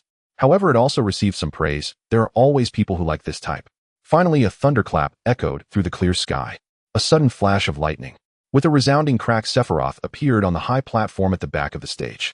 Lord Flash Spirit. Lord Flash Spirit. We adore your spirit. A bolt of lightning flashed, and Sephiroth manifested in the center of the stage. The band members on stage, including skeletons, elemental creatures, the ghost princess puppets, and bandos. This visual spectacle was indeed rare, even in the Grand Line. Without further ado, let's start the first song. Oh, oh, oh, oh, oh, oh. XN, the first song sung by Sephiroth with a powerful male voice, Deja Vu. Ballet in the water, the Indian hunk, Indian rice, kicking out the... In reality, due to the power of the Thunderfruit, Sephiroth could directly tune himself live, making it sound perfect. The problem was that in his mind, he was playing a Chinese phonetic version, which made it difficult. When he began to sing the part, Catch the Shrimp, the entire venue erupted. The second song was Perona's Imperial Combat Corps. Translating it literally didn't make much sense. The original version sounded quite nice. This was Sephiroth's wicked sense of humor. Because Perona's voice actress is the same as Alice from Sakura Wars. So Sephiroth had Perona sing both Alice character song and Imperial Combat Corps theme song. In fact, she also played Rin from the Legend of Heroes Trails in the Sky, so Where the Stars Are full lyrics version was. In the future, he even planned to have her perform Pretty Cure and New Mobile Report Gundam W. Oh, Tenoshi. Coco is furious. The third song was Brooks the Wellerman. It was the original version of the widely popular Five Constants song from Sephiroth's past life, a whaling song, which could also be called a pirate song. There once was a ship that put to sea. Once there was a ship that sailed for 1,000 miles, and the name of that ship was the Billy of Tea. The ship was named Billy of Tea. Brooke was very suited to sing this kind of song. In this joyful musical feast, fans from different groups cheered the names of their idols. Reporters frantically took photos, and some even used video snail to broadcast. Then the various dazzling stage effects triggered by the lightning covered the entire venue. Brooke's other two songs were It's My Life and Johnny Boy from Pirates of the Caribbean. The three took turns as the main vocalist. Sephiroth, able to tune freely in elemental form, even showcased a soprano rendition of She Is. The final song was You Will Return Like Lightning, sung by Sephiroth, with that ethereal male-female harmony being faithfully broadcast by the reporters. Tomorrow's headlines would surely be secured once again. The sea pirate with a bounty of 400 million belly was almost becoming an idol. After the concert ended, the band members began to roam freely in the kingdom of Lucia. Although this country is located on the Grand Line, there aren't many notable powerhouses within. Perona and Brooke had already utilized the battle memory crystals, which included the dual-color hockey technique of the bear. Their combined combat power had nearly reached the level of a supernova. With Sephiroth able to teleport for support at any time, there was no concern for their safety. In the shopping district, at the entrance of a women's specialty store, Sephiroth, maintaining his satellite ghost form, was surrounded by a group of fans. Fortunately, he still had a bounty of 400 million. Though the fans were fervent, they retained a bit of composure. It had been a month since the N-Band was formed. Sephiroth utilized his previous life memories to recall various songs he had heard. This brought the band considerable fame and even led to the release of an album. Consequently, the Navy began referring to them as the End Pirate Crew, which was somewhat ironic. As for why he was at the entrance of a women's specialty store, it was entirely because Perona had run inside. They had agreed to split up, but Brooke had gone to a store that was better left unmentioned. Yet Perona insisted on sticking with Sephiroth to shop together. At first it was manageable, but Sephiroth could not accept entering a women's specialty store under any circumstances. However, waiting outside didn't seem any better. Buru, Kacha, hey Lightning Boy. Any news recently? Sephiroth took out a transponder snail, flew into the air, and upon connecting, a strong-voiced old lattice voice came from the other end. Dr. Kureha, if you're referring to the Heart Pirates, they just entered the Grand Line yesterday. However, they disappeared again afterward. Sephiroth had already discussed with the bear arranging for people to block the first 2 islands of the 7 routes. After all, it was just a matter of relaying messages. As long as they could see the person, it would suffice. So you all need to act quickly. Also call me Miss Kureha. Kit. Just like that. Kacha. Kureha hung up the phone. Given the bear's mobility after hearing Sephiroth's plan, he had already found Dr. Kureha that very day. Dr. Kureha, known for her cold demeanor but kind heart, merely scolded the bear a bit when informed about a little girl suffering from the blue scales disease before agreeing to make a house call. The prognosis was not optimistic. Even Kureha, who leaned towards difficult cases, had no cure. After all, it fell under the category of endocrine hereditary diseases.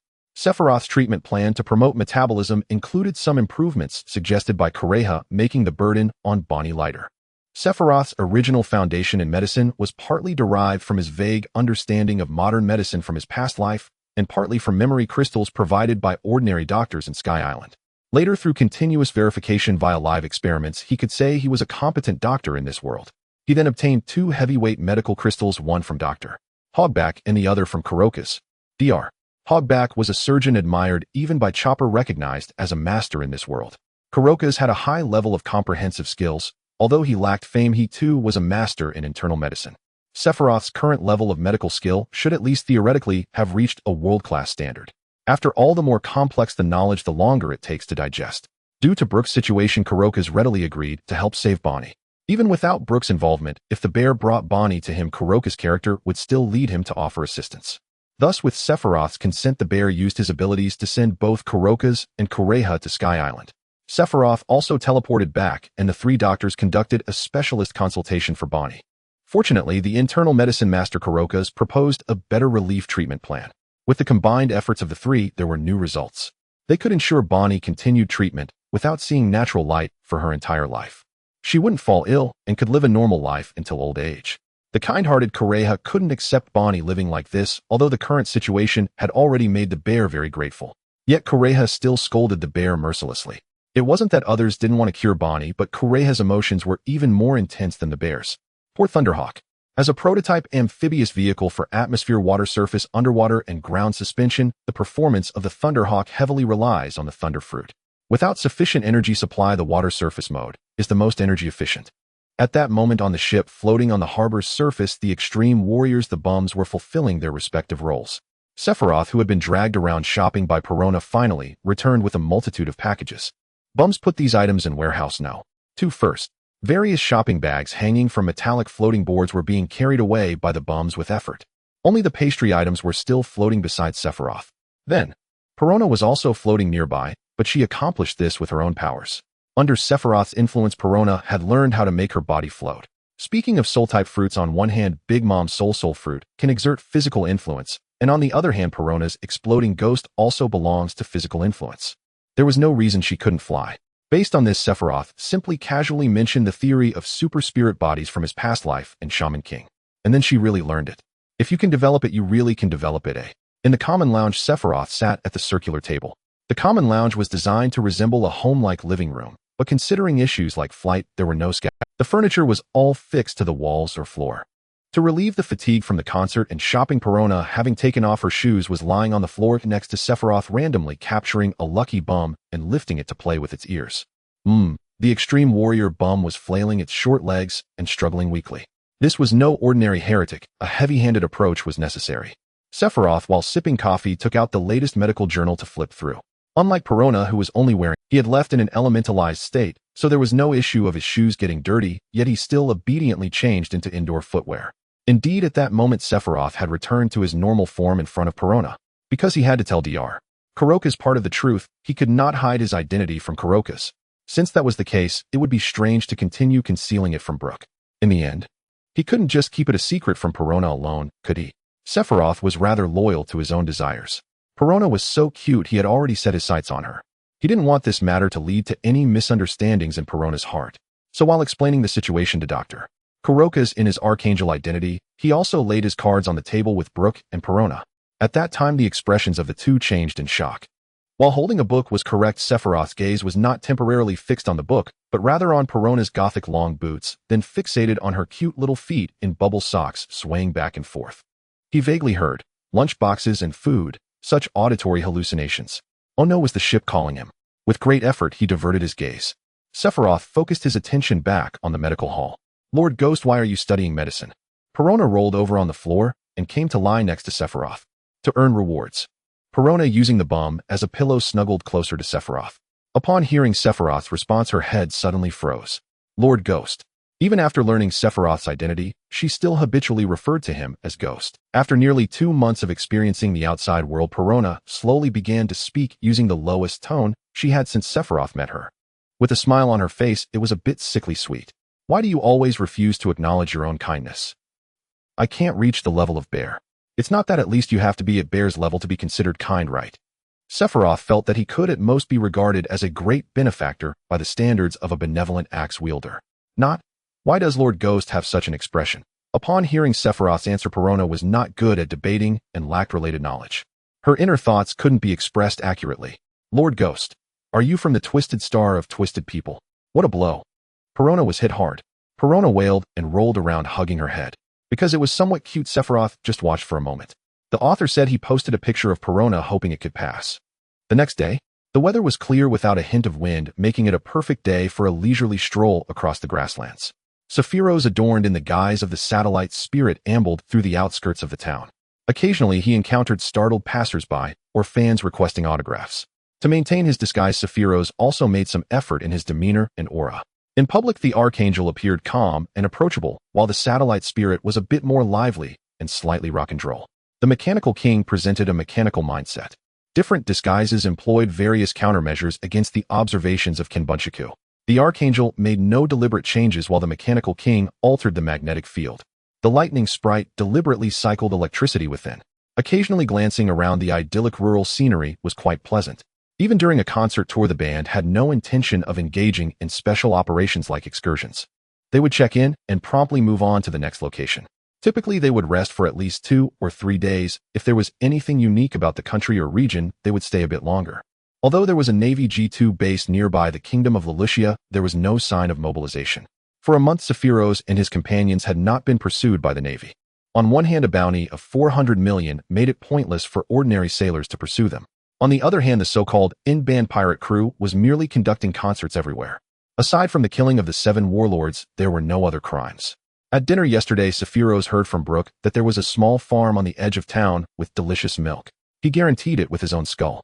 Walking along the country path in the grasslands, Sephiroth yawned nonchalantly, releasing a burst of electricity into the air. There were hardly any tall trees to obstruct the view, and the scenery stretched infinitely before him, allowing him to see distant sights clearly. In the farthest distance, he could see the farm and the coastline. Sephiroth approached the fence of the farm right as he encountered a girl around 12 or 13 years old tiptoeing to hang clothes on a drying line.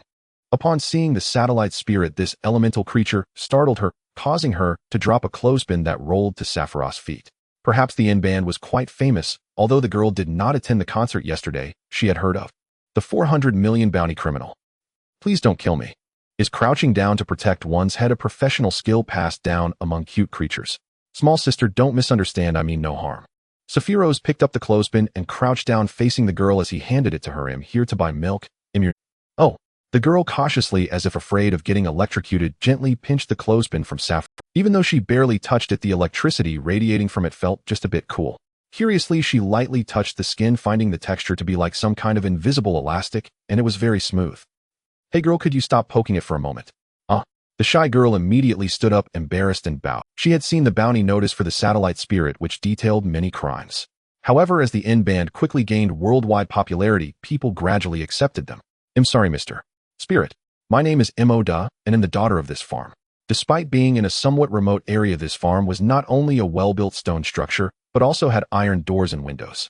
It looked quite nice, and there was no trash or animal waste in sight.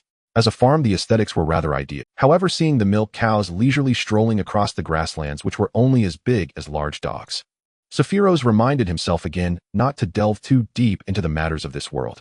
At this moment, from the other side of the house, came the clattering sounds of wooden and iron barrels mixed with the lazy mooing of the cows. Emoda, who's here? Wow. Alright, a tall and thin man coming around the corner was also startled by the spirit. You master spirit, what brings you here? After all, he was not the universally loved Archangel. The spirit still had a bounty of 400 million. The man before him, sporting a black crescent mustache and naturally curly hair, nearly tugged at his own mustache in shock. I'm just here to buy milk. Even legendary figures need to have everyday lives, just as it is a prejudice to think that beautiful girls do not have metabolism. After a brief exchange, Sephiroth also met the lady of the house, a short and plump kind woman. Interestingly, this family had a father named Kong Shur, a mother named Kong Da, and a daughter named Emoda. Not wishing to delve into this matter, Sephiroth was simply here to buy milk. After all, he was guaranteed by Brooke with his skull. Yes, we are honored that you like our milk, but Kong Shur sighed as the king's continuous tax increases had led to the milk factory's financial difficulties. He and his wife were considering waiting for Emoda to grow a bit older so she could take care of herself before they applied for a cooking position at the nearby G2 Navy branch. They hoped that by being part of the Navy they could reduce some taxes. But if that's the case, you can only hope to see your daughter during those little monthly breaks. Yes, so we are also hesitating. I recommend you try working at the Titan specialty store. The Titan specialty store had already established itself in the kingdom of Lelucia, right in this port town. An 8-hour workday, and then you could return home. If you are willing, as long as you pass their internal assessment, you can also choose to live in the Titan's kingdom. Really? Kong sure was somewhat tempted. The matters concerning the Titan's kingdom were quite famous. It was said to be a paradise on Earth, a beacon of the world. I've heard of the Titan specialty store. Previously, the king wanted to raise taxes partly to buy that artificial angel. Oh, wow. Oh no, it seems I have my own issues to deal with. Sephiroth did not intend to continue discussing this topic. He merely gave them a silver gear and then wrote a letter of introduction by hand. He bid farewell to the family with the floating milk barrel. The artificial angel they mentioned was actually a test version, also an export version, with certain technology stripped away. According to the Navy, it was intended for data collection and cultivating combat AIs. In reality, this device could also serve as a kind of espionage device capable of transmitting data to satellites at any time. But the version given to the Navy couldn't engage in such small tricks, as Vegapunk was still over there. The base price was 100 million, with combat power equivalent to a 20 million level. This was still the result of technical exchanges with the Navy's research department, primarily expanding the battery capacity. It was said to be Vegapunk's technology. It needs to be charged with high power consumption and can charge itself, but the charging efficiency depends on the power. If one goes to the Titan specialty store established worldwide, they can offer quick charging and other maintenance and upgrade services. Every Titan specialty store is equipped with a large signal tower. This can serve as a node for Sephiroth's lightning teleportation. Default combat templates: gunner, swordsman, guardian, fighter. Shapes can be customized, but they cannot be public figures. Customizing special combat templates requires an additional fee.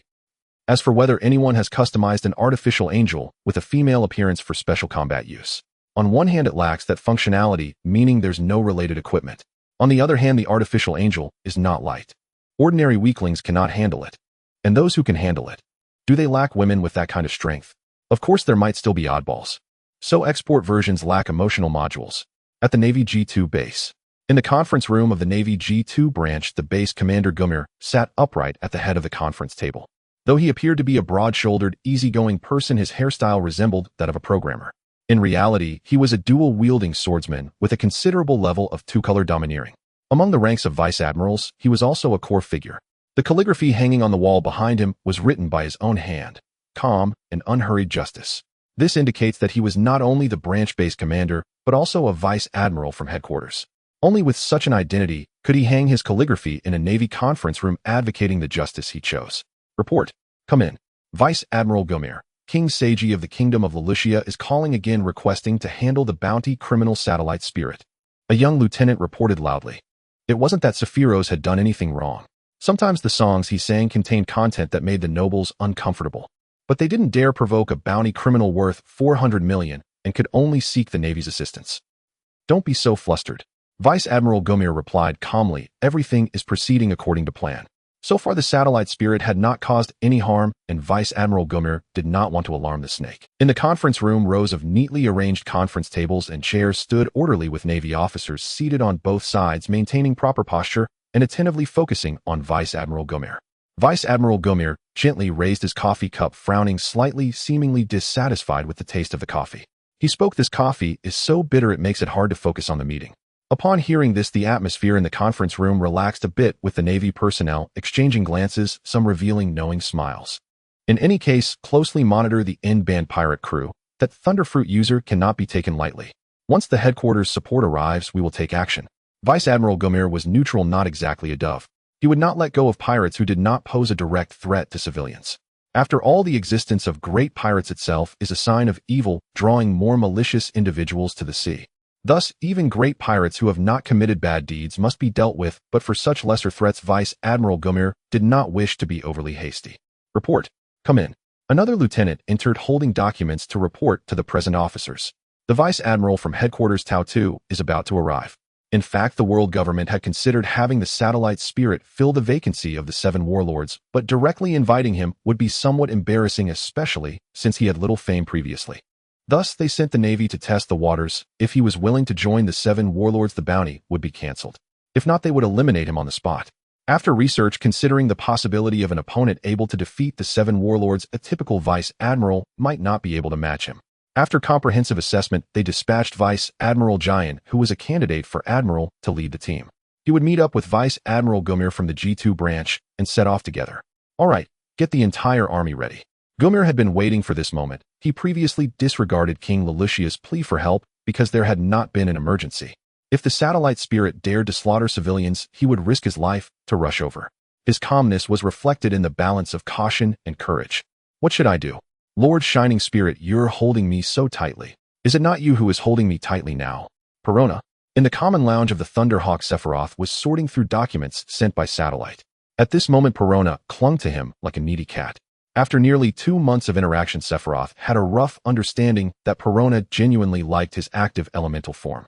This ghost princess indeed had a different aesthetic from ordinary people. What appeared handsome to others was in her eyes very cute. I can smell it. Oh, it's the scent of Lord Shining Spirit. Hey, I like this smell. I like it the most.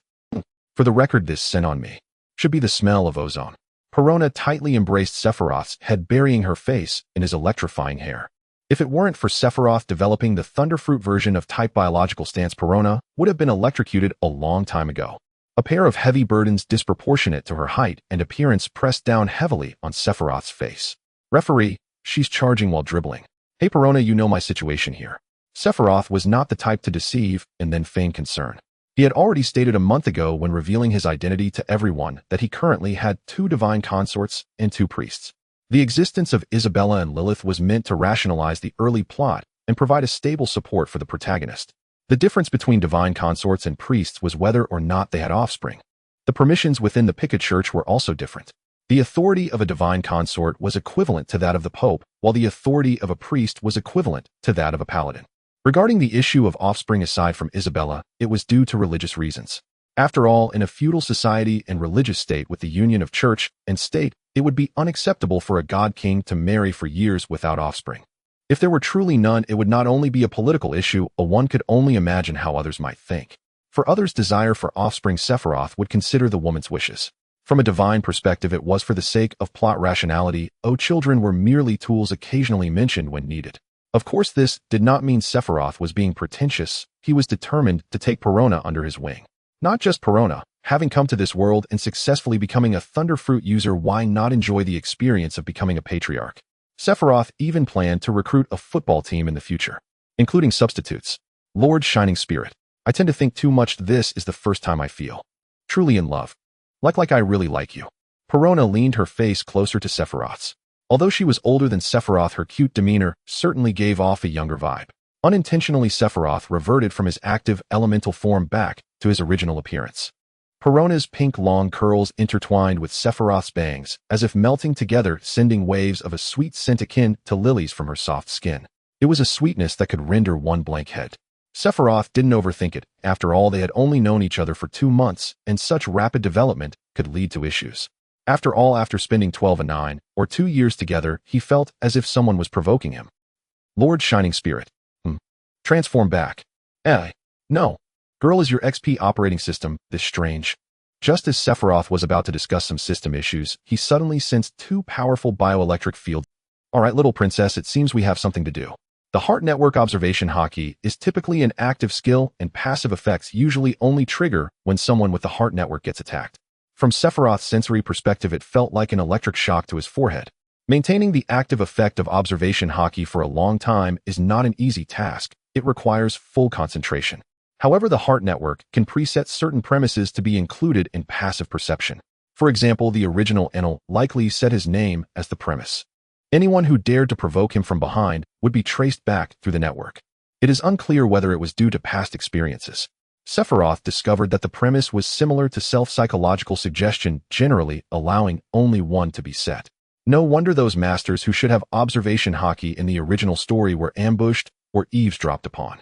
Lord Shining Spirit, what happened? Seeing Sephiroth instantly transform into the Shining Spirit, just as Perona was about to rejoice, she saw Sephiroth stand up. There are 2 major figures approximately 45 kilometers away, and they are gradually approaching.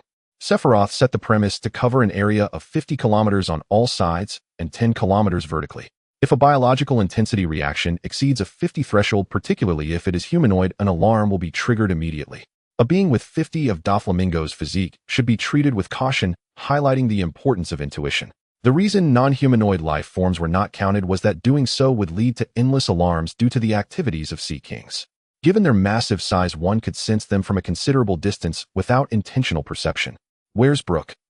That perverted skeleton is still in the unmentionable store. 40 kilometers offshore. On the sea, a fleet of 5 warships advanced majestically through the waves. Among them were 2 Vice Admiral ships and 3 standard Navy warships. Leading the way was the flagship of Vice Admiral Peach Rabbit. The mainsail bore the large character Rabbit written in brush strokes, just like her sister Vice Admiral Crane. The original Vice Admiral Crane ship was inscribed with the character Crane. Moreover, the ships of Vice Admiral Peach Rabbit and Vice Admiral Crane were the only 2 female warships in the Navy manned solely by female soldiers. Although this warship structure was not much different from other Vice Admiral ships, its decorative details bore some resemblance to the style of Wano. In principle, those above the rank of Major can modify their ships, but most only write their titles on the mainsail and make minor adjustments. A flashy design like that of Vice Admiral Garp is still quite rare. Following closely behind the other 4 warships, one of them was G2, indicating it was the flagship of Vice Admiral Gumi. The other 3 ships all obediently bore the large characters Navy. Later, I plan to take advantage of the holiday to write more. To avoid future issues with the content, I previously had my author notes reviewed and was unable to operate for a long time. After deleting the author notes, it was approved, and unless there are special circumstances, I will not include them again. I can't post images in the main text because my level is insufficient. I can only add images later in the section comments or wait for someone kind to share them. On the deck, Admiral Tao Tu stood at the command platform of the warship communicating with her subordinates about This time we are facing the supernova satellite Lightning, so do not underestimate him as an ordinary supernova. Tao Tu, dressed in a pink sleeveless top paired with black hot pants, had her legs fully exposed, and on the outer side of her left leg there was a sizable spider-shaped tattoo. She also wore a General's Justice cloak, but the cuffs were pink. At first glance, she did not seem like a naval leader, yet the sword at her waist, the kinjuru, was a wild katana, appearing more like an ordinary samurai sword. Indeed, Tao Tu was of standard admiral height, standing at 3 meters. A regular female soldier, standing next to her, could only reach up to her upper abdomen. With a tall posture, her gaze revealed the calmness and determination of a strong individual. Everyone, if a battle occurs, be mindful of evacuating and assisting civilians. Faced with an opponent capable of defeating Moonlight Moria, the ordinary naval officers had limited options. This mission may not necessarily be to capture Lightning. According to the opinions of the 5 elders, it is to first test him and then discuss the invitation to join the 7 warlords. The Naval Intelligence Department had also investigated matters regarding Lightning, only to ascertain that his origin was a mystery. He appeared in the North Sea 6 months ago and showed up in the Grand Line 4 months ago. Operating as a bounty hunter, he was recognized as a user of the Thunder Fruit due to his appearance and abilities, gaining some fame at the time. It was not until 2 months ago that he arrived at the Devil's Triangle and defeated Moonlight Moria. The value of this intelligence was limited, as those pirates with supernova potential were mostly at a similar stage. The Naval Intelligence Department was unaware that all of this was deliberately orchestrated by Sephiroth, who used extraordinary maneuvering abilities to disguise his movement patterns. Sister Tao Tu, we have new intelligence. Just as Tao Tu was assigning tasks, a female Navy officer looking somewhat like a spirit girl and wearing a lieutenant's uniform rushed over. Tao Tu turned around, her gaze piercing as she looked at her subordinate, asking in a steady voice, "What intelligence?" According to information provided by Lulu's colleagues, Brooke has left the Pink Heart Paradise. No, that establishment is actually called this. In short, the intelligence officer monitoring the N-band pirates sent the latest news. Brooke's identity, as he did not intentionally conceal, it was recently discovered by the Navy. Unexpectedly, he turned out to be a pirate from the era over 80 years ago. Initially, Brooke was playing games with female employees in that establishment where one cannot openly speak, but after receiving a phone call, he left immediately. Sister, could it be that those from Titans are up to something? Tao Tu raised her eyebrows slightly upon hearing this, but quickly regained her composure. She nodded, indicating she understood the situation. There is not such a deep relationship between Titans and Lightning. There should be other reasons. Tao Tu in her youth also came from the Naval Intelligence Department, excelling in intelligence work. Moreover, as a general, she had high authority over the intelligence sector. From what she knew, Titans had repeatedly attempted to recruit Lightning, but Lightning had always refused. The naval intelligence officer infiltrating Titans had obtained a lot of insider information. Lightning only had some energy cooperation experiments and transactions with Titans.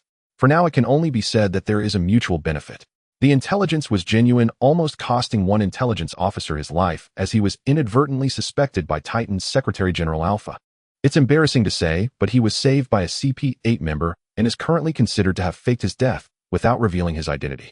Tao Tu was also unclear about who the CP-8 member infiltrating Titans was.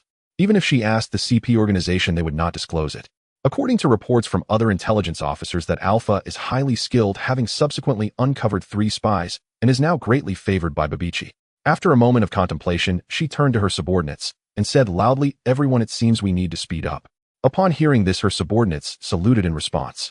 They knew that Admiral Tao Tu was a battle-hardened leader with top-notch command abilities and combat skills. In the hearts of the female soldiers, Tao Tu and Admiral Crane were their faith and role models. The subordinates quickly took action and the warship became busy at once. Soon the information was also synchronized to other warships. The Thunder Eagle. The extreme warriors, the bombs, were noisily preparing for departure. "Skeletal, you returned too late." Perona's voice echoed in the control room. The princess-like, beautiful girl harbored significant dissatisfaction in her heart, though she did not know who it was directed at. "Yahoroho, I am terribly sorry and my heart is so guilty it might just stop, though I do not have a heart." Sitting in the captain's seat, Sephiroth could more easily and accurately detect the situation of the opponent through the ship's detection system. Knowing that one of them was the renowned Admiral Tao Tu, and although he did not recognize the other, he seemed to be the commander of G2 base. This was utilizing machinery to amplify passive detection sensitivity. It was not actively emitting probing waves. After all, doing so would be clearly sensed by experts. "Actually, I am also curious, Brooke, what do you seek in such a place?" "Yahoroho. Whoa. Don't cry." Sephiroth averted his gaze. The silent Perona emanated a subtle aura. The bombs were bustling at various control panels as if driving away some kind of miasma, then puffing their chests out confidently. "No, I need to thoroughly check your logic modules. Could it be that they were all poisoned by Perona? In any case, since they have come to us, we should meet them. What about the possibility of avoidance?" Recovering his normal demeanor, Brooke spoke. He did not really wish to engage in conflict with the Navy. "Don't worry, I will get the Thunder Eagle airborne, and I will just greet them when the time comes." On one hand, they ultimately needed to make contact. Avoiding battle might instead lead to being targeted more seriously. On the other hand, Sephiroth was also curious about the other party's intentions. However, when it truly came time to meet face-to-face, he would certainly be prepared to maintain a safe distance. G2 flagship. The lookout on the observation tower suddenly spotted a contrail. Although this world does not have the concept of contrails, the distinctly visible linear cloud and the unidentified flying object in front of the cloud were evident. There is no doubt that this was the Thunder Eagle coming from the direction of the Kingdom of Lulu. "Admiral Gomir, we have spotted the N-band pirates." Gomir, draped in a general's justice cloak, exhaled deeply. "It does not look like they are fleeing, rather it seems they are inviting us." According to intelligence, the so-called Thunder Eagle was a customized vehicle made by Lightning and the Mechanical King through some transaction. If they truly intended to escape, they could do so much faster. How could they be moving so sluggishly? The issue is that according to reports from naval intelligence officers, this ship was sold long before the Seven Warlords incident occurred. Given Titan's current international status, they could not afford to blame them for such trivial matters. After all, the other party was not a mere ordinary shipwright without connections. Admiral the Navigator estimates there is an uninhabited island in that direction. Humph. Gomir pressed the hilt of his dual blades at his waist.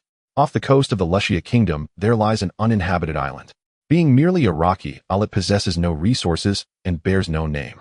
The Thunder Eagle hovered at an altitude of 1.0 meters above the island, and soon a bomb opened its hatch, allowing a magnetic levitation hoverboard to descend to the ground. Half an hour later, naval warships approached the island. The most conspicuous were the 2 enormous flagship vessels Rabbit and G2. To prevent any unforeseen incidents, only Vice Admiral Tao Tu and Vice Admiral Gumire stepped ashore with a moonwalk. After all, they were potentially facing opponents of the Seven Warlords level, especially a natural-type user of the Thunder Fruit. The ordinary soldiers could only be a hindrance. However, when the 2 Vice Admirals discovered that there was only a bomb here, they couldn't help but frown. "Isn't this a bit too timid?" Gumire's gaze fell upon the bomb. Although he didn't know what it was, he guessed it must be some sort of communication device, at least for messaging. He didn't think the other side was relying on this thing to fight them. "This is precaution, old man of the Navy." A red light flashed before the bomb, emitting Sephiroth's inorganic mixed electric sound. It was as if a damaged sound system was playing multiple voices speaking in unison. Kid, words can be quite hollow. As the saying goes, actions speak louder than words. It seems necessary to first confirm your level. Vice Admiral Gumire showed no fluctuations in his demeanor, simply expressing his opinion in a straightforward manner. As a dual-wielding swordsman, his own two-colored haki was at a remarkably deep level. He could contend with all the 7 warlords except for Hawkeye. If it were the likes of Moria Crocodile or the King of Lizards, he might even have the confidence to win in an unknown fight. Moreover, Vice Admiral Tao Tu, a grand swordsman, was also present and was comprehensively stronger than himself. Indeed, little Flash, your big sister, is a fan of yours. Why not come and meet me? Are you afraid? Opposite the bomb, Tao Tu's expression became somewhat one that could easily provoke a man's competitive spirit. On the other side of the lens, Sephiroth almost blurted out, "Big Mom, please don't act cute." Tao Tu was old enough to be his mother. No, she could even be his elder aunt. Even a certain summer total embarrassment wouldn't think of being greedy in front of Tao Tu. I see, to be honest, I also subscribe to the strike first talk later theory. As soon as Sephiroth finished speaking, the bomb in front of the two vice admirals seemed to sense something returning to normal and immediately took off on the hoverboard toward the sky. The hatch of the Thunder Eagle opened and Sephiroth would attack in the form of satellite flashing spirit Jetstream Spirit. A cyberpunk-style humanoid being of thunder elements resembling a bolt of lightning exploded in the air. Then a theme music began to play, echoing throughout the island under Sephiroth's control. Even the warships at sea could hear this grand music. Divine Fury. This was the BGM for the appearance of gods from Yu-Gi-Oh! DM. At the same time, the sky suddenly became turbulent and massive thunderclouds obscured the sunlight. As the thunder roared chaotically in the sky, the power of the ancient magical tome from the chain could reach infinity. Sephiroth appeared in midair in an active elemental form accompanied by the celestial phenomenon of thunder. An incomprehensible sense of oppression. Similar to Conqueror's Haki, but utterly different, shot down from the sky. Guhmeier's sparse hair stood on end as if currents were coursing through his body. He did not evade. Instead, he raised his sword and slashed at the sky. Bang! An unnatural sound of a massive storm erupted. A colossal flying slash shattered the invisible force descending from the sky, dispersing it. The invisible aura shattered surrounding stones and stirred up a large amount of dust. Tao Tu's eyes widened, a peculiar expression flashing across her gaze. This did not resemble Conqueror's Haki, yet it had an effect akin to that of top-tier Conqueror's Haki on matter. She even felt a physiological discomfort in her body. The two vice admirals jumped up in succession. Their moonwalking skills far exceeded the ordinary, producing gusts of wind as they rushed into the air. Like riding the wind, they swiftly slashed towards Sephiroth. Sephiroth's mobility was far beyond what the two vice admirals could compare with. He transformed into lightning midair, flickering as if teleporting. Summon Thunderball. As soon as he finished speaking, a barrage of colorful spherical lightning formed, dancing in the air. The effect of the spherical lightning had already demonstrated its strange and troublesome nature during the offensive against Moonlight Moria. The two vice admirals executed skilled moonwalks, engaging in actions similar to dodging bullets. This made Sephiroth feel as if he were facing a boss from a certain game. Guhmeier's dual blade slashed, and his armed Haki shattered the spherical lightning within hundreds of meters. Suddenly lowering his altitude, Sephiroth teleported beneath Guhmeier, raising his hand as red lightning gathered before his silver gauntlet. The rearranged, curling lightning danced wildly before suddenly firing at Guhmeier. The arc-shaped, branched red lightning under the dim clouds resembled several red pillars, with the tips emanating a pale red halo that distorted the air. Red sprites. Just as Sephiroth completed his attack, Tao Tu's Jinbaira had already pierced from 30 meters away to right in front of him. Two sword-style water moon. Guhmeier's blade light suddenly split into phantoms, opening a path. The 9 rapid flashes of the 6 forms shaved quickly out of the range of the red lightning attack. Tao Tu's attack also missed. She started to feel that the opponent's observation Haki level was excessively abnormal. Tao Tu leaped to the height of the clouds on her moonwalk, mixing her Haki with the 6 forms Gale Foot to try to seal off Sephiroth's escape route. To them, Sephiroth's movements appeared as if he were flickering, making it exceedingly difficult to land a hit. It was also tough to close the distance. Suddenly, Tao Tu's observation Haki anticipated a certain danger, and in that instant she felt dizzy, as if the world had flipped upside down. Blue jets. This was a slender conical shape extending from the top of a cumulonimbus cloud up to 4,050 kilometers above the ground. The entire uninhabited island seemed to tremble under this attack. Tao Tu's armed Haki suddenly enveloped the entire Jinbaira, extending the sword's length to a 40-meter Haki slash. The 6 forms life return allowed her muscles to operate at peak frequency. The sword energy opened a path for her. TSK. This is troublesome. Deep within the ancient and solemn palace of Mariewa, there lies a conference room adorned with golden reliefs and intricate patterns. The high ceiling gives the impression of being inside a tower. This is the chamber of the world government's leaders, the 5 elders, where they discuss both major and minor affairs of the world. The room is mostly empty save for the chairs and sofas for each of the 5 elders arranged around a small round table. Rather than a conference room, it resembles a tea room. The 5 elders are quite casual, either standing or sitting according to their preferences. With a calm and relaxed demeanor, they discuss various topics. We must pay attention to the movements of the Archangel, the Angel Beast type ability user. You all know what that implies. The speaker, dressed in a black suit with white curly hair, a fluffy white beard, and a flat cap, bears a scar on his left cheek. He is Jaguaruzius Satan, the god of scientific defense, expressing his concerns in a deep voice. The actions of that archangel are indeed perilous. Indeed, although intelligence suggests he is not of the Lunarian race, we must still take action. The environmental god Marcus Maz Saint, dressed in a dark blue suit, with long white straight hair, stroked his long beard. The relevant intelligence obtained from Titans is still quite limited. The problem is that places like Sky Islands cannot be attacked using conventional methods. Without the approval of that esteemed individual, the Five Elders and the Knights of God cannot act lightly, relying on the Navy to assault Sky Islands. The issue is that the angel fruit of the beast type has appeared. The agricultural god sighed softly while dressed in a deep red suit. Shepherd Xie Ten Pit Saint, with golden short hair, crossed his arms covering his well-groomed golden beard. He has his own understanding of the archangel issue. After all, there has never been a human fruit beast-type angel form before this. You all know the reasons behind the emergence of devil fruits, so betting that Oda would not allow readers to easily guess and would not create such easily predictable fruits. Betting that the so-called angel in the latest intelligence is a Lunarian. Well, if it truly is a newly born angel beast-type, it may indeed be of use to us.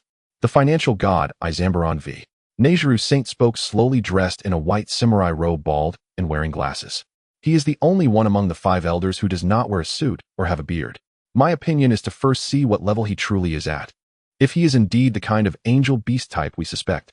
Nejiru Saint gently stroked the katana resting against his shoulder, curling his lips as he continued. Then it wouldn't hurt to win him over, or even have him marry into a certain family.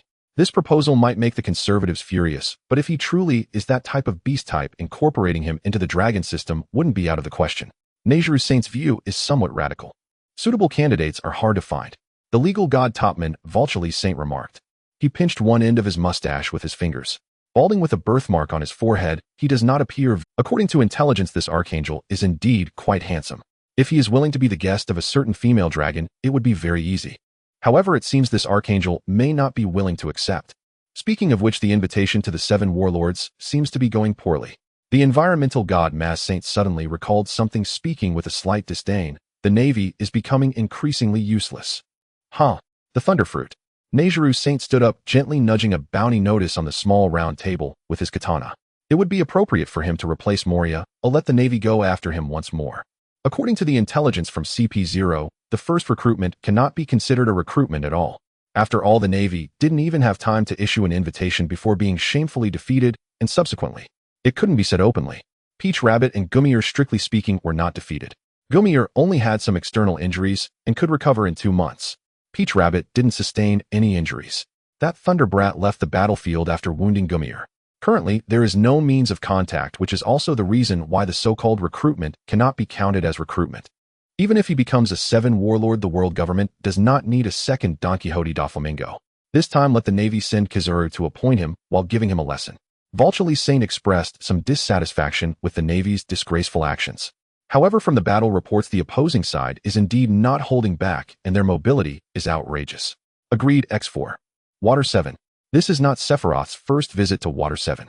In fact, he has come many times under the guise of the Archangel, each time bringing different groups of beautiful girls for tourism. When he brought Nami Noki Karina and others, the uproar was not too severe. However, when he appeared with Isabella Lilith Raki and Cornus, 4 winged residents of Sky Island, the scene nearly spiraled out of control. Beautiful female angels following the Archangel created an excessively mythological scene. Even more exaggerated, he has separately brought 4 different beautiful angel companions multiple times. Some even had the audacity to ask those beautiful angels if they knew that the Archangel had other angel companions. The heart-wrenching response was that they were all aware of each other's existence. It is precisely for this reason that the so-called Archangel loved by all title gradually began to take on a Sephiroth merely felt that Water 7 was suitable for bringing them to play those for all held positions and could not be brought out all at once. Lilith's black wings are indeed quite conspicuous. Sephiroth knows that there are beings like the Lunarians in this world and has explained this to Lilith. From an optical perspective, black absorbs most of the visible light.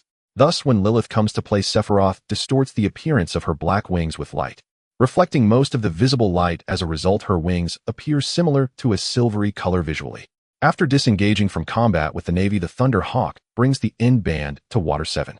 On one hand, Sephiroth plans to have a date with Perona here. On the other hand, being in Water 7 makes it easier for the Navy to discover him. There seems to have been some misunderstanding between both sides. From the emotional absorption situation, the other party has a kind of unspoken sorrow. However, since the situation has become such, he can only escape for now, allowing both sides to have an avenue to retreat. The reason for choosing to wait for the Navy in Water 7 is because it is a major transportation route and a populous stronghold. The Navy will not act easily. I had drinks today. We'll try to catch up later. Sephiroth landed at the entrance fountain of the City of Seven Waters amidst crackling electric sparks, the silver lightning dancing through his hair, startling the pigeons in the square into a flurry of flight. Given his appearance, which had also made him a global celebrity, the general public merely regarded him with curiosity, unlike when he first arrived at a place, scaring ordinary people into a panic. Deep within the ancient and solemn palace of Mariewa, there lies a conference room adorned with golden reliefs and intricate patterns. The high ceiling gives the impression the two strolled through the water city reminiscent of Venice on Blue Star. Despite the ridiculousness, Brooke remained unchanged, heading to the forbidden shop. In fact, Sephiroth was also willing to give him this budget. He couldn't just let him harass female passersby on the street. He hadn't felt much while watching anime in his past life, but in reality, having a skeleton openly asking, "Please show me your underwear," was utterly explosive. As for the Ray Eagle, it was currently hovering above, being watched over by the bongs, so there was no need for concern. "Here's strawberry ice cream. I want Master Flash Spirit to feed me." Sephiroth and Perona, having known each other for nearly 3 months, appeared to be quite a sweet couple. All right. Between Sephiroth and Perona, it was indeed a mutual love at first sight. Sephiroth honestly admitted to having a possessive and protective desire towards Perona. Perona was struck by Sephiroth's elemental appearance, akin to a hopelessly infatuated rebellious girl with a spirited youth. Brook rentals only 3,000 berries per hour. The clerk wearing frog glasses waved enthusiastically. Sephiroth gazed at the peculiar creature swimming in the river with a horse's head and a walrus body, gently grasped Perona's wrist, and then effortlessly lifted her in a princess carry. "Hold on tight." Before the words were even out, Sephiroth took off on the back of a Brook, tossing 6 500 berry coins onto the vendor's table. "We rented it." Perona's gothic skirt was blown up by the gust, and as she hurriedly pressed down the lace edge, she found Sephiroth already holding her in his embrace, ready to set off. Wah! Brook joyfully soared through St. Braylon Bridge, startling the seagulls that were sneaking a bite of the water meat. "Right turn, right turn." Perona directed the passive ghost navigator lying atop Brook's head, but the mini-ghost suddenly struck a despondent pose. Having fun, Perona decided to drive Brook herself, although her driving style was very much in line with her person. As they charged out of the fork, they were met with the whale anchor emblem of Tom's workshop and a lemon juice stall knocked over by Brook. With Perona floating beside him, Sephiroth felt that acting with her was indeed very easy to produce events that matched the artistic style of this world. All of this was witnessed by a blonde beauty working at the dock, dressed in professional attire as she adjusted her. "Miss Khalifa, it's best not to stare too much," a blonde man in blue work clothes reminded the beauty. "That one is a 400 million bounty pirate." "Thank you for the reminder, Mr. Barry." The next day, as usual, Sephiroth took Perona around to play. When the yellow monkey appeared outside the dessert shop, Perona, startled, found her cotton candy had stuck to Sephiroth's lightning tuft. The aroma of toasted cotton candy wafted through the air. The Admiral leisurely pushed up his sunglasses, the reflections obscuring his expression. Moses, may I ask if you are the real satellite Flash Spirit?" With a leisurely and nonchalant tone, Admiral Kizaru flashed in and took a seat close to where Sephiroth was. "That's me. May I ask if you are the principal of Shuangya Kindergarten?" Even Kizaru was taken aback by Master Flash Spirit. "That one is an admiral." Faced with an admiral, even Perona, who was deeply devoted to Sephiroth, did not think he could be a match for Kizaru. "Sorry, Admiral Kizaru looks like someone I know indeed. If I retire, becoming a kindergarten principal wouldn't be too bad. However, there is another matter at hand. Would you be willing to become a warlord?" Kizaru's words made those around them realize what was happening, causing most to flee. A handful of brave people hoped to hear more inside information. In the corner, someone resembling a reporter was snapping photos like crazy. "I see. While I am very willing to accept the invitation, Admiral Kizaru, your aura doesn't seem like it's just a notification. Typically, inviting a warlord only requires a rear admiral. So that was an invitation last time. 2 rear admirals plus 1 admiral as a substitute. Who would have thought it was an invitation? Indeed, the youth of today are truly frightening. A cool warning, huh? I was once the commander of Base G2, saying this, Thunder Boy, you should understand, right? Understood. First, I agree to become a warlord." Sephiroth had learned from Perona about the appointment of the warlords, which typically involves an invitation from a rear admiral, and if agreed upon, officials from the world government would follow up for detailed arrangements. Then it's not suitable to carry out here, as it might harm innocent bystanders. "Oh, I didn't expect the young man to have a kind heart. How rare." Sephiroth transformed into lightning. Kizaru turned into a beam of golden light. The two vanished in an instant. When they reappeared, they were already above the ocean, dozens of kilometers from the city of water. Both of them could fly, rendering the terrain meaningless to them. Sephiroth had his own plans for this battle. After all, he had never fought against the world's top powers. If he could try it in a relatively safe manner, he was willing to give it a shot. With a warlord position vacant, and he himself not being a highly dangerous type, he agreed to join, especially considering Kizaru's personality. Sephiroth felt that the other party was unlikely to go all out against him. However, he couldn't rely completely on the other party. Before the battle began, he had already mobilized 8 satellites in the stratosphere ready to escape to the other side of the planet at any moment. I am starting to take a liking to you, young man, so perceptive. I just wonder, have you ever been kicked at light speed? When Kizaru's lightspeed kick swept across the ocean, Sephiroth had already evaded it in advance. For some unknown reason, Kizaru's attack, at least this lightspeed kick, was not truly lightspeed. Otherwise, even with emotional absorption allowing him to evade through intention, he wouldn't have been able to dodge it. The other party truly went easy on him. He didn't sense any haki of armed color. Speed is weight. Kizaru elementalized, evading Sephiroth's probing dozens of intersecting lightning strikes. Truly terrifying, the Thunderbolt fruit. The golden cross star formed at the fingertips of Huang Yuan suddenly split into hundreds of light beams as the sea surface beneath Sephiroth surged, instantly sliced into countless boiling whirlpools. Flashing with lightning, Sephiroth's high-precision neural network used emotional absorption for predictive evasion. The figure of the naval admiral was reflected in the Yada mirror array, closing in an instant. Sephiroth began to understand one thing.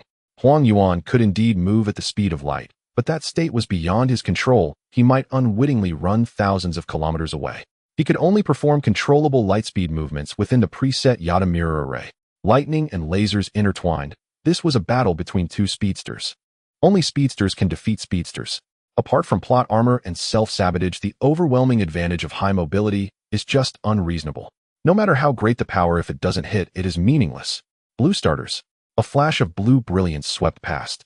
The lightning, less than 20 kilometers long, flashed repeatedly at a high frequency. It was brighter but shorter than typical blue jets. Although the latter had greater power, its wind-up was also larger, likely missing Huang Yuan. To put it vividly, the blue starters resembled an underdeveloped version of blue jets. It seemed to form thousands of blue lasers launching a barrage against the rain of light created by Huang Yuan's Yada mirror. As the battle progressed, Huang Yuan gradually began to exert pressure on Sephiroth. The laser beams were infused with haki. Haki does not counter devil fruit abilities. No matter how strong it is, it cannot negate the powers of the fruits. In reality, haki has only 2 functions against devil fruits. First, it can grasp entities, thus inflicting direct damage on non-entities or fluid-type enemies. This applies not only to Logia types, but also to Paramecia types with superhuman abilities. Secondly, it can defend against most damage or effects caused by devil fruits through isolation, with a specific effect depending on the situation. Infusing haki into bullets for long-range attacks is a skill only top marksmanship experts in the New World possess. Huang Yuan, who was rated by Zephyr as too reliant on fruit abilities, surprisingly possessed such advanced armament haki techniques capable of directly harming other Logia users. If hit, it would be a serious problem. He needed to restrict the opponent's mobility. Countless currents of electricity emerged from Sephiroth, combining with atmospheric water molecules to construct a 3-dimensional web-like structure. The particle flow generated by Huang Yuan's lightspeed movement collided with the lightning net, causing the entire sea area to suddenly appear with dazzling auroras. Huang Yuan's body suddenly twisted into a vortex of light particles, then transformed into a massive light source. A barrage of bullets shot toward Sephiroth. After the skirmish, Huang Yuan sensed that this thunderous little devil had reached the level of an admiral purely through the development of his fruit. His observation haki was even superior. However, his physical strength and armament haki were lacking. He couldn't help but recall how Zephyr always criticized him for focusing too much on his fruit. This one was truly impressive. Since Sephiroth did not know how to apply armament haki to long-range attacks, even if his lightning attacks hit, they would merely sap a bit of Huang Yuan's stamina. Logia types are indeed immune to ordinary physical attacks, but aside from haki and sea stone, there are 2 other ways to deal with them. One is elemental restraint or conflict. For example, between ice and fire, even without haki, they can inflict mutual damage. The second is energy attacks. Logia users who are neither restrained nor conflicted will lose stamina when struck by energy, but it won't cause direct damage. If relying solely on fruit abilities, the battle between Sephiroth and Huang Yuan falls under the second category. However, with Huang Yuan infusing haki into lasers, the situation became unfavorable for Sephiroth. Just as Huang Yuan thought the lightning was nothing special. A sense of crisis, neither too great nor too small, surged in his heart. Sephiroth's right hand coalesced into black lightning. Like a divine spear tearing through the atmosphere, it pierced into the core of the whirlpool of light. Huang Yuan's pupils slightly contracted. This was an unprecedented type of lightning attack. Dark lightning. Active particles formed by solar radiation, cosmic rays, and electric field interactions in the atmosphere gathered together in reaction to the electromagnetic field. This lightning generated from molecular aerosols was even heavier. It began to erode the photon energy constituting Huang Yuan's elemental form, making him feel that although he was not injured, his stamina was being depleted at a rapid pace. Such remarkable fruit development. Huang Yuan's voice of astonishment echoed from all directions. His true form appeared in the sky, thousands of meters high, his hands interlaced into a prism structure, yada mirror. Countless golden light bullets erupted in a series of explosive shockwaves during their descent. In their brief skirmish, their actual speeds were comparable, although light speed was indeed much faster than lightning. However, whether at light speed or lightning speed, neither could be controlled by human reflexes. Yet in terms of combat experience, Huang Yuan had the upper hand. He dodged, at least partially evaded. Huang Yuan's beam infused with armament hockey merely grazed his arm, the pain not severe. Sephiroth knew his will to fight was at a certain level. If the pain became unbearable, he feared he wouldn't be able to maintain his combat state. So he constantly dulled his pain, nerves while fighting. Moreover, according to medical knowledge, he maintained life restoration. He was injured, but quickly recovered, which consumed some stamina. In form, it resembled a certain 2-5 line, maintaining a permanent reversal technique. However, what a joke. What a joke. Damn. Internally, he felt as vulnerable as Shiro Amiya's mother on Mother's Day. His reasoning wasn't so deeply rooted, it was just pure embarrassment. It wasn't surprising this was the first time Sephiroth suffered a fracture-level injury in 2 lifetimes.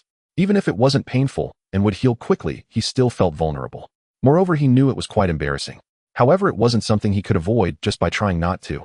What made him feel even more embarrassed was, cool, huh? Thunderous little devil. Huang Yuan sensed an aura erupting from Sephiroth that was entirely different from the strange presence before. In fact, this aura was something Huang Yuan was familiar with, Conqueror's Haki. Each person's Conqueror's Haki varies in intensity and will based on their inner ambition. The Conqueror's Haki erupted from this thunderous kid was unprecedented and very strange in Huang Yuan's perception. Its intensity could only be described as average, but its nature was peculiar. There was a sense of high and mighty. Logically, this type of will should be stronger, right? On the other hand, Sephiroth felt embarrassed facing his own sudden awakening of Conqueror's Haki. Whose Conqueror's Haki awakens due to first injury NPC actually hitting him. He couldn't deceive himself about this, and he felt embarrassed. The color of the Conqueror flashed by. Just awakened, he found himself unable to exert active control. Coupled with the overwhelming embarrassment, Sephiroth even thought it might be better not to awaken at all. If only he had a Space King twisting hammer in front of him, he estimated that his twisting power could smash the dog head of Kizaru. The incoming seawater and electric charge formed a massive vortex in the center of the battlefield as Sephiroth floated above the electromagnetic field with arcs of electricity at the tips of his hair, beginning to shimmer in a deep blue hue. The lightning spear in Sephiroth's hand, wrapped in dark lightning, distorted the space around him. The second throw of the spear was about to come. Kizaru assumed a sword-holding posture with both hands for the first time, unleashing the Amatsukami Cloud Sword, which surged into a 40-meter-long blade of light. It was as if mythical weapons had collided, and the resulting shockwave tore through the clouds, creating a circular void with a diameter of several dozen kilometers. The dark lightning spear was warped by the light sword, deviating from its shooting trajectory, grazing Kizara's side, before plunging into the sea and generating a massive whirlpool. Ordinary lightning attacks to close the distance for a surprise assault Kizaru could selectively ignore. However, Sephiroth relentless never gave him a chance to close the gap. But after experiencing this dark lightning attack, once he did not wish to be hit by it again. With all his strength, Kizaru swung the Amatsukami Cloud Sword to block the dark lightning spear, and while distorting its trajectory, actually retaliated with beams from his eyes. Sizzle! Sephiroth's body suddenly transformed into lightning, and as Kizara's retaliatory beams pierced through the phantom, they created ripples in the distorted air. Even though he could perceive Kizara's intentions through the heart network, the gap in combat experience and the mobility of the Goro Goro Nomi meant Sephiroth gained no advantage at the approximately 20-kilometer engagement distance. The preset emergency escape device almost triggered the moment his arm was grazed. Cautious, or perhaps cowardly, Sephiroth was still convinced that Kizaru would not go for the kill. He even set up a launch program on the satellite that would instantly relocate him to the other side of the planet if he sustained significant damage. Sephiroth transformed into lightning to evade, and then the two began a second round of high-speed clashes. Both relied on observation hockey to make predictions and plan their routes accordingly, because Sephiroth's heart network could read the emotions and intentions of his opponent. Since they began to engage, Kizaru had been hit over 10 times. But Sephiroth had only been grazed once. In conventional long-range combat, without contact, Sephiroth still held the advantage, the core issue being he couldn't perform long-range Conqueror's hockey attacks. If ordinary long-range attacks were ineffective, then he would engage in a longer-range contest. For me now, nothing else matters as long as I achieve victory. Even if light shines into the darkness, it cannot reach the depths.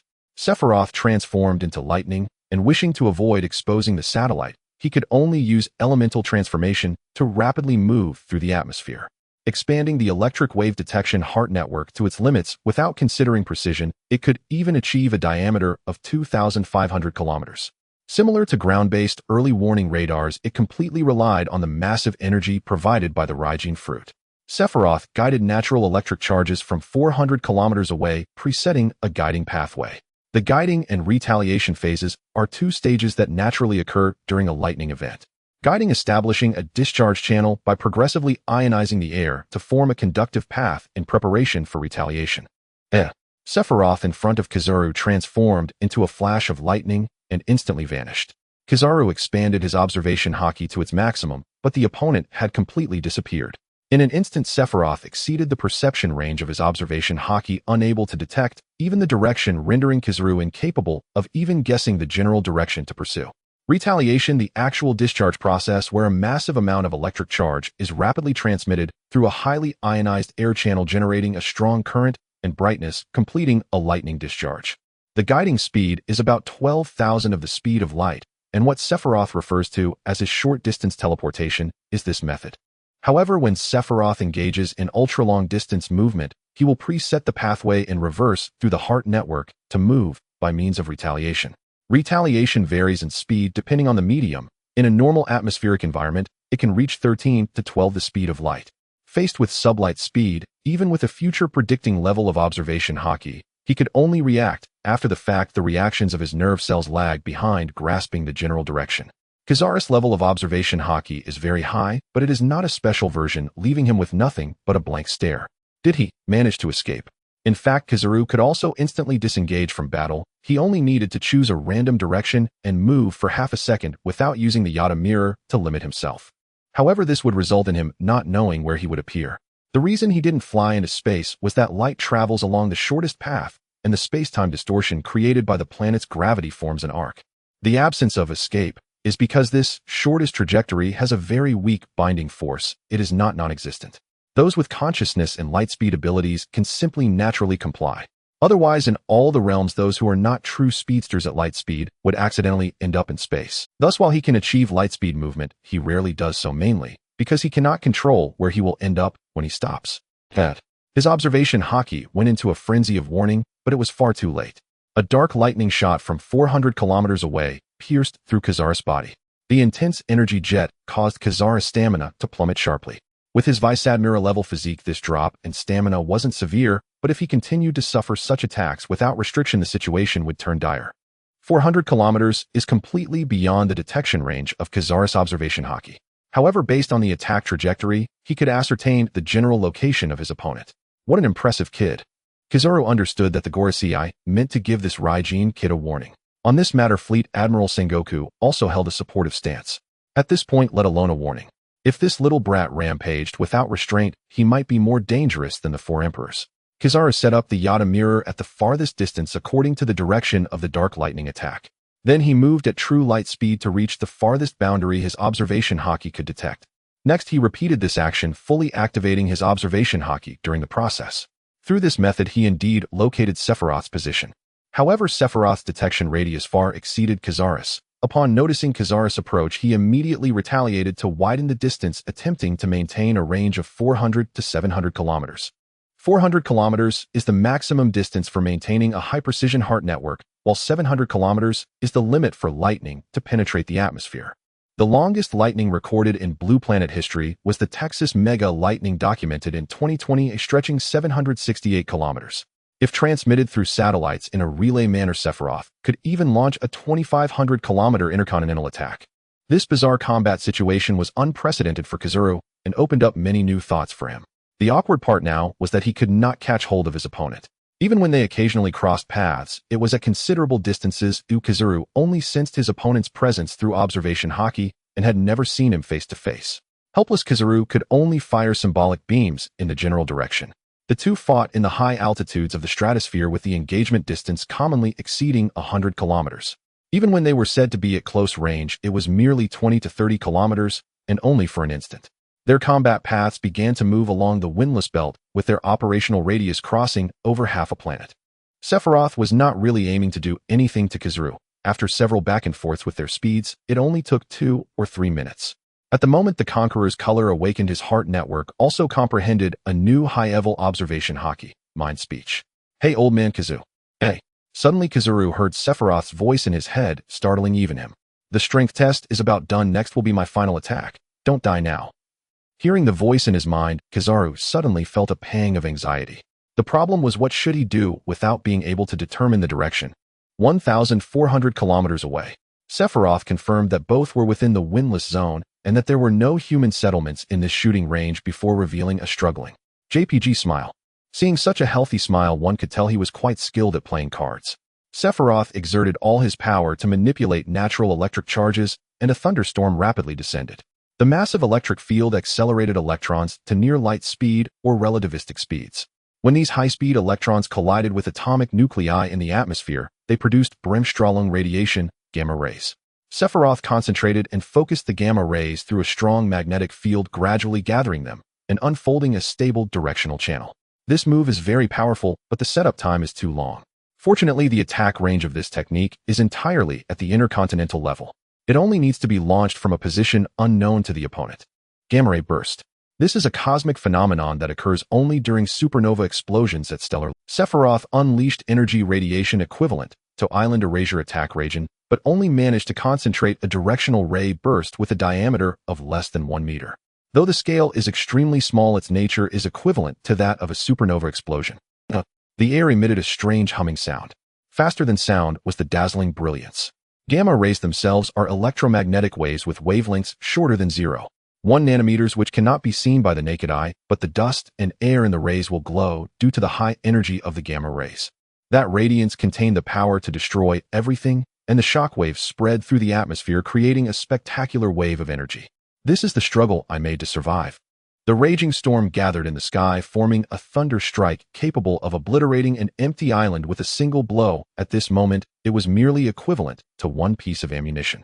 Sephiroth had not mastered nuclear energy. He was still far from it, to the extent that it seemed like a delusion at his current stage.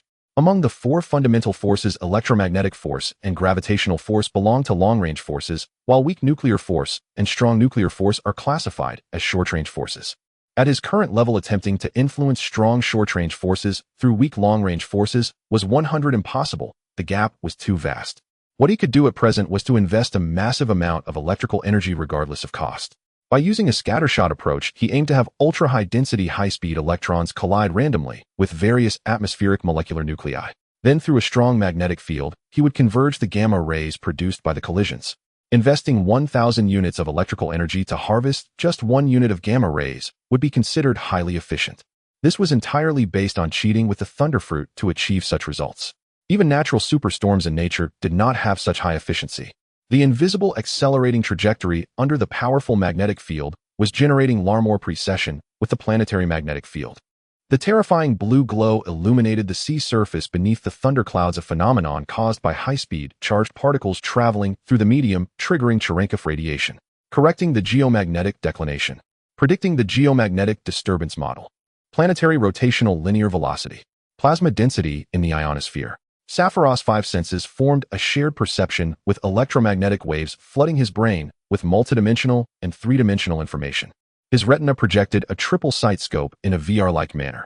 The first layer displayed the real-time, changing geomagnetic equipotential surface. The second layer showed the biofield ripples of Admiral Kizuru. The outermost layer's background grid was an error compensation model generated during ballistic testing on the lunar surface based on past shooting data. To conduct a shot over a distance of 1,400 kilometers, numerous satellites were needed to transmit data for correction. 3 minutes passed from the gathering storm to the shooting correction. Now everything was ready. It seemed as if Sephiroth heard Come on, big brother in the spaceship. Such Starfall roar cannon. When the azure light spear pierced the sky, the air was ionized, creating multiple circular rainbows. In the windless zone 1,400 kilometers away. After hearing Sephiroth's thoughts, Admiral Kazar's observation, Haki began to go wild. It wasn't that he sensed something, it was closer to a sixth sense. Ever since encountering the unprecedented special opponent satellite Flash, Kizaru had learned to stay proactively elementalized. His entire body shone with golden light, resembling a small golden figure. Sephiroth's ultra-long-range mind network sensed this, prompting him to launch this attack. After all, his purpose was to intimidate the Navy and the world government, akin to striking a decisive blow to prevent 100 retaliatory punches. It was not about eliminating Kizaru or completely provoking the Navy. This shot was not aimed at hitting him. In Kazar's vision, first appeared a dazzling blue light that existed for merely 2 seconds, followed immediately by a deafening explosion. The columnar shockwave generated by the explosion severely distorted Kazar's elementalized body. He was not directly hit by the beam. This ray, with a diameter of less than 1 meter, merely swept by about 30 meters from his side. Then, as if it carried weight, it fell onto the more distant sea surface in a ballistic arc. As the shockwave formed, it also unleashed a terrifying wave of energy. Aside from the physical shock, Kizaru felt a strange destructive energy invading his body. Even his elementalized form experienced an exaggerated decline in stamina. This made him realize that if he were to deactivate his elementalization, now he would most likely die. The duration of the destructive ray attack was only about 2 to 3 seconds. However, the ensuing ionized flames burned a cavity with a diameter of 20 kilometers in the sea. The sea area where the ray fell was stirred by the shockwave, creating gigantic waves reaching 1 kilometer. The seawater evaporated, decomposing into hydrogen and oxygen, leading to a large-scale hydrogen explosion. As the user of the spark fruit, he quickly escaped the area affected by the strange energy. He then wrapped the invading energy within his body in light elements and launched it all out in the form of light projectiles. Only when all the foreign energy within his body was cleared did the draining of stamina akin to opening floodgates come to an end. Out of caution, he still dared not deactivate his elementalization, maintaining a dazzling golden appearance. The usually indifferent Kizaru now revealed a serious and profound expression. The other party had no intention of hitting him. What would happen if he were to be struck by such a thing? He expanded his observation Haki to the maximum, and for several minutes there were no anomalies. It seemed this was the so-called final attack.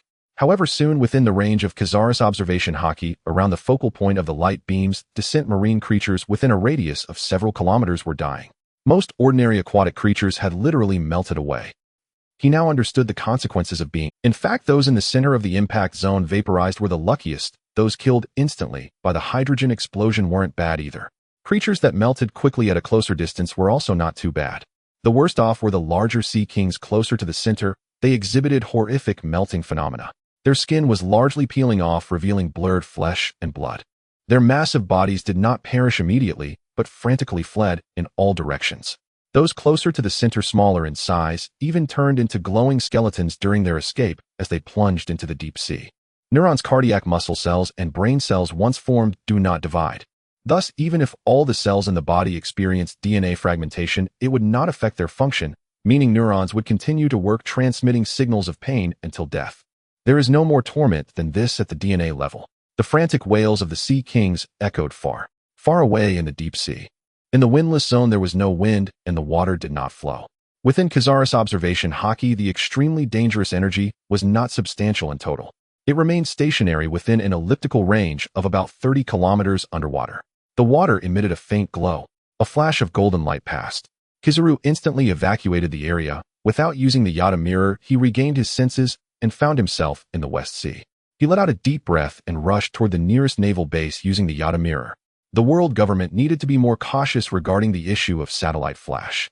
In the previous segment of Chapter 5, I added an illustration of Cornus. This chapter also has something to say. A burst of gamma rays. Sephiroth let out a deep breath. It wasn't entering the sage mode. Subjectively, it felt as exhausting as when he was an ordinary high school student in his past life running a 400-meter dash. It wasn't so severe as to be called exhaustion, but it was tiring in the ordinary sense. Floating in midair after resting for a bit, he regained his state. At this stage, without the support of a wide-area silent ship relying solely on himself, he could only achieve this level. The intercontinental strike on a building target is manageable, but hitting a specific individual accurately would require shortening the shooting distance to within 400 kilometers and using a higher precision mine network for locking. He had originally aimed for a spot 100 meters to the left of Kizuru, but the impact point after firing was actually more than 30 meters to his right. An error of 130 meters over 1,400 kilometers. Not too bad. It's usable, if described in terms of traditional RPG games. The strike that annihilated Sky Island Thunder Welcome was like this. Thunder Welcome MP cost 10,000 attack range, 1,000 attack distance, 1,000 damage per second, 1,000 magical damage skill duration, 200 seconds total skill damage to 0.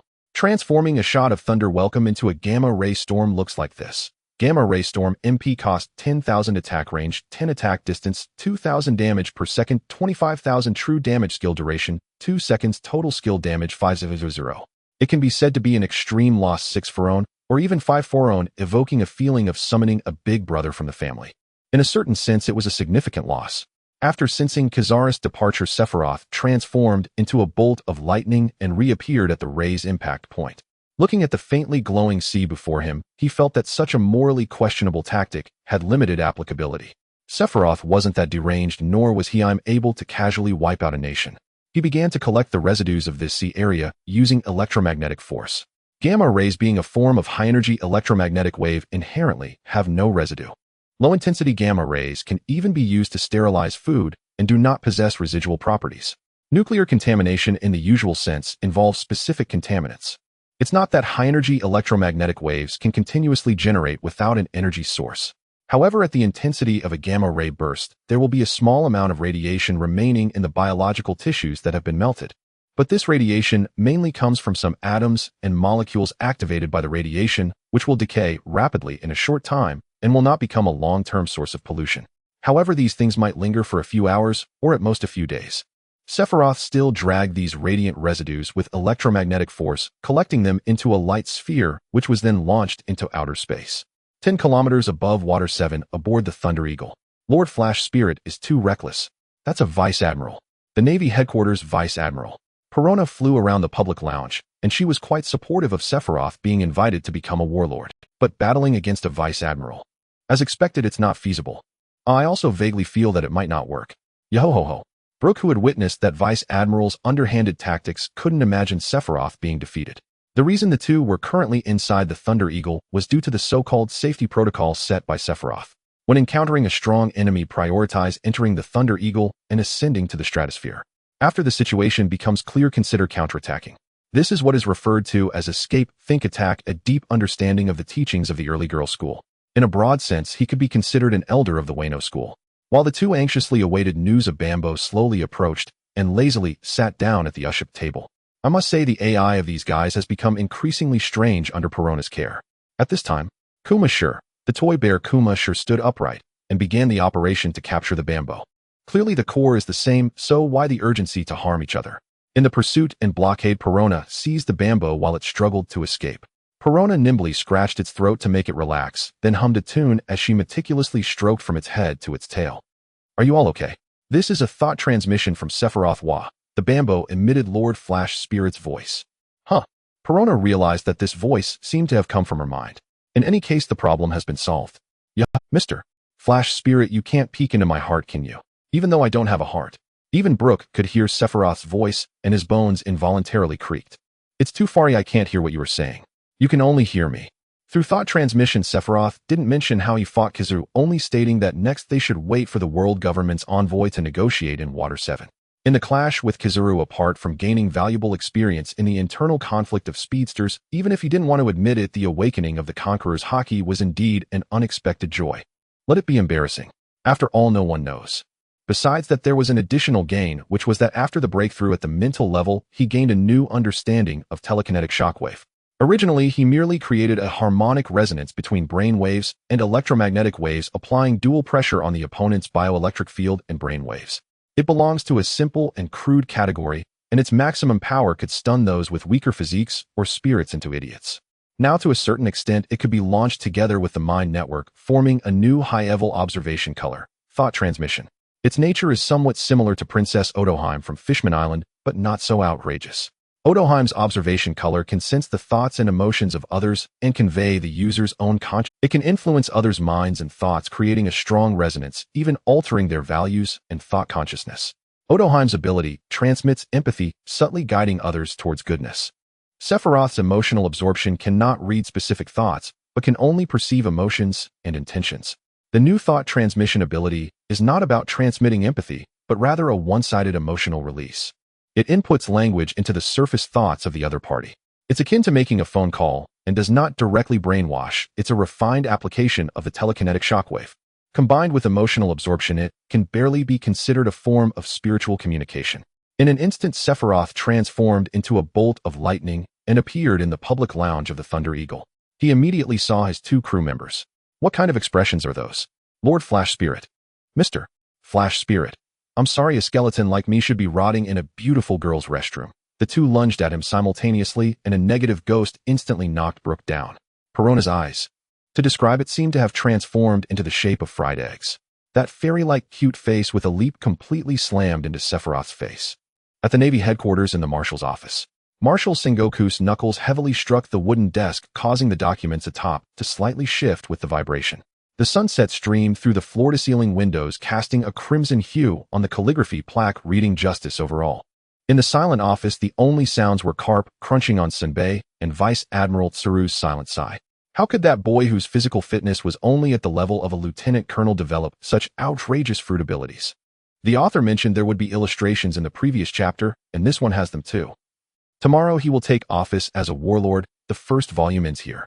The next volume will be about defeating the celestial demon, the Thunder Eagle. As night fell, the captain's cabin of the Thunder Eagle was at rest. Though called the captain's cabin, it was indeed larger than the usual crew quarters. However, various office supplies and functional devices took up considerable space. Since arriving in this world, he had been plagued by some degree of paranoia. Even now, he would not choose to stay at a distinctive hotel in Seven Water City, but preferred to rest aboard the Thunder Eagle in the stratosphere.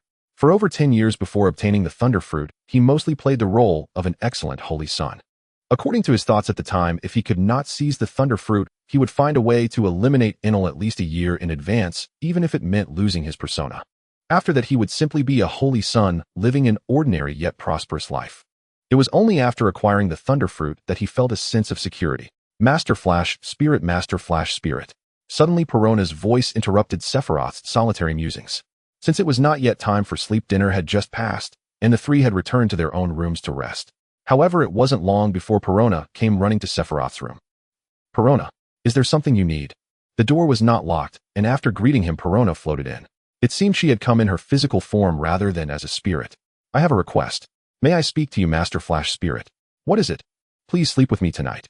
Before Sephiroth stood Perona, her eyes sparkling with expectation slightly upturned. She resembled a Gothic princess from a painting, undoubtedly a beautiful girl. Although Sephiroth felt a bit reckless wanting to say, "You're a year older than me, can't you be a bit more composed?" But seeing the undeniably petite and adorable Perona, he merely took a sip from his teacup. I ask you, Perona, do you mean you want Satellite Flash Spirit as a pillow? Since revealing his identity to Perona and Brooke, Sephiroth generally maintained his angelic appearance when not. Although Perona was older, she had a somewhat princess-like demeanor, and her Gothic girl appearance did not reflect her true behavior, which could not be measured by ordinary standards. While that sounds nice, that's not what I mean. After all, Sephiroth could not remain in an active elemental form while asleep. Thus, before revealing his identity, he always teleported back to the Sky Island to sleep. Since revealing his identity a month ago, he had only occasionally stayed aboard the Thunder Eagle. Initially, he thought Perona wanted a Flash Spirit pillow. He did not expect the situation to seem a bit off. Are you serious? Sephiroth was not one to turn down an opportunity that was presented to him. Yes. Even without today's incident, Sephiroth had planned to initiate after spending some time together. May I ask why? Sephiroth did not hope that there was some inevitable reason behind this, as that would change. It's just that seeing Master Flash Spirit return in such a manner created this atmosphere today. Watching Perona answer more honestly than expected, Sephiroth's interrupted thoughts seemed to reconnect. After all, he was a person from Sky Island. As long as he did not obstruct the destined protagonist, Luffy kept a distance from major events and avoided provoking the world government or navy or any powerful beings. With the Thunder Fruit, even without making any effort, he could easily live a peaceful and joyful life. Being a mountain king, not lacking beautiful women, he could attain most material pleasures. But how should he put it? Constantly busy only for hunger, and once satiated he thinks of clothing.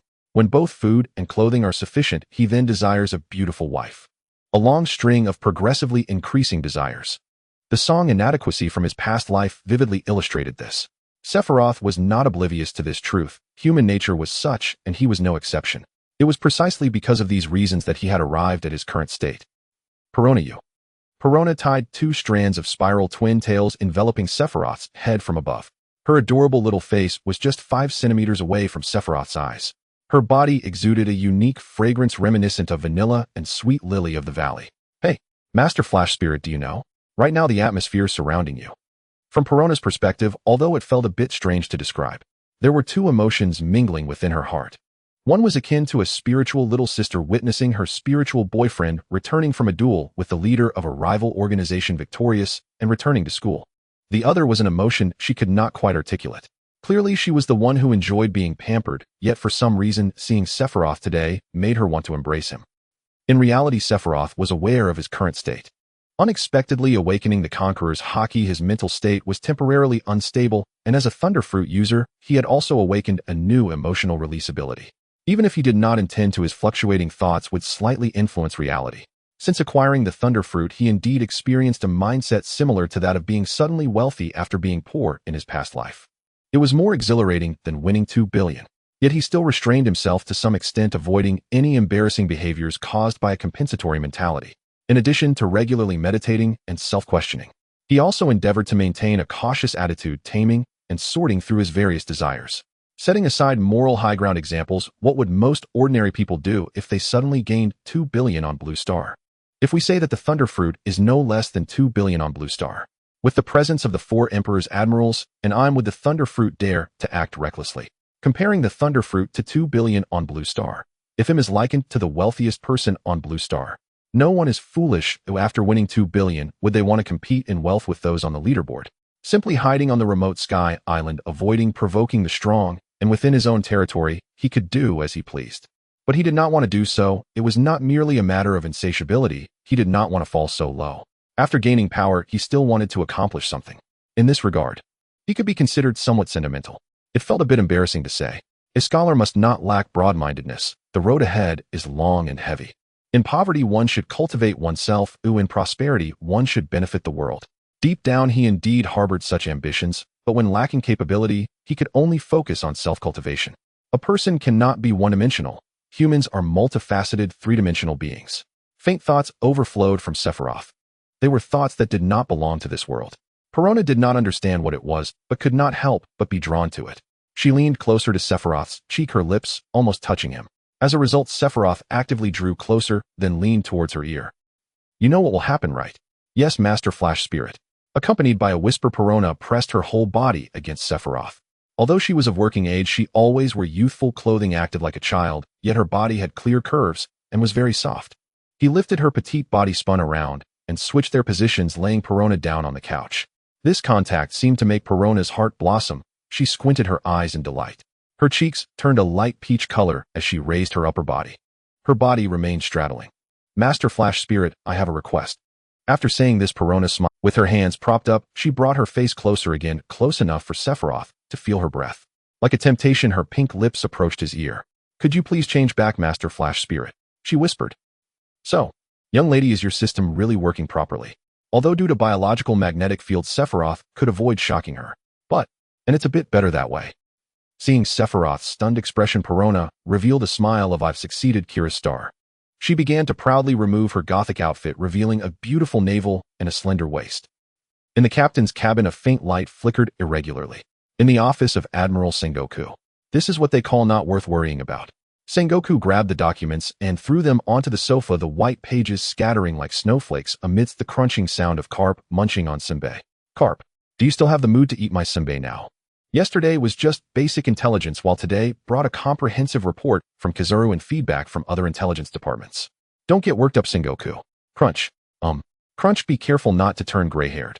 Crunch. Sengoku suddenly stood up, causing the teacup to spill dark stains onto the cashmere carpet.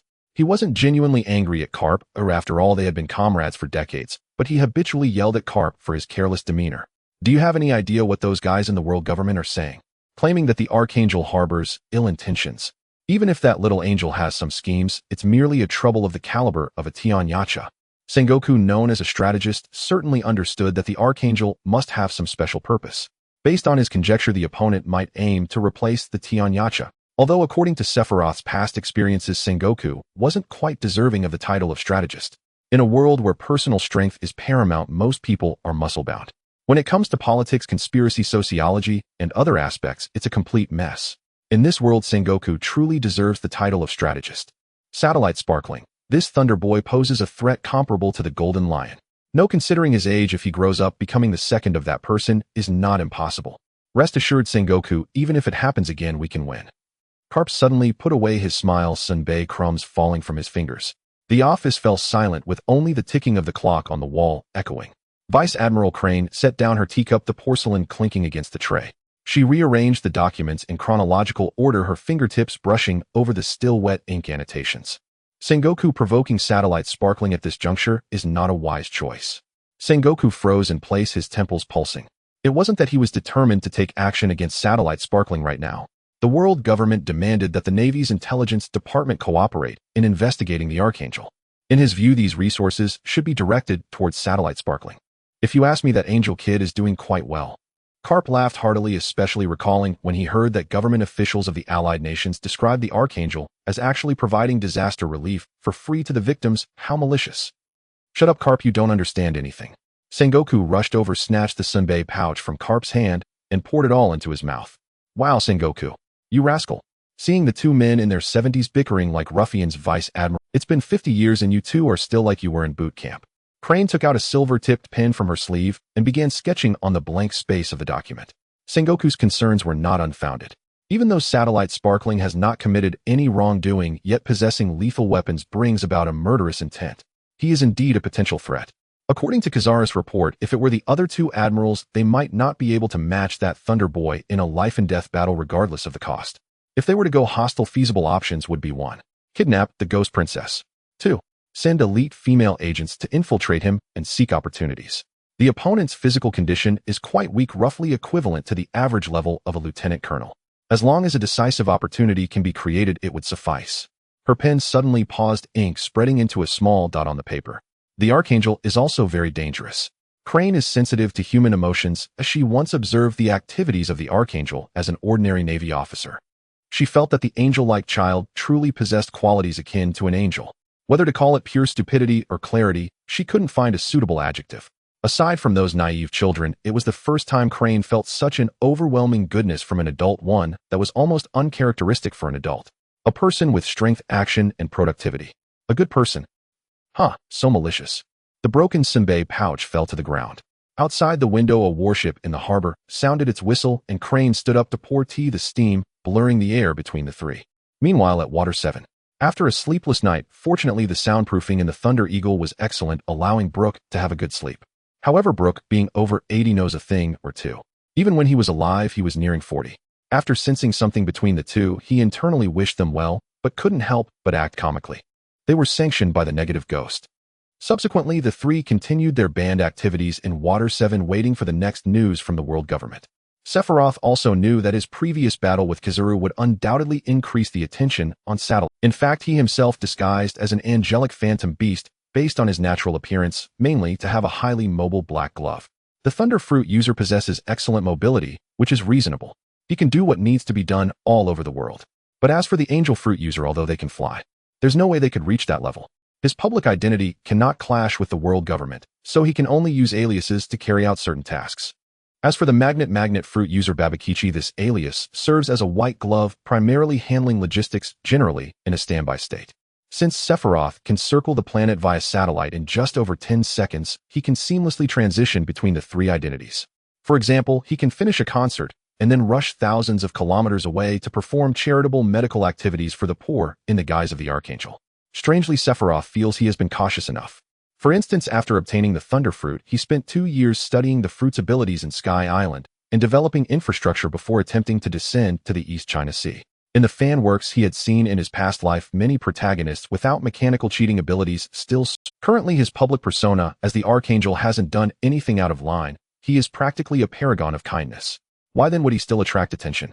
From an emotional absorption perspective, once the identity of the Archangel appears, there will always be CP agents or people from the Navy's intelligence department gathering around. He found it baffling. After wrapping up a concert and resting backstage, he encountered some unusual guests. Dressed in a suit with a tall and slender figure, she embodied the competent image of a career woman. There was an inexplicable cold beauty about her contrasting with her neatly tailored suit. Hello, Master Satellite Sparkling. I am a member of CP4 from the world government. Today I am here to discuss your potential as a warlord of the sea. Upon finishing, she took some documents from her attendant outlining the rights and responsibilities associated with being a warlord of the sea, as well as various related documents. All right, I am very willing to become a warlord of the sea. Your decision is wise, Master Sparkling. The two parties shook hands. The signing process went smoothly without any surprises. However, aside from the stipulated rights and responsibilities, one special request could be made.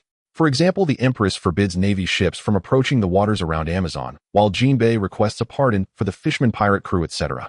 Sephiroth attempted to request 3 Paramecia-type devil fruits. Naturally, even if he wanted a Logia-type, he certainly wouldn't get any. As for Zoan types, he would likely only receive some ordinary ones with generally limited effects. CP4 indicated they could agree, but what could be given and how many were not within their authority. After the CP4 members left, Brooke and Perona approached. But just then, hello. May I ask if you are Master Sparkling? A familiar figure appeared outside the slightly ajar door resembling Alpha from Titans. Exactly. Hello, Master Sparkling. My name is Califa. I am your fan. She looked just like a fan wanting an autograph. End of Volume 1. With the updates, various questions have been raised by readers. The initial lengthy explanations were partly due to continuous inquiries from readers asking why can this happen, which led to ongoing modifications. At the beginning, the earlier chapters did not contain as many explanations. I had no choice but to respond. I cannot be slandered, rumored about, or insulted. When people point out inconsistencies in the established plot, should I remain silent? This refers to the explanatory content that appears in the text. Still the same question, what should I do? If I do not explain, there will always be someone saying this is wrong, that is wrong, or they simply do not understand. When I explain, some find it verbose. Regarding Isabella's speech pattern, some readers say they are not used to it. After all, her character is inspired by Nero. Moreover, there are many characters with speech patterns in the original work. Gigi Moria. Yo-ho-ho Brooke. Cool Whitebeard. Haha Blackbeard. These don't seem awkward, do they? If we consider these as laughter, then Run is A-Ling Si, Xiaoyu's Ong Si, etc. Isabella's speech pattern is relatively normal in comparison. As for the way of speaking, including terms like thou and thee, isn't it similar to Empress Hancock? Regarding the protagonist's strength, there are always complaints about the protagonist being weak. I am here to modify and add some explanations. I no longer care about spoilers. Oda has said that anyone who eats the Thunder Fruit is at least of Vice Admiral level. It has also been mentioned in the SBS that Thunder Nami is the strongest. Moreover, it was said during the Wano arc period, where the original art includes Kaido, so don't discuss about hockey and physical abilities. Even if Nami eats the Thunder Fruit, can her physique be strong? Can she use armament hockey or conqueror's hockey? I know some say that SBS may refer to Nami being the strongest in the Straw Hat crew, excluding Luffy. That was during the Wano arc SBS.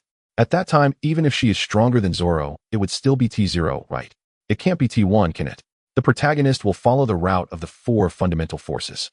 Proton cannon, gamma ray burst radiation, humanoid nuclear weapon.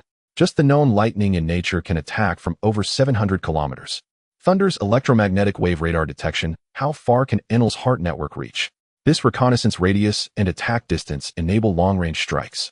Even Shanks can his hockey have an effect across 700 kilometers. Saying Shanks can intimidate Green Bull from half of Wano. Go check the scale of the original Wano. Can the entire country even be 700 kilometers? In the original work, the Straw Hat crew runs across the map on foot, only taking days to traverse the entire. In terms of speed, the initial launch is at 12,000 the speed of light, and the preset counterattack speed is between 13 to 12 the speed of light. Even if he chases, what's the use? Besides Kizaru, can other admirals hit him? Moreover, at such high speeds, he wouldn't be able to react with precision. In this regard, it actually balances out. If muscle effort is called effort, then is the effort in knowledge mere trash, laziness, or weakness? Regarding the red-haired issue, there are always questions about whether he would not explode upon encountering red-haired. Alright, let's continue with the spoilers. Future Sight Mind, reading sublight speed, thousands of kilometers, attack range, gamma ray burst. He hits with his head. Volume 5, Chapter 6. The protagonist single-handedly confronts red-haired's entire crew, and he only uses his devil fruit abilities and observation hockey. The odds of red-haired's entire crew winning are 0. Don't say it's unreasonable yet. In that chapter, the protagonist's abilities are all based on Enel's power output from the original work, derived from related electromagnetic force formulas to yield the effects. Enel's physical condition, without using his devil fruit ability, cannot even defeat Wiper. Even with severe injuries from CPR, he can still effortlessly unleash the island-destroying thunder. The original setting of natural-type fruits does not consume much physical energy. For those calling it unreasonable, discuss it with modern scientific formulas and the four fundamental forces. Regarding Haki countering devil fruit abilities from Oda's perspective, it's like adding water to flour. There's not much to say about it. Haki cannot completely counter devil fruit abilities. Otherwise, what is the purpose of devil fruits? It is impossible to make devil fruit abilities ineffective, let alone seal them. What kind of absurd setting is this? For example, Red-Haired Conqueror's Haki should be able to briefly stop Kizaru from elementalization, but it should only be able to stop him for a few seconds at most during an explosive state. Moreover, it cannot prevent Kizaru from using the light fruit's abilities like firing lasers or using light swords. Otherwise, how would Kizaru without Conqueror's Haki face Red-Haired? A roadside one. Is the darkest day blowing? The situation of Haki is shown in the original work. 1. Strong enough armament Haki can lift, not nullify, the sustained effects brought by the devil fruit. Strong enough armament Haki can block certain special effects from devil fruits. This is merely a reasonable inference. The original work does not directly illustrate this. 3. Armament Haki can defend against attacks like armor, including damage caused by devil fruits. But it is merely defense, not nullification. And armament Haki is consumed in response to the opponent's attacking power. 4. Conqueror's Haki can interrupt elementalization, but cannot completely seal abilities. When Red-Haired fought Kid, he foresaw Kid's actions, charged in, and used God's avoidance to take down the charged-up Kid. Kid remained in a charged state until he was defeated, the electromagnetic cannon was still charging, and even the Haki entanglement of God's avoidance did not interrupt his ability, nor was it rendered ineffective. Joy Boy's Conqueror's Haki cancelled the transmission of the five elders, but it was only for the moment of eruption. This kind of influence cannot last for a long time. 5. Joy Boy's Haki. Half the world is the most absurd setting.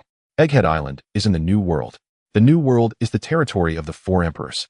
Will Egghead Island be deep in the New World? Punk Hazard is also not far from the entrance of the New World. Egghead Island is very close to the G14 branch Admiral Dahl, which can be considered quite near. It is not far from G5 either. And G1 on the other side of the red line is also within days of support from G5. G1 is on the New World side of the red line, directly across from the Navy headquarters. Between the two on the red line lies the Holy Land. Let's take a look. The distance from Egghead Island to the Holy Land is half the world. And after being influenced by Joy Boy's Haki, only him showed a significant reaction at the Holy Land. The four of the five elders who returned were not overly panicked, just dazed. Even the robot Satan facing it directly appeared calm. Original manga 1122. Moreover, the original work did not depict any scenes of the Holy Land being swept by Haki or similar. In the original work, a panoramic view of the Holy Land was provided, and the sky remained calm with no black and red lightning appearing. It can only be said that Im has a significant psychological shadow. She sensed the familiar Haki through the five elders. The Holy Land was not affected by this Haki at all. On a calm day, tranquility was shattered by cries of murder and wailing. A seaside town located on the Grand Line was suddenly attacked by pirates. The skull emblem on their flag fluttered in the sea breeze, their targets being the food, treasures, women, children, and any other resources they could plunder from the town. Such occurrences are common in this world. The townspeople were in a state of panic while the troops stationed by the kingdom offered only a token resistance, firing 3 shots before collapsing and fleeing, leaving the civilians behind. Only the local constable and militia barely held their ground, suffering heavy casualties.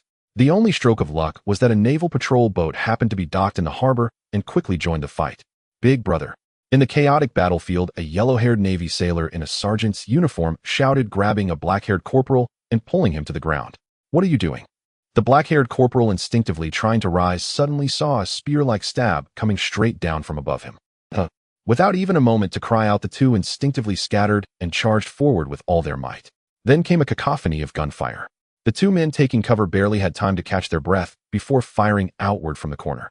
Accompanied by the sound of air scorching, the pirates began to set fires.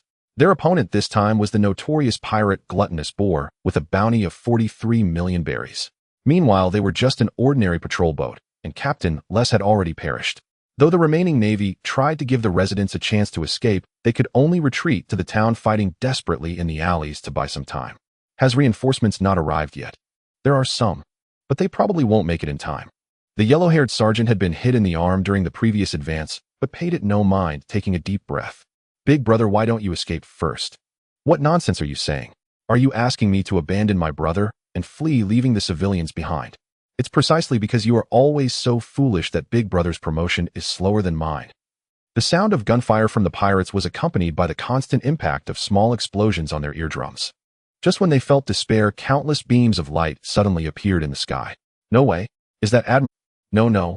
It seems like.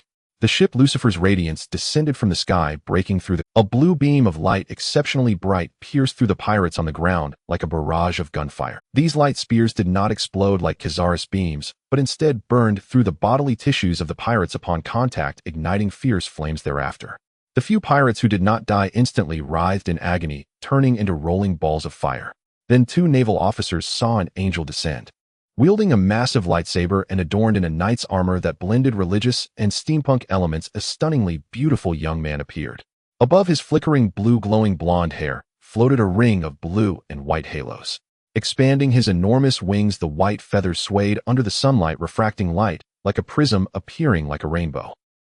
With a tremor in the atmosphere, he landed on the ground, sending a wave of shock that blew the pirates away. Sephiroth casually swung his lightsaber, the dazzling blade cutting through the air as the atmosphere howled due to the intense temperature change and vacuum effect. The ultra-high temperature blade, accompanied by the scorching air, broke through buildings and the earth, leaving behind molten remnants from the searing heat.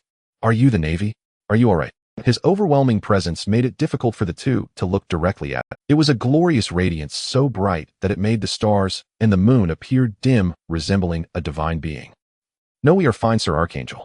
The 2 sailors naturally recognized who he was, as he had become a well-known figure in recent years. Facing him directly, they were still stunned by this legendary king of Babylon. "Sir Archangel, their captain is a gluttonous boar devil fruit user with a bounty of 43 million berries." "Is that so?" "No worries, my companions are quite reliable." The 2 sailors followed Sephiroth's gaze upwards, where dozens of sky knights were scattering to pursue and hunt the pirates. In reality, those knights could not fly, they merely had wind devils equipped on various nozzles of their. On the battlefield of ruins, Isabella, clad in a magnificent full-coverage functional light armor and wielding a sword glowing with red light, looked like a goddess emerging from flames. Unlike when she was on Sky Island out in the world, Sephiroth had prepared a normal gold-red colored light armor for her, though its design leaned more towards that of a dress.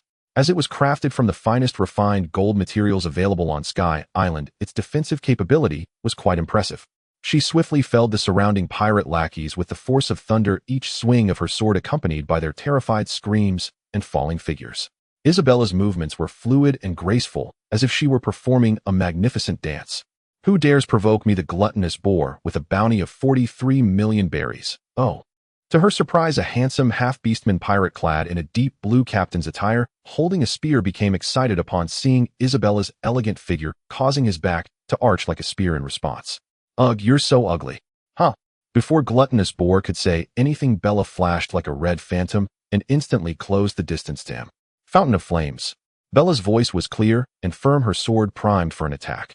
This primordial fire, crafted personally by Sephiroth, was not simply equipped with fire devils. Rather, it was fitted with a plasma torch launching device with energy supplied directly by Sephiroth. Gluttonous boar roared, swinging his spear with a whistling sound, aiming straight for Bella's vital points. However, Bella merely smiled, lightly, gracefully sidestepping to evade this lethal strike. Originally, Bella possessed the potential of a paladin, and since acquiring the memory crystal of the Tyrant Bear's dual hockey, she had now grown to a level equivalent to that of a supernova. Her sword struck like a spirit snake emerging from its hole, instantly slicing through Gluttonous Boar's beast hide, leaving behind a deep, burning wound. Gluttonous Boar, engulfed in flames and severely wounded, let out a scream as he bent down, launching all the quills on his back like spears. Having sensed this in advance, Bella activated the airflow nozzles on her armor to release wind pressure, elegantly dodging most of the thrown spears. The few that she couldn't avoid were severed by her primordial fire, with only 2 spears hitting her arm guard, and against the refined gold fashioned by the electric metallurgy method, they left not a single scratch. "Wait, I was wrong, please." "Gah." Isabella, normally a bit silly and naive at home, showed no hesitation whatsoever when facing an enemy. With her ever-present lively girl-like smile, she swung her sword fiercely, directly severing her opponent's neck. Flames blazed on either side of the cut, emitting the aroma of roasted beast meat. Isabella stood with her sword drawn, her figure enveloped in the rising sparks, resembling a valkyrie. In the ruins collapsed by pirate cannon fire, a ragged boy gazed blankly at the smoke-filled sky through the crevices of the building debris. Upon hearing the urgent report of pirates' appearance, it is only natural for one to take whatever they can carry. If one truly cherishes their life, they would escape to a more distant place during such times. However, as an orphan, he only wanted to take his mother's belongings. Originally, why should one continue to exist? Everyone will die one day. It is merely a matter of sooner or later. I'm so tired. Then what significance is there in merely prolonging the time of life? Hey, there's still someone in here. Damn it. It's too deep, we can't touch it easily, it might collapse. Strange voices came from outside, and the boy with a blurred consciousness did not know what was happening. Then, a warm pale golden halo appeared, illuminating even the depths of the debris. The ruins seemed to lose their gravitational constraints, and the sunlight shone upon him as he barely opened his eyes. Heaven! An angel! There is no doubt that the pirates were utterly outmatched before the Knights of Baika, even without considering Sephiroth and Isabella. That porcupine captain would struggle to survive against a full squad of heavily armored knights. Moreover, the Lucifeel glory was always accompanied by 2 holy knights. After dealing with the pirates, the Knights of Baika, under Isabella's planning, initiated a rescue operation, because her dream in her youth was to become a ranger knight. But now being a ranger was out of reach. Whenever Sephiroth set out as the Archangel, if Isabella had no urgent matters, she would usually accompany him. Every time they could hunt down pirates, she would appear very excited, showing no composure of a regent. What happened up ahead? The black-haired sergeant of the Navy rushed over with a few ordinary soldiers, soon witnessing a miraculous. The Archangel Sephiroth floated in midair, emanating a pale golden glow, which seemed to envelop the building debris, causing those remnants to float into the air. A group of knights surged forward, scrambling to rescue the survivors. In reality, due to the presence of metal within the debris, Sephiroth utilized this metal as support, using magnetic force to lift the remnants. However, to disguise himself as a so-called Zoan-type devil fruit user with angelic powers, he could only utilize light and electricity to create a layer of effects without practical function. For the evacuation support work, proceed in teams of 4, do not act independently. First, locate the source of danger that caused the incident. Gate S. You take people to check if there are any injuries at the collapse site. If there are issues, report to the Regent. Sir Archangel, what is this? For the Navy soldiers, this was an unprecedented scene. Under the Archangel's instructions, the knights began to run swiftly. Your Majesty, Sephiroth, there are severely injured here. Without waiting for the Navy soldiers, Sephiroth descended beside the injured, placing his hand over him. Still alive. This young man had sustained a head injury, his face and limbs gradually losing color. It was as if a stopper had been pulled, sweat streamed down, and his body was growing colder. The useless holy light illuminated. In reality, it stimulated the regeneration ability with electrical currents. After 2 minutes of meticulous adjustments using bioelectricity, the bleeding stopped, and although his breathing was weak, it stabilized. Take him to the medical area and check his condition. Once the source of danger is eliminated, he'll head to the medical area. You all continue to search for survivors. If there are fatal injuries, inform me immediately, otherwise provide temporary assistance on site. The Navy soldiers unknowingly participated in the rescue operation. Because of the pirates burning, killing, and looting, they even set fires. Many areas within the town still billowed black smoke, making it difficult to assess the situation. Fortunately, Sephiroth could easily alter the terrain to create isolation zones. Due to the emotional network, there was no need to worry about accidentally harming survivors while changing the terrain. Through the release of emotions telepathy, the heavily armored knights with emotional network abilities could accurately locate survivors. The entire rescue operation was swift and smooth. Even so, from the blackened ground, puffs of smoke emerged. The ground still retained heat, and the soles of their feet could feel the warmth. During the search, various types of corpses were visible, those with severe burns, stab wounds, gunshot wounds, and explosion injuries. A portion of relatively intact corpses belonged to women. The situation was indescribable. Hey, Sir Archangel. In a moment of searching for survivors, the black-haired sergeant of the Navy finally found an opportunity to muster his courage to speak to Sephiroth. Yet when the words were on the tip of his tongue, he didn't know what to say. I just feel that you are truly a great hero. He organized his thoughts slightly, but his scattered thoughts ultimately transformed into a single sentence. Indeed, everything the Archangel did appeared to be that of a perfect hero. I believe this is merely a perspective based on outcomes. The black-haired sergeant did not expect that the Archangel would respond in this manner, as if chatting casually with someone on the street. In his imagination, the Archangel should be more sacred and more difficult to approach. From a psychological standpoint, I believe you are the true heroes. Sephiroth's words left the black-haired sergeant stunned. Moreover, this ordinary tone was somehow even more stirring than an impassioned one. I am a Zoan-type devil fruit user, which is why I dare to do these things. You are just ordinary people. Sephiroth was not joking. If he were an ordinary person, he certainly wouldn't dare to join the Navy. Nor would he dare to go to sea. He could find a stable place to live a normal, prosperous life as a scribe. You are the true heroes. Truth be told, Sephiroth was not deliberately making a point, nor was he overly sentimental. He was merely expressing his views in a normal, straightforward manner. Sorry, Sir Archangel. I suddenly remembered I have something to report to my superiors. Goodbye. The black-haired sergeant trembling ran off without looking back. As he ran, he made sobbing sounds, tears rolling down the sides of his face. Brother.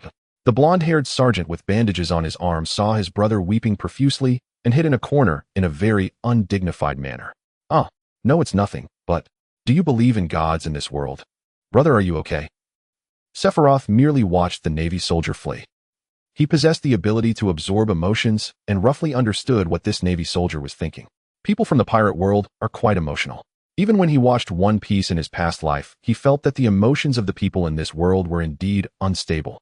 In his previous life, there weren't people who would easily break down like this. Their emotional walls were quite thick. Sephiroth, you really are slow. Isabella leaped over to Sephiroth's side. Off. Sephiroth displayed an expression of naive innocence that he was completely unaware of, but appeared somewhat pure to others. Forget it, this is how I see it, the rescue ends here. Even your emotional network can only detect a bit of life response basically. Basically, they had lost their value for rescue. Isabella fully supported Sephiroth, that was beyond doubt. Yet sometimes she felt that Sephiroth was going to, no, if it were me, I would probably say I can still rescue a bit more. Isabella had known since childhood that in Sephiroth's eyes there seemed to be another world. The king's army offers no resistance to the onslaught of pirates as the nobles and knights primarily maintain order internally or protect core regions. Their concern lies in control. Nobles plunder the populace in the name of taxation, while pirates pillage and burn without any pretense. Both sides are unreasonable. Even if the king or nobles were to repel the thieves, it would be akin to a shepherd merely chasing off wolves that trespass into his territory. It seems that safeguarding the people's safety is not their obligation. As long as the pirates do not threaten the royal city, the nobles and knights are likely to remain disinterested. After all, engaging in battle with pirates poses the risk of death. The only hope lies with the Navy, which tends to arrive late in most cases. Even if the Navy eventually eradicates the pirates afterwards, the ordinary people who were victimized can only accept their misfortune. Their homes destroyed, they can only flee to other towns, and then become refugees and beggars, abandoning their dignity in the struggle for survival. Some may even resort to becoming slaves. If the young men might still survive through hard labor, the fate of women is far less fortunate. Exhaustion. The tragic expressions of the people. Hunger and thirst. Cries similar to a baby's wailing. Adults rushing about in desperation. Their homes destroyed by a pirate raid. With scarce food and water, the nearly destitute can do nothing but sit expressionlessly amidst the ruins. Even if they wish to do something, they have neither the spirit nor the strength to spare. Who will help? This plea carries no weight. Who will help? The gods will not come to aid them. Who will? Who will help? Most of them remain in a state of mental shock, unable to grasp the situation. They could only hear the sounds of battle cease, learning that the pirates had been vanquished, and then numbly return to the ruins that were once called home.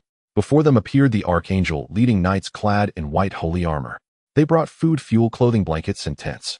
The townsfolk wondered who these divine figures were. They came to resolve the crisis with the pirates and then offered assistance in this manner. Rather than generosity, it seemed more like kindness taken to an extreme, with an incredulous smile adorning their angelic faces. Under Isabella's command, the knights cleared less damaged areas to serve as temporary shelters, designating zones for accommodation, resource storage, and medical care. Meanwhile, Sephiroth tended to the severely injured in the medical area. The remnants of the Navy, leaderless, found themselves in disarray. The reinforcements that were supposed to arrive promptly hesitated, having heard that a great angel was already present, as if experienced, and opted to attend to other matters first. What a joke! With the great angel here, do we still need to go? These were the exact words of the officer in charge of the rapid response fleet, who was originally on his way for emergency support. The remnants of the Navy patrol in the town could only muddle through, following the knights in disaster relief, while waiting for the regular reinforcements to arrive 5 days later. Excuse me, great angel. A sturdy man in his 30s, bandaged up, wearing the Navy's justice cloak, and sporting a lieutenant's insignia, addressed Sephiroth. He sat in a medical tent watching Sephiroth use his abilities to treat the wounded, whether they were knights under his command, Navy soldiers, or even injured civilians. All were treated equally.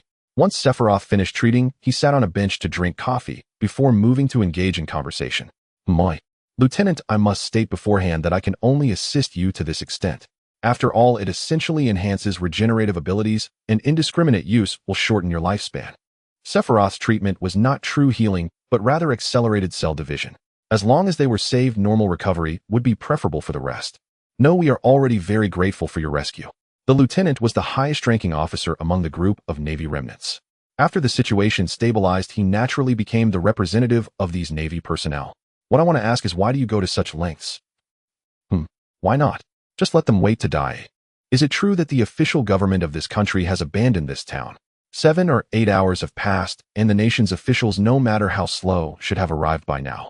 Thus slavery is too lowly. Please at least adopt some capitalist principles. No, even some feudal practices would suffice. Feudal states understand the need for disaster relief as well. Regardless of what is mixed in with the grain, they still take some action. Sephiroth's altruism is not without expectation of return. Building a connection is something easily achievable in this absurd world. Isn't this a port town? Gaining the hearts of the people in a port town means it will to some extent become a rear area, bringing a wealth of marginal benefits. What exactly are the bureaucrats of this world thinking? Thus, upon hearing the lieutenant's question, his first reaction was, "Why do you ask that?" This expression deeply affected the Navy lieutenant. Your Majesty Sephiroth, we may not have enough supplies." A knight rushed in, interrupting the lieutenant's question. "Isn't there plenty of supplies in the warehouse? How could it be insufficient?" "Your Majesty, those are not commodities. If we breach the contract, those children who had lost their parents, the injured, the elderly, all turned their eyes to Sephiroth. Their faces were filled with unease, even knowing that what had been done so far was a monumental kindness. They observed Sephiroth's subtle expressions with a mix of conflict, shame, and hope. However, Sephiroth did not sense the heavy emotions that the others were pinning on him. "Let's use the supplies for disaster relief. The portion that is goods, let the disaster victims sign promissory notes, interest-free, for 10 years. As for the breach of contract, contact the people at Titans to reallocate, and we will make up for it later." Building relationships is beneficial. This interest-free loan can serve as a lifeline. He was clearly thinking about things that could be hung on streetlights. Yet his casual tone, reminiscent of bargaining at a market, lightened the atmosphere. "Yes, I understand, Your Majesty." The lieutenant's mouth involuntarily dropped open, unable to close. The injured Navy soldiers remained silent, while other ordinary citizens trembled with excitement. "Come, your wounds will reopen." Sephiroth turned to see those refugees wishing to kneel, blood spurting from their bodies, emitting a sharp cry typical of a doctor. The first day passed like this. By dusk, all survivors were settled in tents and had warm meals. Isabella, serving as regent, was quite busy, as the governance of the Sky Island relied primarily on her to oversee the situation. Seeing that the situation was basically stable, Sephiroth took her back to the Sky Island via a supersonic shuttle, completing the journey in 3 hours. However, the disaster situation here was not very optimistic, so he personally utilized lightning teleportation to address various issues. There was even a concert in the city of Shanshui. These days, he led a bizarre life of disaster relief in the morning and singing in the afternoon. In this way, both identities almost appeared simultaneously, which is a good thing. In any case, let's first settle the issue of food. Let's allocate clothing first. Let's set up tents for shelter. Let's take the injured to the doctor for treatment. After a few days of this, let's first routine, we finally got all the survivors in the town organized. The reason we stayed for a few days was that living in tents wasn't a long-term solution, especially with children, the elderly, the injured, and even several mothers. Relying on powerful infrastructure capabilities, we transformed the undamaged areas of the town into camps for the elderly and children among the refugees, building simple shelters with roofs. This scene left the townspeople and the Navy speechless. In this world, it is impossible to have no interests. There are no selfless helpers. Thus, the townspeople were always anxious about when these individuals would demand some form of gratitude. However, until the very end, the Archangel and his knights never asked for any reward. At the moment of parting, some even shed tears of sorrow. Watching the sailboat disappearing into the wind, the townspeople couldn't suppress their bitter smiles. Their selfless help was indeed deeply moving. But one couldn't help but wonder, can those guys really survive being so kind? No matter how one looked at it, it seemed too kind. Could they sustain this? As for the so-called 10-year interest-free loans and preference rights for shops, in the eyes of the townspeople, it was merely to cater to their fragile psyches. They proposed trivial requests. They could only watch as the angel left with a smile without accepting any. Subsequently, just like in other places rescued by the Archangel, news of the lovable Archangel spread. Those with unique experiences when called out in taverns or on the streets would be asked such questions. Depending on who spoke, the answers would vary, and their descriptions of what they saw would differ. This brought an incredible sense of depth. The radiance of Lucifer. Inside the warehouse, the Iron Knight Ohm was directing his subordinates to make the final counts. This voyage included holy knights. Besides him, there was also the Swamp Knight Gadas. However, that guy was currently in the readiness room. Raising his shaved head, Ohm leaned back in his chair. With a creak, the office chair protested. Although he was supervising the inventory as a holy knight, he didn't need to do the menial tasks himself. especially as a close guard knight who followed the divine during his youth. Ohm held a high status in the bike. Lord Ohm, there are several important reports that have just come in. Since they are only documents, I don't think we need to rush to conclusions. A knight brought over some files, all transmitted through satellite. These were regarding the issue of supplies. On ships going out, unless the primary purpose was diplomacy, there wouldn't be purely clerical personnel among the crew. Clerical work could only rely on those with higher cultural levels, such as knights, who also held qualifications as priests or even deacons. After all, it was about coordinating supplies, and some partners' goods might face some complications. Ohm was not a clerical worker and didn't really understand that aspect. Usually he just supervised and then mimicked the tone of the divine, pretending to give a few pointers. Yes, we must work diligently. Oh, we will surely accomplish it. From Ohm's perspective, he couldn't really comprehend the divine's way of thinking. What was the relationship with the local populace, the safety of the territorial defense circle, international assessments of Babylon, political implications, etc.? The divine always spoke. What was the relationship with the local populace, the safety of the territorial defense circle, international assessments of Babylon, political implications, etc.? The divine always spoke in ways that were hard to understand. Sometimes, Ohm felt that the divine always had this expression of "you all are not normal," as if his own common sense was the only one that made sense. Ohm often secretly muttered to himself when the divine was not nearby, when the divine thinks everyone is abnormal. Isn't it obvious who is actually abnormal? To be honest, even after more than 10 years of interacting with the divine, he still couldn't grasp the normal category that the divine referred to, nor the so-called standard of ordinary. Lord Ohm, what does the divine actually think? The knight organizing the documents suddenly asked the Iron Knight Ohm. What do you mean? Ohm raised an eyebrow and glanced sideways at this knight, who was wearing sunglasses. This unusual expression went unnoticed by the knight. I mean, like, helping the Qinghai people. The knight was not very old and was considered talented. Mainly since the divine popularized the dual-color aura in the sky islands, the knight's growth rate had accelerated significantly. If it was 5 years ago, with this youth's talent, he would only have reached the level of a retainer at this age. Young man, that topic is quite dangerous, Ohm said seriously. He was aware of some inside information regarding the divine allowing young people who didn't understand Qinghai to take turns going out to sea for experience. I'm sorry, Lord Ohm. Seeing the young knight bow his head in apology, Ohm didn't intend to expand on the topic. For example, through helping to establish connections, the global logistics system, or whatever. Anyway, he wasn't good at those things. But whatever the divine said must be right. What are you two talking about? Sephiroth suddenly appeared behind the two, startling them into straightening their body, especially the young knight who had heard that the divine could read minds. What's wrong with you? Are you tired? Sephiroth's ability was not passive, and he wouldn't necessarily have it active all day. Moreover, he genuinely didn't know that his emotional absorption was rumored at the grassroots level to be mind reading. No, we were just thinking that you are truly very compassionate. Ohm kicked the young knight, and then respectfully explained. How should one put it? Sephiroth belonged to that type who, if he had only 100 yuan, would basically refuse to donate 500. If he had 100 yuan, as long as it could genuinely reach those in need, he wouldn't hesitate to donate 500. If he encountered someone begging for money on the street, he would generally ignore them. If someone asked him for a bite to eat, he would rather let the other party starve to death. Various thoughts flashed through his mind regarding the common sense of social operation from his past life. But this kind of thinking, he realized, was difficult for them to understand. He needed to think of something they could comprehend. Everyone has an innate compassion. Sephiroth didn't intend to say anything profound, but simply aimed to provide a basic explanation of benevolence, empathy, and similar concepts. In this world, mentioning anything red was a bit too advanced.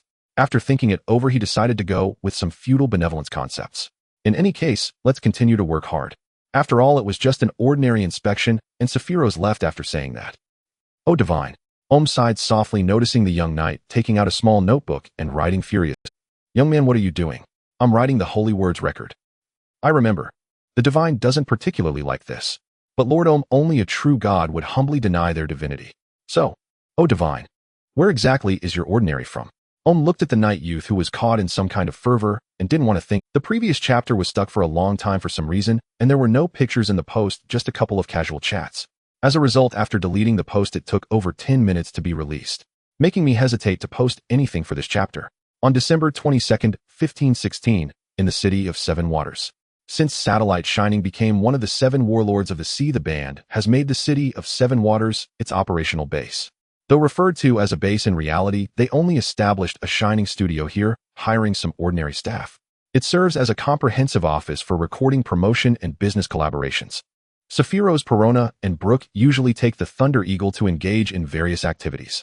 With only 2 days until Christmas, and with Sephiroth announcing that there would be a holiday starting from the afternoon of the 23rd, the staff in the studio are in high spirits.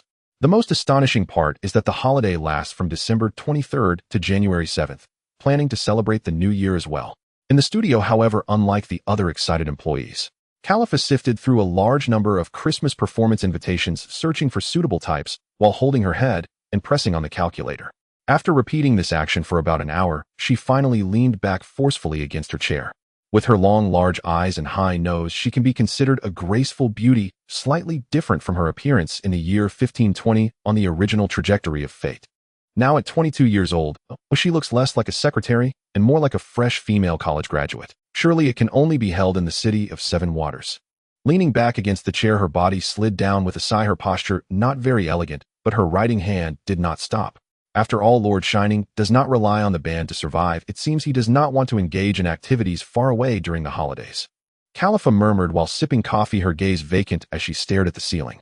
She struck a pose embodying the image of a disappointed fan who is disheartened by the idols not engaging in activities during Christmas. Hello, Califa, are you troubled about the Christmas activities?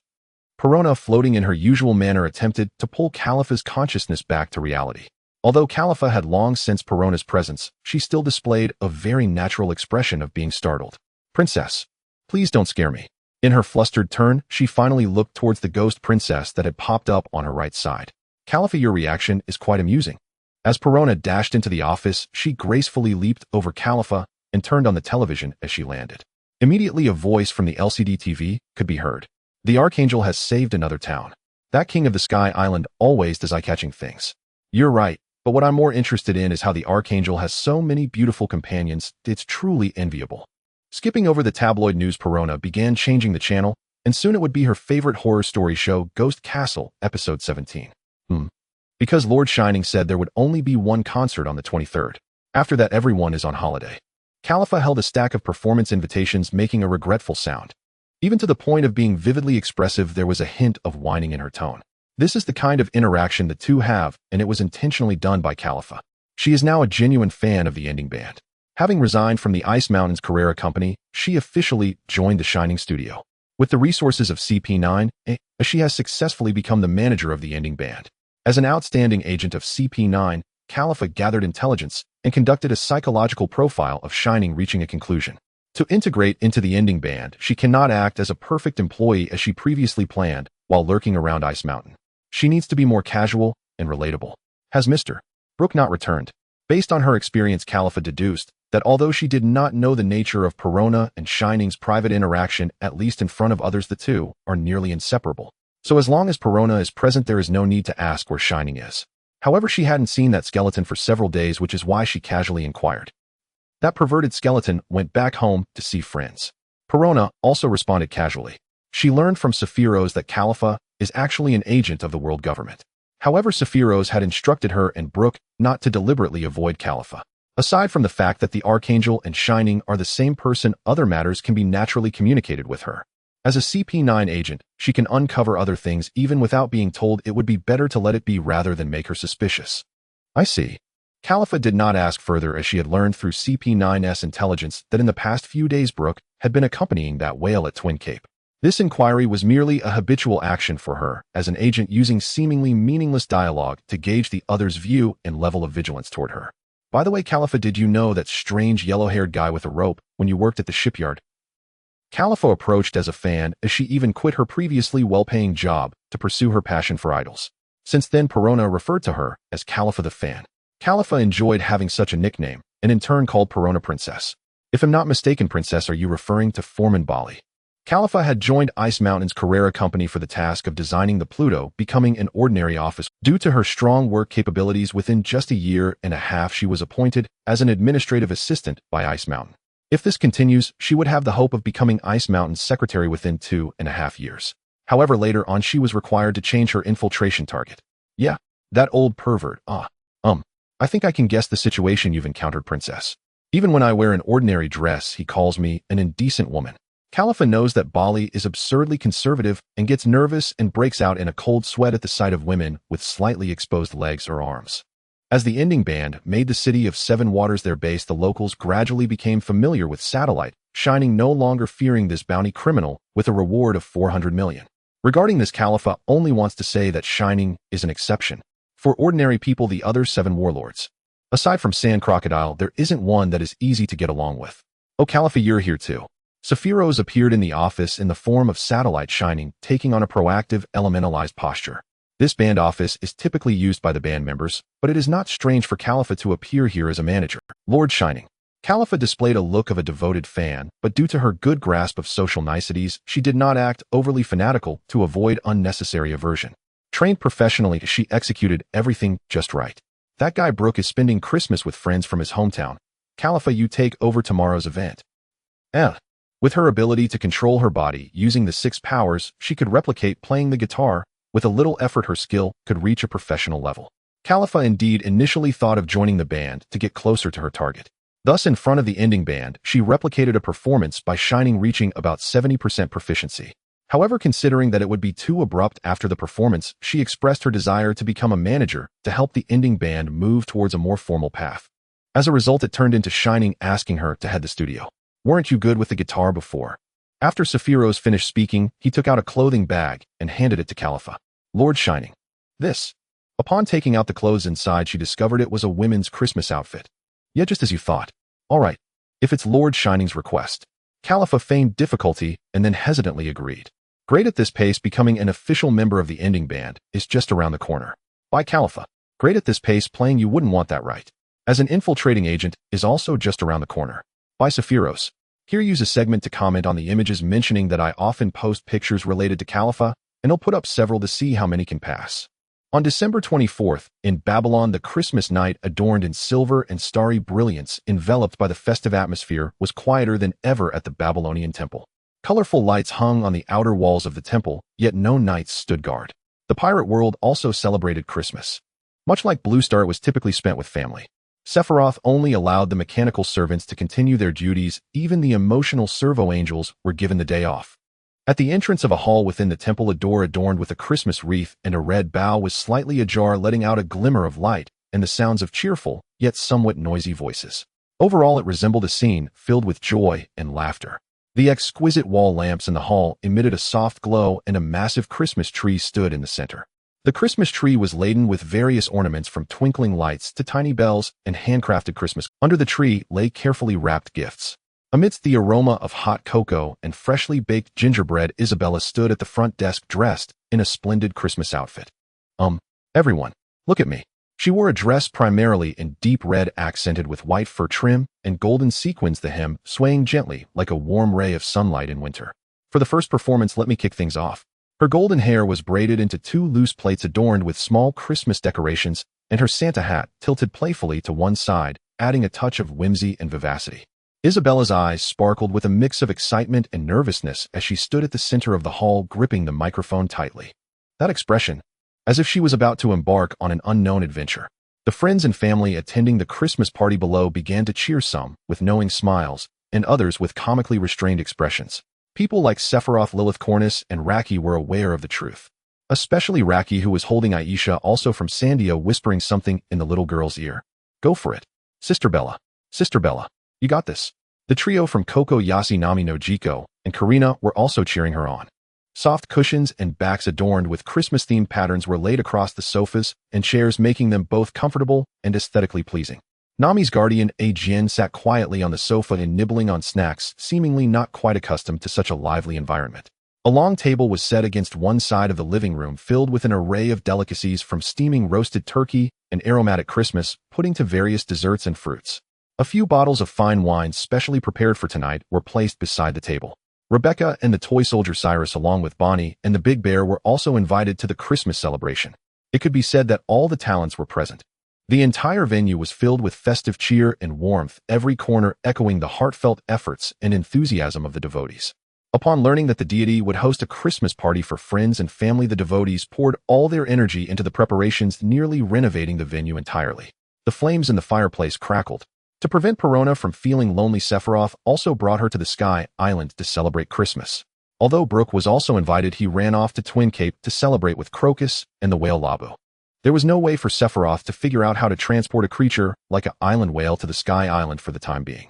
Everyone, next up is my special performance, A Christmas Carol. Isabella's voice was clear and melodious, yet carried a hint of barely detectable tremor. As the music began to play softly, she took a deep breath and commenced her singing. However, when Nero's singing began, how should one put it to be polite? It was like the wind in the mountains, sometimes soaring high and sometimes low, yet never quite finding the right melody. In reality, it was devoid of technique, filled only with emotion. Lilith sat on the sofa covering her face, but then realized that wasn't quite right, and instead covered Elena's ears. Dressed in a black and red Gothic dress to match the Christmas atmosphere, she added a touch of festive flair. Before Elena could cover her ears, she heard Bella's mother's melodic yet uneven singing. Staring at Bella's mother with an expression she had never shown before. Meanwhile, her brother Gilgamesh, held by Cornus, wore a look of utter despair as he sipped honey water. In recent days, his mother had been using him as a practice subject. Sephiroth sat nearby, also dressed in Christmas attire for the occasion, resting his chin on one hand while gently tapping his knee with the other, a nostalgic smile gracing his face. His Majesty's singing was truly delightful. When he realized Isabella was tone-deaf, he felt a kind of delightful surprise that only he could understand. Nami, clad in a Jake-style Christmas outfit, was now laughing uncontrollably, her orange hair cascading loosely over her shoulders, her eyes sparkling with joy. Ajian silently watched Nami with a warm body expression. The little fox Karina bounced around, pulling the pink-haired Rebecca along. Aisha and Bonnie, two children of similar age, were also joyfully running around Raki. Ajian then noticed that the peculiar toy soldier and that big guy named Bear shared expressions similar to his own. Nojiko sat beside Nami, her blue short hair appearing sharp and spirited, her eyes filled with affection. Nami was becoming increasingly cheerful, leaving Nojiko, who played both sister and mother, with a complex mood. Nojiko's gaze drifted to Sephiroth, who was playfully wrestling with Perona. Her eyes continued to wander between Raki and Cornus, finally landing back on Sephiroth. Amidst the sounds of laughter and joy, Bella finally accomplished her feat. This drew another round of friendly laughter, further warming the atmosphere of the party. Next, Karina, still dressed in her idol-style Christmas outfit, used her angelic voice to cleanse everyone's ears. Later, Sephiroth, with a mischievous grin, pulled the shy Bear, urging him to sing a number. Unexpectedly, Bear turned out to be quite the impressive bass, which caught everyone off guard. As night deepened, the party gradually approached its conclusion. Everyone gathered around the fireplace, savoring hot chocolate, discussing various topics. They exchanged thoughtfully prepared Christmas gifts, a token of their sentiments. Merry Christmas. XN. The next chapter will be in January 1517. Ace sets sail. You know what that means. January 1st, 1517, in the City of Water. Sunlight filtered through the clouds, casting mottled shadows on the tightly shut door of the Bruno Tavern. A sign hung outside the door, boldly stating, "Closed for business." It was not unusual for a tavern to close in the morning, typically opening at 3 in the afternoon. In fact, the holidays in the pirate world are quite similar to those in the Western world of Blue Star, except for countries like Wano and Flower Country that have their unique local festivals. Most countries celebrate January 1st as the official New Year. With no snow and temperatures around 16 degrees, Khalifa wore a discreet dress paired with warm stockings. With a casual demeanor, she gradually approached the back door of the tavern. The weather in the Grand Line was entirely abnormal compared to the Four Seas. Some islands had distinct seasons while others did not, or were perpetually caught in a mix of spring, summer, autumn, winter, rain, drought, wind, and so on. The City of Water belongs to the summer islands, and even at its coldest, temperatures exceed 10 degrees. After all, it was a water city, built upon ancient architectural foundations. If the water could freeze, the constantly rising and falling underwater structures would have collapsed long ago. This City of Water would cease to exist. Khalifa quietly arrived at the narrow alley behind the tavern, gently knocking on the back door in the agreed rhythm. "It is not business hours now," Bruno's voice came from outside. "I am here on a friend's request to retrieve a gift he left here yesterday." After exchanging the secret code back and forth, Bruno let Khalifa in. As she pushed open the back door, a familiar yet foreign aura washed over her. After all, this was her first secret gathering with her CP9 colleagues since joining the N-Band. Due to certain underlying reasons unknown to her, the world government decided to intensify its investigation into the satellite Spirit. Coincidentally, the N-Band was in the City of Water, and Khalifa was assigned a new task by her superior to go undercover in the N-Band. "Khalifa, you've arrived." The voice of Lucci was deep and powerful as he nodded slightly, indicating Khalifa to sit down. The tavern was dim and tranquil, with only a few beams of morning light streaming through the windows, illuminating the neatly arranged tables and chairs. Lucci and Kaku sat at a round table, having waited for a while. Khalifa nodded and sat down opposite them. Bruno, as the owner of the tavern, primarily provided support for the other 3 colleagues, and operated this secret meeting place. How is the situation over there? Kaku asked impatiently, his eyes flickering with curiosity and Although agents were not supposed to inquire about each other's missions, this situation was special, and there was no prohibition against exchanging intelligence from above. In fact, the four of them had trained together since childhood. As long as it wasn't a matter of principle, they wouldn't be overly rigid with each other. Khalifa gently sipped her tea on the table, then slowly began. The satellite spirit is an elusive individual, completely incomprehensible in his thoughts. She briefly described the current situation, especially her feelings of disconnection regarding the satellite spirit's fantastical personality. That kind of disconnection that felt out of place in this world. The satellite spirit had a considerable understanding of things, yet sometimes he seemed very naive, as if he had never suffered any hardship. Having a very good educational background, he displayed little noble demeanor with behaviors hinting at some influence from the church. So, could the spirit be a noble, illegitimate child from some church? That doesn't quite fit. His way of thinking and perspective would rank above average, even among the W50 World Conference 50 kings. Khalifa occasionally observed the satellite spirit's incisive comments on some international affairs. This is a bit tricky, I can't quite figure out his background. Kaku frowned at this point. Bruno was a taciturn person who would not speak lightly about things he could not grasp. Due to Sephiroth's God's perspective knowledge system from a previous life experience in political games, CP9's psychological profiling of him had fallen into a certain confusion. But Lucci remembered something and suggested a change of topic. As a warlord, he requested to obtain a devil fruit. What is the current status of the fruit? Regarding this, it seems it was sold to Titans, as they were not particularly powerful fruits. The satellite spirit requested 3 Paramecia-type fruits, and the world government ultimately decided to give 1 Paramecia-type and 3 Zoan-type fruits. The additional Zoan types were considered compensation. They were Paramecia bubble fruit, Zoan rabbit fruit, big white rabbit, dog fruit, fennec fox, bull fruit, yellow cow. As for the future whereabouts, it may require asking CP8. Although they were both CP organizations, the internal departments were not so harmonious, and mutual assistance could only be said to exist to a certain extent. CP9 knew of CP8's existence within Titans, but typically they should not know the specifics of the other party. However, this time was indeed an exception, as the current Secretary General of Titans was Alpha from CP8. Given her almost identical appearance to Khalifa, no one would believe that the two were unrelated. In fact, although they were twin sisters, they had not lived together since they became aware of their surroundings, and each only knew of the other's existence. In fact, the CP organization had put some effort into the public identities of Khalifa and Alpha. The elder sister Khalifa was dissatisfied with her family's engagement and ran away from home. The younger sister Alpha, not wanting to take her sister's place, also ran away from home. Various pieces of evidence were well forged. After all, it was endorsed by the world government, making it seem genuine. As for their concerns regarding the whereabouts of the fruit, Sky Island Happiness Assurance Committee Headquarters Monitoring Center. In a room deep within the temple, there were knights with fervent faith in Sephiroth. The Happiness Assurance Committee is managed by Lilith Babylon's secret police force, with faces full of loyalty, requiring no additional brainwashing. The monitoring center was responsible for processing satellite surveillance data from various locations. In the monitoring room, rows of high-definition screens were arranged like a matrix, each displaying different scenes from bustling streets to tranquil alleys, all under surveillance. The air was filled with a faint aroma of coffee intermingling with the gentle warmth emitted by electronic devices, creating a unique atmosphere in this space. Immediately issue emergency notice now. 1. Please summon the Divine Lord. The paladin on duty today was the Ball Knight, Kongji Dewu, originally destined to be one of Enel's 4 priests. The trial of the ball. The so-called emergency notice now. 1 referred to Portgasti. Ace. On January 1st, 1517, this day was both his birthday and the day he set sail.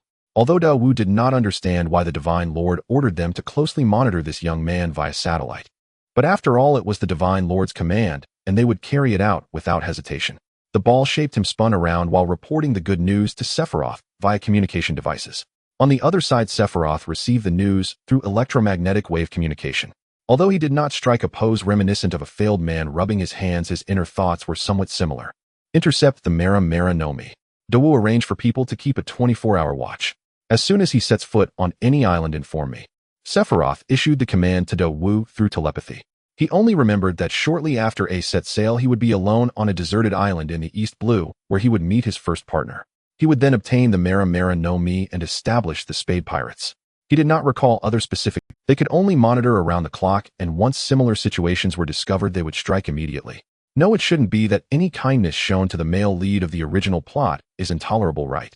Do you really want to spoil it? Fine, you just want Ace and Luffy to be like Chun Sheng and Wu Guang. Moreover, by the time I reach 80000 words, Ace has only appeared once. What do you call a babysitter? This book has reached 800 words, and throughout the plot Luffy hasn't even been mentioned. Anyway, he would rather Ace not eat the Mera Mera no Mi, and Sephiroth decided to send him the memory crystal of the three-color hockey he recorded most recently. He was very curious whether Ace could keep up with the version of three-color hockey in the future. Monday. It's late, but the next chapter can still be released. On January 2nd, in the Babylon Temple within the Supreme God's living quarters. The entire Babylon region was on holiday until January 7th, with most tasks left to mechanical servants aside from a few positions on rotation. Even so, Sephiroth was worried, fearing some sort of Iron Man rebellion might break out. For the servo angels with a degree of self-awareness, corresponding holidays were also granted. Clearly, according to the date, it was winter, yet the sun stubbornly shone down on Babylon from the morning onward. Noki Gao, didn't you go with Nami and the others? Sephiroth, who was reading a leisure book at his desk, lifted his head to greet Noki Gao upon sensing her arrival. They are off to adventure in the underground city, and I don't really want to go there. Noki Gao, hiding behind a bookshelf, heard Sephiroth's voice and approached slowly as if reluctant. The Mountain Dia ruins, huh? The temple where Sephiroth resided was actually built upon the dilapidated mountain. The temple shared some connections with parts of the ruins. Sephiroth believed in protective excavations for these ruins, resulting in a sort of underground city structure. Currently, there was not much danger inside. It was mostly dark, relying entirely on artificial lighting. You don't need to worry, Angel Brother, mister. Bear is with them. Sephiroth casually scanned the area and discovered that Bear, Cyrus, and Aegean were leading Bonnie, Rebecca, Nami, Karina, and Perona on an adventure. It seemed that Perona really enjoyed these underground ruins. And without natural light, Bonnie could play freely. There was no need to worry about warmth. In Babylon, even in January, the temperature was 14 degrees. Angel Island in the White Sea and Gaia Island in the Blue Sea both belonged to the Summer Islands. In the original work, they were mostly tropical plants and animals, while Baika Island belonged to the Spring Islands. Over the years, the average temperature change among the three islands had not been significant. During Christmas, Sephiroth, in the name of holiday spirit, used the Thunder Fruit's ability to move clouds to bring clouds from the nearby Winter Island, resulting in snowfall for Babylon. I see, so what is on your mind?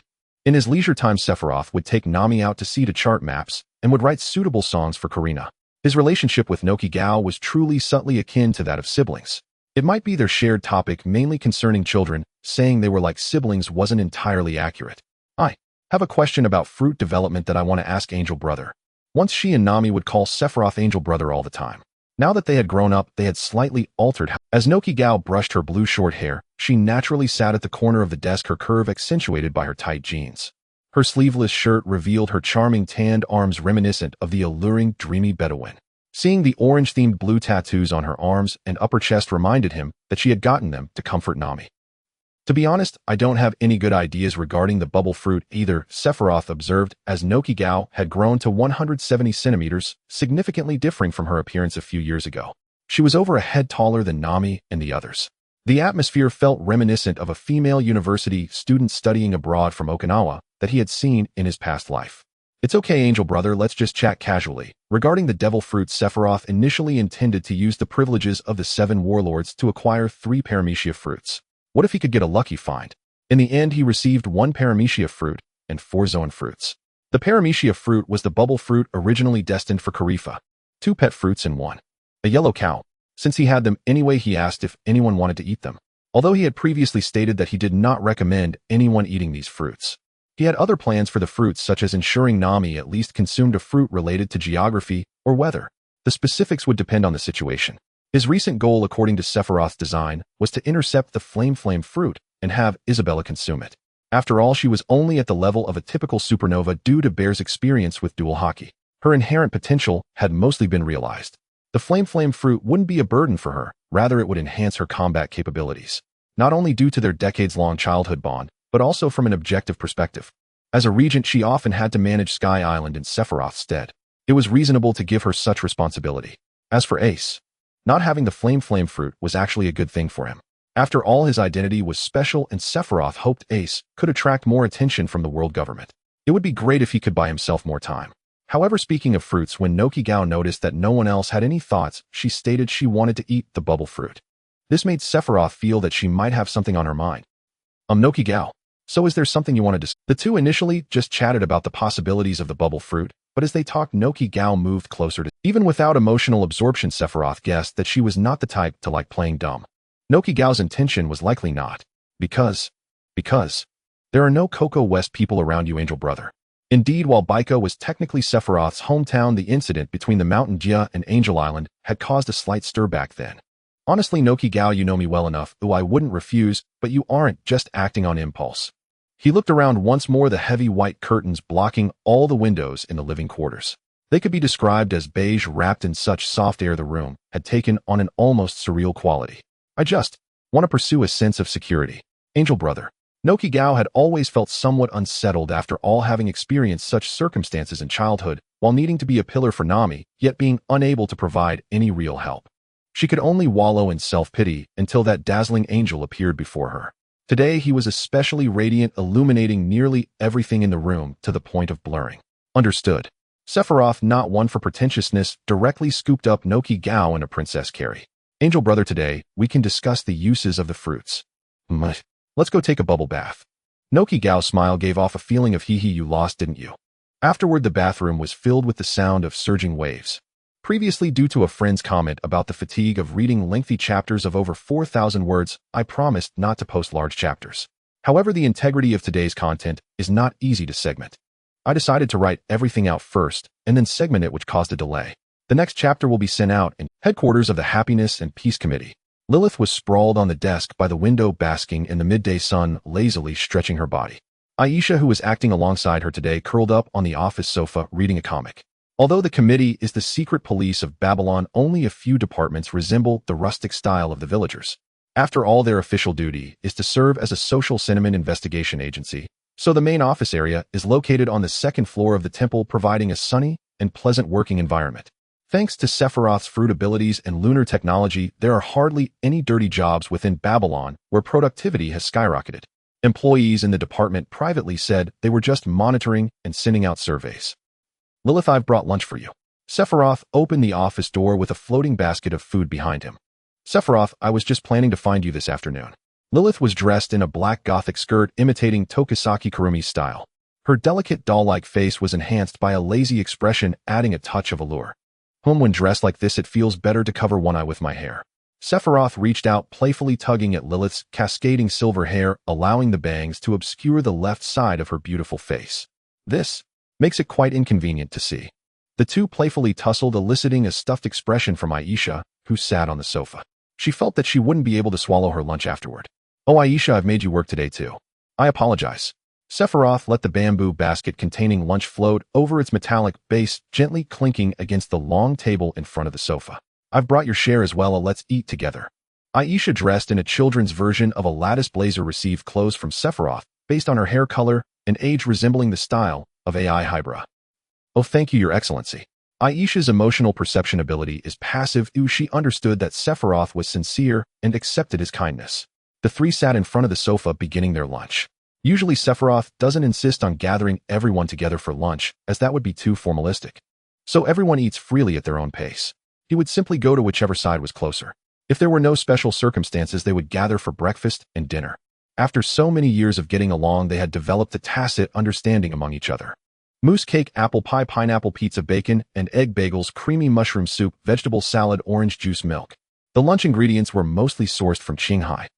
The products from Qinghai have become increasingly abundant. A murmured self-talk escaped Aisha's lips, and Lilith, sitting beside her, responded with a smile.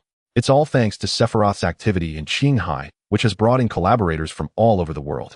Since October last year, there have been stable channels for goods coming from all directions. Sometimes I wonder, Your Excellency, what exactly you are. Aisha, due to her passive emotional absorption ability, had a psychological age that greatly differed from her actual age. Her cognitive abilities were far superior to those of the average adult.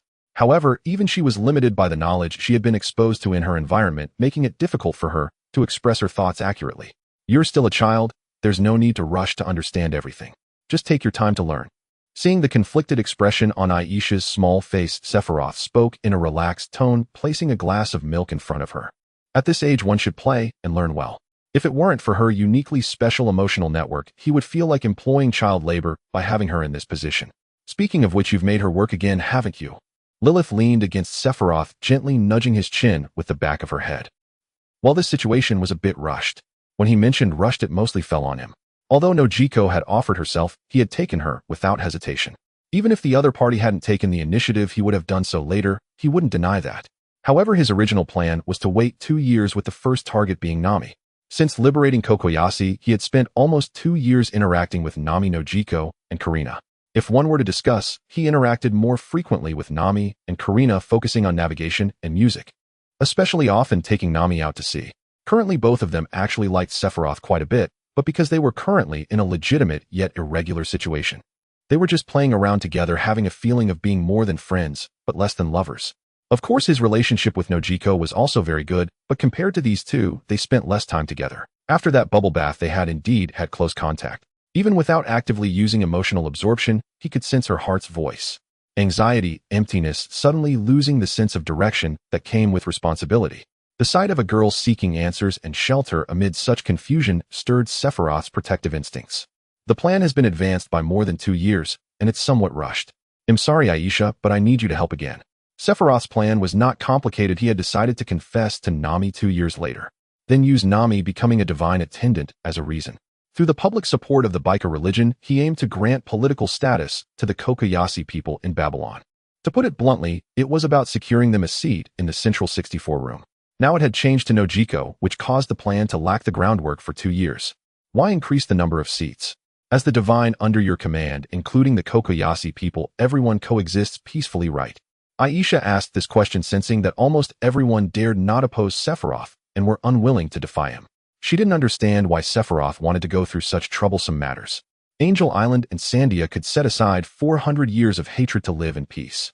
The first reason is the powerful external force of Sephiroth's presence. The second reason is the advanced productivity, which has created a prosperous living environment.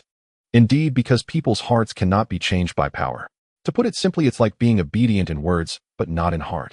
Moreover, Sephiroth was not the type to enjoy wielding power. There were many other things he needed to do, and he couldn't waste time ruling over Sky Island. Relying on Isabella and Lilith to stabilize the rear was something he couldn't bear to do. So whenever there was an opportunity, he would take Isabella out for some adventure and also take Lilith to various tourist islands. I do have plans to unify without governing. Aisha showed a dead fisheye expression upon hearing Sephiroth explain this. You mean to let them operate on their own without asking you about everything, right? Aisha-chan, you killed the topic. While governing without ruling was a major pitfall for rulers in the past life on Blue Star, in this world the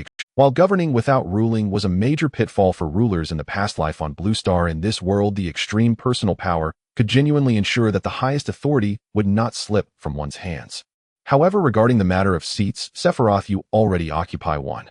Adding another fixed seat would make it 4 fixed seats and 59 floating ones. How will they be distributed? Facing Lilith's question, Sephiroth spread his hands. It's time to establish a regular representative seat election. Sephiroth briefly explained the so-called democratic election.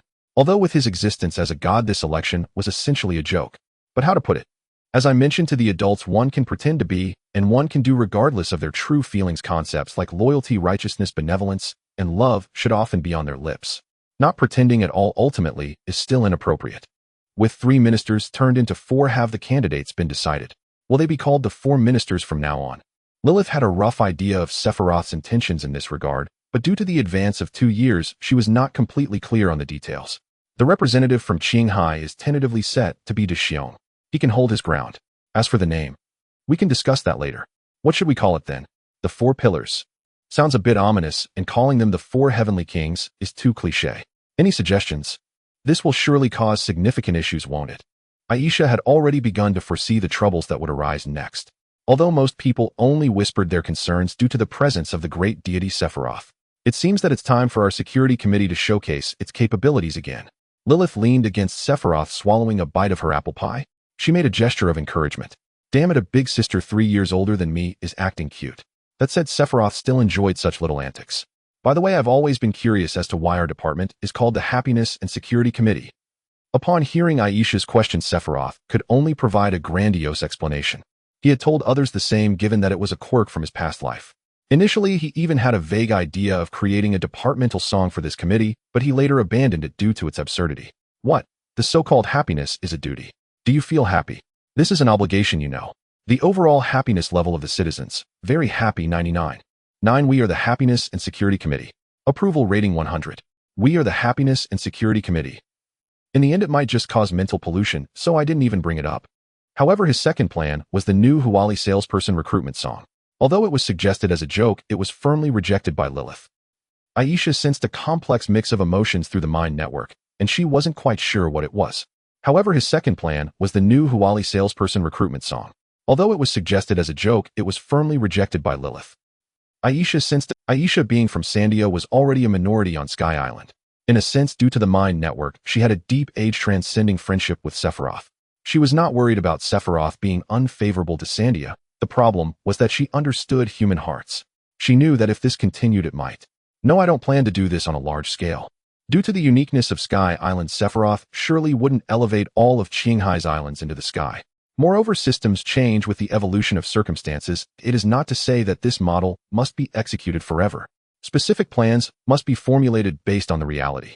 The purpose of this is essentially to provide social practice experience for the management of all of Babylon. Although it is hard to say what extent will be achieved in the future, it's better to prepare for the worst than to do nothing and be caught off guard. For the entire world, talents from Sky Island are a minority. Talents from Qinghai are the main ethnic group. To achieve long-term stability for a minority group's regime, it is essential to maintain the core group's advantageous position while constructing a political identity that transcends ethnic boundaries, achieving a dynamic balance in the distribution of economic interests and cultural identity. However, any policy design that solidifies ethnic differences will eventually be dismantled by the modernization process. Therefore, ethnic segregation policies are essentially undesirable. As a representative of a minority group, it is even more crucial to speak of a community of shared destiny. Well, Lord Sephiroth Watashi, Aisha, due to her proximity to mind reading via the mind network, had a mature thought process. Having heard Sephiroth's series of explanations, she felt even more admiration for him. After all, Bella and Lilith wouldn't oppose it. While both parties were absorbing emotions before Aisha could speak, Sephiroth directly took out a small cake and stuffed it into her mouth. Have this. Nami and the others are currently legally non-compliant, but in 2 years it will be fine. As for her, she is illegal, and will remain so for quite some time. Aisha heard Sephiroth's inner voice. Although she did not know the specific content, she understood the meaning. Gah! The ferocious Aisha bit Sephiroth's hand. Due to his passive elementalization, this bite landed directly on his hand, composed of electrical currents which danced wildly in her mouth, but did not harm her, enveloped by a biological force field. However, her mouth felt tingly, and the nerves on her tongue were activated, providing various magical flavors. Overall, it was slightly sweet. So this is what Sister Perona meant by this flavor. Wait a moment. What did that guy tell you? At over 20 years old, what could he possibly say to a child? Just as the three were enjoying a harmonious lunch, Sephiroth suddenly experienced an electric shock on his forehead. Lord Divine. Target 1 has been detected landing on an uninhabited island, all conditions matched. This report came from the monitoring center. Since January 1st, when Ace set sail, satellites have been monitoring his movements. The main issue was that Sephiroth did not know the exact location of the island where he obtained the Mara Mara no Mi, so he could not intercept it in advance, and could only resort to such a clumsy method. Sorry, there's an emergency. I hope you enjoy your lunch.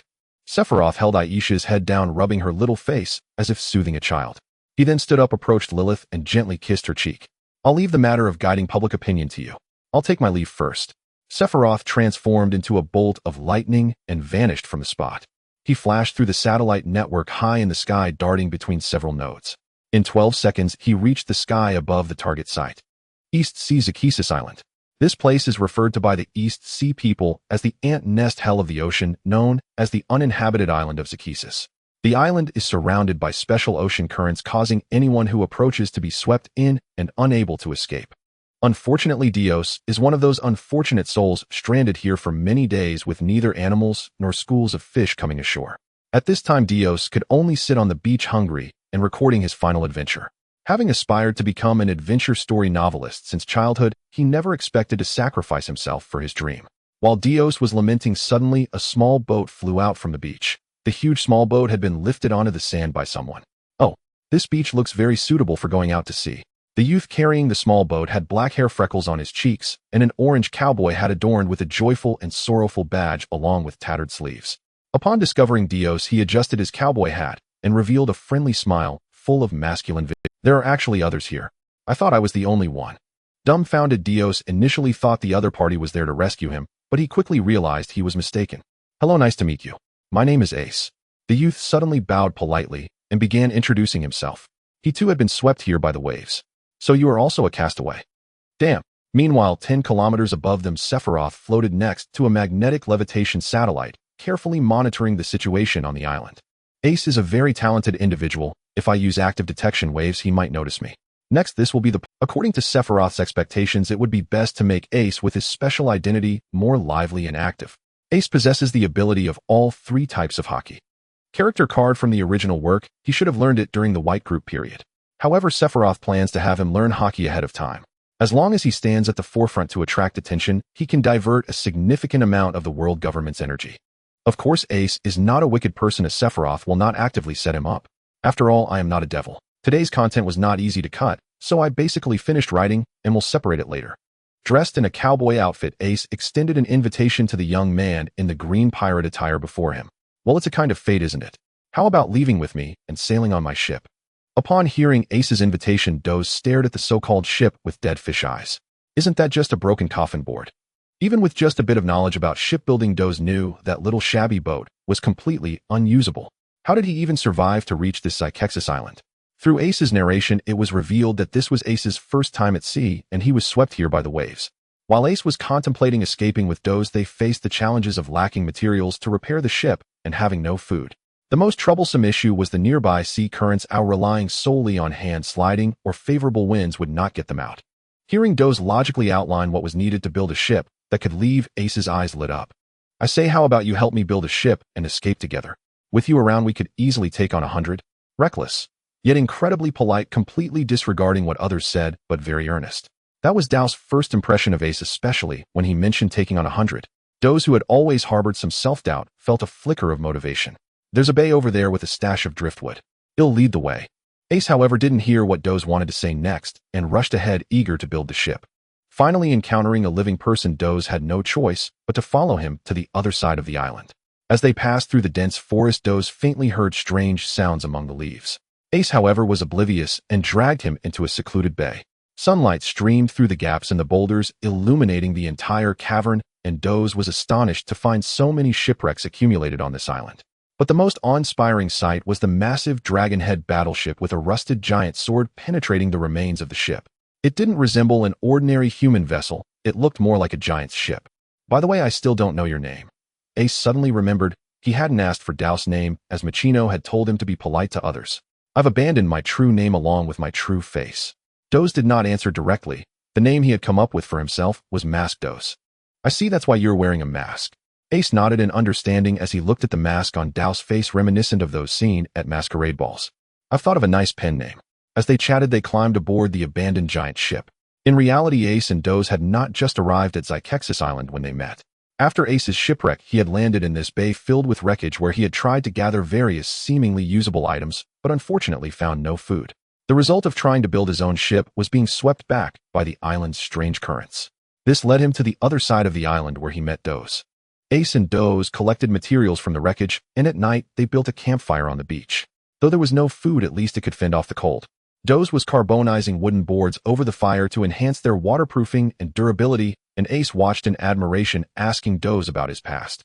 It turned out that Doze had read many logs and ship designs since childhood, deeply fascinated by the giants depicted in tall tales, dreaming of venturing out to sea, yet mocked as a naive liar by those around him. Maybe while walking we'll encounter them. Hee, interesting. Ace replied, even beginning to chat with Doze about the legend of the Fortune Country. Confronted with Ace, who not only did not mock him, but even initiated discussions about related stories, Doze couldn't help but smile slightly. Just as the two were having an enjoyable conversation, a sudden cracking sound of wood breaking came from nearby. Ace and Doze both halted their conversation, cautiously looking in the direction of the noise. A blond young man stepped out of the shadows, his blue suit covered in sand, a black formal coat draped over him, seawater flowing down from the coat. He was handsome, wearing a black top hat with goggles attached, giving him a peculiar appearance. The iron hammer Ace had just picked up clattered to the ground. "Saw. Well." His voice sounded like bubbles forced out from the deep sea. "My name is Naruto." The blond youth took a cautious step back, greeting the two. "I'm just a castaway. I saw the fire here and came over." Doze keenly sensed Ace's oddness. He was gripping his tattooed left arm tightly with his right hand. To commemorate Sabo, Ace had tattooed ASE on his arm, crossing out the S with an X. In the midst of a strange atmosphere, it was Naruto who first broke the awkwardness. I still have some biscuits. Do you want some? Really? Hungry Doze wanted to eat, yet at the same time found it hard to believe someone would share food under such circumstances. After all, 3 full stomachs are more likely to leave here than 1. Naruto flashed a gentlemanly smile, behaving like an upper-class youth educated in nobility. Huh. Thank you, Naruto. Ace looked at Naruto's smile and the somewhat crumpled biscuits he handed. Taking a deep breath, he revealed a radiant smile. Aren't you eating? Doze noticed that Naruto had given all the biscuits in the bag to them and couldn't help but ask. I had just eaten dinner before the shipwreck. These biscuits were just what I grabbed at that time. Naruto explained to Doze, which made him even more touched. While they claimed to be full, dividing those few biscuits could only be described as 7/10 full, and thus a night passed. Naruto led the 2 to his lifeboat, although the small boat had already been wrecked. Nevertheless, the 3 did their best to salvage anything usable. Naruto's presence significantly sped up the shipbuilding process. Though he spoke little, he was very polite and always managed to find intact rivets and canvas among the wreckage. Whenever Ace stole a glance at him, he would turn his face aside, displaying a humble yet slightly puzzled expression. Shipbuilding was a physically demanding task, and Ace and Naruto had astonishing stamina, while Doze felt as if he might collapse. After a whole day's labor, hunger gradually wore down Doze's body and shattered his will. He felt he couldn't hold on any longer. Ace and Naruto, however, seemed to work tirelessly without pause. Though Doze had eaten a bit of biscuit which might have alleviated his physical condition, slightly subjectively, he felt even hungrier. As the shipbuilding work neared its end, Doze, tormented by hunger, began to harbor some doubts. But with the ship nearly completed, he buried those doubts deep in his heart. On the 3rd day, a storm arrived, destroying the nearly finished ship. Is this really my bad luck? Doze knelt on the ground. We were so close to finishing. There's no choice but to do it again. Ace sighed slightly, but quickly regained his spirit, preparing to start over with great enthusiasm. Do it again? Where's there a next time? I have no strength left. I'm not like you, I haven't eaten anything. What did you say? Ace asked in surprise. I saw it. There were fresh disturbances in the grain store of the sunken ship. It turned out that Doze had been monitoring those shipwrecks, certain that they had been disturbed after drifting to the island. Because of his poor stamina, Naruto had helped him a lot over the past 2 days. Aside from Doze leaving on his own, Naruto had never left his sight for more than 5 minutes. Thus, Doze suspected that Ace had secretly consumed all the food. He grabbed Ace by the collar and shouted angrily, "There haven't been any animals appearing on this island, and Naruto has been with me the whole time." The energetic Ace often left Doze's sight for extended periods. I don't know. Ace replied. Frustrated, Doze picked up a wooden plank and swung it at Ace, who did not dodge. The plank struck Ace's head, leaving Doze stunned before he turned and ran into the island. Are you okay? Naruto gently patted Ace's shoulder, revealing a calm smile. I'm fine, I trust. In the pouring rain, Ace's breath hitched for a moment. Yeah, thank you. The fleeing Dais took refuge in a cave, feeling betrayed by Ace, but the falling rubble interrupted his thought. A giant bird beast was staring intently at him, as if saying that food had arrived. The giant bird screeched and dove down rapidly, shattering the entire cave, prompting Dais to react quickly and evade. Chased by the giant bird, he rolled and crawled his way to the wreck of a ship. It was then Dais realized that the entire island was not just inhabited by them, and the warehouse had not been disturbed by Ace. This realization filled him with regret. His regret was not solely about his impending death, but more about having wronged Ace. He didn't mock me. Dais, with tears streaming down his face, knelt on the broken deck. But I. In the moment of crisis, Ace suddenly appeared, drawing his battered giant sword to strike at the giant bird. The rusty giant sword struck the bird on the back of its head, momentarily stunning it. However, the giant sword could not withstand the impact and shattered into pieces. Ace fell to the ground along with the broken sword, and Naruto rushed up right behind him. Target locked close combat attack program initiated. Naruto's pupils adjusted like a camera lens, deliberately avoiding an attack to the abdomen and opting to strike at the opponent's head instead. According to intelligence, the box containing the burn fruit is located in the giant bird's gullet. Avoid stimulation. Naruto aimed to ensure that the giant bird would retreat, while also preventing it from sustaining any debilitating injuries. Species data analysis, simulating reasonable striking force. Naruto conducted preliminary calculations based on the database regarding this species' resilience to damage and physiological structure.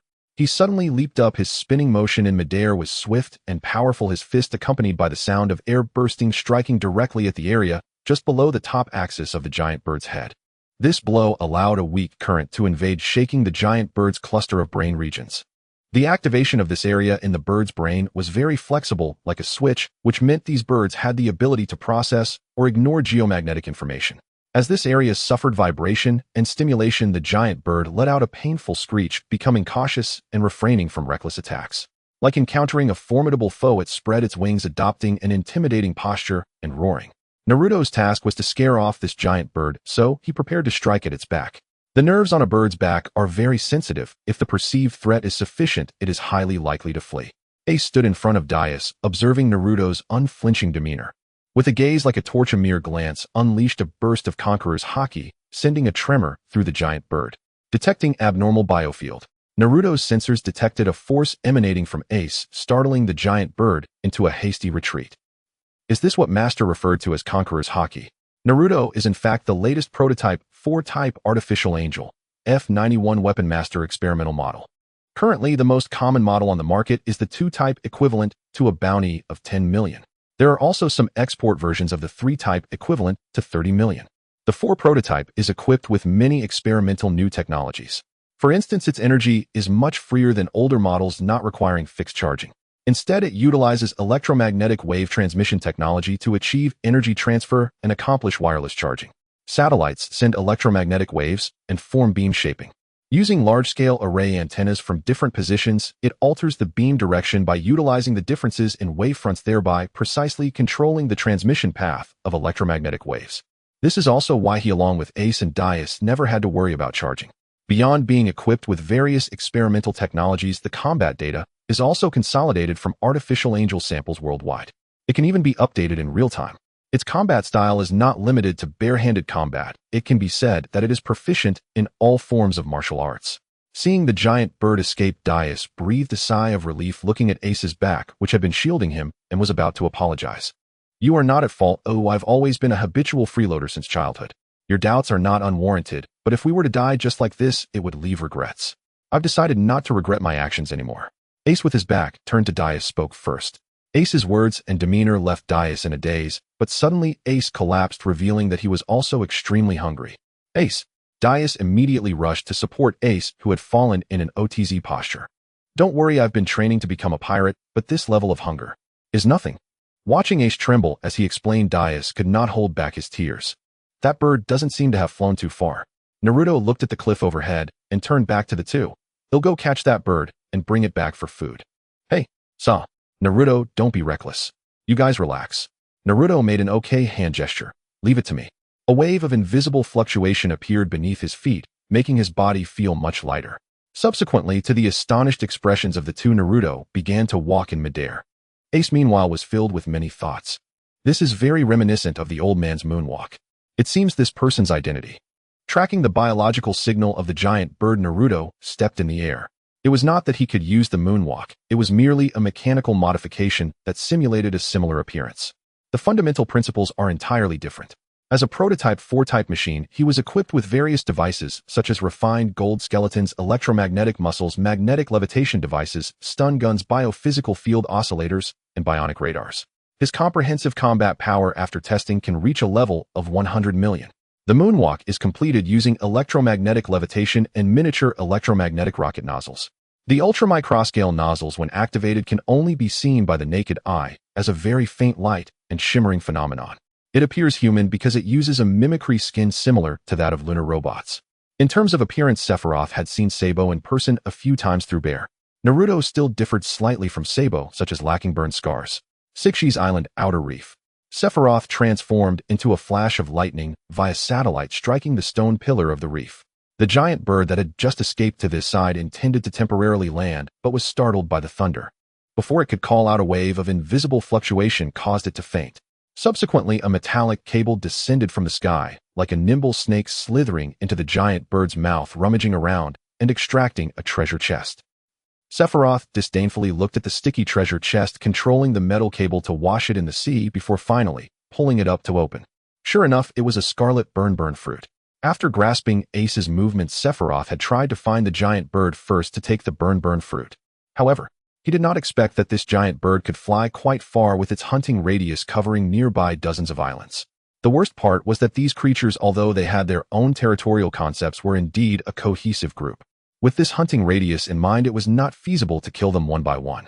After a bit of trial dissection of some nearby giant birds yielded nothing, Sephiroth decided to deploy artificial angels to act alongside Ace. Out of a precautionary mindset, he had secretly produced some suit for this world-renowned figure, including Sabo. But this time it was not to disguise as Sabo, but to create a figure similar to Sabo. Thus he repaired the scars and fitted it onto the latest 4 prototype. They even played on the voice actor reference that angered the old man, naming it Naruto. Subsequently, continuing whatever he was doing, Sephiroth received communication from Naruto today, stating that the target strange bird had appeared. Master. Just when he was about to reach the location of the target's biological signal, Naruto discovered that his master was already there. Thank you for your hard work, Naruto. Sephiroth maintained a friendly demeanor toward the robot equipped with a virtual personality module. Even though he indeed regarded them as convenient subordinates, he did not treat them as mere tools. If he were to treat them as tools, why go through the trouble of installing personality modules? It would be better to just install the most basic logic modules. So, Master, what should I do next? Just continue being Ace's companion. If there's a special situation, Sephiroth was not overly concerned about whether Naruto would reveal his identity. Ace, who had a protagonist mentality, was very cough. Understood, Master. By the way, take this to Ace. Sephiroth pulled out a metal box the size of a handbag which contained a small learning device paired with a memory crystal of 3-color hockey that he had recorded himself. As hockey utilizes memory, it is more about feeling than knowledge. It does not require the vast amount of academic subjects. A helmet-style learning device is sufficient. To prevent any unforeseen incidents, both the learning device and the memory crystal were designed to automatically self-destruct after use. Sephiroth intended to give the character background of Naruto more depth. Prototype android mysterious learning device. Look how much it resembles an important supporting character beside the protagonist. Master. So are you going to? Don't misunderstand him, not planning to do anything to Ace. In fact, I hope you need to help him more. Understood. Master. Previously mentioned splitting chapters, the word count itself hasn't changed. It's not that I was slacking off. 233. Today's content could have been divided into 3 chapters. Mainly I was simply too lazy to split it, so let's leave it at. On January 11th of 1517, at 5:30 p.m. in the Babylon Temple, the residence of the deity Sephiroth did not transform into lightning for his journey, but returned to Babylon from the East Sea by flying. After all, he had to carry the flame fruit with him and couldn't use teleportation. If I were to say there were any unexpected events along the way, there indeed were. On his flight path, he casually dealt with the pirate crew he encountered. To avoid leaving any unnecessary traces, Sephiroth refrained from using beams or lightning strikes. Perhaps it might implicate some individuals, and slightly lacking in virtue, Sephiroth often took large iron ores with no refining value and launched them into low Earth orbit. When needed, he would drop them down, causing disturbances like celestial bodies colliding. Occasionally these reserves would get stolen. Oh what? It was quite strange, with no clues at all. To prevent them from surviving by chance, he used Conqueror's Haki to send those people into the sea while they were unconscious. However, while doing such things, he didn't expect that one of the pirate crews was the Black Cat Pirates. Their captain was Baki Kuro, who had disguised himself as the butler of the Kaya family in Usopp's hometown. According to the original fate, he took 3 years to gain Kaya's trust, achieving a good reputation locally. The actual purpose, however, was to seize the Kaya family's assets. From the time perspective, there probably wasn't much time left before he faked his death and escaped, considering that Kaya's parents might have been stealthily harmed by him. Even though Sephiroth had no intentions toward Kaya, he still decided to deal with her in advance. An original life form was approaching. Nevertheless, even with this, it didn't actually consume much time, as he still returned to the Sky Island before dinner. Upon reaching the inner side of the temple, the metallic main door automatically opened, and amidst the respectful salutes of the station knights, Sephiroth returned to his home. I'm back. Lord Sephiroth, welcome back. As one foot stepped into the deity's residence, the aroma of vegetable stew prepared by Cornice wafted over. Since she was cooking, she wasn't wearing the overly decorated clerical outfit, but simply donned a plain nun's robe. Oh, you're making dinner. I'm looking forward to it. Cornice revealed a small smile. Even though Sephiroth often said it was fine to let the temple chefs cook, she occasionally still wanted to cook herself. After greeting Cornice, Sephiroth took off his shoes, washed his hands and face by the basin, and proceeded to his room to drop off the backpack containing the flame fruit. He changed into home attire which resembled ancient Greek style, a white hema garment with shoulder drapes. Then he walked towards the entertainment room next to the dining area. The so-called deity's residence was not as sacred as its name suggested. The outward public area upon entering resembled a small library. The central area was a public activity zone containing a public bath, washroom, study, entertainment room, dining area, and a small kitchen. The inner side was the living room, and surrounding the inner circular area were identical personal bedrooms, each with its own private bathroom. As for the interior decoration, it depended on individual preferences. Sephiroth entered the entertainment room and found Lilith with two children watching, something that would get them hunted by the strongest legal department in the Western Hemisphere of his past life. Lilith, how are the two little ones today? Oh, brother is the same as always, but sister insists on watching Powerpuff Girls and wants to see the new episodes. Lilith sat on the sofa with the two children leaning against her, one on each side. They were gently enveloped by her black wings. Being addicted to anime is not good. In reality, since Sephiroth himself couldn't possibly watch everything relying on lunar technology to delve into memories, it was impossible to create parts he had never seen. As a result, he couldn't complete long works, but fortunately these were all anthology series, so missing some parts didn't affect the viewing experience. Sephiroth couldn't help but think of the traditional Chinese education from his past life, but just thought about it, he wasn't that insane. However, seeing Lilith's home attire, Sephiroth felt that his willpower still needed strengthening. White hair, black sailor uniform, white bow tie, speed socks. What a dilemma. This black Japanese-style female school uniform, though she was 3 years older than him, equivalent to a graduate student, yet she dressed in a way that seemed like a youthful student. Sephiroth picked up his daughter and sat down next to Lilith. As he leaned against Lilith, he caught a whiff of her delightful scent. The child is still here, why don't you go find little Nokigo? After all, they had just broken through the relationship with Nokigo. The noble knight Isabella the Goth and cunning sister Lilith the little angel Cornus, and the tribal warrior Raki. Nokigo indeed had a different style from them. In recent days, Sephiroth had Nokigo dress up in various types of spicy girl styles, then criticized her afterward. It could only be said that Lilith had no major complaints, mostly teasing in nature. In this regard, Sephiroth sincerely appreciated the social background of this world.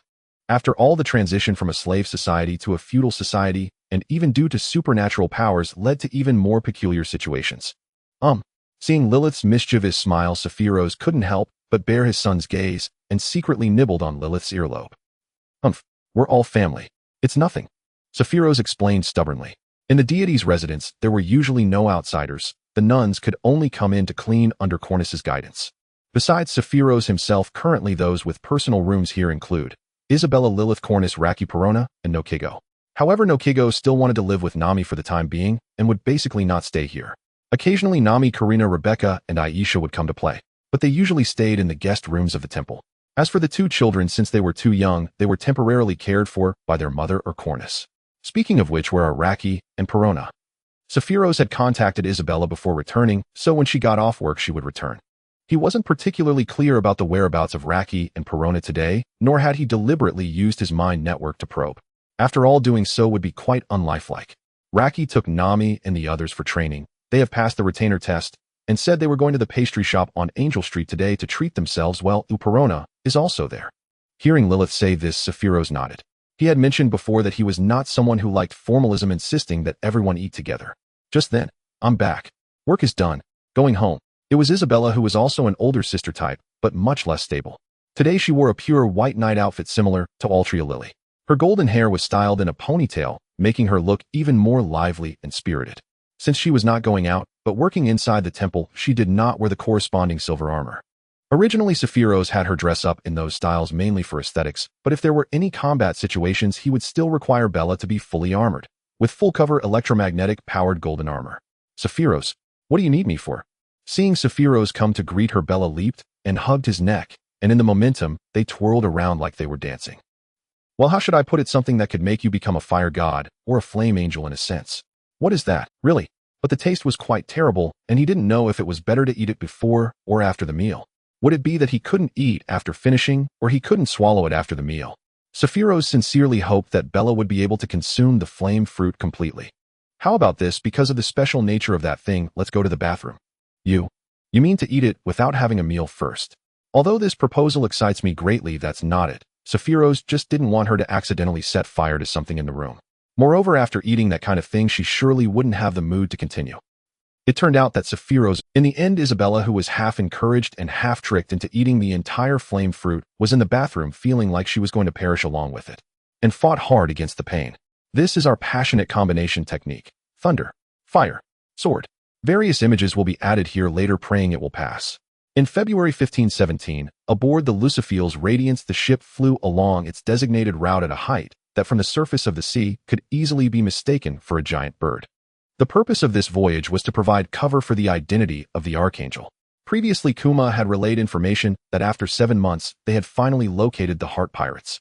Submarines were indeed hard to find, Even Doflamingo had failed to catch a glimpse of law after so many years. The intelligence capabilities of the Revolutionary Army were quite decent. After successfully contacting the Heart Pirates and learning about Kuma's intentions as well as the news that the Archangel would be involved, Law was indeed intrigued. In reality, Sephiroth could have instantly traveled to meet up with Kuma and his group to discuss how to deal with it. The issue was that the name Flash Spirit had already made its mark. However, Sephiroth himself had a reputation in Qinghai as a capable and affable gentleman. Thus, the identity of the Archangel urgently required a substantial stepping stone. The title of Warlord Tianyacha was quite respectable. Therefore, it was necessary to meet with them under the guise of the Archangel. Afterward, once the events unfolded, everything would connect. Lord Sephiroth, here is your coffee and pineapple. Entering the captain's quarters was Raki, dressed in feminine armor bearing a tray that would incite Italy's wrath. In true combat, she would wear the latest model of golden electromagnetic armor. The current outfit, resembling a sailor's light armor, was more playful than protective. Thanks, Raki. How about we sit down and share a meal? Sephiroth put down the newspaper and gestured for Raki to sit. Well, since you insist. Just as Raki was about to take a seat on the opposite sofa, Sephiroth gently pulled her, and she ended up sitting beside him. Raki's cheeks turned slightly red before she regained her composure. Even Sephiroth, despite his reputation, was not one to cause trouble. He had no intentions of pursuing anything deeper, merely indulging in a bit of affectionate familiarity. Speaking of which, Lord Sephiroth, I heard that Dragon is the most notorious criminal. Why do you seem? Raki asked, recalling the secret conversation between Sephiroth and Dragon, which she had witnessed. Afterward, she observed Sephiroth's disdainful expression, prompting her question. The others aboard the Lucifield's Radiance were unaware of Sephiroth's communication with Dragon. No matter how one looked at it, Dragon bore the title of the most vicious criminal. Only those with a close relationship with Sephiroth were aware of this matter. That guy is just a cold sweat king. Seeing that Sephiroth had no intention of elaborating further, Raki was not the type to pry. Thus the two began a normal lunch hour. What dissatisfied Sephiroth was that they had agreed to find a way to obtain the bloodline factor technology. To his surprise, Dragon actually hesitated to take action against the Germa Kingdom, reasoning that it was a member state with formidable military power, and acting recklessly would pose too great a risk to the Revolutionary Army. Truly, you live up to your reputation, Dragon. Sephiroth acknowledged that he was a cautious person. He admitted to being timid, but even he would not allow himself to be so humiliated. According to Sephiroth's plan, he would first deal with Doflamingo. Later, he would use the identity of the satellite Flash Spirit to fish for opportunities in the Germa Kingdom. The bloodline factor technology is fated to be mine. Just as the two finished their lunch and Raki began, bloop bloop, bloop bloop, click. What happened? The transponder snail in the captain's room began to ring, and upon answering, it transformed into a face resembling Ohm's. Your Majesty, the lookout has spotted a private slave ship. Should we mobilize? In Qinghai, Sephiroth had instructed his subordinates to uniformly address him as Your Majesty to avoid trouble. What is there to discuss regarding a private vessel? Let's head over. Of course, Ohm knew Sephiroth would respond this way, but given his high status, it was necessary to report first. How could one make unilateral decisions? The Lucifield's Radiance began to lower its altitude, heading straight for the slave ship. When Sephiroth acted as the Archangel and encountered pirates, if there were no witnesses nearby, he would capture them all and investigate their affiliations. He would isolate those whose crimes did not warrant death and hand them over to the law enforcement of their homeland. The remaining pirates would be packaged off to the moon as slaves. If there were other witnesses, they would all be sent to the naval base. If any of them were capable individuals like the previous scenario with the opossum fruit user Foxy, then they would be disguised as having perished at sea, fitted with sea stone collars, and sent to the moon prison for strict surveillance. The situation with the slave ship was somewhat special. If it was a legal slave ship flying the world government's flag with a license, they would disguise the sinking as a meteor strike. Using Conqueror's Haki to render the slaves unconscious, they would then transport the unconscious slaves to the nearest uninhabited island, disguising the scene as a shipwreck survivor's tale, leaving behind just enough supplies. Afterward, the Revolutionary Army would come to pick them up. When encountering a private slave ship, there was nothing to discuss. They would simply attack it. Slave ship. Boss, this haul is pretty good. With the onset of the age of exploration, the world became chaotic, creating numerous areas devoid of order. How about launching an attack? There is no reason not to. Let's attack, let's plunder. After hearing his subordinates' words, the leader laughed with pride. After this haul, he could possibly buy a noble title, he thought to himself, but we're short on manpower. With less than 200 subordinates and only one large ship, gathering more manpower would require spending money which would allow him to undertake feats he had never accomplished before. However, taking a step back to settle as a minor noble wouldn't be too bad. From a slave trader to a noble, In an instant, dreams of transitioning from a precarious maritime life to that of a ruler flickered in his mind. A beam of light pierced through his skull. In an instant, his entire being ignited from his head down. Was the moment of dreaming of happiness the end of his life? For him, was it happiness or misfortune? The charred head fell from his neck with a thud, immediately releasing the distinct smell of burnt hair. With the sound of the wind breaking, the sky was obscured by shadows as a massive flying sailing warship descended at an exaggerated speed. A terrifying sense of oppression gripped the throats of the slave traders as countless angels descended from above. Leading the charge was a figure clad in pure white, full-coverage mechanical armor crowned with a dazzling halo and gently flapping wings resembling a true angel descending upon the world. Tomorrow, a character long anticipated by some will make an appearance. Oh, feel free to guess. By the way, it seems my previous chapter's image has expired as mentioned in the final remarks in parentheses. The laser sword gathered by the electromagnetic field flashed by, leaving behind wounds, as if severed by high temperatures. Surrounding the archangel were the numerous corpses of slave traders. For Sephiroth, the use of light energy naturally consumed more stamina than directly harnessing lightning. In terms of physical sensation, it felt nearly 3 times as taxing. The conversion rate of electric energy to laser energy is 38. Fortunately, the natural element consumes little stamina, so in an ordinary battle the fatigue is hardly noticeable. Like a Jedi Knight sheathing his lightsaber, Sephiroth's mind network scanned the entire slave ship once more. There were no enemies left on the deck, and the slave traders inside were just beginning to react. Crouching within the cabin, they attempted to counterattack with firearms. But against knights clad in golden power armor wielding electromagnetic rifles and electric heavy slashing swords, their resistance was nearly futile. Leading the charge deeper into the ship, Sephiroth was accompanied by several floating light spheres firing laser beams at the targets like mobile artillery. Essentially a plasma body confined by a magnetic field. When the excited electrons reach their highest energy state, they emit high-energy photons under the stimulus of the magnetic field, thus generating lasers. Perhaps seeing that he was not wearing a helmet, the slave traders hiding in the cabin began shooting at his head. However, the bullets seemed to collide with an invisible force field, bouncing off as if repelled. Sephiroth did not wear a helmet, primarily to showcase the Archangel's outward image, embodying the personal belief that only the foot soldiers wear helmets. Nonetheless, to fit the occasion, he had adorned his distinctive armor with a decorative item resembling an iron halo. Of course, it was merely ornamental and served no practical purpose. Damn it, why? How could I encounter this guy? The surviving slave traders certainly recognized who the relentless figure advancing through was. Sephiroth's frequent assaults on illegal slave ships were no secret. There were even rumors that the disappearance rate of legal slave ships had notably increased in recent years, potentially due to the actions of this Archangel, though there was no concrete evidence. Since the Archangel appeared at sea, the slave trade has suffered more blows from him than from the Navy. This has led many slave trading routes to become significantly more perilous, creating a much harsher industry environment. Quick retreat to the lower levels. That is the king of Babylon, Archangel Sephiroth. Realizing their resistance was futile, the slave traders scattered in panic, desperately fleeing in terror of death. What kind of joke is this?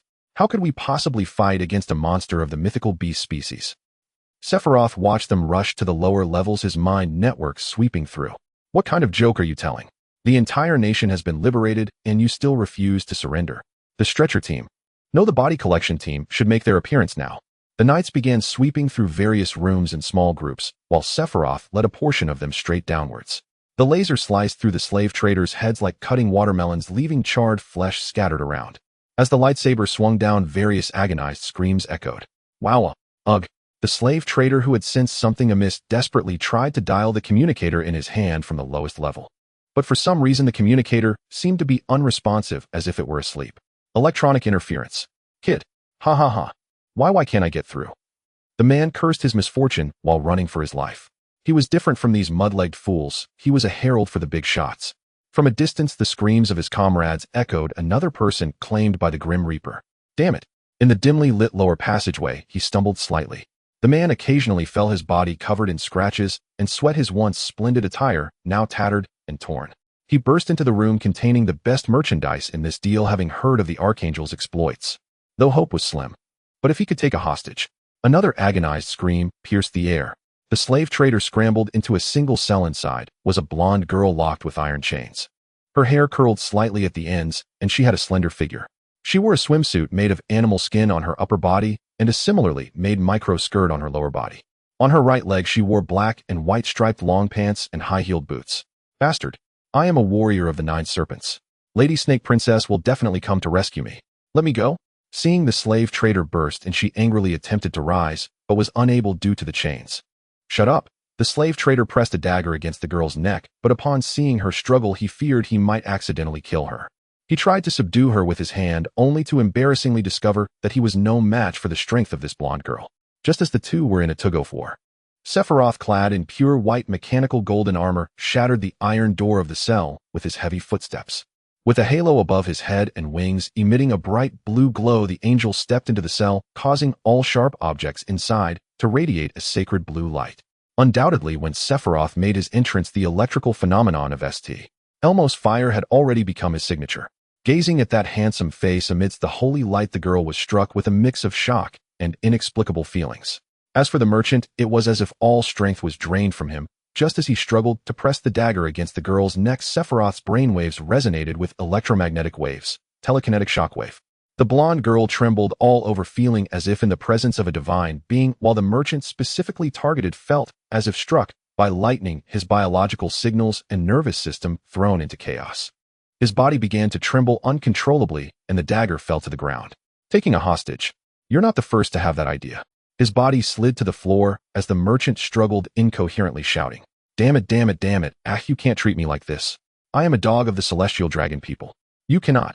Legal slave trading refers to capturing individuals from non-member nations. Illegal refers to capturing even those from member nations. Undoubtedly, for the KPI of the celestial dragon people, what is deemed illegal is merely a formal issue. The blonde girl was hearing for the first time that this bastard had connections to the celestial dragon people. Even a person as ignorant of the sea as she was understood what that implied. Just as the girl began to tremble, Sephiroth raised his hand and pierced the merchant's skull with his lightsaber. This left the girl momentarily stunned. Sephiroth looked at the merchant's corpse while the light spheres beside him emitted lasers, incinerating the body into ashes with precision. Foolish. Isn't that all the more reason to eliminate you? With a massive power electronic interference at the outset, if you could send out a message, it would be a miracle. A dog of the celestial dragon people. You're probably just a dog of a dog, layered, subcontracting, and quite arrogant. Unaware of Sephiroth's inner thoughts, the girl merely gazed at him with a look of admiration. "What is your name?" An invisible force caused the metallic shackles binding the girl to automatically open, and she swayed slightly before standing up. "My name is Margaret. I am a warrior of the 9 serpents." "Oh no, this is a bit troublesome." Margaret is the new national guardian warrior of 9 serpents 3 years later in the original work. "Once we finish up here, I will find a way to send you home." Watching Sephiroth departing back, Margaret fiercely stomped on the merchant's ashes several times. Then she quickly followed him. "Actually, I don't need to be sent back. Yesterday someone guessed it was the Empress Hancock, and they were indeed correct.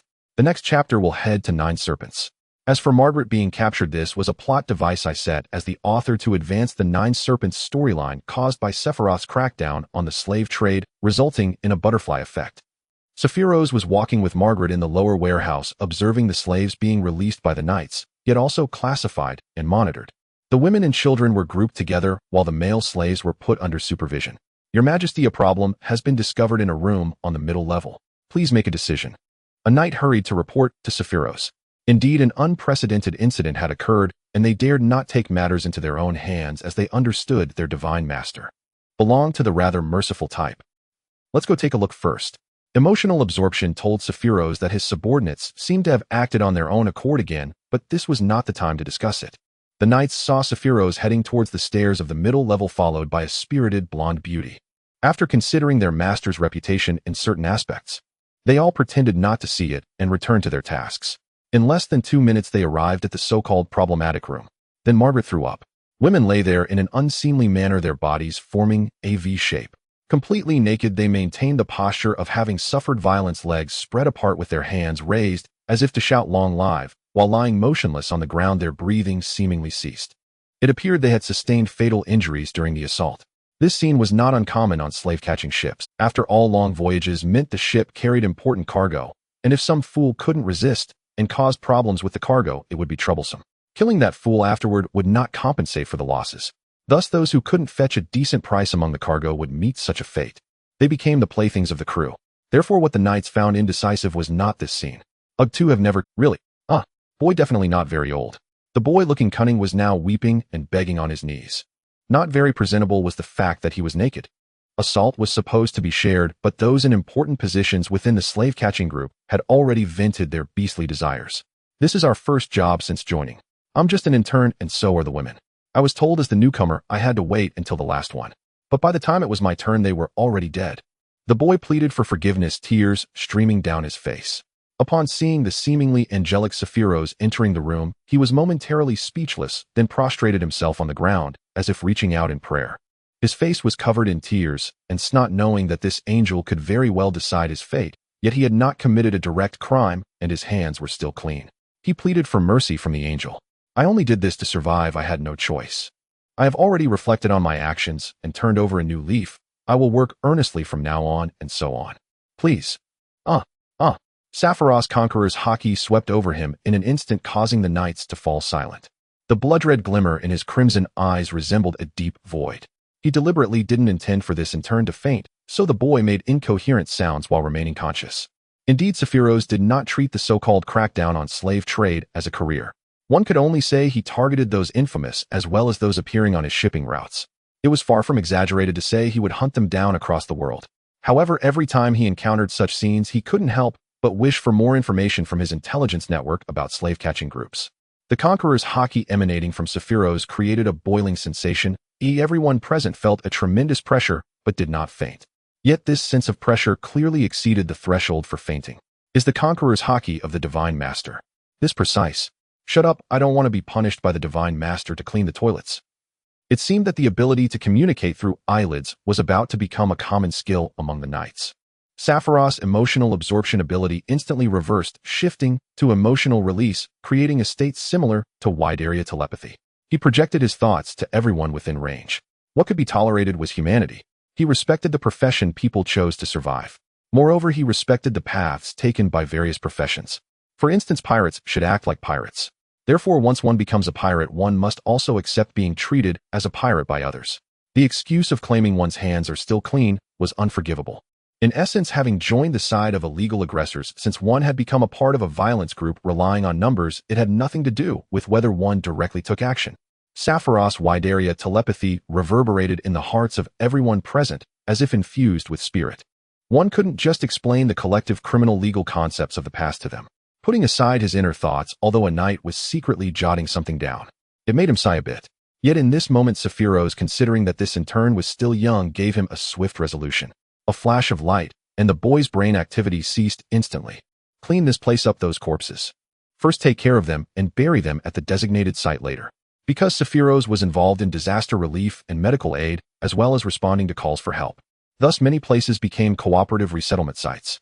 Some resettlement sites were even constructed with Sephiros' assistance. I thought the Divine Master would show mercy to this kid.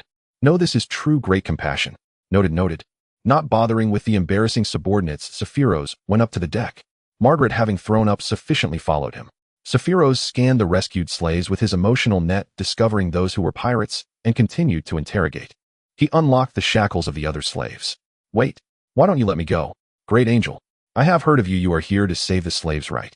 Sephiros, whose mood was not very pleasant, had no intention of indulging them with lengthy discussions. With a sweep of his Conqueror's haki, all of them fell to the ground. These people are all pirates. One of the knights, unlocking the shackles of the other slaves, explained to his Divine Master. The pirates did not change their fate. They simply changed the location of their work to the moon. As for ordinary slaves, they would naturally be sent to resettlement sites. The troublesome ones were the others. The next day at noon, on Daughter Island, the giant airship Lucifield's radiance was approaching. The defenders of the nation naturally noticed, and then sounded the horn. This airship was now quite famous. After all, it was the chariot of that great angel.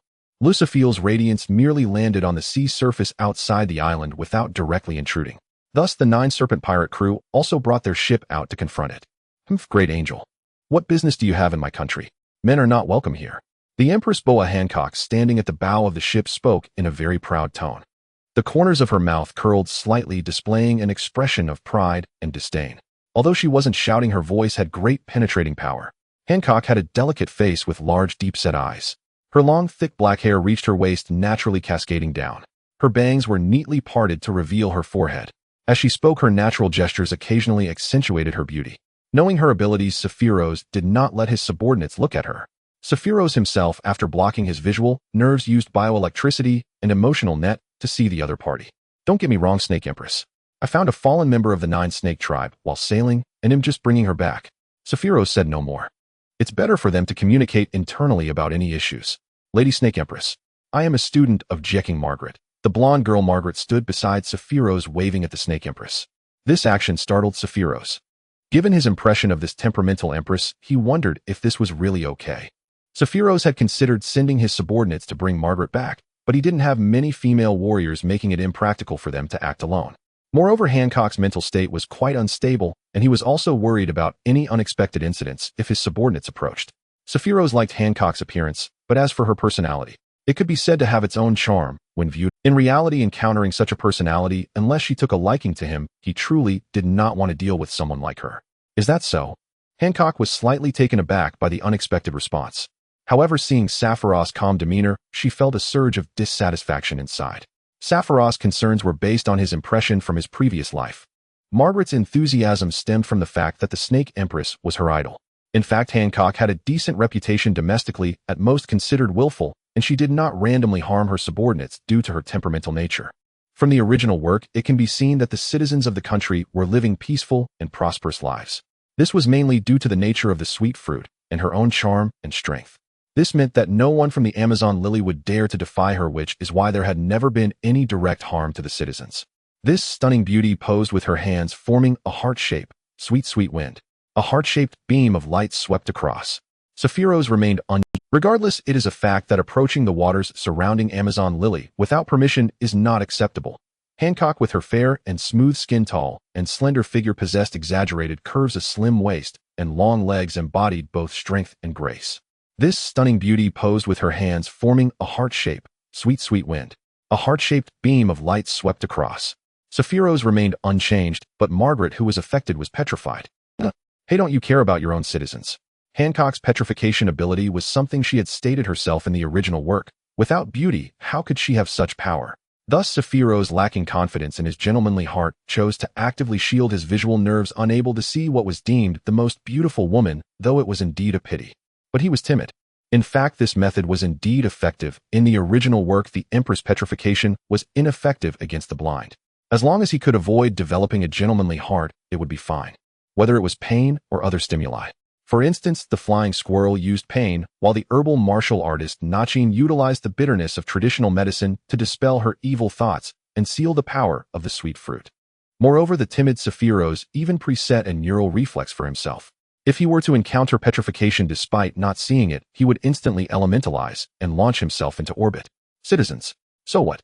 No matter what bad things I do, the whole world will still forgive me. The reason is, yes, because I am simply too beautiful. Hancock, dressed in a purple qipao with a Chinese style, gazed down at all. She struck an ultimate disdain pose, which was essentially a high-difficulty position similar to being halfway through a plank.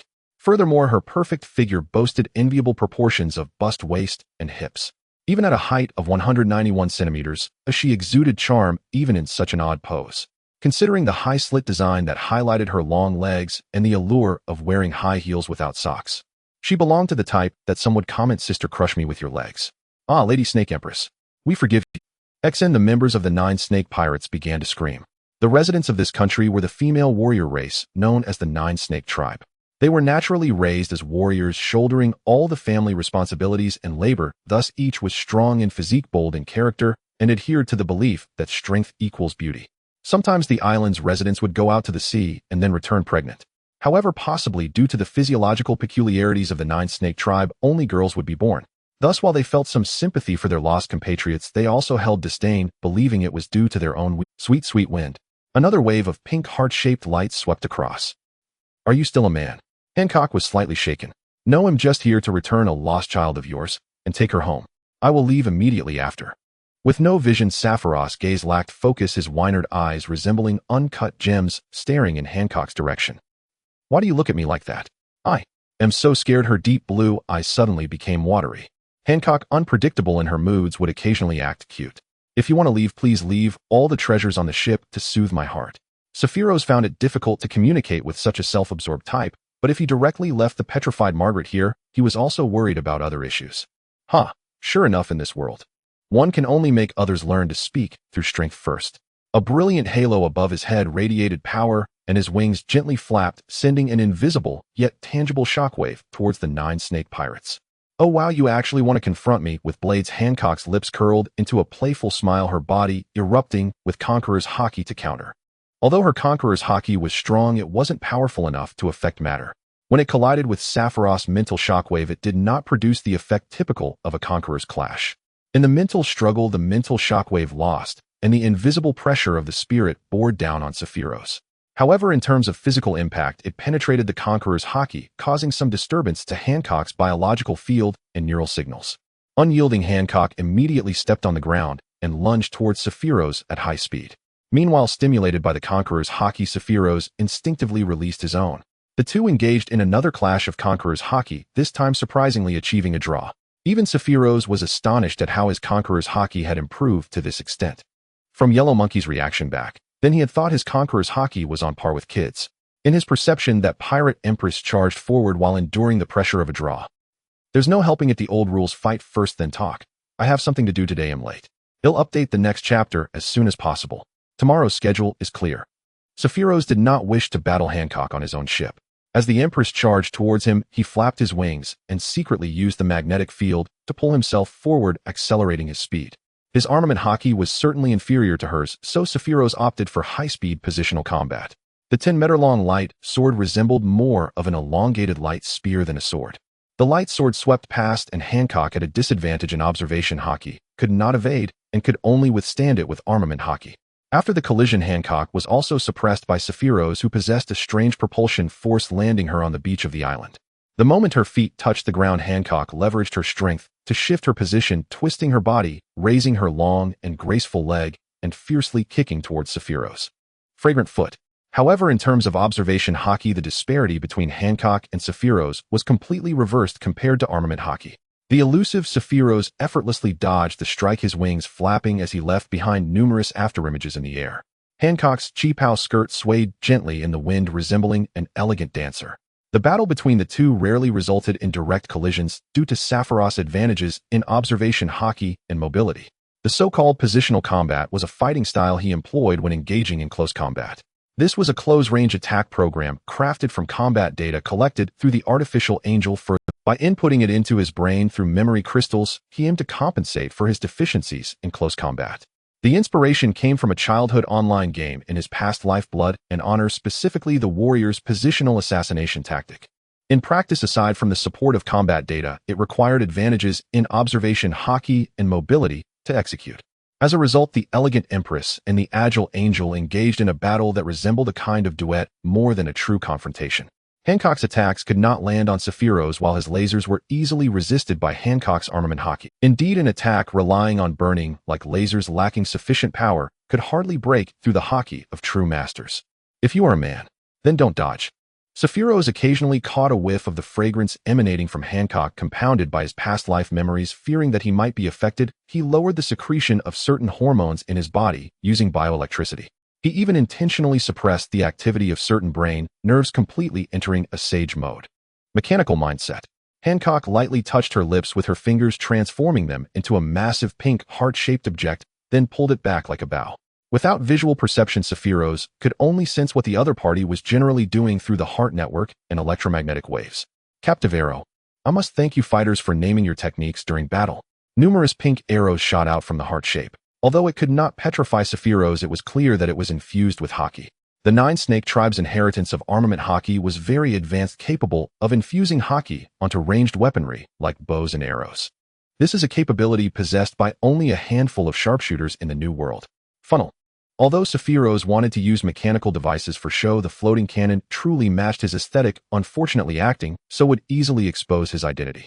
Before Sephiroth, more than 10 shining light spheres gathered out of thin air, entirely different from the plasma used to fire lasers.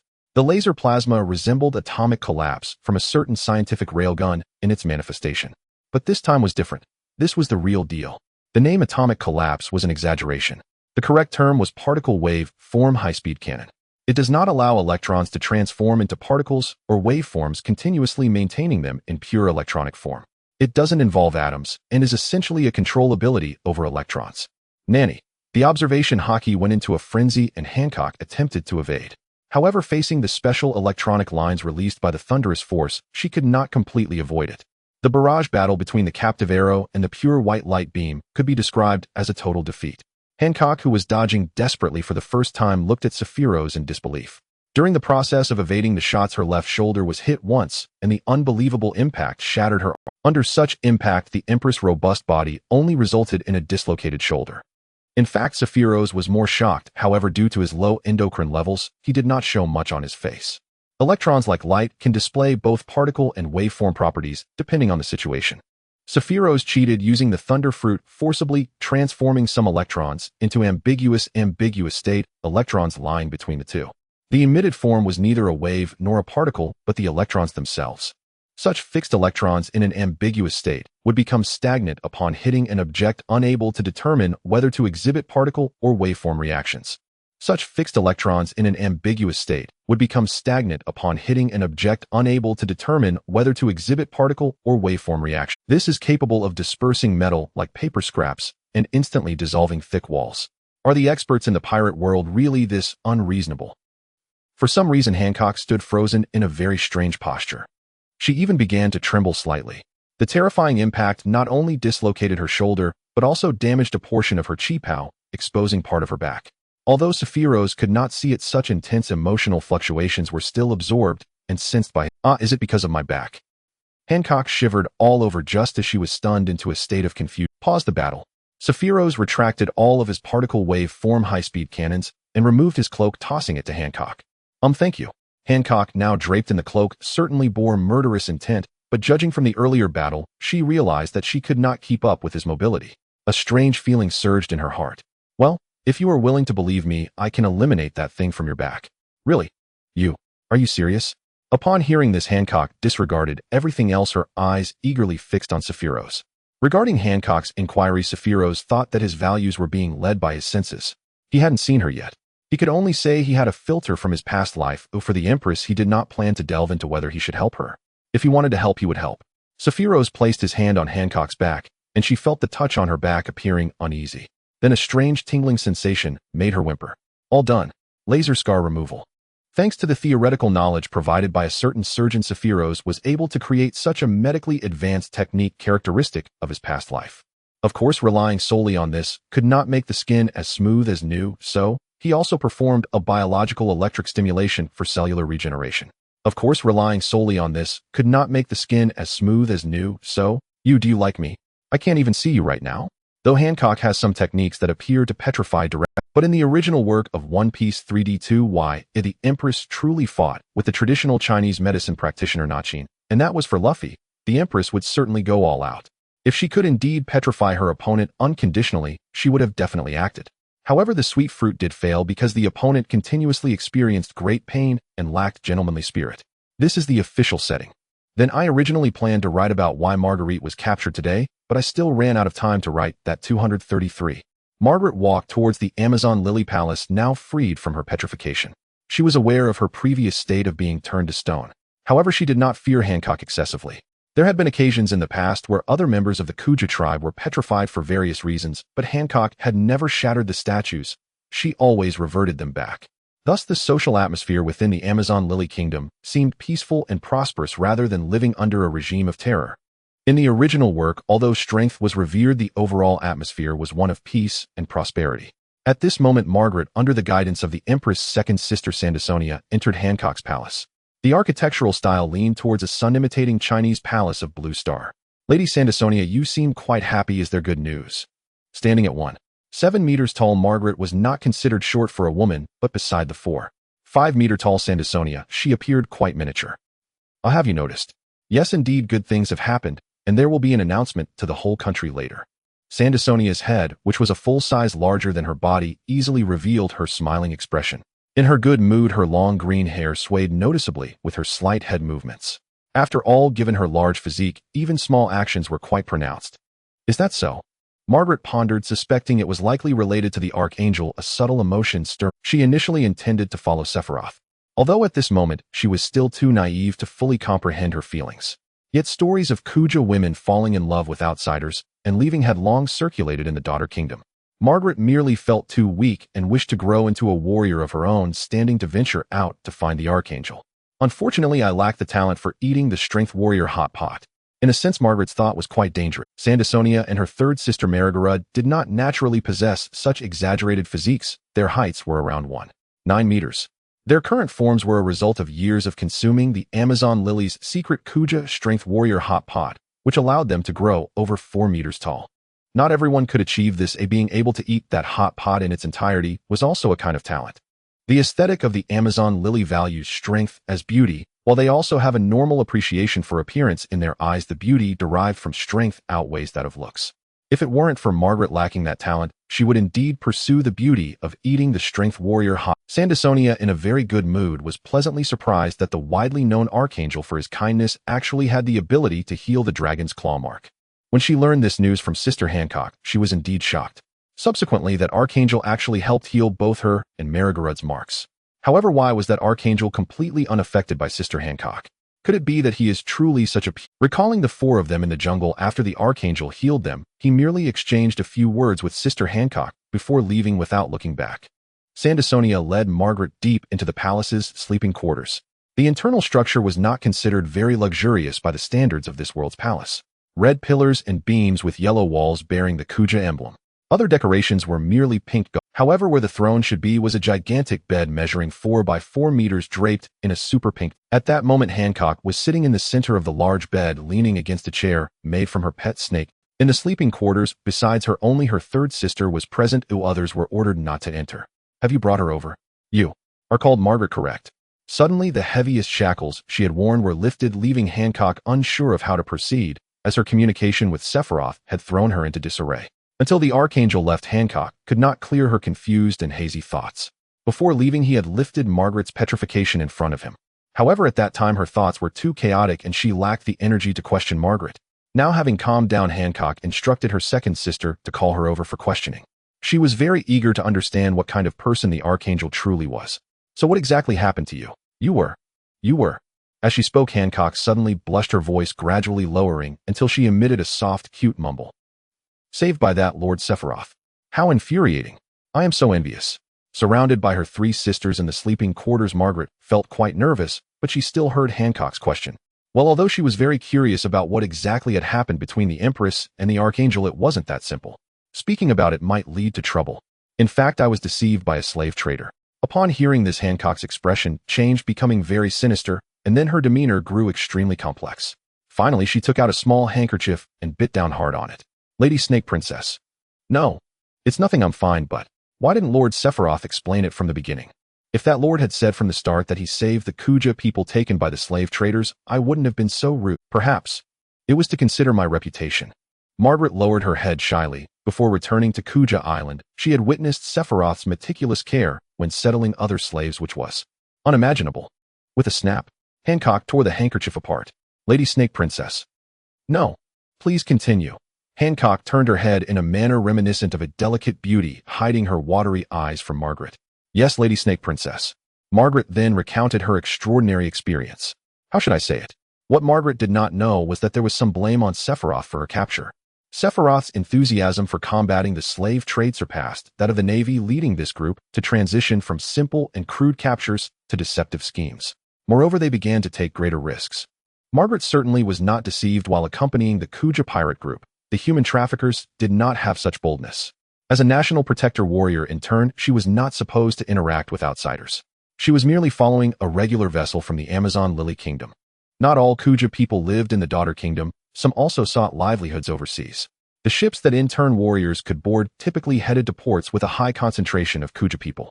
Thus, the shipping tasks were merely ordinary cargo transfers, and even the recipients of the cargo were Kuja people living abroad. During this process, she was abducted by a male trafficker disguised as a woman at that port. Many women in the Kuja tribe were tougher than men, so she did not realize that it was a man. Subsequently, she was outnumbered and captured. Afterward, in the despairing darkness of her prison, she encountered the radiant Archangel, as if a divine soldier had descended rescuing her. What she did not know was that the Empress before her had a nearly identical experience, though regrettably only the first. Looking at Margaret's shining eyes, Hancock clenched her teeth. Snap!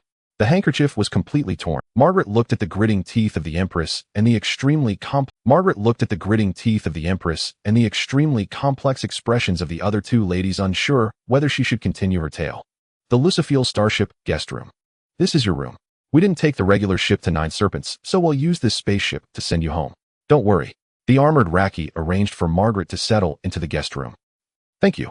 Margaret sensed a similar aura to the Nine Serpent warrior from Raki. Get some good rest. The food has already been placed in the room. Tomorrow we will reach Nine Serpent Island, and if you need anything you can contact the attendant via the phone bug in your room. Watching Raki's retreating figure, Margaret swallowed back the thought of, actually I want to stay. She couldn't help but wonder how she would be scolded by teacher Kikyo upon her return to her hometown. And thus, she couldn't help but wonder how she would be scolded by teacher Kikyo upon her return to her hometown. And thus Margaret spent her first peaceful night in a while. The next morning, the Lucifeel starship carrying the liberated slaves arrived at the nearest resettlement point. Out of curiosity, Margaret disembarked to see the situation. It looked like a rather nice port town adorned with the flags of Babylon and Titans, along with a tall communication. Great Angel, what is that? Margaret pointed at the rugged metal robots. That is the Zaku of Titans and their commander. A squad of Zaku-style mechanical servants was patrolling as guards. Armed with electromagnetic rotary machine guns and equipped with electric axes at their waists, they were accompanied by a servitor angel concealed within T-60 power armor. Whenever Sephiroth assisted a location as the Great Angel, he would typically offer kind suggestions. In the end, he would provide interest-free loans in a cooperative format for basic infrastructure resource development, free trade port leasing, even free military assistance. This transformed the place into a nominally cooperative relationship, which in essence was closer to a subordinate alliance outpost. If this residents were isolated and did not belong to any sovereign nation, the depth of cooperation would deepen even further. Even now, Sephiroth couldn't comprehend why, despite not being as repugnant as the actions of the Blue Stars M Empire in his previous life, his behavior was not fundamentally different from theirs. Why was his reputation so good now? The people of this world were just too submissive. He had underestimated them. Then, the world government was actually completely unconcerned. What about your political sensitivity? Come out and intervene. Is it true that as long as the gold in the sky keeps increasing, you will turn a blind eye? In fact, Sephiroth had forgotten one thing. The four emperors were doing similar things. Even without considering the four emperors, the Germa Kingdom, a member of the world government, acted as mercenaries while collecting protection fees everywhere. The nature of their actions was even worse. Sephiroth's deeds could be described in this world as so conscientious it brings tears. In Margaret's incredulous gaze, the rescued slaves were warmly welcomed by the townspeople. Great Angel, what's going on here? She didn't know how many times she had asked Sephiroth various questions. Because this town was previously just a village, most of the people inside actually have similar experiences. Therefore, if these slaves wished to stay here, the town would accept them. Of course, what the girl didn't know was that sometimes the Revolutionary Army would sneak over to recruit. The more she learned, the more shocked Margaret became when she saw that if any of the slaves wanted to return home, they could simply take the Titan's regular ship and through Titan's trade system return home. Moreover, if the slaves had needs, Titans could even issue them a temporary work certificate aimed at allowing them to return home for a more respectable reason. What was even more outrageous was that as long as they wanted, they could obtain a small interest-free loan disguised as wages. Although it was said that they could repay this loan with a receipt at any Titan office in the world. But could such a non-coercive agreement really be repaid? Amazon Lily Empress Chamber. That's how it is. After the Great Angel placed those slaves in that small town, he sent me back. After that, she encountered Lady Snake Princess, and thus Margaret's account came to a halt. Hancock fell into deep thought. To be honest, the last person she admired so much was Fisher Tiger. Listening to Margaret's narrative, she couldn't help but recall the terrifying life under the Celestial Dragons.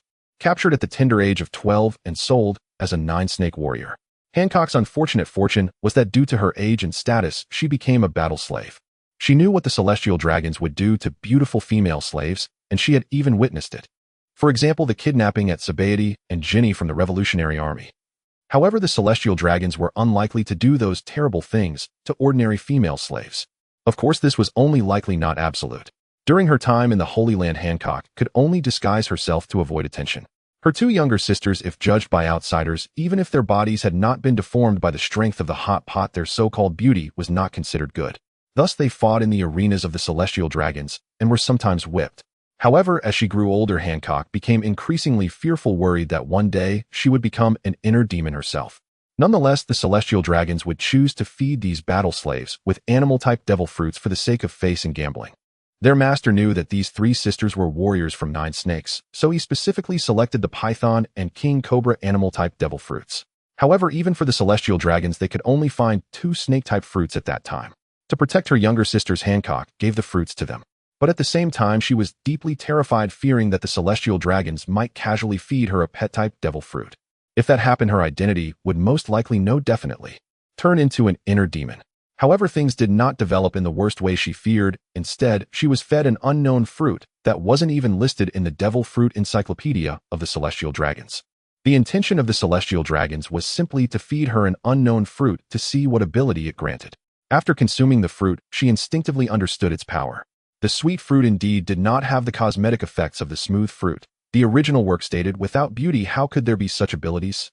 However, Hancock disguised it as the illusion light fruit, which emitted a pink light that obstructed vision. Under the disappointment and beatings of the celestial dragons, she barely managed to survive another day. Finally, when she turned 16, Fisher Tiger burned the Holy Land. It was then that the 3 sisters escaped. With Rayleigh's help, they returned to the Amazon Lily Kingdom. Fearing recognition by her former master, she trained hard, no longer deliberately disguising herself, and seriously maintained her appearance, bringing all her charm to fruition. In less than 2 years, she underwent a dramatic transformation to the extent that her original master could not recognize her. On the one hand, this was based on her experience as a battle slave during her time in the Holy Land. Otherwise, even if Hancock were extraordinarily talented, she wouldn't have reached the strength of the 7 warlords in just 2 years. On the other hand, it was due to the terrifying abilities of the sweet fruit. After careful verification, it was determined that this should be a newly emerged devil fruit, which allowed Hancock to use it with confidence. Because the ability was so unique. If it had existed for a long time, then, with the intelligence network of the world government, there would surely be information in the internal Devil Fruit Encyclopedia. As a result, when Hancock used the sweet fruit's abilities outside her identity, was immediately exposed. She became the world-famous pirate empress at the age of 18 in the original work. It was also that year that she was offered a bounty of 80 million for a single expedition. The world government had long been wary of the 9 Snakes' reputation and invited the empress to join the 7 warlords. Hancock, lost in memories, gradually focused her gaze on Margaret, only to suddenly feel a sharp pain in her chest. "Sister, what happened to you?" "Sister, Lady Snake Princess." Regarding whether the Empress was subjected to gentlemanly treatment by the celestial dragons, the official stance would certainly not comment on it. After all, it is a manga for all ages. Originally, I did not want to discuss this issue, but considering the needs of the plot and to accommodate certain thoughts, I provided such an analysis. It actually makes sense. After all, in less than 2 years, the Empress became so famous. If her appearance did not change much, could her original master not recognize her? In the end, I know there are people who do not want to see the Empress being collected, but are there not also people who want to see her being collected? What can I do? Whose opinion should I listen to? I can only choose one. The Archangel has made headlines once again. The Pirate Empress declared to all the citizens of Amazon Lily that thanks to the blessings of the Archangel, the curse behind the Gorgon sisters has been lifted. Therefore, from this day forward, Archangel Sephiroth shall be a friend to Amazon Lily. The 2 nations of Amazon Lily and Babylon have also officially established diplomatic relations. Though there was no deliberate attempt to spread this news globally, there was certainly no intention to conceal it. The announcement sparked widespread discussion to the point where the 5-star critic MacArthur expressed envy, jealousy, and resentment over the Archangel's freedom to enter the daughter nation. Gossip and sensational news flooded in like a storm. Shabandi Archipelago Shaki's bar. Inside the bar, the lighting was dim and warm with a faint aroma of liquor permeating the air. "Hey, a drink costs 100 berries. Woman, are you running a black market here?" A bearded pirate slammed his fist on the bar while his underlings yelled chaotically behind him. It is you who are unaware of the situation.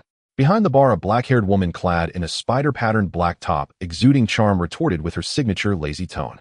"Damn it, how dare you look down on people? I have a bounty of 43 million. Before he could finish, the female owner elegantly vaulted over the bar and took down the pirates before they could react.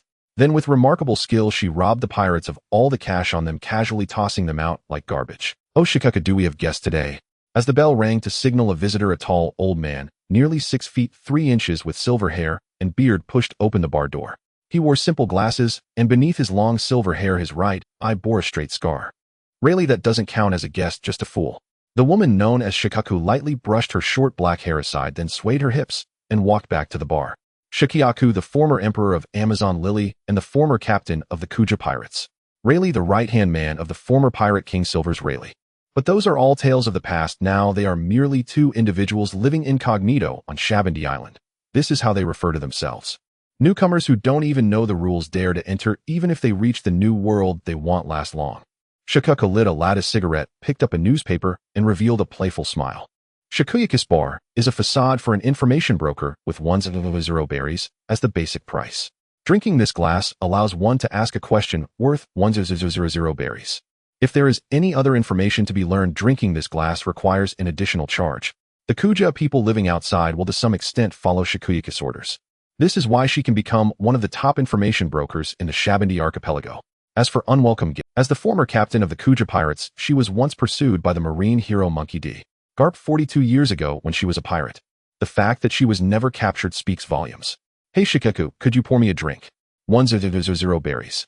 With a youthful appearance that belied her age, Shikuyaku smiled as she said this, but still directly poured the drink. Can I get it on credit? Rayleigh asked, a warm smile on his face as he gently swirled the drink in his glass. 1 day 1% interest.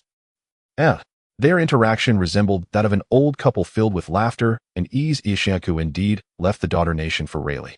By the way, what happened between those 3 sisters and that archangel? Years ago, when the Boa sisters escaped the control of the celestial dragons, it was Rayleigh, Shikuyaku, and Crocodile who rescued them. Recently, the rumors have been rampant. Although Rayleigh has some guesses, he is unaware of the specifics. This news is not for sale. As an involved party, Rayleigh naturally knew that the so-called Gorgon curse was a fabrication. In reality, he and Shikuyaku were the creators of this story. From a god's perspective, the Gorgon curse is a flimsy excuse. Yet in the world of pirates, bizarre curses do indeed have real-life cases. Rayleigh and Shikuyaku deliberately fabricated a plausible story to protect the sisters using their strength and information network, leading those who deeply investigated the Empress to mistakenly believe that the sweet fruit was a treasure guarded by the Gorgons. After the sisters successfully defeated their foes, they were consumed by Hancock. As for the animal-type fruits of the 2 younger sisters, they were merely ordinary animal fruits, and coupled with the effects of the muscular hot pot, their appearances drastically changed. Thus it did not raise suspicion. However, your information can be free. A glint of cunning sparkled in Shikuyaku's eyes as she waved the World News newspaper in her hand, which featured photos of the Empress and the Archangel. Even without a photo of the 2 together, the article was evidently styled in a certain way. That Archangel indeed possesses formidable healing abilities, as she truly restored everything to its original state. Hearing Shikuyaku's words, Rayleigh's expression turned serious as he murmured to himself. It appears that the times have truly changed. Could it really be the so-called angel mythical zone? The celestial dragon's hoofprint caused 3rd-degree burns, leading to the complete destruction of the epidermis, dermis, and skin appendages. Rayleigh once went to Twin Cape to consult the retired ship Dr. Crocus about this injury. At that time, even this divine doctor who could save the captain's life admitted that with today's medicine, it was simply impossible. Perhaps a solution could be found through science. Of course, although he did not distrust Crocus, Rayleigh did not mention Hancock's situation and only inquired about the possibility of treating such injuries. Coincidentally, Crocus actually knew some details about the Archangel, but even if Rayleigh were to ask, he would not disclose. These 2 old fellows had a unique way of valuing loyalty. The only solution would be to imprint a new design on that foundation or completely destroy the skin in that area. Whether the 3 sisters could accept that was another matter, and doing so would hardly differ from hiding silver in a place with no silver at all. Shikuyaku shook her head in exasperation. Every time I see information about that Archangel, it feels unbelievable, as if she came from a heaven in legends, a true angel. It is indeed admirable. To break the curse, huh? Yes. Rayleigh smiled faintly, a glimmer of light flashing across his glasses, concealing the admiration in his expression. Titans. On her day off, Monet, who was lazily sleeping at home, stretched out on her bed. Life in the mechanical kingdom was indeed pleasant, with a balanced workload, ample holidays, and generous material conditions. All of this made her feel content. However, as an agent sent by the young master, she silently prayed not to be discovered every time she transmitted intelligence. Initially, it was for the young master, but now there was a bit of personal interest as well. Likewise, she genuinely hoped that no conflict would arise between the young master and Babbage. Blur, blur, blur, blur. There was no sound, only a sense of vibration. Monet's expression changed slightly as she picked up the small phone bug hidden inside her jacket. Since she was at home, she merely glanced out the window before hiding in the bathroom. Kachak, young master, what is your command? Seeing the phone bug's face turn into one wearing sunglasses, Monet respectfully inquired. Monet, my important family member. To what extent have you approached the Archangel? Monet certainly understood Doflamingo's meaning. She had also seen the recent news. I am very sorry, young master. As a service manager, one of Monet's duties was to host major clients. She indeed had some interaction with Sephiroth, but it was merely business. After all, the Archangel only came to Titans occasionally, and there were truly no suitable opportunities. Monet, I understand the difficulties of this matter. However, as my family, I hope you can help me accomplish this task. It was mainly because Doflamingo learned that the Archangel could actually lift the curse. He urgently needed to know the truth of this ability. Yes, young master, Monet replied softly yet firmly. I believe you can do it for Monet. You are my reliable family member. Yes. Kachak, the call ended. Monet thought of another well-known reason for the Archangel aside from kindness. She resolutely made a decision. Although it was quite regrettable, it seemed that day might come. Even if it meant giving up her life in Titans. For the young master, she would do anything. The next day, Titan's clock tower. Wearing a religious-style cybernetic outfit and a red pope's cloak, Sephiroth appeared in the office hall of the clock tower. Under the gaze of many, he strode confidently towards the inner corridor, followed by 6 knights, who seemed like a ceremonial guard. Welcome, Your Majesty, Sephiroth. Alpha, dressed in a women's clock tower uniform, but more elegantly adorned, approached with a few attendants. Sephiroth had previously scheduled a meeting with Babbage. As the most significant partner and investor of Titans, as well as the king of the first diplomatic state. At this moment, Alpha, as the Secretary General, naturally had to personally receive him. You've become more capable, miss. Thank you for your recognition. It is the environment of Titans that has provided me with such opportunities.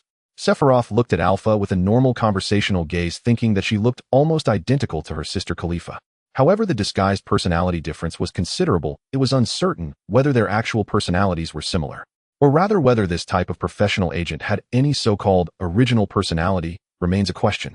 His Majesty Babbage has arranged for you to meet in conference room No. 0. As it was a close partnership, Alpha spoke little and only led the way politely. Regarding the recent news about the Archangel and the Empress. Although Alpha was also ordered by her superiors to approach Sephiroth currently as the Secretary General of Titans, if she went too far it might affect her standing in Titans. Fortunately, after weighing the pros and cons, the commanders of CP8 only stated, you may use all means as long as it does not affect the position of Secretary General. Alpha had now become the de facto second in command of administration, even responsible for internal information security. With such a position, even if she wanted to take some special measures, it would appear quite abrupt. Conference room No. 0. It was still the same reception room, adorned with gear patterns and exquisite carvings constructed of brass, steel, and dark wood. Opposite the round reception table inlaid with brass trim, Babbage sat in a gigantic mechanical chair. To his left and right stood Hei Meiling and Monet. Hei Meiling, dressed in a black qipao, had of course evolved to version 4. And Monet, as the chief service manager, had risen to this position with the covert support of the Don Quixote family. One must say that these spies and agents not only worked diligently, but also were quite generous in pulling external resources. My ally, this time your reputation has grown even louder. Babbage, the mechanical king, spoke in a sonorous mechanical voice, though with a slightly teasing tone. Monet and Alpha, standing nearby, also had some thoughts arise. Let's set aside the pleasantries and jokes for now. Sephiroth sat across from Babbage, beginning to perform a double act in front of the agents. Although Sephiroth considered himself not to be the type who pretends to be foolish like a typical Japanese protagonist, everything requires a bit of physiology alongside reasoning. Due to excessive caution regarding petrification abilities, when Sephiroth communicated with Hancock, he not only shielded visual nerves, but also lowered his related hormones to near critical values. This led to a problem. Even if he absorbed emotions from Hancock, such information was filtered out by his mechanical mindset. Sephiroth himself still did not understand what feelings Hancock had for him, only able to speculate later based on memories. Perhaps she sees me as Tiger or Rayleigh. This was Sephiroth's current conclusion. After all, in his logic, he hadn't assaulted a celestial dragon, so he shouldn't meet the necessary conditions. Even so, he hoped to take this opportunity to create a signal base station in the Amazon Lily. Because Hancock only permitted Sephiroth to enter Amazon Lily freely, while for others from Babylon, if they were women, they could enter through application. But other men were still not allowed, let alone those from Titans. The problem was that for now these technologies were nominally under Titans. Babylon was seen as a religious nation by the world, not a technological one. It merely had a high level of cooperation with Titans. To avoid exposure, even such details could not be overlooked. Thus, Sephiroth had to make the next large order in the name of the Archangel. In short, Babylon has established diplomatic relations with Amazon Lily. From now on, Titans can also obtain the specialties of the women's nation through us. As Sephiroth spoke, Monet and Alpha took notes. Understood. Titans will provide technical support. Babbage stated that he could produce a batch of female-shaped version 3 artificial angels to accompany the female knights of Babylon to Amazon Lily. Then can we establish a factory there? Sorry, Babbage, that won't work. In reality, Sephiroth did not want to damage the unique and beautiful natural environment of Amazon Lily. The so-called technological construction was actually a small comprehensive base, including signal stations, camps, maintenance workshops, and helipads. He did not plan to build factories or anything. At most, he would create some pollution-free local specialty processing workshops. Disagreements and disputes with Babbage arose should they perform the entire act as well. As the meeting concluded, Babbage retreated into the depths of the mechanical corridor, resembling a big boss lurking in a steampunk-style underground city. And the slightly conflicted Alpha showed no signs of discontent, maintaining a flawless professional work mode, arranging high-standard guest rooms and dinners for Sephiroth and his entourage. King-level guest room in front of Sephiroth's room. Your Majesty Sephiroth, this is your room. After dinner, Sephiroth arrived at his room accompanied by Monet. What's wrong? After opening the door and seeing Monet enter with a strange expression, Sephiroth naturally, Archangel, why are you blushing? Details determine success or failure, a cliché so overused that it can evoke aversion. Yet the existence of such a saying implies that many have stumbled on this issue before. So much so that people have grown weary of hearing it, developing a certain degree of rebellious sentiment. And yet some continue to make the same mistakes. No matter how cautious Sephiroth is, he is still just a person. To prevent issues, he does everything he can think of. For instance, every time he visits Titans, if the time approaches mealtime, and there are no special circumstances, he is treated like a noble guest, and is arranged for food and lodging by Babbage. At this small private dinner, he was accompanied by Alpha and Monet, as both were quite suitable for their roles in Titans considering their status and positions. However, because Sephiroth had previously lifted the Emperor's curse with the blessing of angels, both of them used clever words to praise the Archangel's achievements. Then naturally they guided the conversation towards recent news. Even without using emotional absorption, Sephiroth knew what they were likely thinking. He had no ability to lift curses. However, such deceptive news could indeed make the image of the Beastman angel wielder more rich and three-dimensional. Thus he ambiguously accepted it. As for leading the way to the room after dinner, it would be too discordant for Alpha as the Secretary General to do so. Thus Alpha could only grit his teeth secretly and think of other ways. Yet even the information known today was sufficient to meet expectations. Unlike Alpha, Monet as the service manager had no such concerns. After all, this position inevitably involves doing some special things. However, Titans not only does not force employees to do so, but even explicitly states that such behavior is discouraged. Even if employees did, so there would be no special rewards, everything would proceed according to normal. In Monet's case, she truly had no need to do this. But today, after opening the door for Sephiroth, she followed him into the room. Previously, Monet and Sephiroth had business exchanges due to diplomatic affairs a dozen times. Monet used her beauty to engage in mild flirtation, but this was the first time she followed him into a room at night. What's wrong? Sephiroth noticed Monet's slightly flushed cheeks and her shy demeanor. One must say, as a wielder of the snow fruit, her skin was fair and delicate, pure and flawless like a snow maiden, appearing even more crystalline under the dim light of the room. Your Majesty Sephiroth, no Archangel. Monet gently lifted her light green wavy hair, the strands swaying softly in the ambiguous light. Actually, I have always held feelings for you. I was afraid to confess before, but after seeing the recent news, I feel I should not suppress it any longer. Monet's golden eyes sparkled brightly, resembling a fangirl meeting her idol. She gazed at Sephiroth, her long curled eyelashes fluttering with each blink, light and alluring like butter. I don't want to leave tonight. As mentioned earlier, in the past 2.5 years, Monet and Sephiroth had only engaged in normal business exchanges a dozen times. They could only meet every 2 to 3 months. Even if the young master asked her to find a way to get closer to the Archangel, objectively speaking, normal methods were almost unrealistic. To accomplish this in a short time, she could only think of this one method. So, she pretended to be a girl who had harbored a crush for a long time. After saying it, Monet felt quite complicated inside. After all, thinking about it was one thing, but when it actually came down to it, it was another matter. After all, the Archangel is a beautiful young man, so it wouldn't be a loss to give herself to him. Without hesitation, she activated emotional absorption. After all, it was not mind reading. She could only sense emotions like determination, relief, devotion to someone, and coming to terms with it. Not, Monet, are you going all out? Sephiroth, who understood the situation to a certain extent, indicated that he was not averse to such advances. If it's being offered, it would be unreasonable not to partake. Was it Babbage's doing? Sephiroth said this, but Monet closed the door and locked it. No, Your Majesty, Babbage just has a somewhat rigid personality and has never forced subordinates to act. This was indeed Monet's truth. Most of the time, the work at Titans was carried out by Alpha's administrative team. Babbage, the Mechanical King, merely issues orders and is hands-off regarding everything except the core area, production area, and Mechanical Legion. There are even rumors that the Mechanical King is literally the Robot King. I am sincere. Archangel, when I first saw you, I was captivated by your radiant appearance. After hearing about your various deeds, I have grown more and more enamored with you. Monet was confessing like a little. This situation reminded Sephiroth of Calipha when she faced the satellite flashing thunder. Her reaction was somewhat similar. Objectively speaking, Monet's actions were more normal than Calipha's. After all, the current reputation and appearance of the Archangel led to Sephiroth winning the title of world's most handsome man in the World Economic Report by a margin of 57. The second place went to Prince Cavendish of the Kingdom of Berjoya. Recently, he made the news for being exiled due to his astonishing beauty. This caused young women throughout the kingdom to refuse marriage, leading to Cavendish being exiled as a punishment. Currently, he has wandered to the Kingdom of Rommel. His arrival there has also sparked a phenomenon of many girls fainting. Objectively speaking, in terms of appearance, Sephiroth could not compare to him. Winning first place is more a result of the Archangel's good reputation. Sephiroth's handsomeness, aside from having a decent foundation, is also related to the precise control of bodily secretions due to the Thunder Fruit. It can be said to be the result of true living three great dark arts conducted at the level of human biology. It looks as though, based on the appearance before consuming the Thunder Fruit, it was optimized by AI to create a handsome young man. But even so, the Archangel could not achieve such an effect as to make a national-level group of young girls remain single or cause such a spectacle of fainting. I truly wonder if this future pirate noble possesses any superpowers. I understand.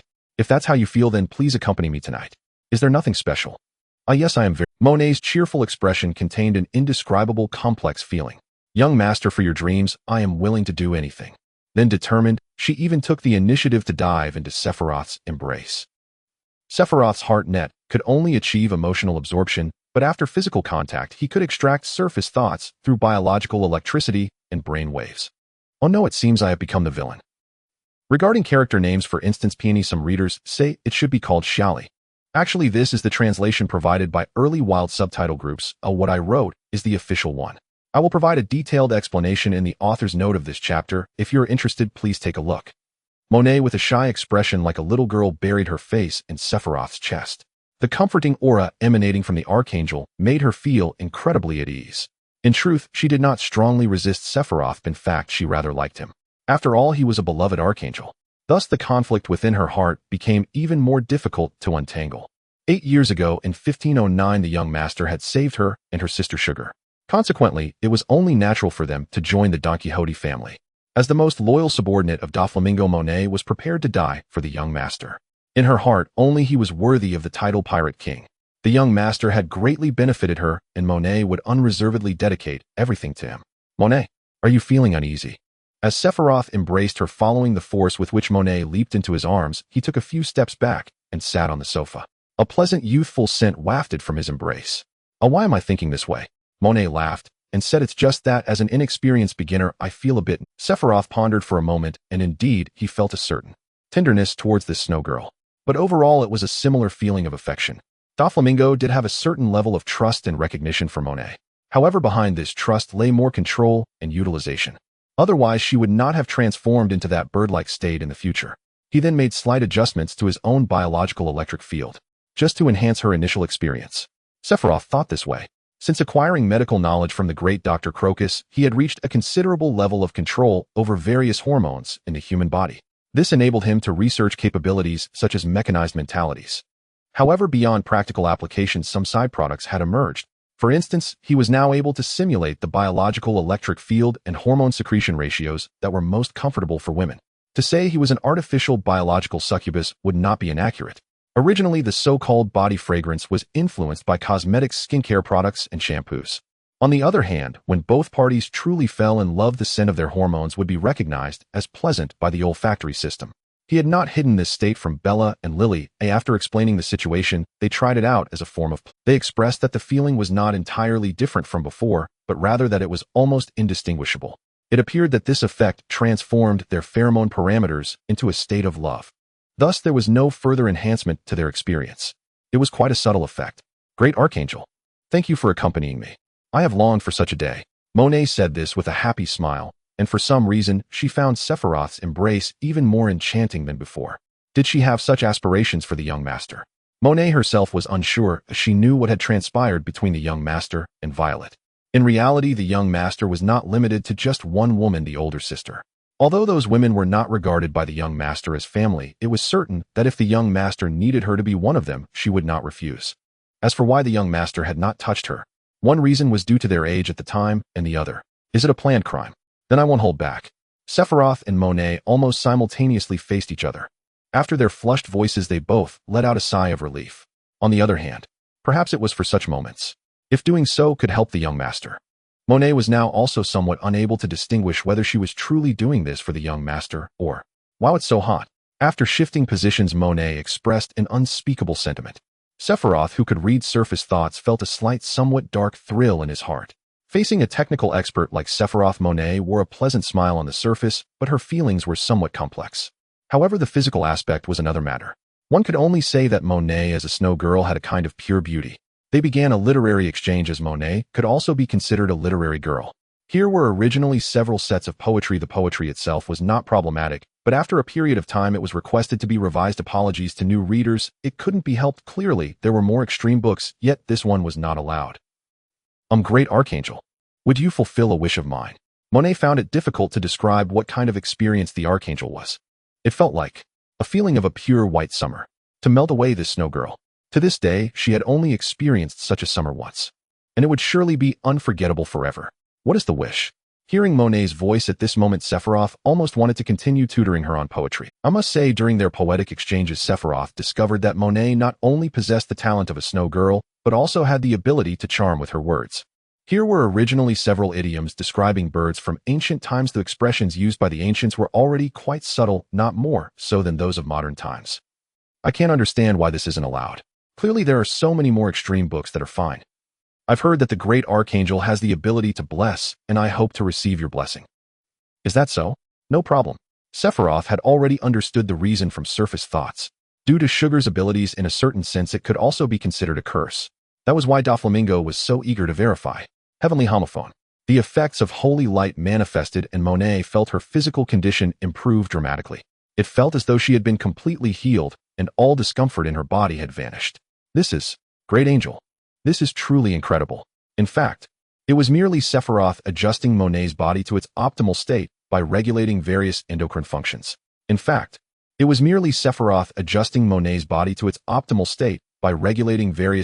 functions. He had also slightly alleviated her injuries. As for the name, it was made up on the spot, but Sephiroth still remembered the name of this technique. Thank you, Great Angel. After lying down again, Monet appeared very happy on the surface, but she had some concerns about this blessing. Sure enough, she would tell the young master tomorrow. This is what you deserve. Sephiroth lowered his head and embraced Monet. However, knowing her intentions, clearly his feelings were somewhat complicated. He was not a wooden puppet. He understood that Monet was not entirely unwilling, so his emotions were mixed. After all, the previous incident with Empress Hancock was merely an interlude, while the main objective had been achieved normally. After leaving the daughter nation, he successfully met with Kuma. The meeting place was a remote island in the first half of the Grand Line, where Trafalgar Law was also present. At that time, to reassure Law, Sephiroth displayed his strength. Although the energy conversion rate of electric transfer light was 38, preventing him from fully exerting his power in the form of photons. Even so, the destructive effect equivalent to 38 of satellite flash's power left Law dumbfounded. Moreover, upon learning that not only the tyrant Kuma, but also the mechanical king Bartholomew would join the battle, Law could hardly wait to seek revenge on Doflamingo. Thus, although they were about to deal with her, Monet still offered herself willingly. Would Doflamingo suffer a loss, losing both the woman and his troops? The technology related to human biology was primarily sourced from two great doctors. The verification was conducted with relevant human experiments on the moon. As mentioned in the main text, it was clarified because a reader inquired. It will not be mentioned again. Regarding hormone secretion, it was merely biological electrical stimulation, allowing the body itself to naturally produce pheromones, not like the massive external injections of hormone fruits. Therefore, this technology cannot achieve exaggerated outcomes. The dosage is what it is. One can only say the effect is relatively natural. Regarding Monet and Sugar joining the Don Quixote family. In the original works, 1522 New World Arc, it mentioned 13 years ago, which was in 1509. The official character profile of Monet stated rescued together with her sister 13 years ago. The Germa Kingdom. This is a unique maritime nation without fixed territory, typically operating with dozens of giant snail ships that separate and unite to form the kingdom. Ruled by the Vinsmoke family, the so-called citizens are primarily composed of artificial soldiers, forming only a small number of servants specifically serving the Vinsmoke family are plundered from the outside world, not much different from slaves. The Germa Kingdom has been a nation of science for generations, backed by advanced technology. 200 to 300 years ago, it was the ruler of the North Sea, but gradually declined. However, under the leadership of the current King Vinsmoke, Judge Germa 66 triggered a major event by slaughtering the 4 kingdoms of the North Sea a few years ago. He beheaded the rulers of the 4 kingdoms of the North Sea and commemorated this event with a grand painting. Seizing this opportunity, they once again became the regional overlord of the North Sea. At this moment, this military power of the North Sea is about to face an unprecedented opponent. Boom! Thunderous roars echoed through the clouds.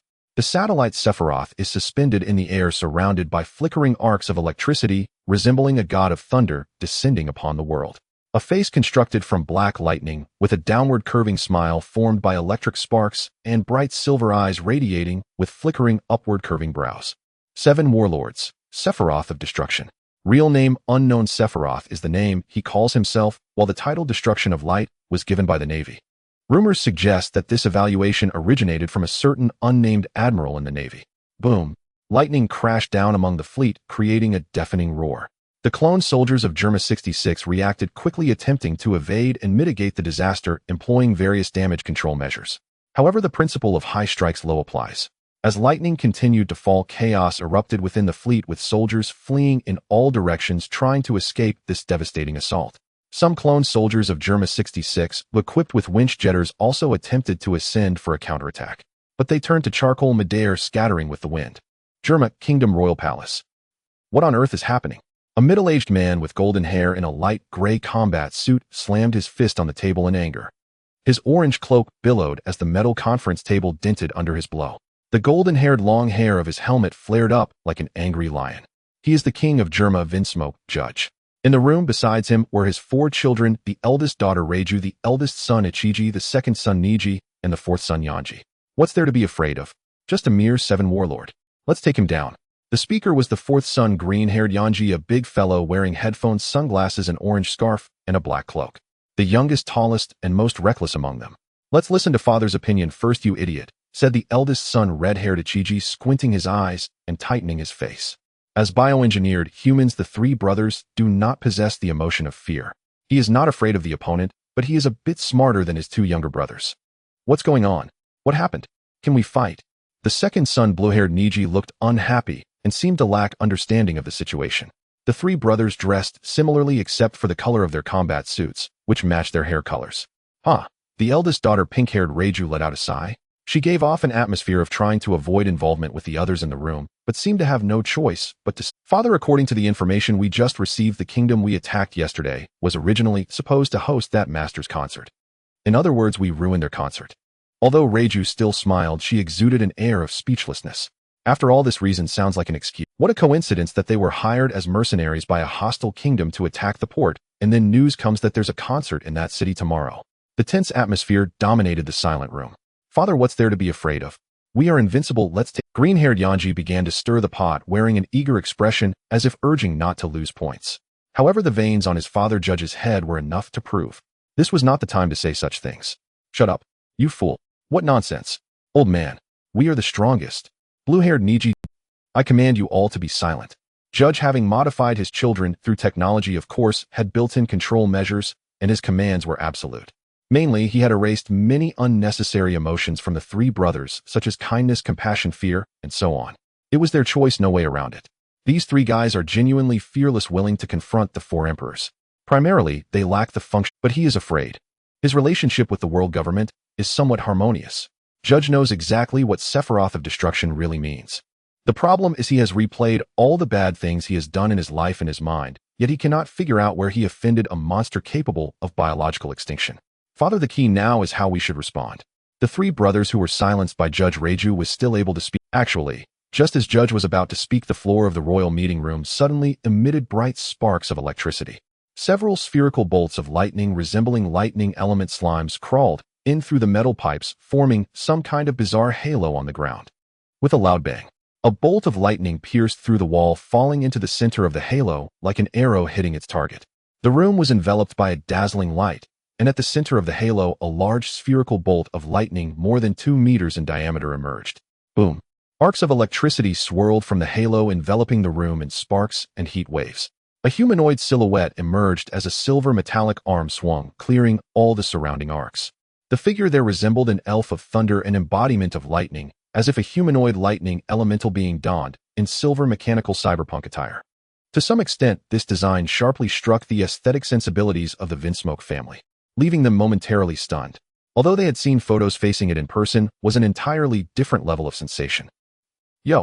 The actively elementalized Sephiroth raised his hand to greet the members of the Vinsmoke family. Sparks danced from his fingertips, emitting a sizzling electric sound. Sephiroth of Destruction. As the king of the Germa Kingdom, Vinsmoke Judge came to his senses after seeing that thing so close. He let out an utterly undignified scream. I have some matters today, returning home late, but I will upload a chapter before 11 p.m. Vinsmoke Gaji was once an outstanding scientist who in his youth belonged to the same illicit research group, MEDS, as Vegapunk. At that time, Vegapunk discovered the tremendous research achievements of the bloodline factor. He was later arrested by the world government and subsequently joined the Navy Science Force. In this project, Gaji also made significant contributions, not merely relying on others. However, unlike Vegapunk, he possessed some combat ability and managed to escape when the world government apprehended him. Upon returning to the Germa Kingdom, he continued his research and development of the bloodline factor, successfully creating technologies for clone soldiers and cyborgs. Sephiroth gazed at the scientist before him, who was trembling slightly. He couldn't help but recall what Bear told him: the dragon had no intention of taking risks and clashing with the Germa Kingdom. Not wanting to delve deeper into this issue, Sephiroth's gaze swept over the others present. The eldest daughter, Reiju, possessing the poison attribute, was a seductive and alluring beauty with pink hair, a kind-hearted older sister with a cold exterior yet warm interior. The eldest son, Ichiji, with the fire attribute, had red hair and was a cold, hypocritical character. The second son, Niji, with the lightning attribute, had blue hair and was a vicious hothead. The fourth son, Yanji, with the strength attribute, had green hair and was an arrogant fool. So Gaji, are you really not interested in Pokemon? Gaji, you actually ruined my concert. How do you plan to compensate? Initially, Sephiroth was curious. He remembered those three brothers being rather wild, so why were they now so? From the feedback of emotional absorption, it was evident that they indeed wanted to act, but seemed to be restricted by something akin to obsessive-compulsive disorder or a similar state. The detection of the bioelectric field indicated that the levels of various hormones in their brains were abnormal. They all appeared as if they wanted to act, wanted to speak, yet were completely unable to. Cough, I'm very sorry, please have a seat. We will compensate you tenfold for your losses. Please do not misunderstand us. Gaji could only bow and apologize humbly before Sephiroth.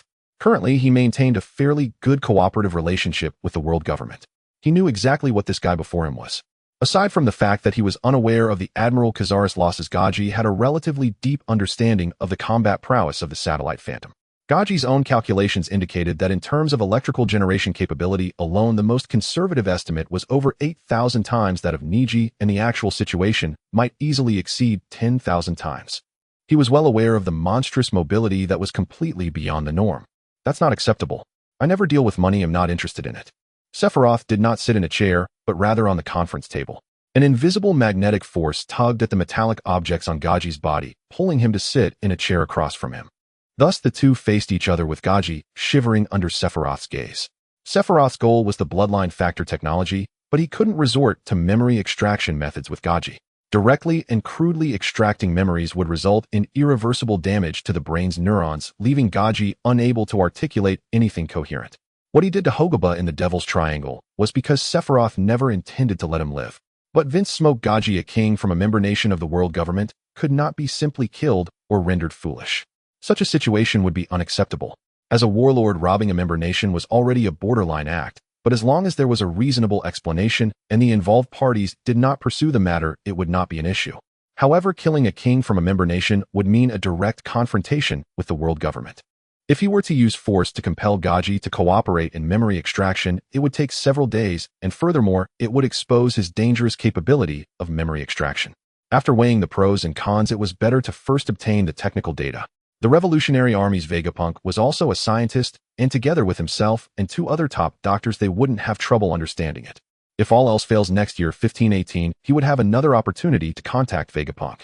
I want the bloodline factor technology you possess. Tell me where the data is. If you can't say it before the alarm goes off, your head will be relocating. Sephiroth's hand crackled with lightning as he modified a wall clock into a silver white, subtly familiar alarm clock. With a bang, he placed it next to Gaji's ear, embedding it directly into the iron bars of the chair. Oh, crying. That counts as time, you know. Unexpectedly, Gaji actually shed tears. Sephiroth vaguely recalled that this guy indeed had that tendency. Despite his tough exterior, he was fundamentally quite weak. Say whatever you have to say, your life is more important. Reiju was not given an order to remain still, so she could act normally. However, she understood that her vain and arrogant father was not someone she could handle being able to directly submit to such a formidable opponent. She merely mentioned it. Who is this beautiful lady? Sephiroth actually knew that this pink-haired beauty was Reiju, the only cyborg who retained her emotions after successful modification. However, due to the modifications, she could not defy Gaji's orders. I am his daughter Reiju. Reiju had long pink hair covering her right eye, and her eyes were blue. She had a slender figure and long legs. Dressed in a pink combat suit wearing black earmuffs adorned with the number 6 and a blue scarf wrapped around her neck. Unlike her father and her 3 anthropomorphized brothers, Reiju was kind-hearted and incredibly understanding. My apologies. My apologies. So you are the eldest princess of Germa. Then Sephiroth committed an error that all men inevitably make. After all, Reiju was wearing an ultra-short skirt that exposed her chest and navel along with white and pink thigh-high boots. His gaze was momentarily unable to shift away. Oh, sir, how about I give you Reiju? I truly cannot give you the technology, that is our foundation. He'll send her to you. Right away. Both Sephiroth and Reiju were stunned. To be honest, Sephiroth was open to such propositions, but he did not intend to betray Bear's trust. With a bang, he'll give you another chance. For Reiju Sake, I don't need all the technologies, just the part regarding genetic adjustment. If you hand that with a bang, he'll give you another chance. For Reiju Sake, I don't need all the technologies, just the part regarding genetic adjustment. If you hand that over, he'll take Reiju and leave immediately. But there are no buts. You ruined my concert, and now you demand a discount. That doesn't seem right. Doesn't seem right. For such a trivial matter, your life is at stake. That doesn't seem right either, does it? How should I put it? Although Sephiroth initially had a deliberate intention, he did not expect these guys to cooperate. Subsequently, Sephiroth requested Gaji to provide the technical data, only to discover that his data storage device bore traces of lunar technology. Where on earth did you get this? Oh, this is Vegapunk's technology. Is there a problem? No, it's excellent. This is it, but you old man are not being honest. Sephiroth delivered an electrical therapy to Gaji, then pressed his hand against the back of Gaji's head continuously, using the method of reading surface thoughts to prevent him from attempting any tricks.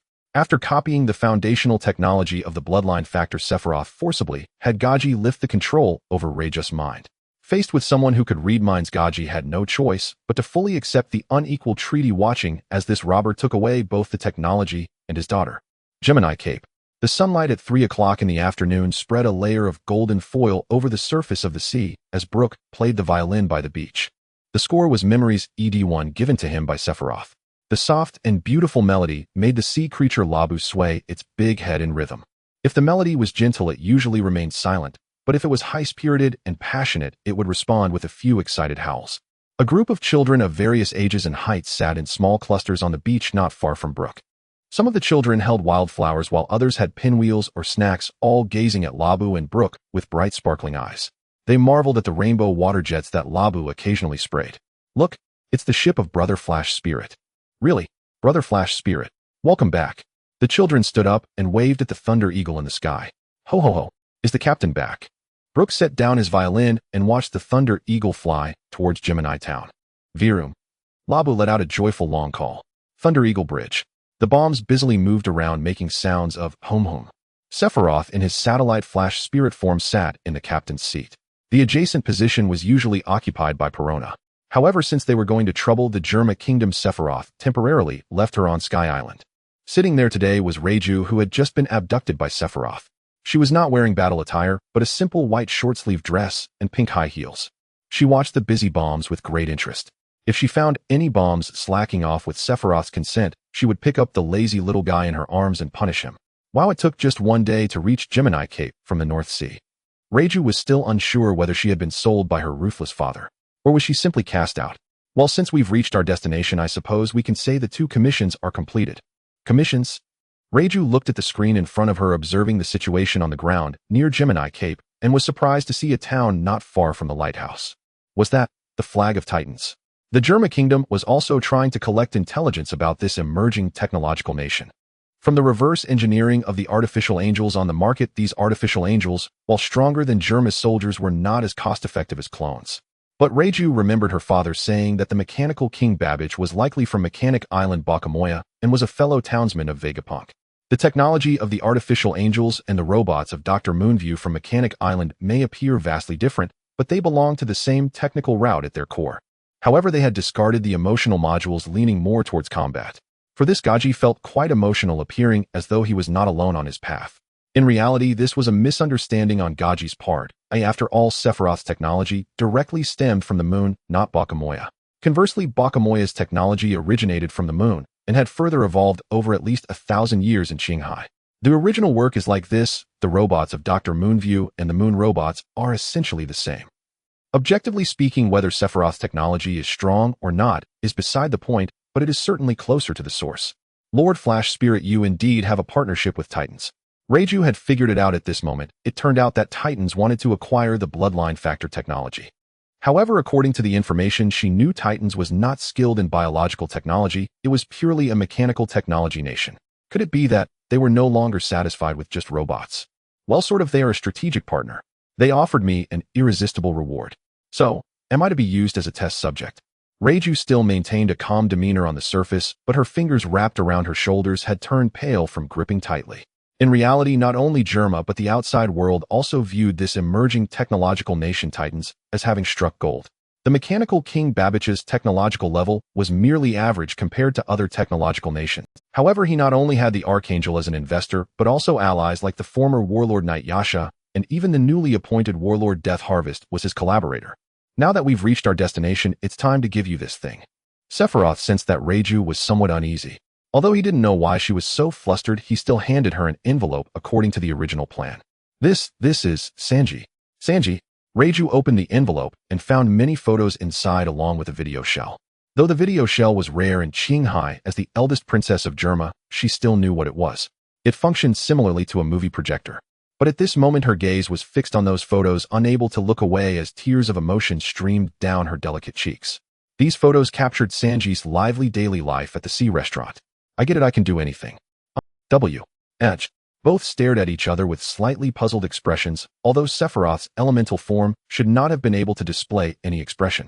However, under normal circumstances, he would deliberately create textual expressions on his black lightning-formed face, using white lightning to convey his attitude.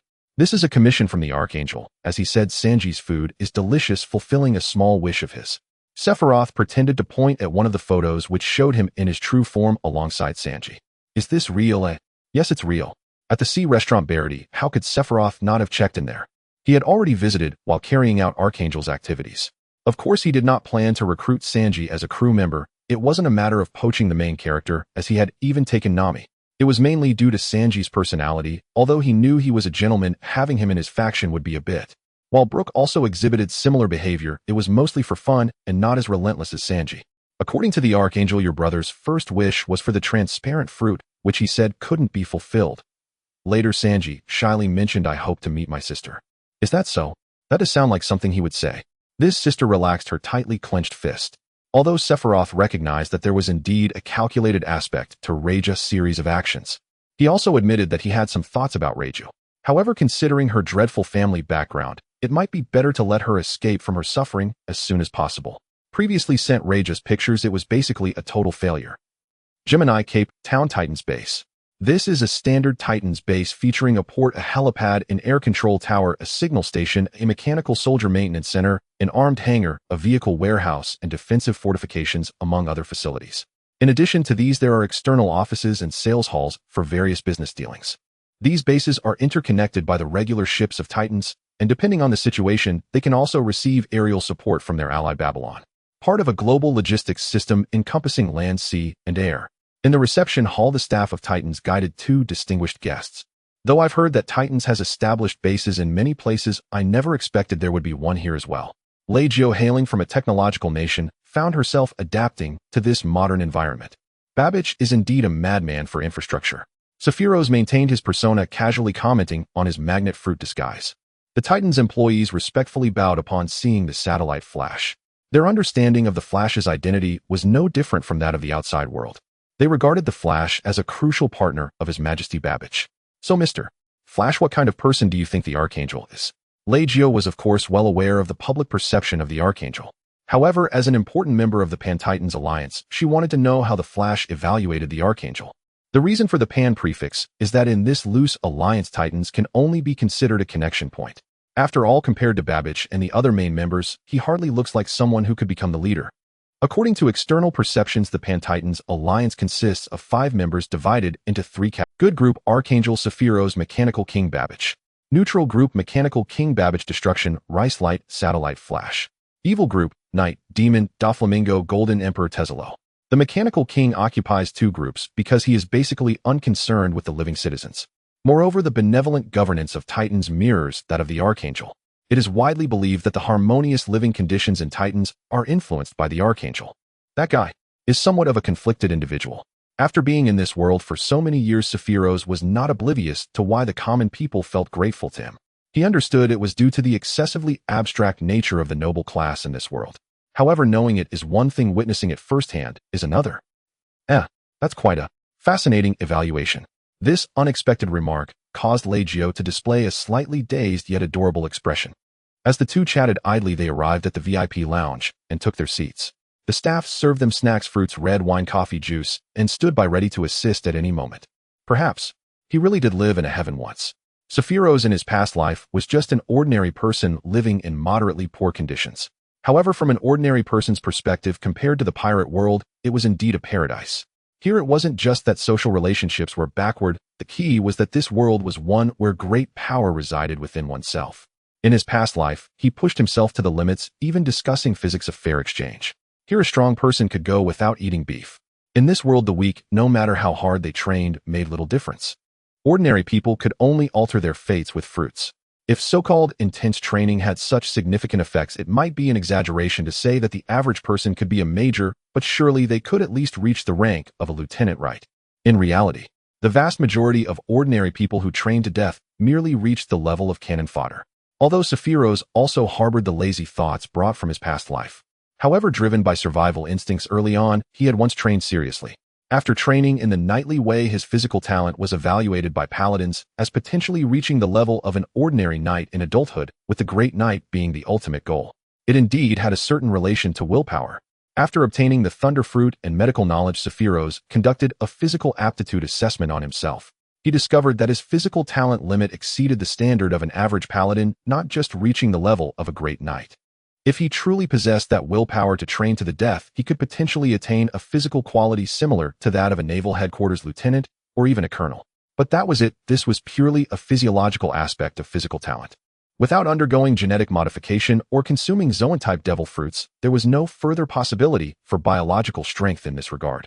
Moreover, this talent might already surpass 98% of the world's population. He could only marvel at how truly remarkable it was for the Sky Islanders, who had lived in high-altitude environments for generations and had conducted self-directed gene screening for thousands of years. In 3 days, there will be a regular ship departing from here to the East Sea with a stop where you can reach the maritime restaurant where your brother is located. Sephiroth did not delve deeply into conversations with Leggio, merely engaging in vague small talk. He shifted the topic to other matters, and Leggio cooperatively redirected the conversation. Yes, I need to catch up with Sanji when the time comes. You're not planning to beat him up, are you? After all, isn't the transparent fruit more important than his sister? At least don't go too hard on him. Among the 5 siblings of the Vinsmoke family, Leggio and Sanji are the ones who retain emotional connections. However, saying the other 3 brothers have no feelings would be an overstatement. To be precise, they lack unnecessary emotions such as fear, pity, or kindness. The cruelty, volatility, and arrogance they exhibit are akin to 3 different personalities of supergiant infants. Before the regular ship arrives, you can rest here, and you can also stroll around the small town outside. Compared to her brothers, Leggio is gracious and poised, charming, considerate of others, eager to help, and polite. In such a growing environment, these qualities are quite precious. Since arriving in this world, for those who are kind, Sephiroth wants to help them regardless of gender. Who doesn't like genuinely kind people unless they have mental issues? Even the most wicked individuals wish to surround themselves with good people. Those who stubbornly oppose will realize their mistakes once they reach a certain northern place. I noticed from above that this small town seems quite prosperous. There were no towns here before, right? Actually, there used to be a town here before the great age of exploration began. Otherwise, it wouldn't make sense for 2 lighthouses to stand on either side of the entrance cliff with only Crocus guarding them.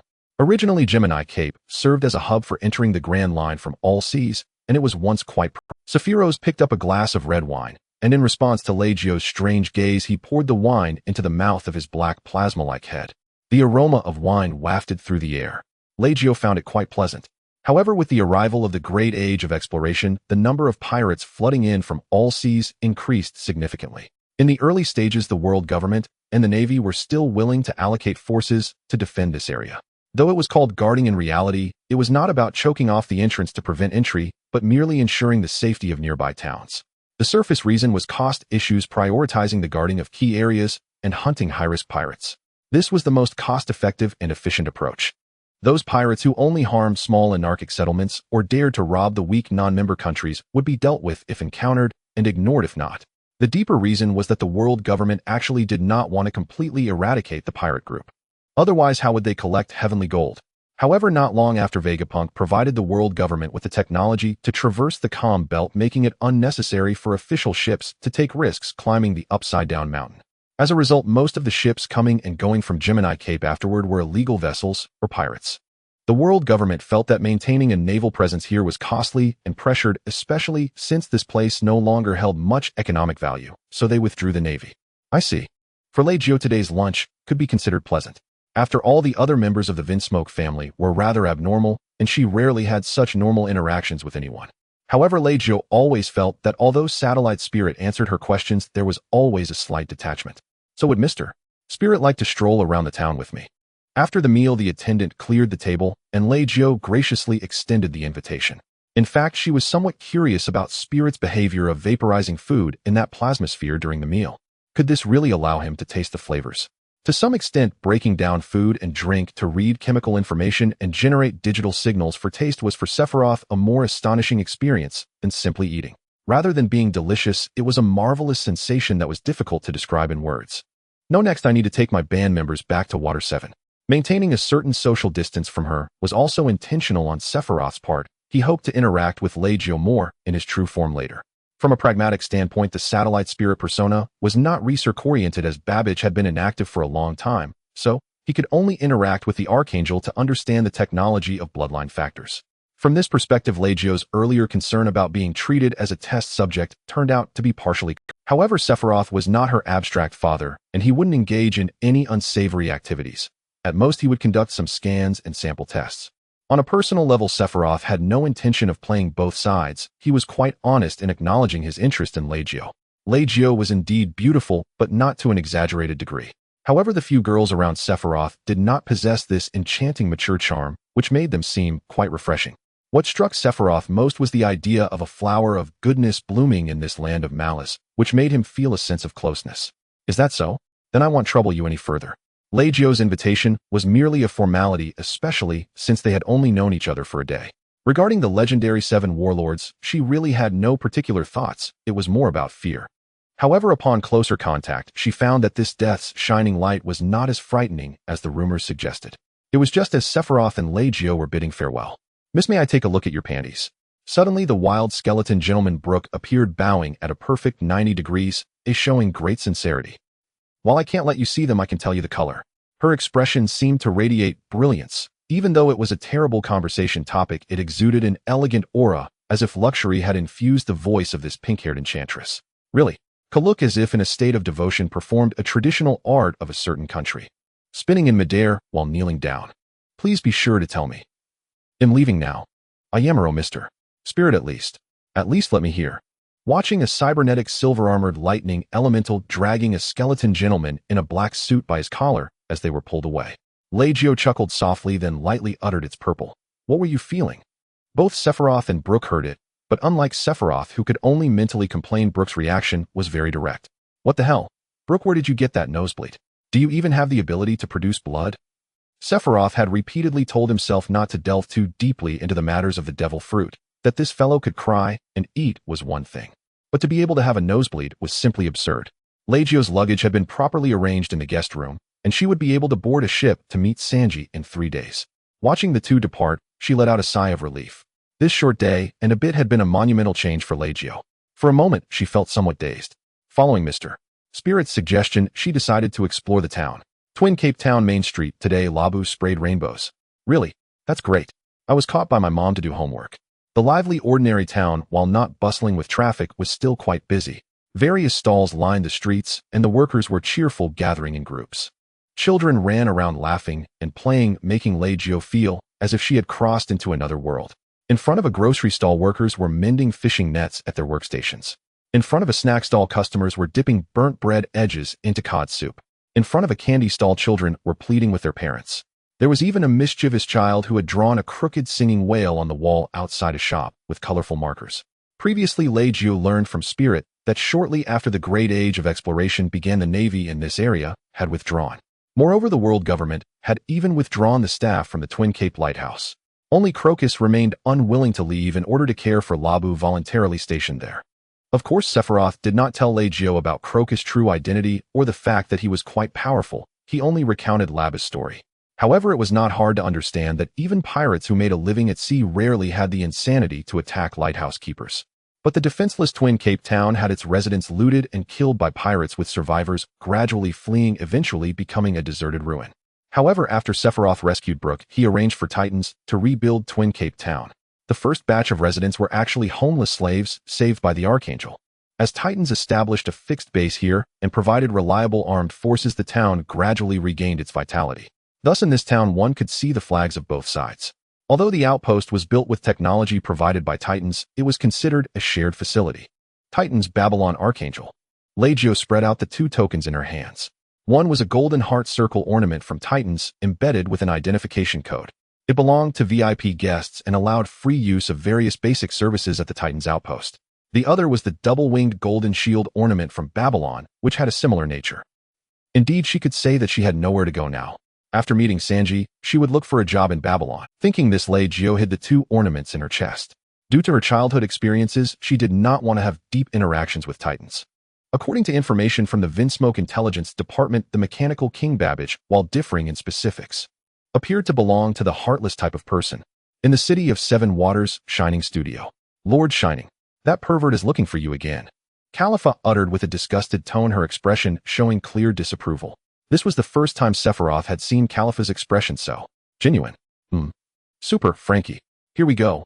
A pervert barged in. There were no better words to describe him. A muscular man with blue hair styled in a pompadour, wearing sunglasses, and only a floral shirt and swim trunks. Nothing else. Oh, woo, Billy, you're finally back, my friend. Khalifa, feeling her eyes burning, stepped back with a malevolent expression and sat down at the corner of the desk. Just pretend I didn't see it. However, she still maintained her basic qualities as an agent, feigning disinterest while secretly listening to what the two were saying. Frankie, don't call me that. It just feels like a big problem. Frankie had a penchant for giving others nicknames. As long as it wasn't too outrageous, Sephiroth didn't mind. But this one was indeed a bit much. Don't mind me, bro, this time I've brought good stuff. His two female aides, Kiwi and Maz, acted as waitresses for him. To explain how Frankie and Sephiroth's satellite Shining came to know each other, it was partly due to Sephiroth's intentional actions. Frankie was a fan of Sephiroth, but even he wouldn't dare approach someone of the Seven Warlords easily. However, among the Seven Warlords, even the most approachable crocodile didn't have a star status like Shining. Through fan letters, Sephiroth first became pen pals with Frankie. To avoid raising Frankie's suspicions, Sephiroth's satellite Shining pretended not to know much about technology, only claiming to know how to use it. Are you talking about the new device on the Eagle Ray, eh? Oh woo, yes.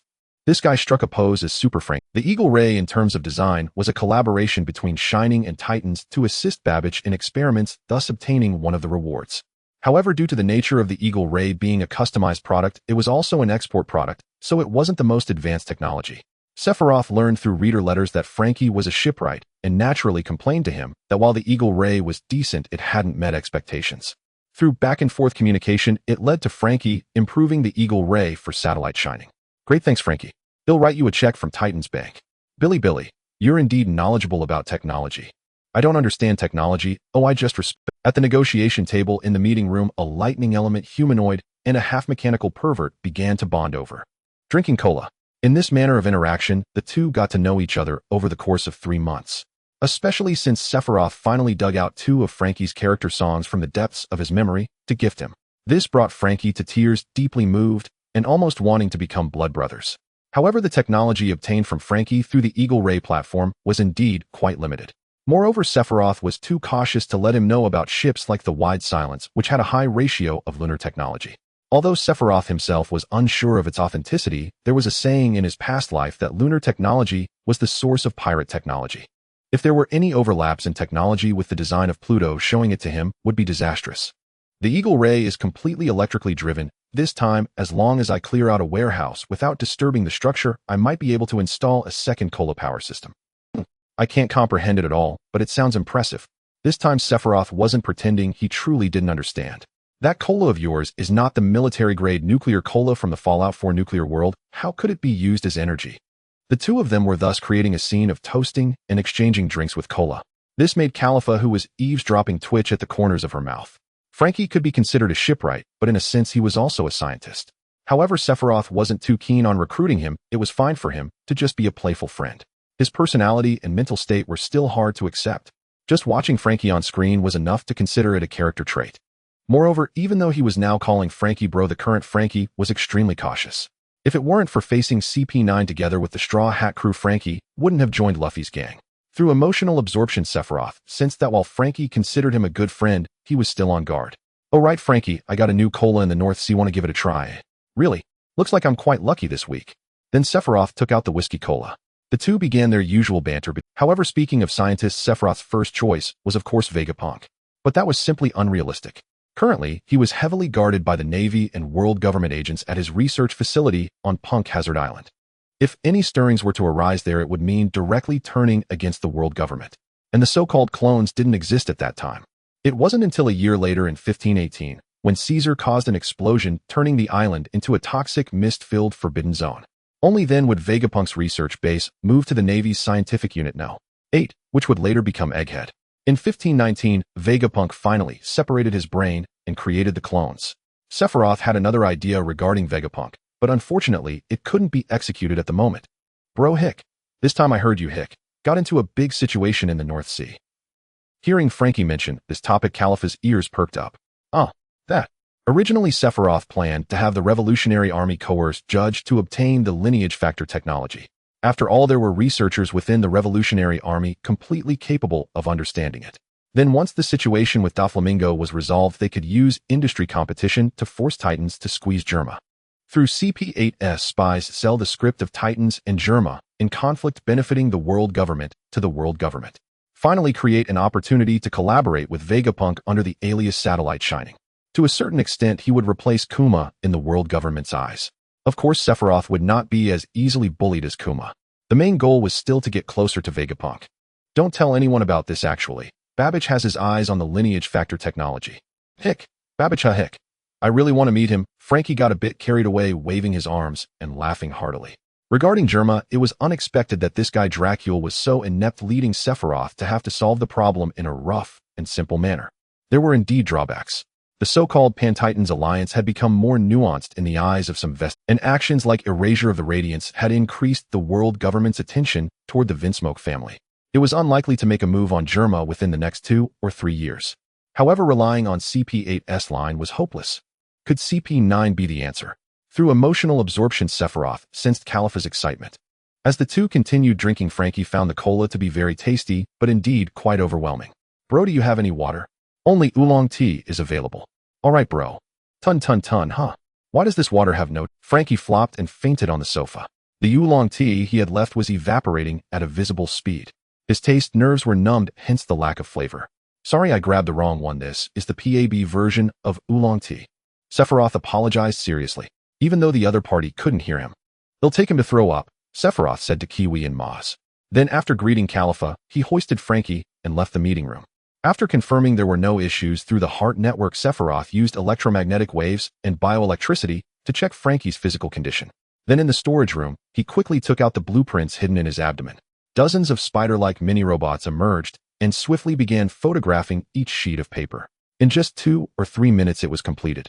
To prevent any unexpected details, Sephiroth pressed his arm against Frankie's head, trying to read the residual surface thoughts as much as possible, and used electromagnetic force to restore his abdomen's hidden compartment to its original state.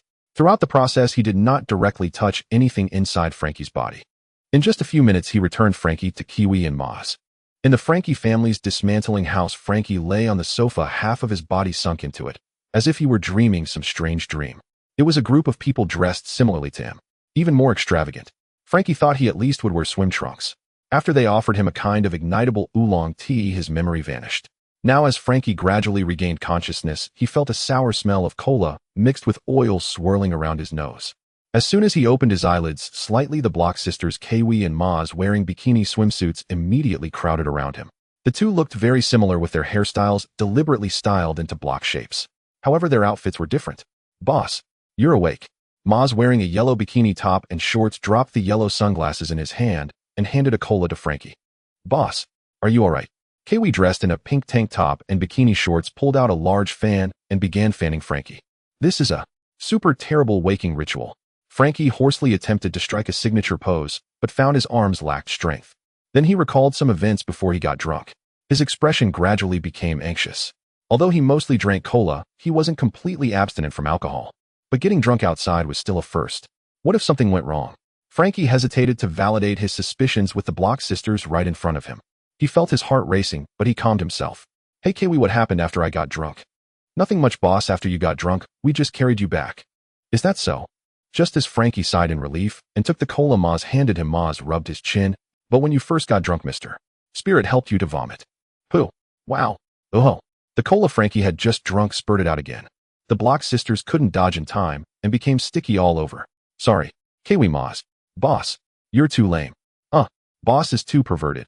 The Block sisters were quite loyal to Frankie, often following him around, even willing to strike various poses with him, including the Frankie dance. So they weren't really angry. "I think I just heard someone praise me for being perverted." Frankie's spirit instantly lifted and his thoughts became a bit calmer. Looking at the two who planned to take a shower, he asked one last question. "How long was I out of your sight when he took, Just a few minutes. About 4 or 5 minutes or so." Once the Block sisters left, Frankie immediately ran to his bedroom to check the hidden compartments within his body. After checking for a long time, he found no issues. And with only a few minutes passed. Thinking of this, although Frankie was still a bit worried, he also breathed a sigh of relief. All along he had hidden it well, this time should just be an accident. After all, from the time he spent with Mr. Spirit over the past 6 months, he felt the other party was a very super person. In the words of Teacher Tom, he was quite a remarkable guy. After all, the other party just helped Titans acquire the bloodline factor technology of Germa. Although Germa was infamous, it was still a secret. They actually confided in him. Moreover, would anyone really do such things repeatedly in a short time without fearing suspicion? His fluctuating emotions became more stable as Frankie turned on the record player by his bedside. Frankie Goes to Nagasaki, transforming heart and body. The melody played, causing Frankie to sway in his room. Indeed, he was overthinking it. How could a bro who wrote such a song possibly be a bad person? Just as Frankie sighed in relief in the second engine room of the Thunder Eagle, his bro fell into deep thought. After all, such an important thing as the design diagram of the Underworld King couldn't just be left in Water 7. He had to teleport back. Thus, he had to take the Thunder Eagle back with the design materials. With nothing much to do, he ran to check the backup engine Frankie had installed for him. TMBY. Why can ordinary cola provide such great power? Sephiroth really began to doubt where this world had gone wrong. The devil fruit being unreasonable was one thing. But this is just ordinary cola. Not nuclear cola nor quantum cola. Why? The power of the cola engine compared to Sephiroth's electric engine was obviously much weaker. But this is ordinary cola. How could it have power comparable to a gasoline internal combustion engine? Has chemistry ceased to exist? Having copied the Underworld King's design diagram, he hadn't even gotten to examine the content closely before being schooled by the cola internal combustion engine. Moreover, it indeed was at the level of a common internal combustion engine. By the time of the 3D2Y period after Frankie studied there, it would be even more unscientific. Efficiency could rival aerospace fuel. The speechless Sephiroth didn't dare to disassemble it easily. He could only scan it with electromagnetic waves. He recorded it in the memory crystal, planning to replicate it one for mass production later. For now, he didn't plan to delve into the principles. It might just be another technological black hole for him. However, speaking of the mechanical island Balquamoa, Sephiroth had once visited there in the guise of an archangel. It was a winter island where the people lived in hardship. In the early years, Vegapunk had semi-mechanized animals in his hometown to help the citizens reduce physical labor. Later, to improve the islanders' living conditions, he constructed a large heating furnace, but it was forced to halt due to lack of technology and funds. The Archangel took the initiative to help them complete this heating system, and the payment was various forms of American-style cooperation. The technology on this island indeed originated from a variant of lunar technology. Sephiroth also met Dr. Moonview, who could handcraft lunar robots. In reality, the collaboration with Balquamoa did not grant Sephiroth much new technology. There were some gains, but not much. The things inside Vegapunk's former residence, which he had once looked forward to, were essentially unhelpful for Sephiroth's current technological reserves. The valuable technical data left there had long been scraped clean by the CPs, leaving behind some things they deemed. As for Frankie during the 3D2Y period, one could only say that he was either exceptionally gifted or that Kuma had made arrangements before filming him secretly putting back some useful data. Next year, once Caesar pulls off a big feat, he really needs to find a way to contact Vegapunk. Sephiroth put aside the Cola engine for now and didn't spend more effort on it. The technological black hole at hand wasn't the only one. Over on the moon, the Red Robes were still conducting archaeology, and the technological black holes seemed endless. Sephiroth could only choose those that could be quickly put to practical use using the Thunder Fruit to cheat to some extent, achieving a product while knowing its existence, but not its reasoning. In these past few days, he had produced 2 large items here.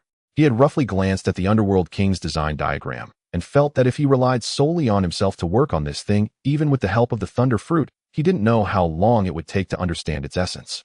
He had reviewed the bloodline factor technology, and indeed there were parts he thought were nonsense. However, at least it was based on genetic technology. Even if he didn't fully understand, he could grasp the basic principles. But as for the bloodline factor, even Vegapunk and Judge had taken over 10 years after discovering this technical route to reach the practical stage. Currently, Sephiroth could only confirm that with the help of the other 2 renowned doctors, he could treat most genetic diseases. Sitting in the captain's seat, Sephiroth sipped the coffee handed to him by Bon Clay while mentally flipping through the bloodline factor technology. At that moment, he felt a jolt at his forehead. Lord God, the Heart Pirates have arrived at Titans, and they are currently being protected by our people. Sephiroth communicated via satellite, which was much safer than using a Dendon Mushi. And he himself could control the electromagnetic waves, even saving on communication devices. I understand. Proceed with Plan A. After Kuma found Law, he didn't take all of them away. On one hand, Sephiroth needed to prepare for battle. On the other hand, Law and the others couldn't be taken away by the submarine.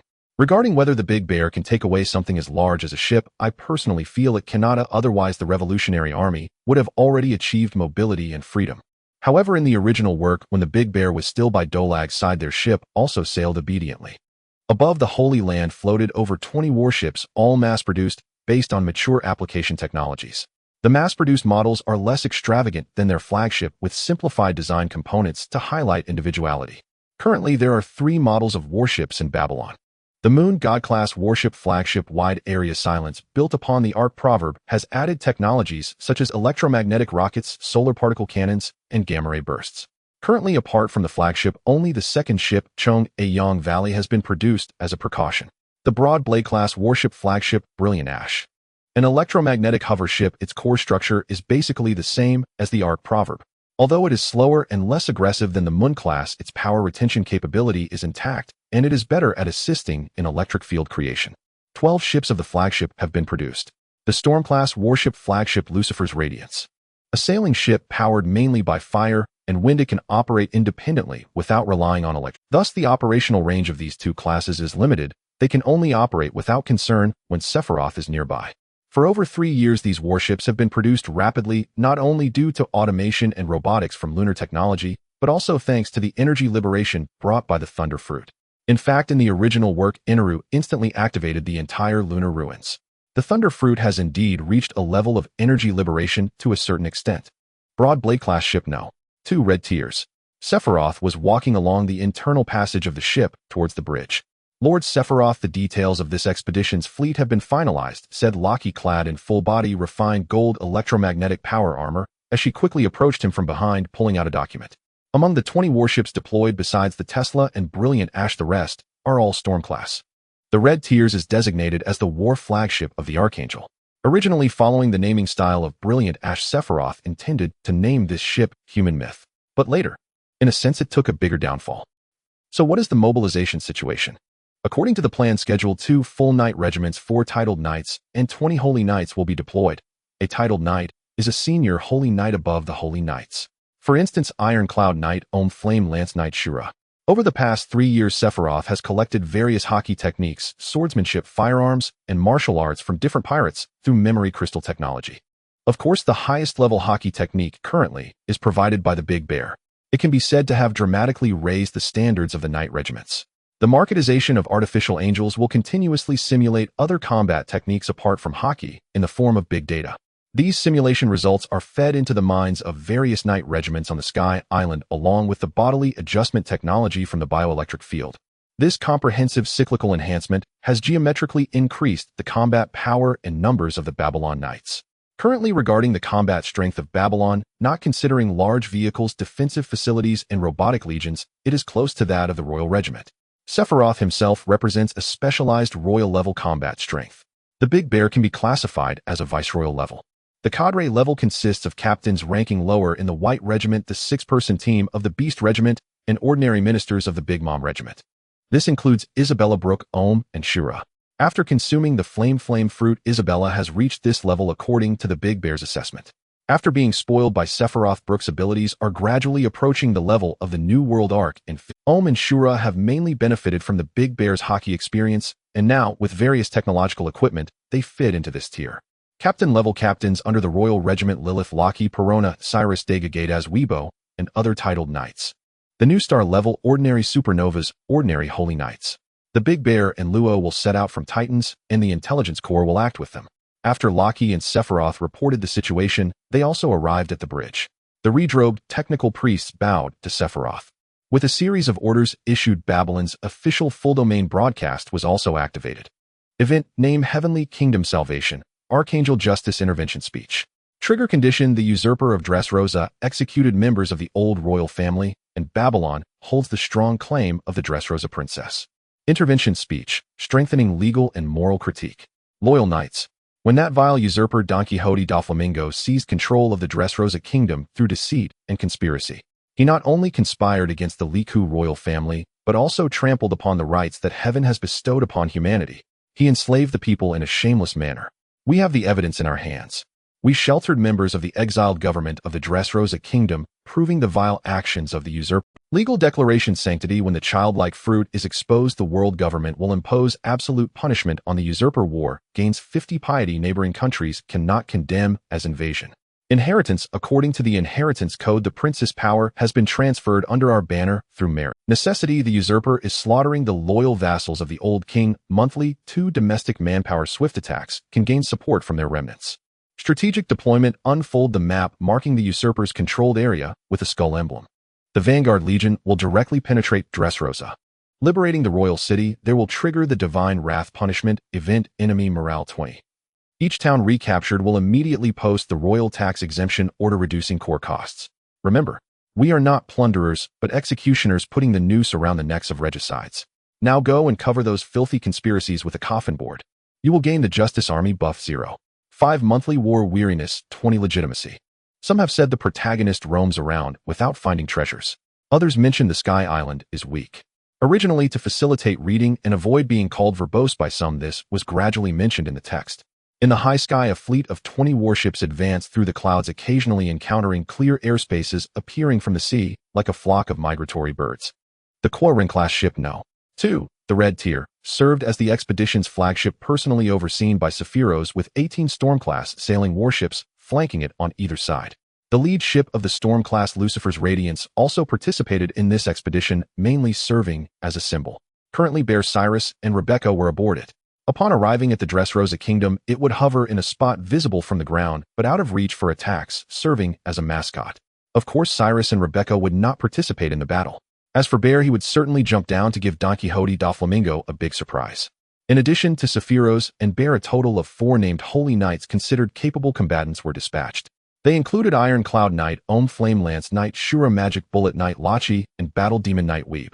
Relying on Bear's hockey skills, the refined electromagnetic armor, and various other equipment, they believed they could evenly match the captains of the White Regiment, who ranked lower. Among them, Ohm, who had become a sword master through experience, could be even stronger at the level of a 6-eyed master. Except for Lachi, who was on the Red Tier, the other 3 and the regular Holy Knights were stationed on other Storm-class warships. Moreover, not long after leaving Babylon, the Brilliant Ashes also caught up, trailing directly behind the Red Tier. In total, there were 20 warships. Bridge of the Red Tier.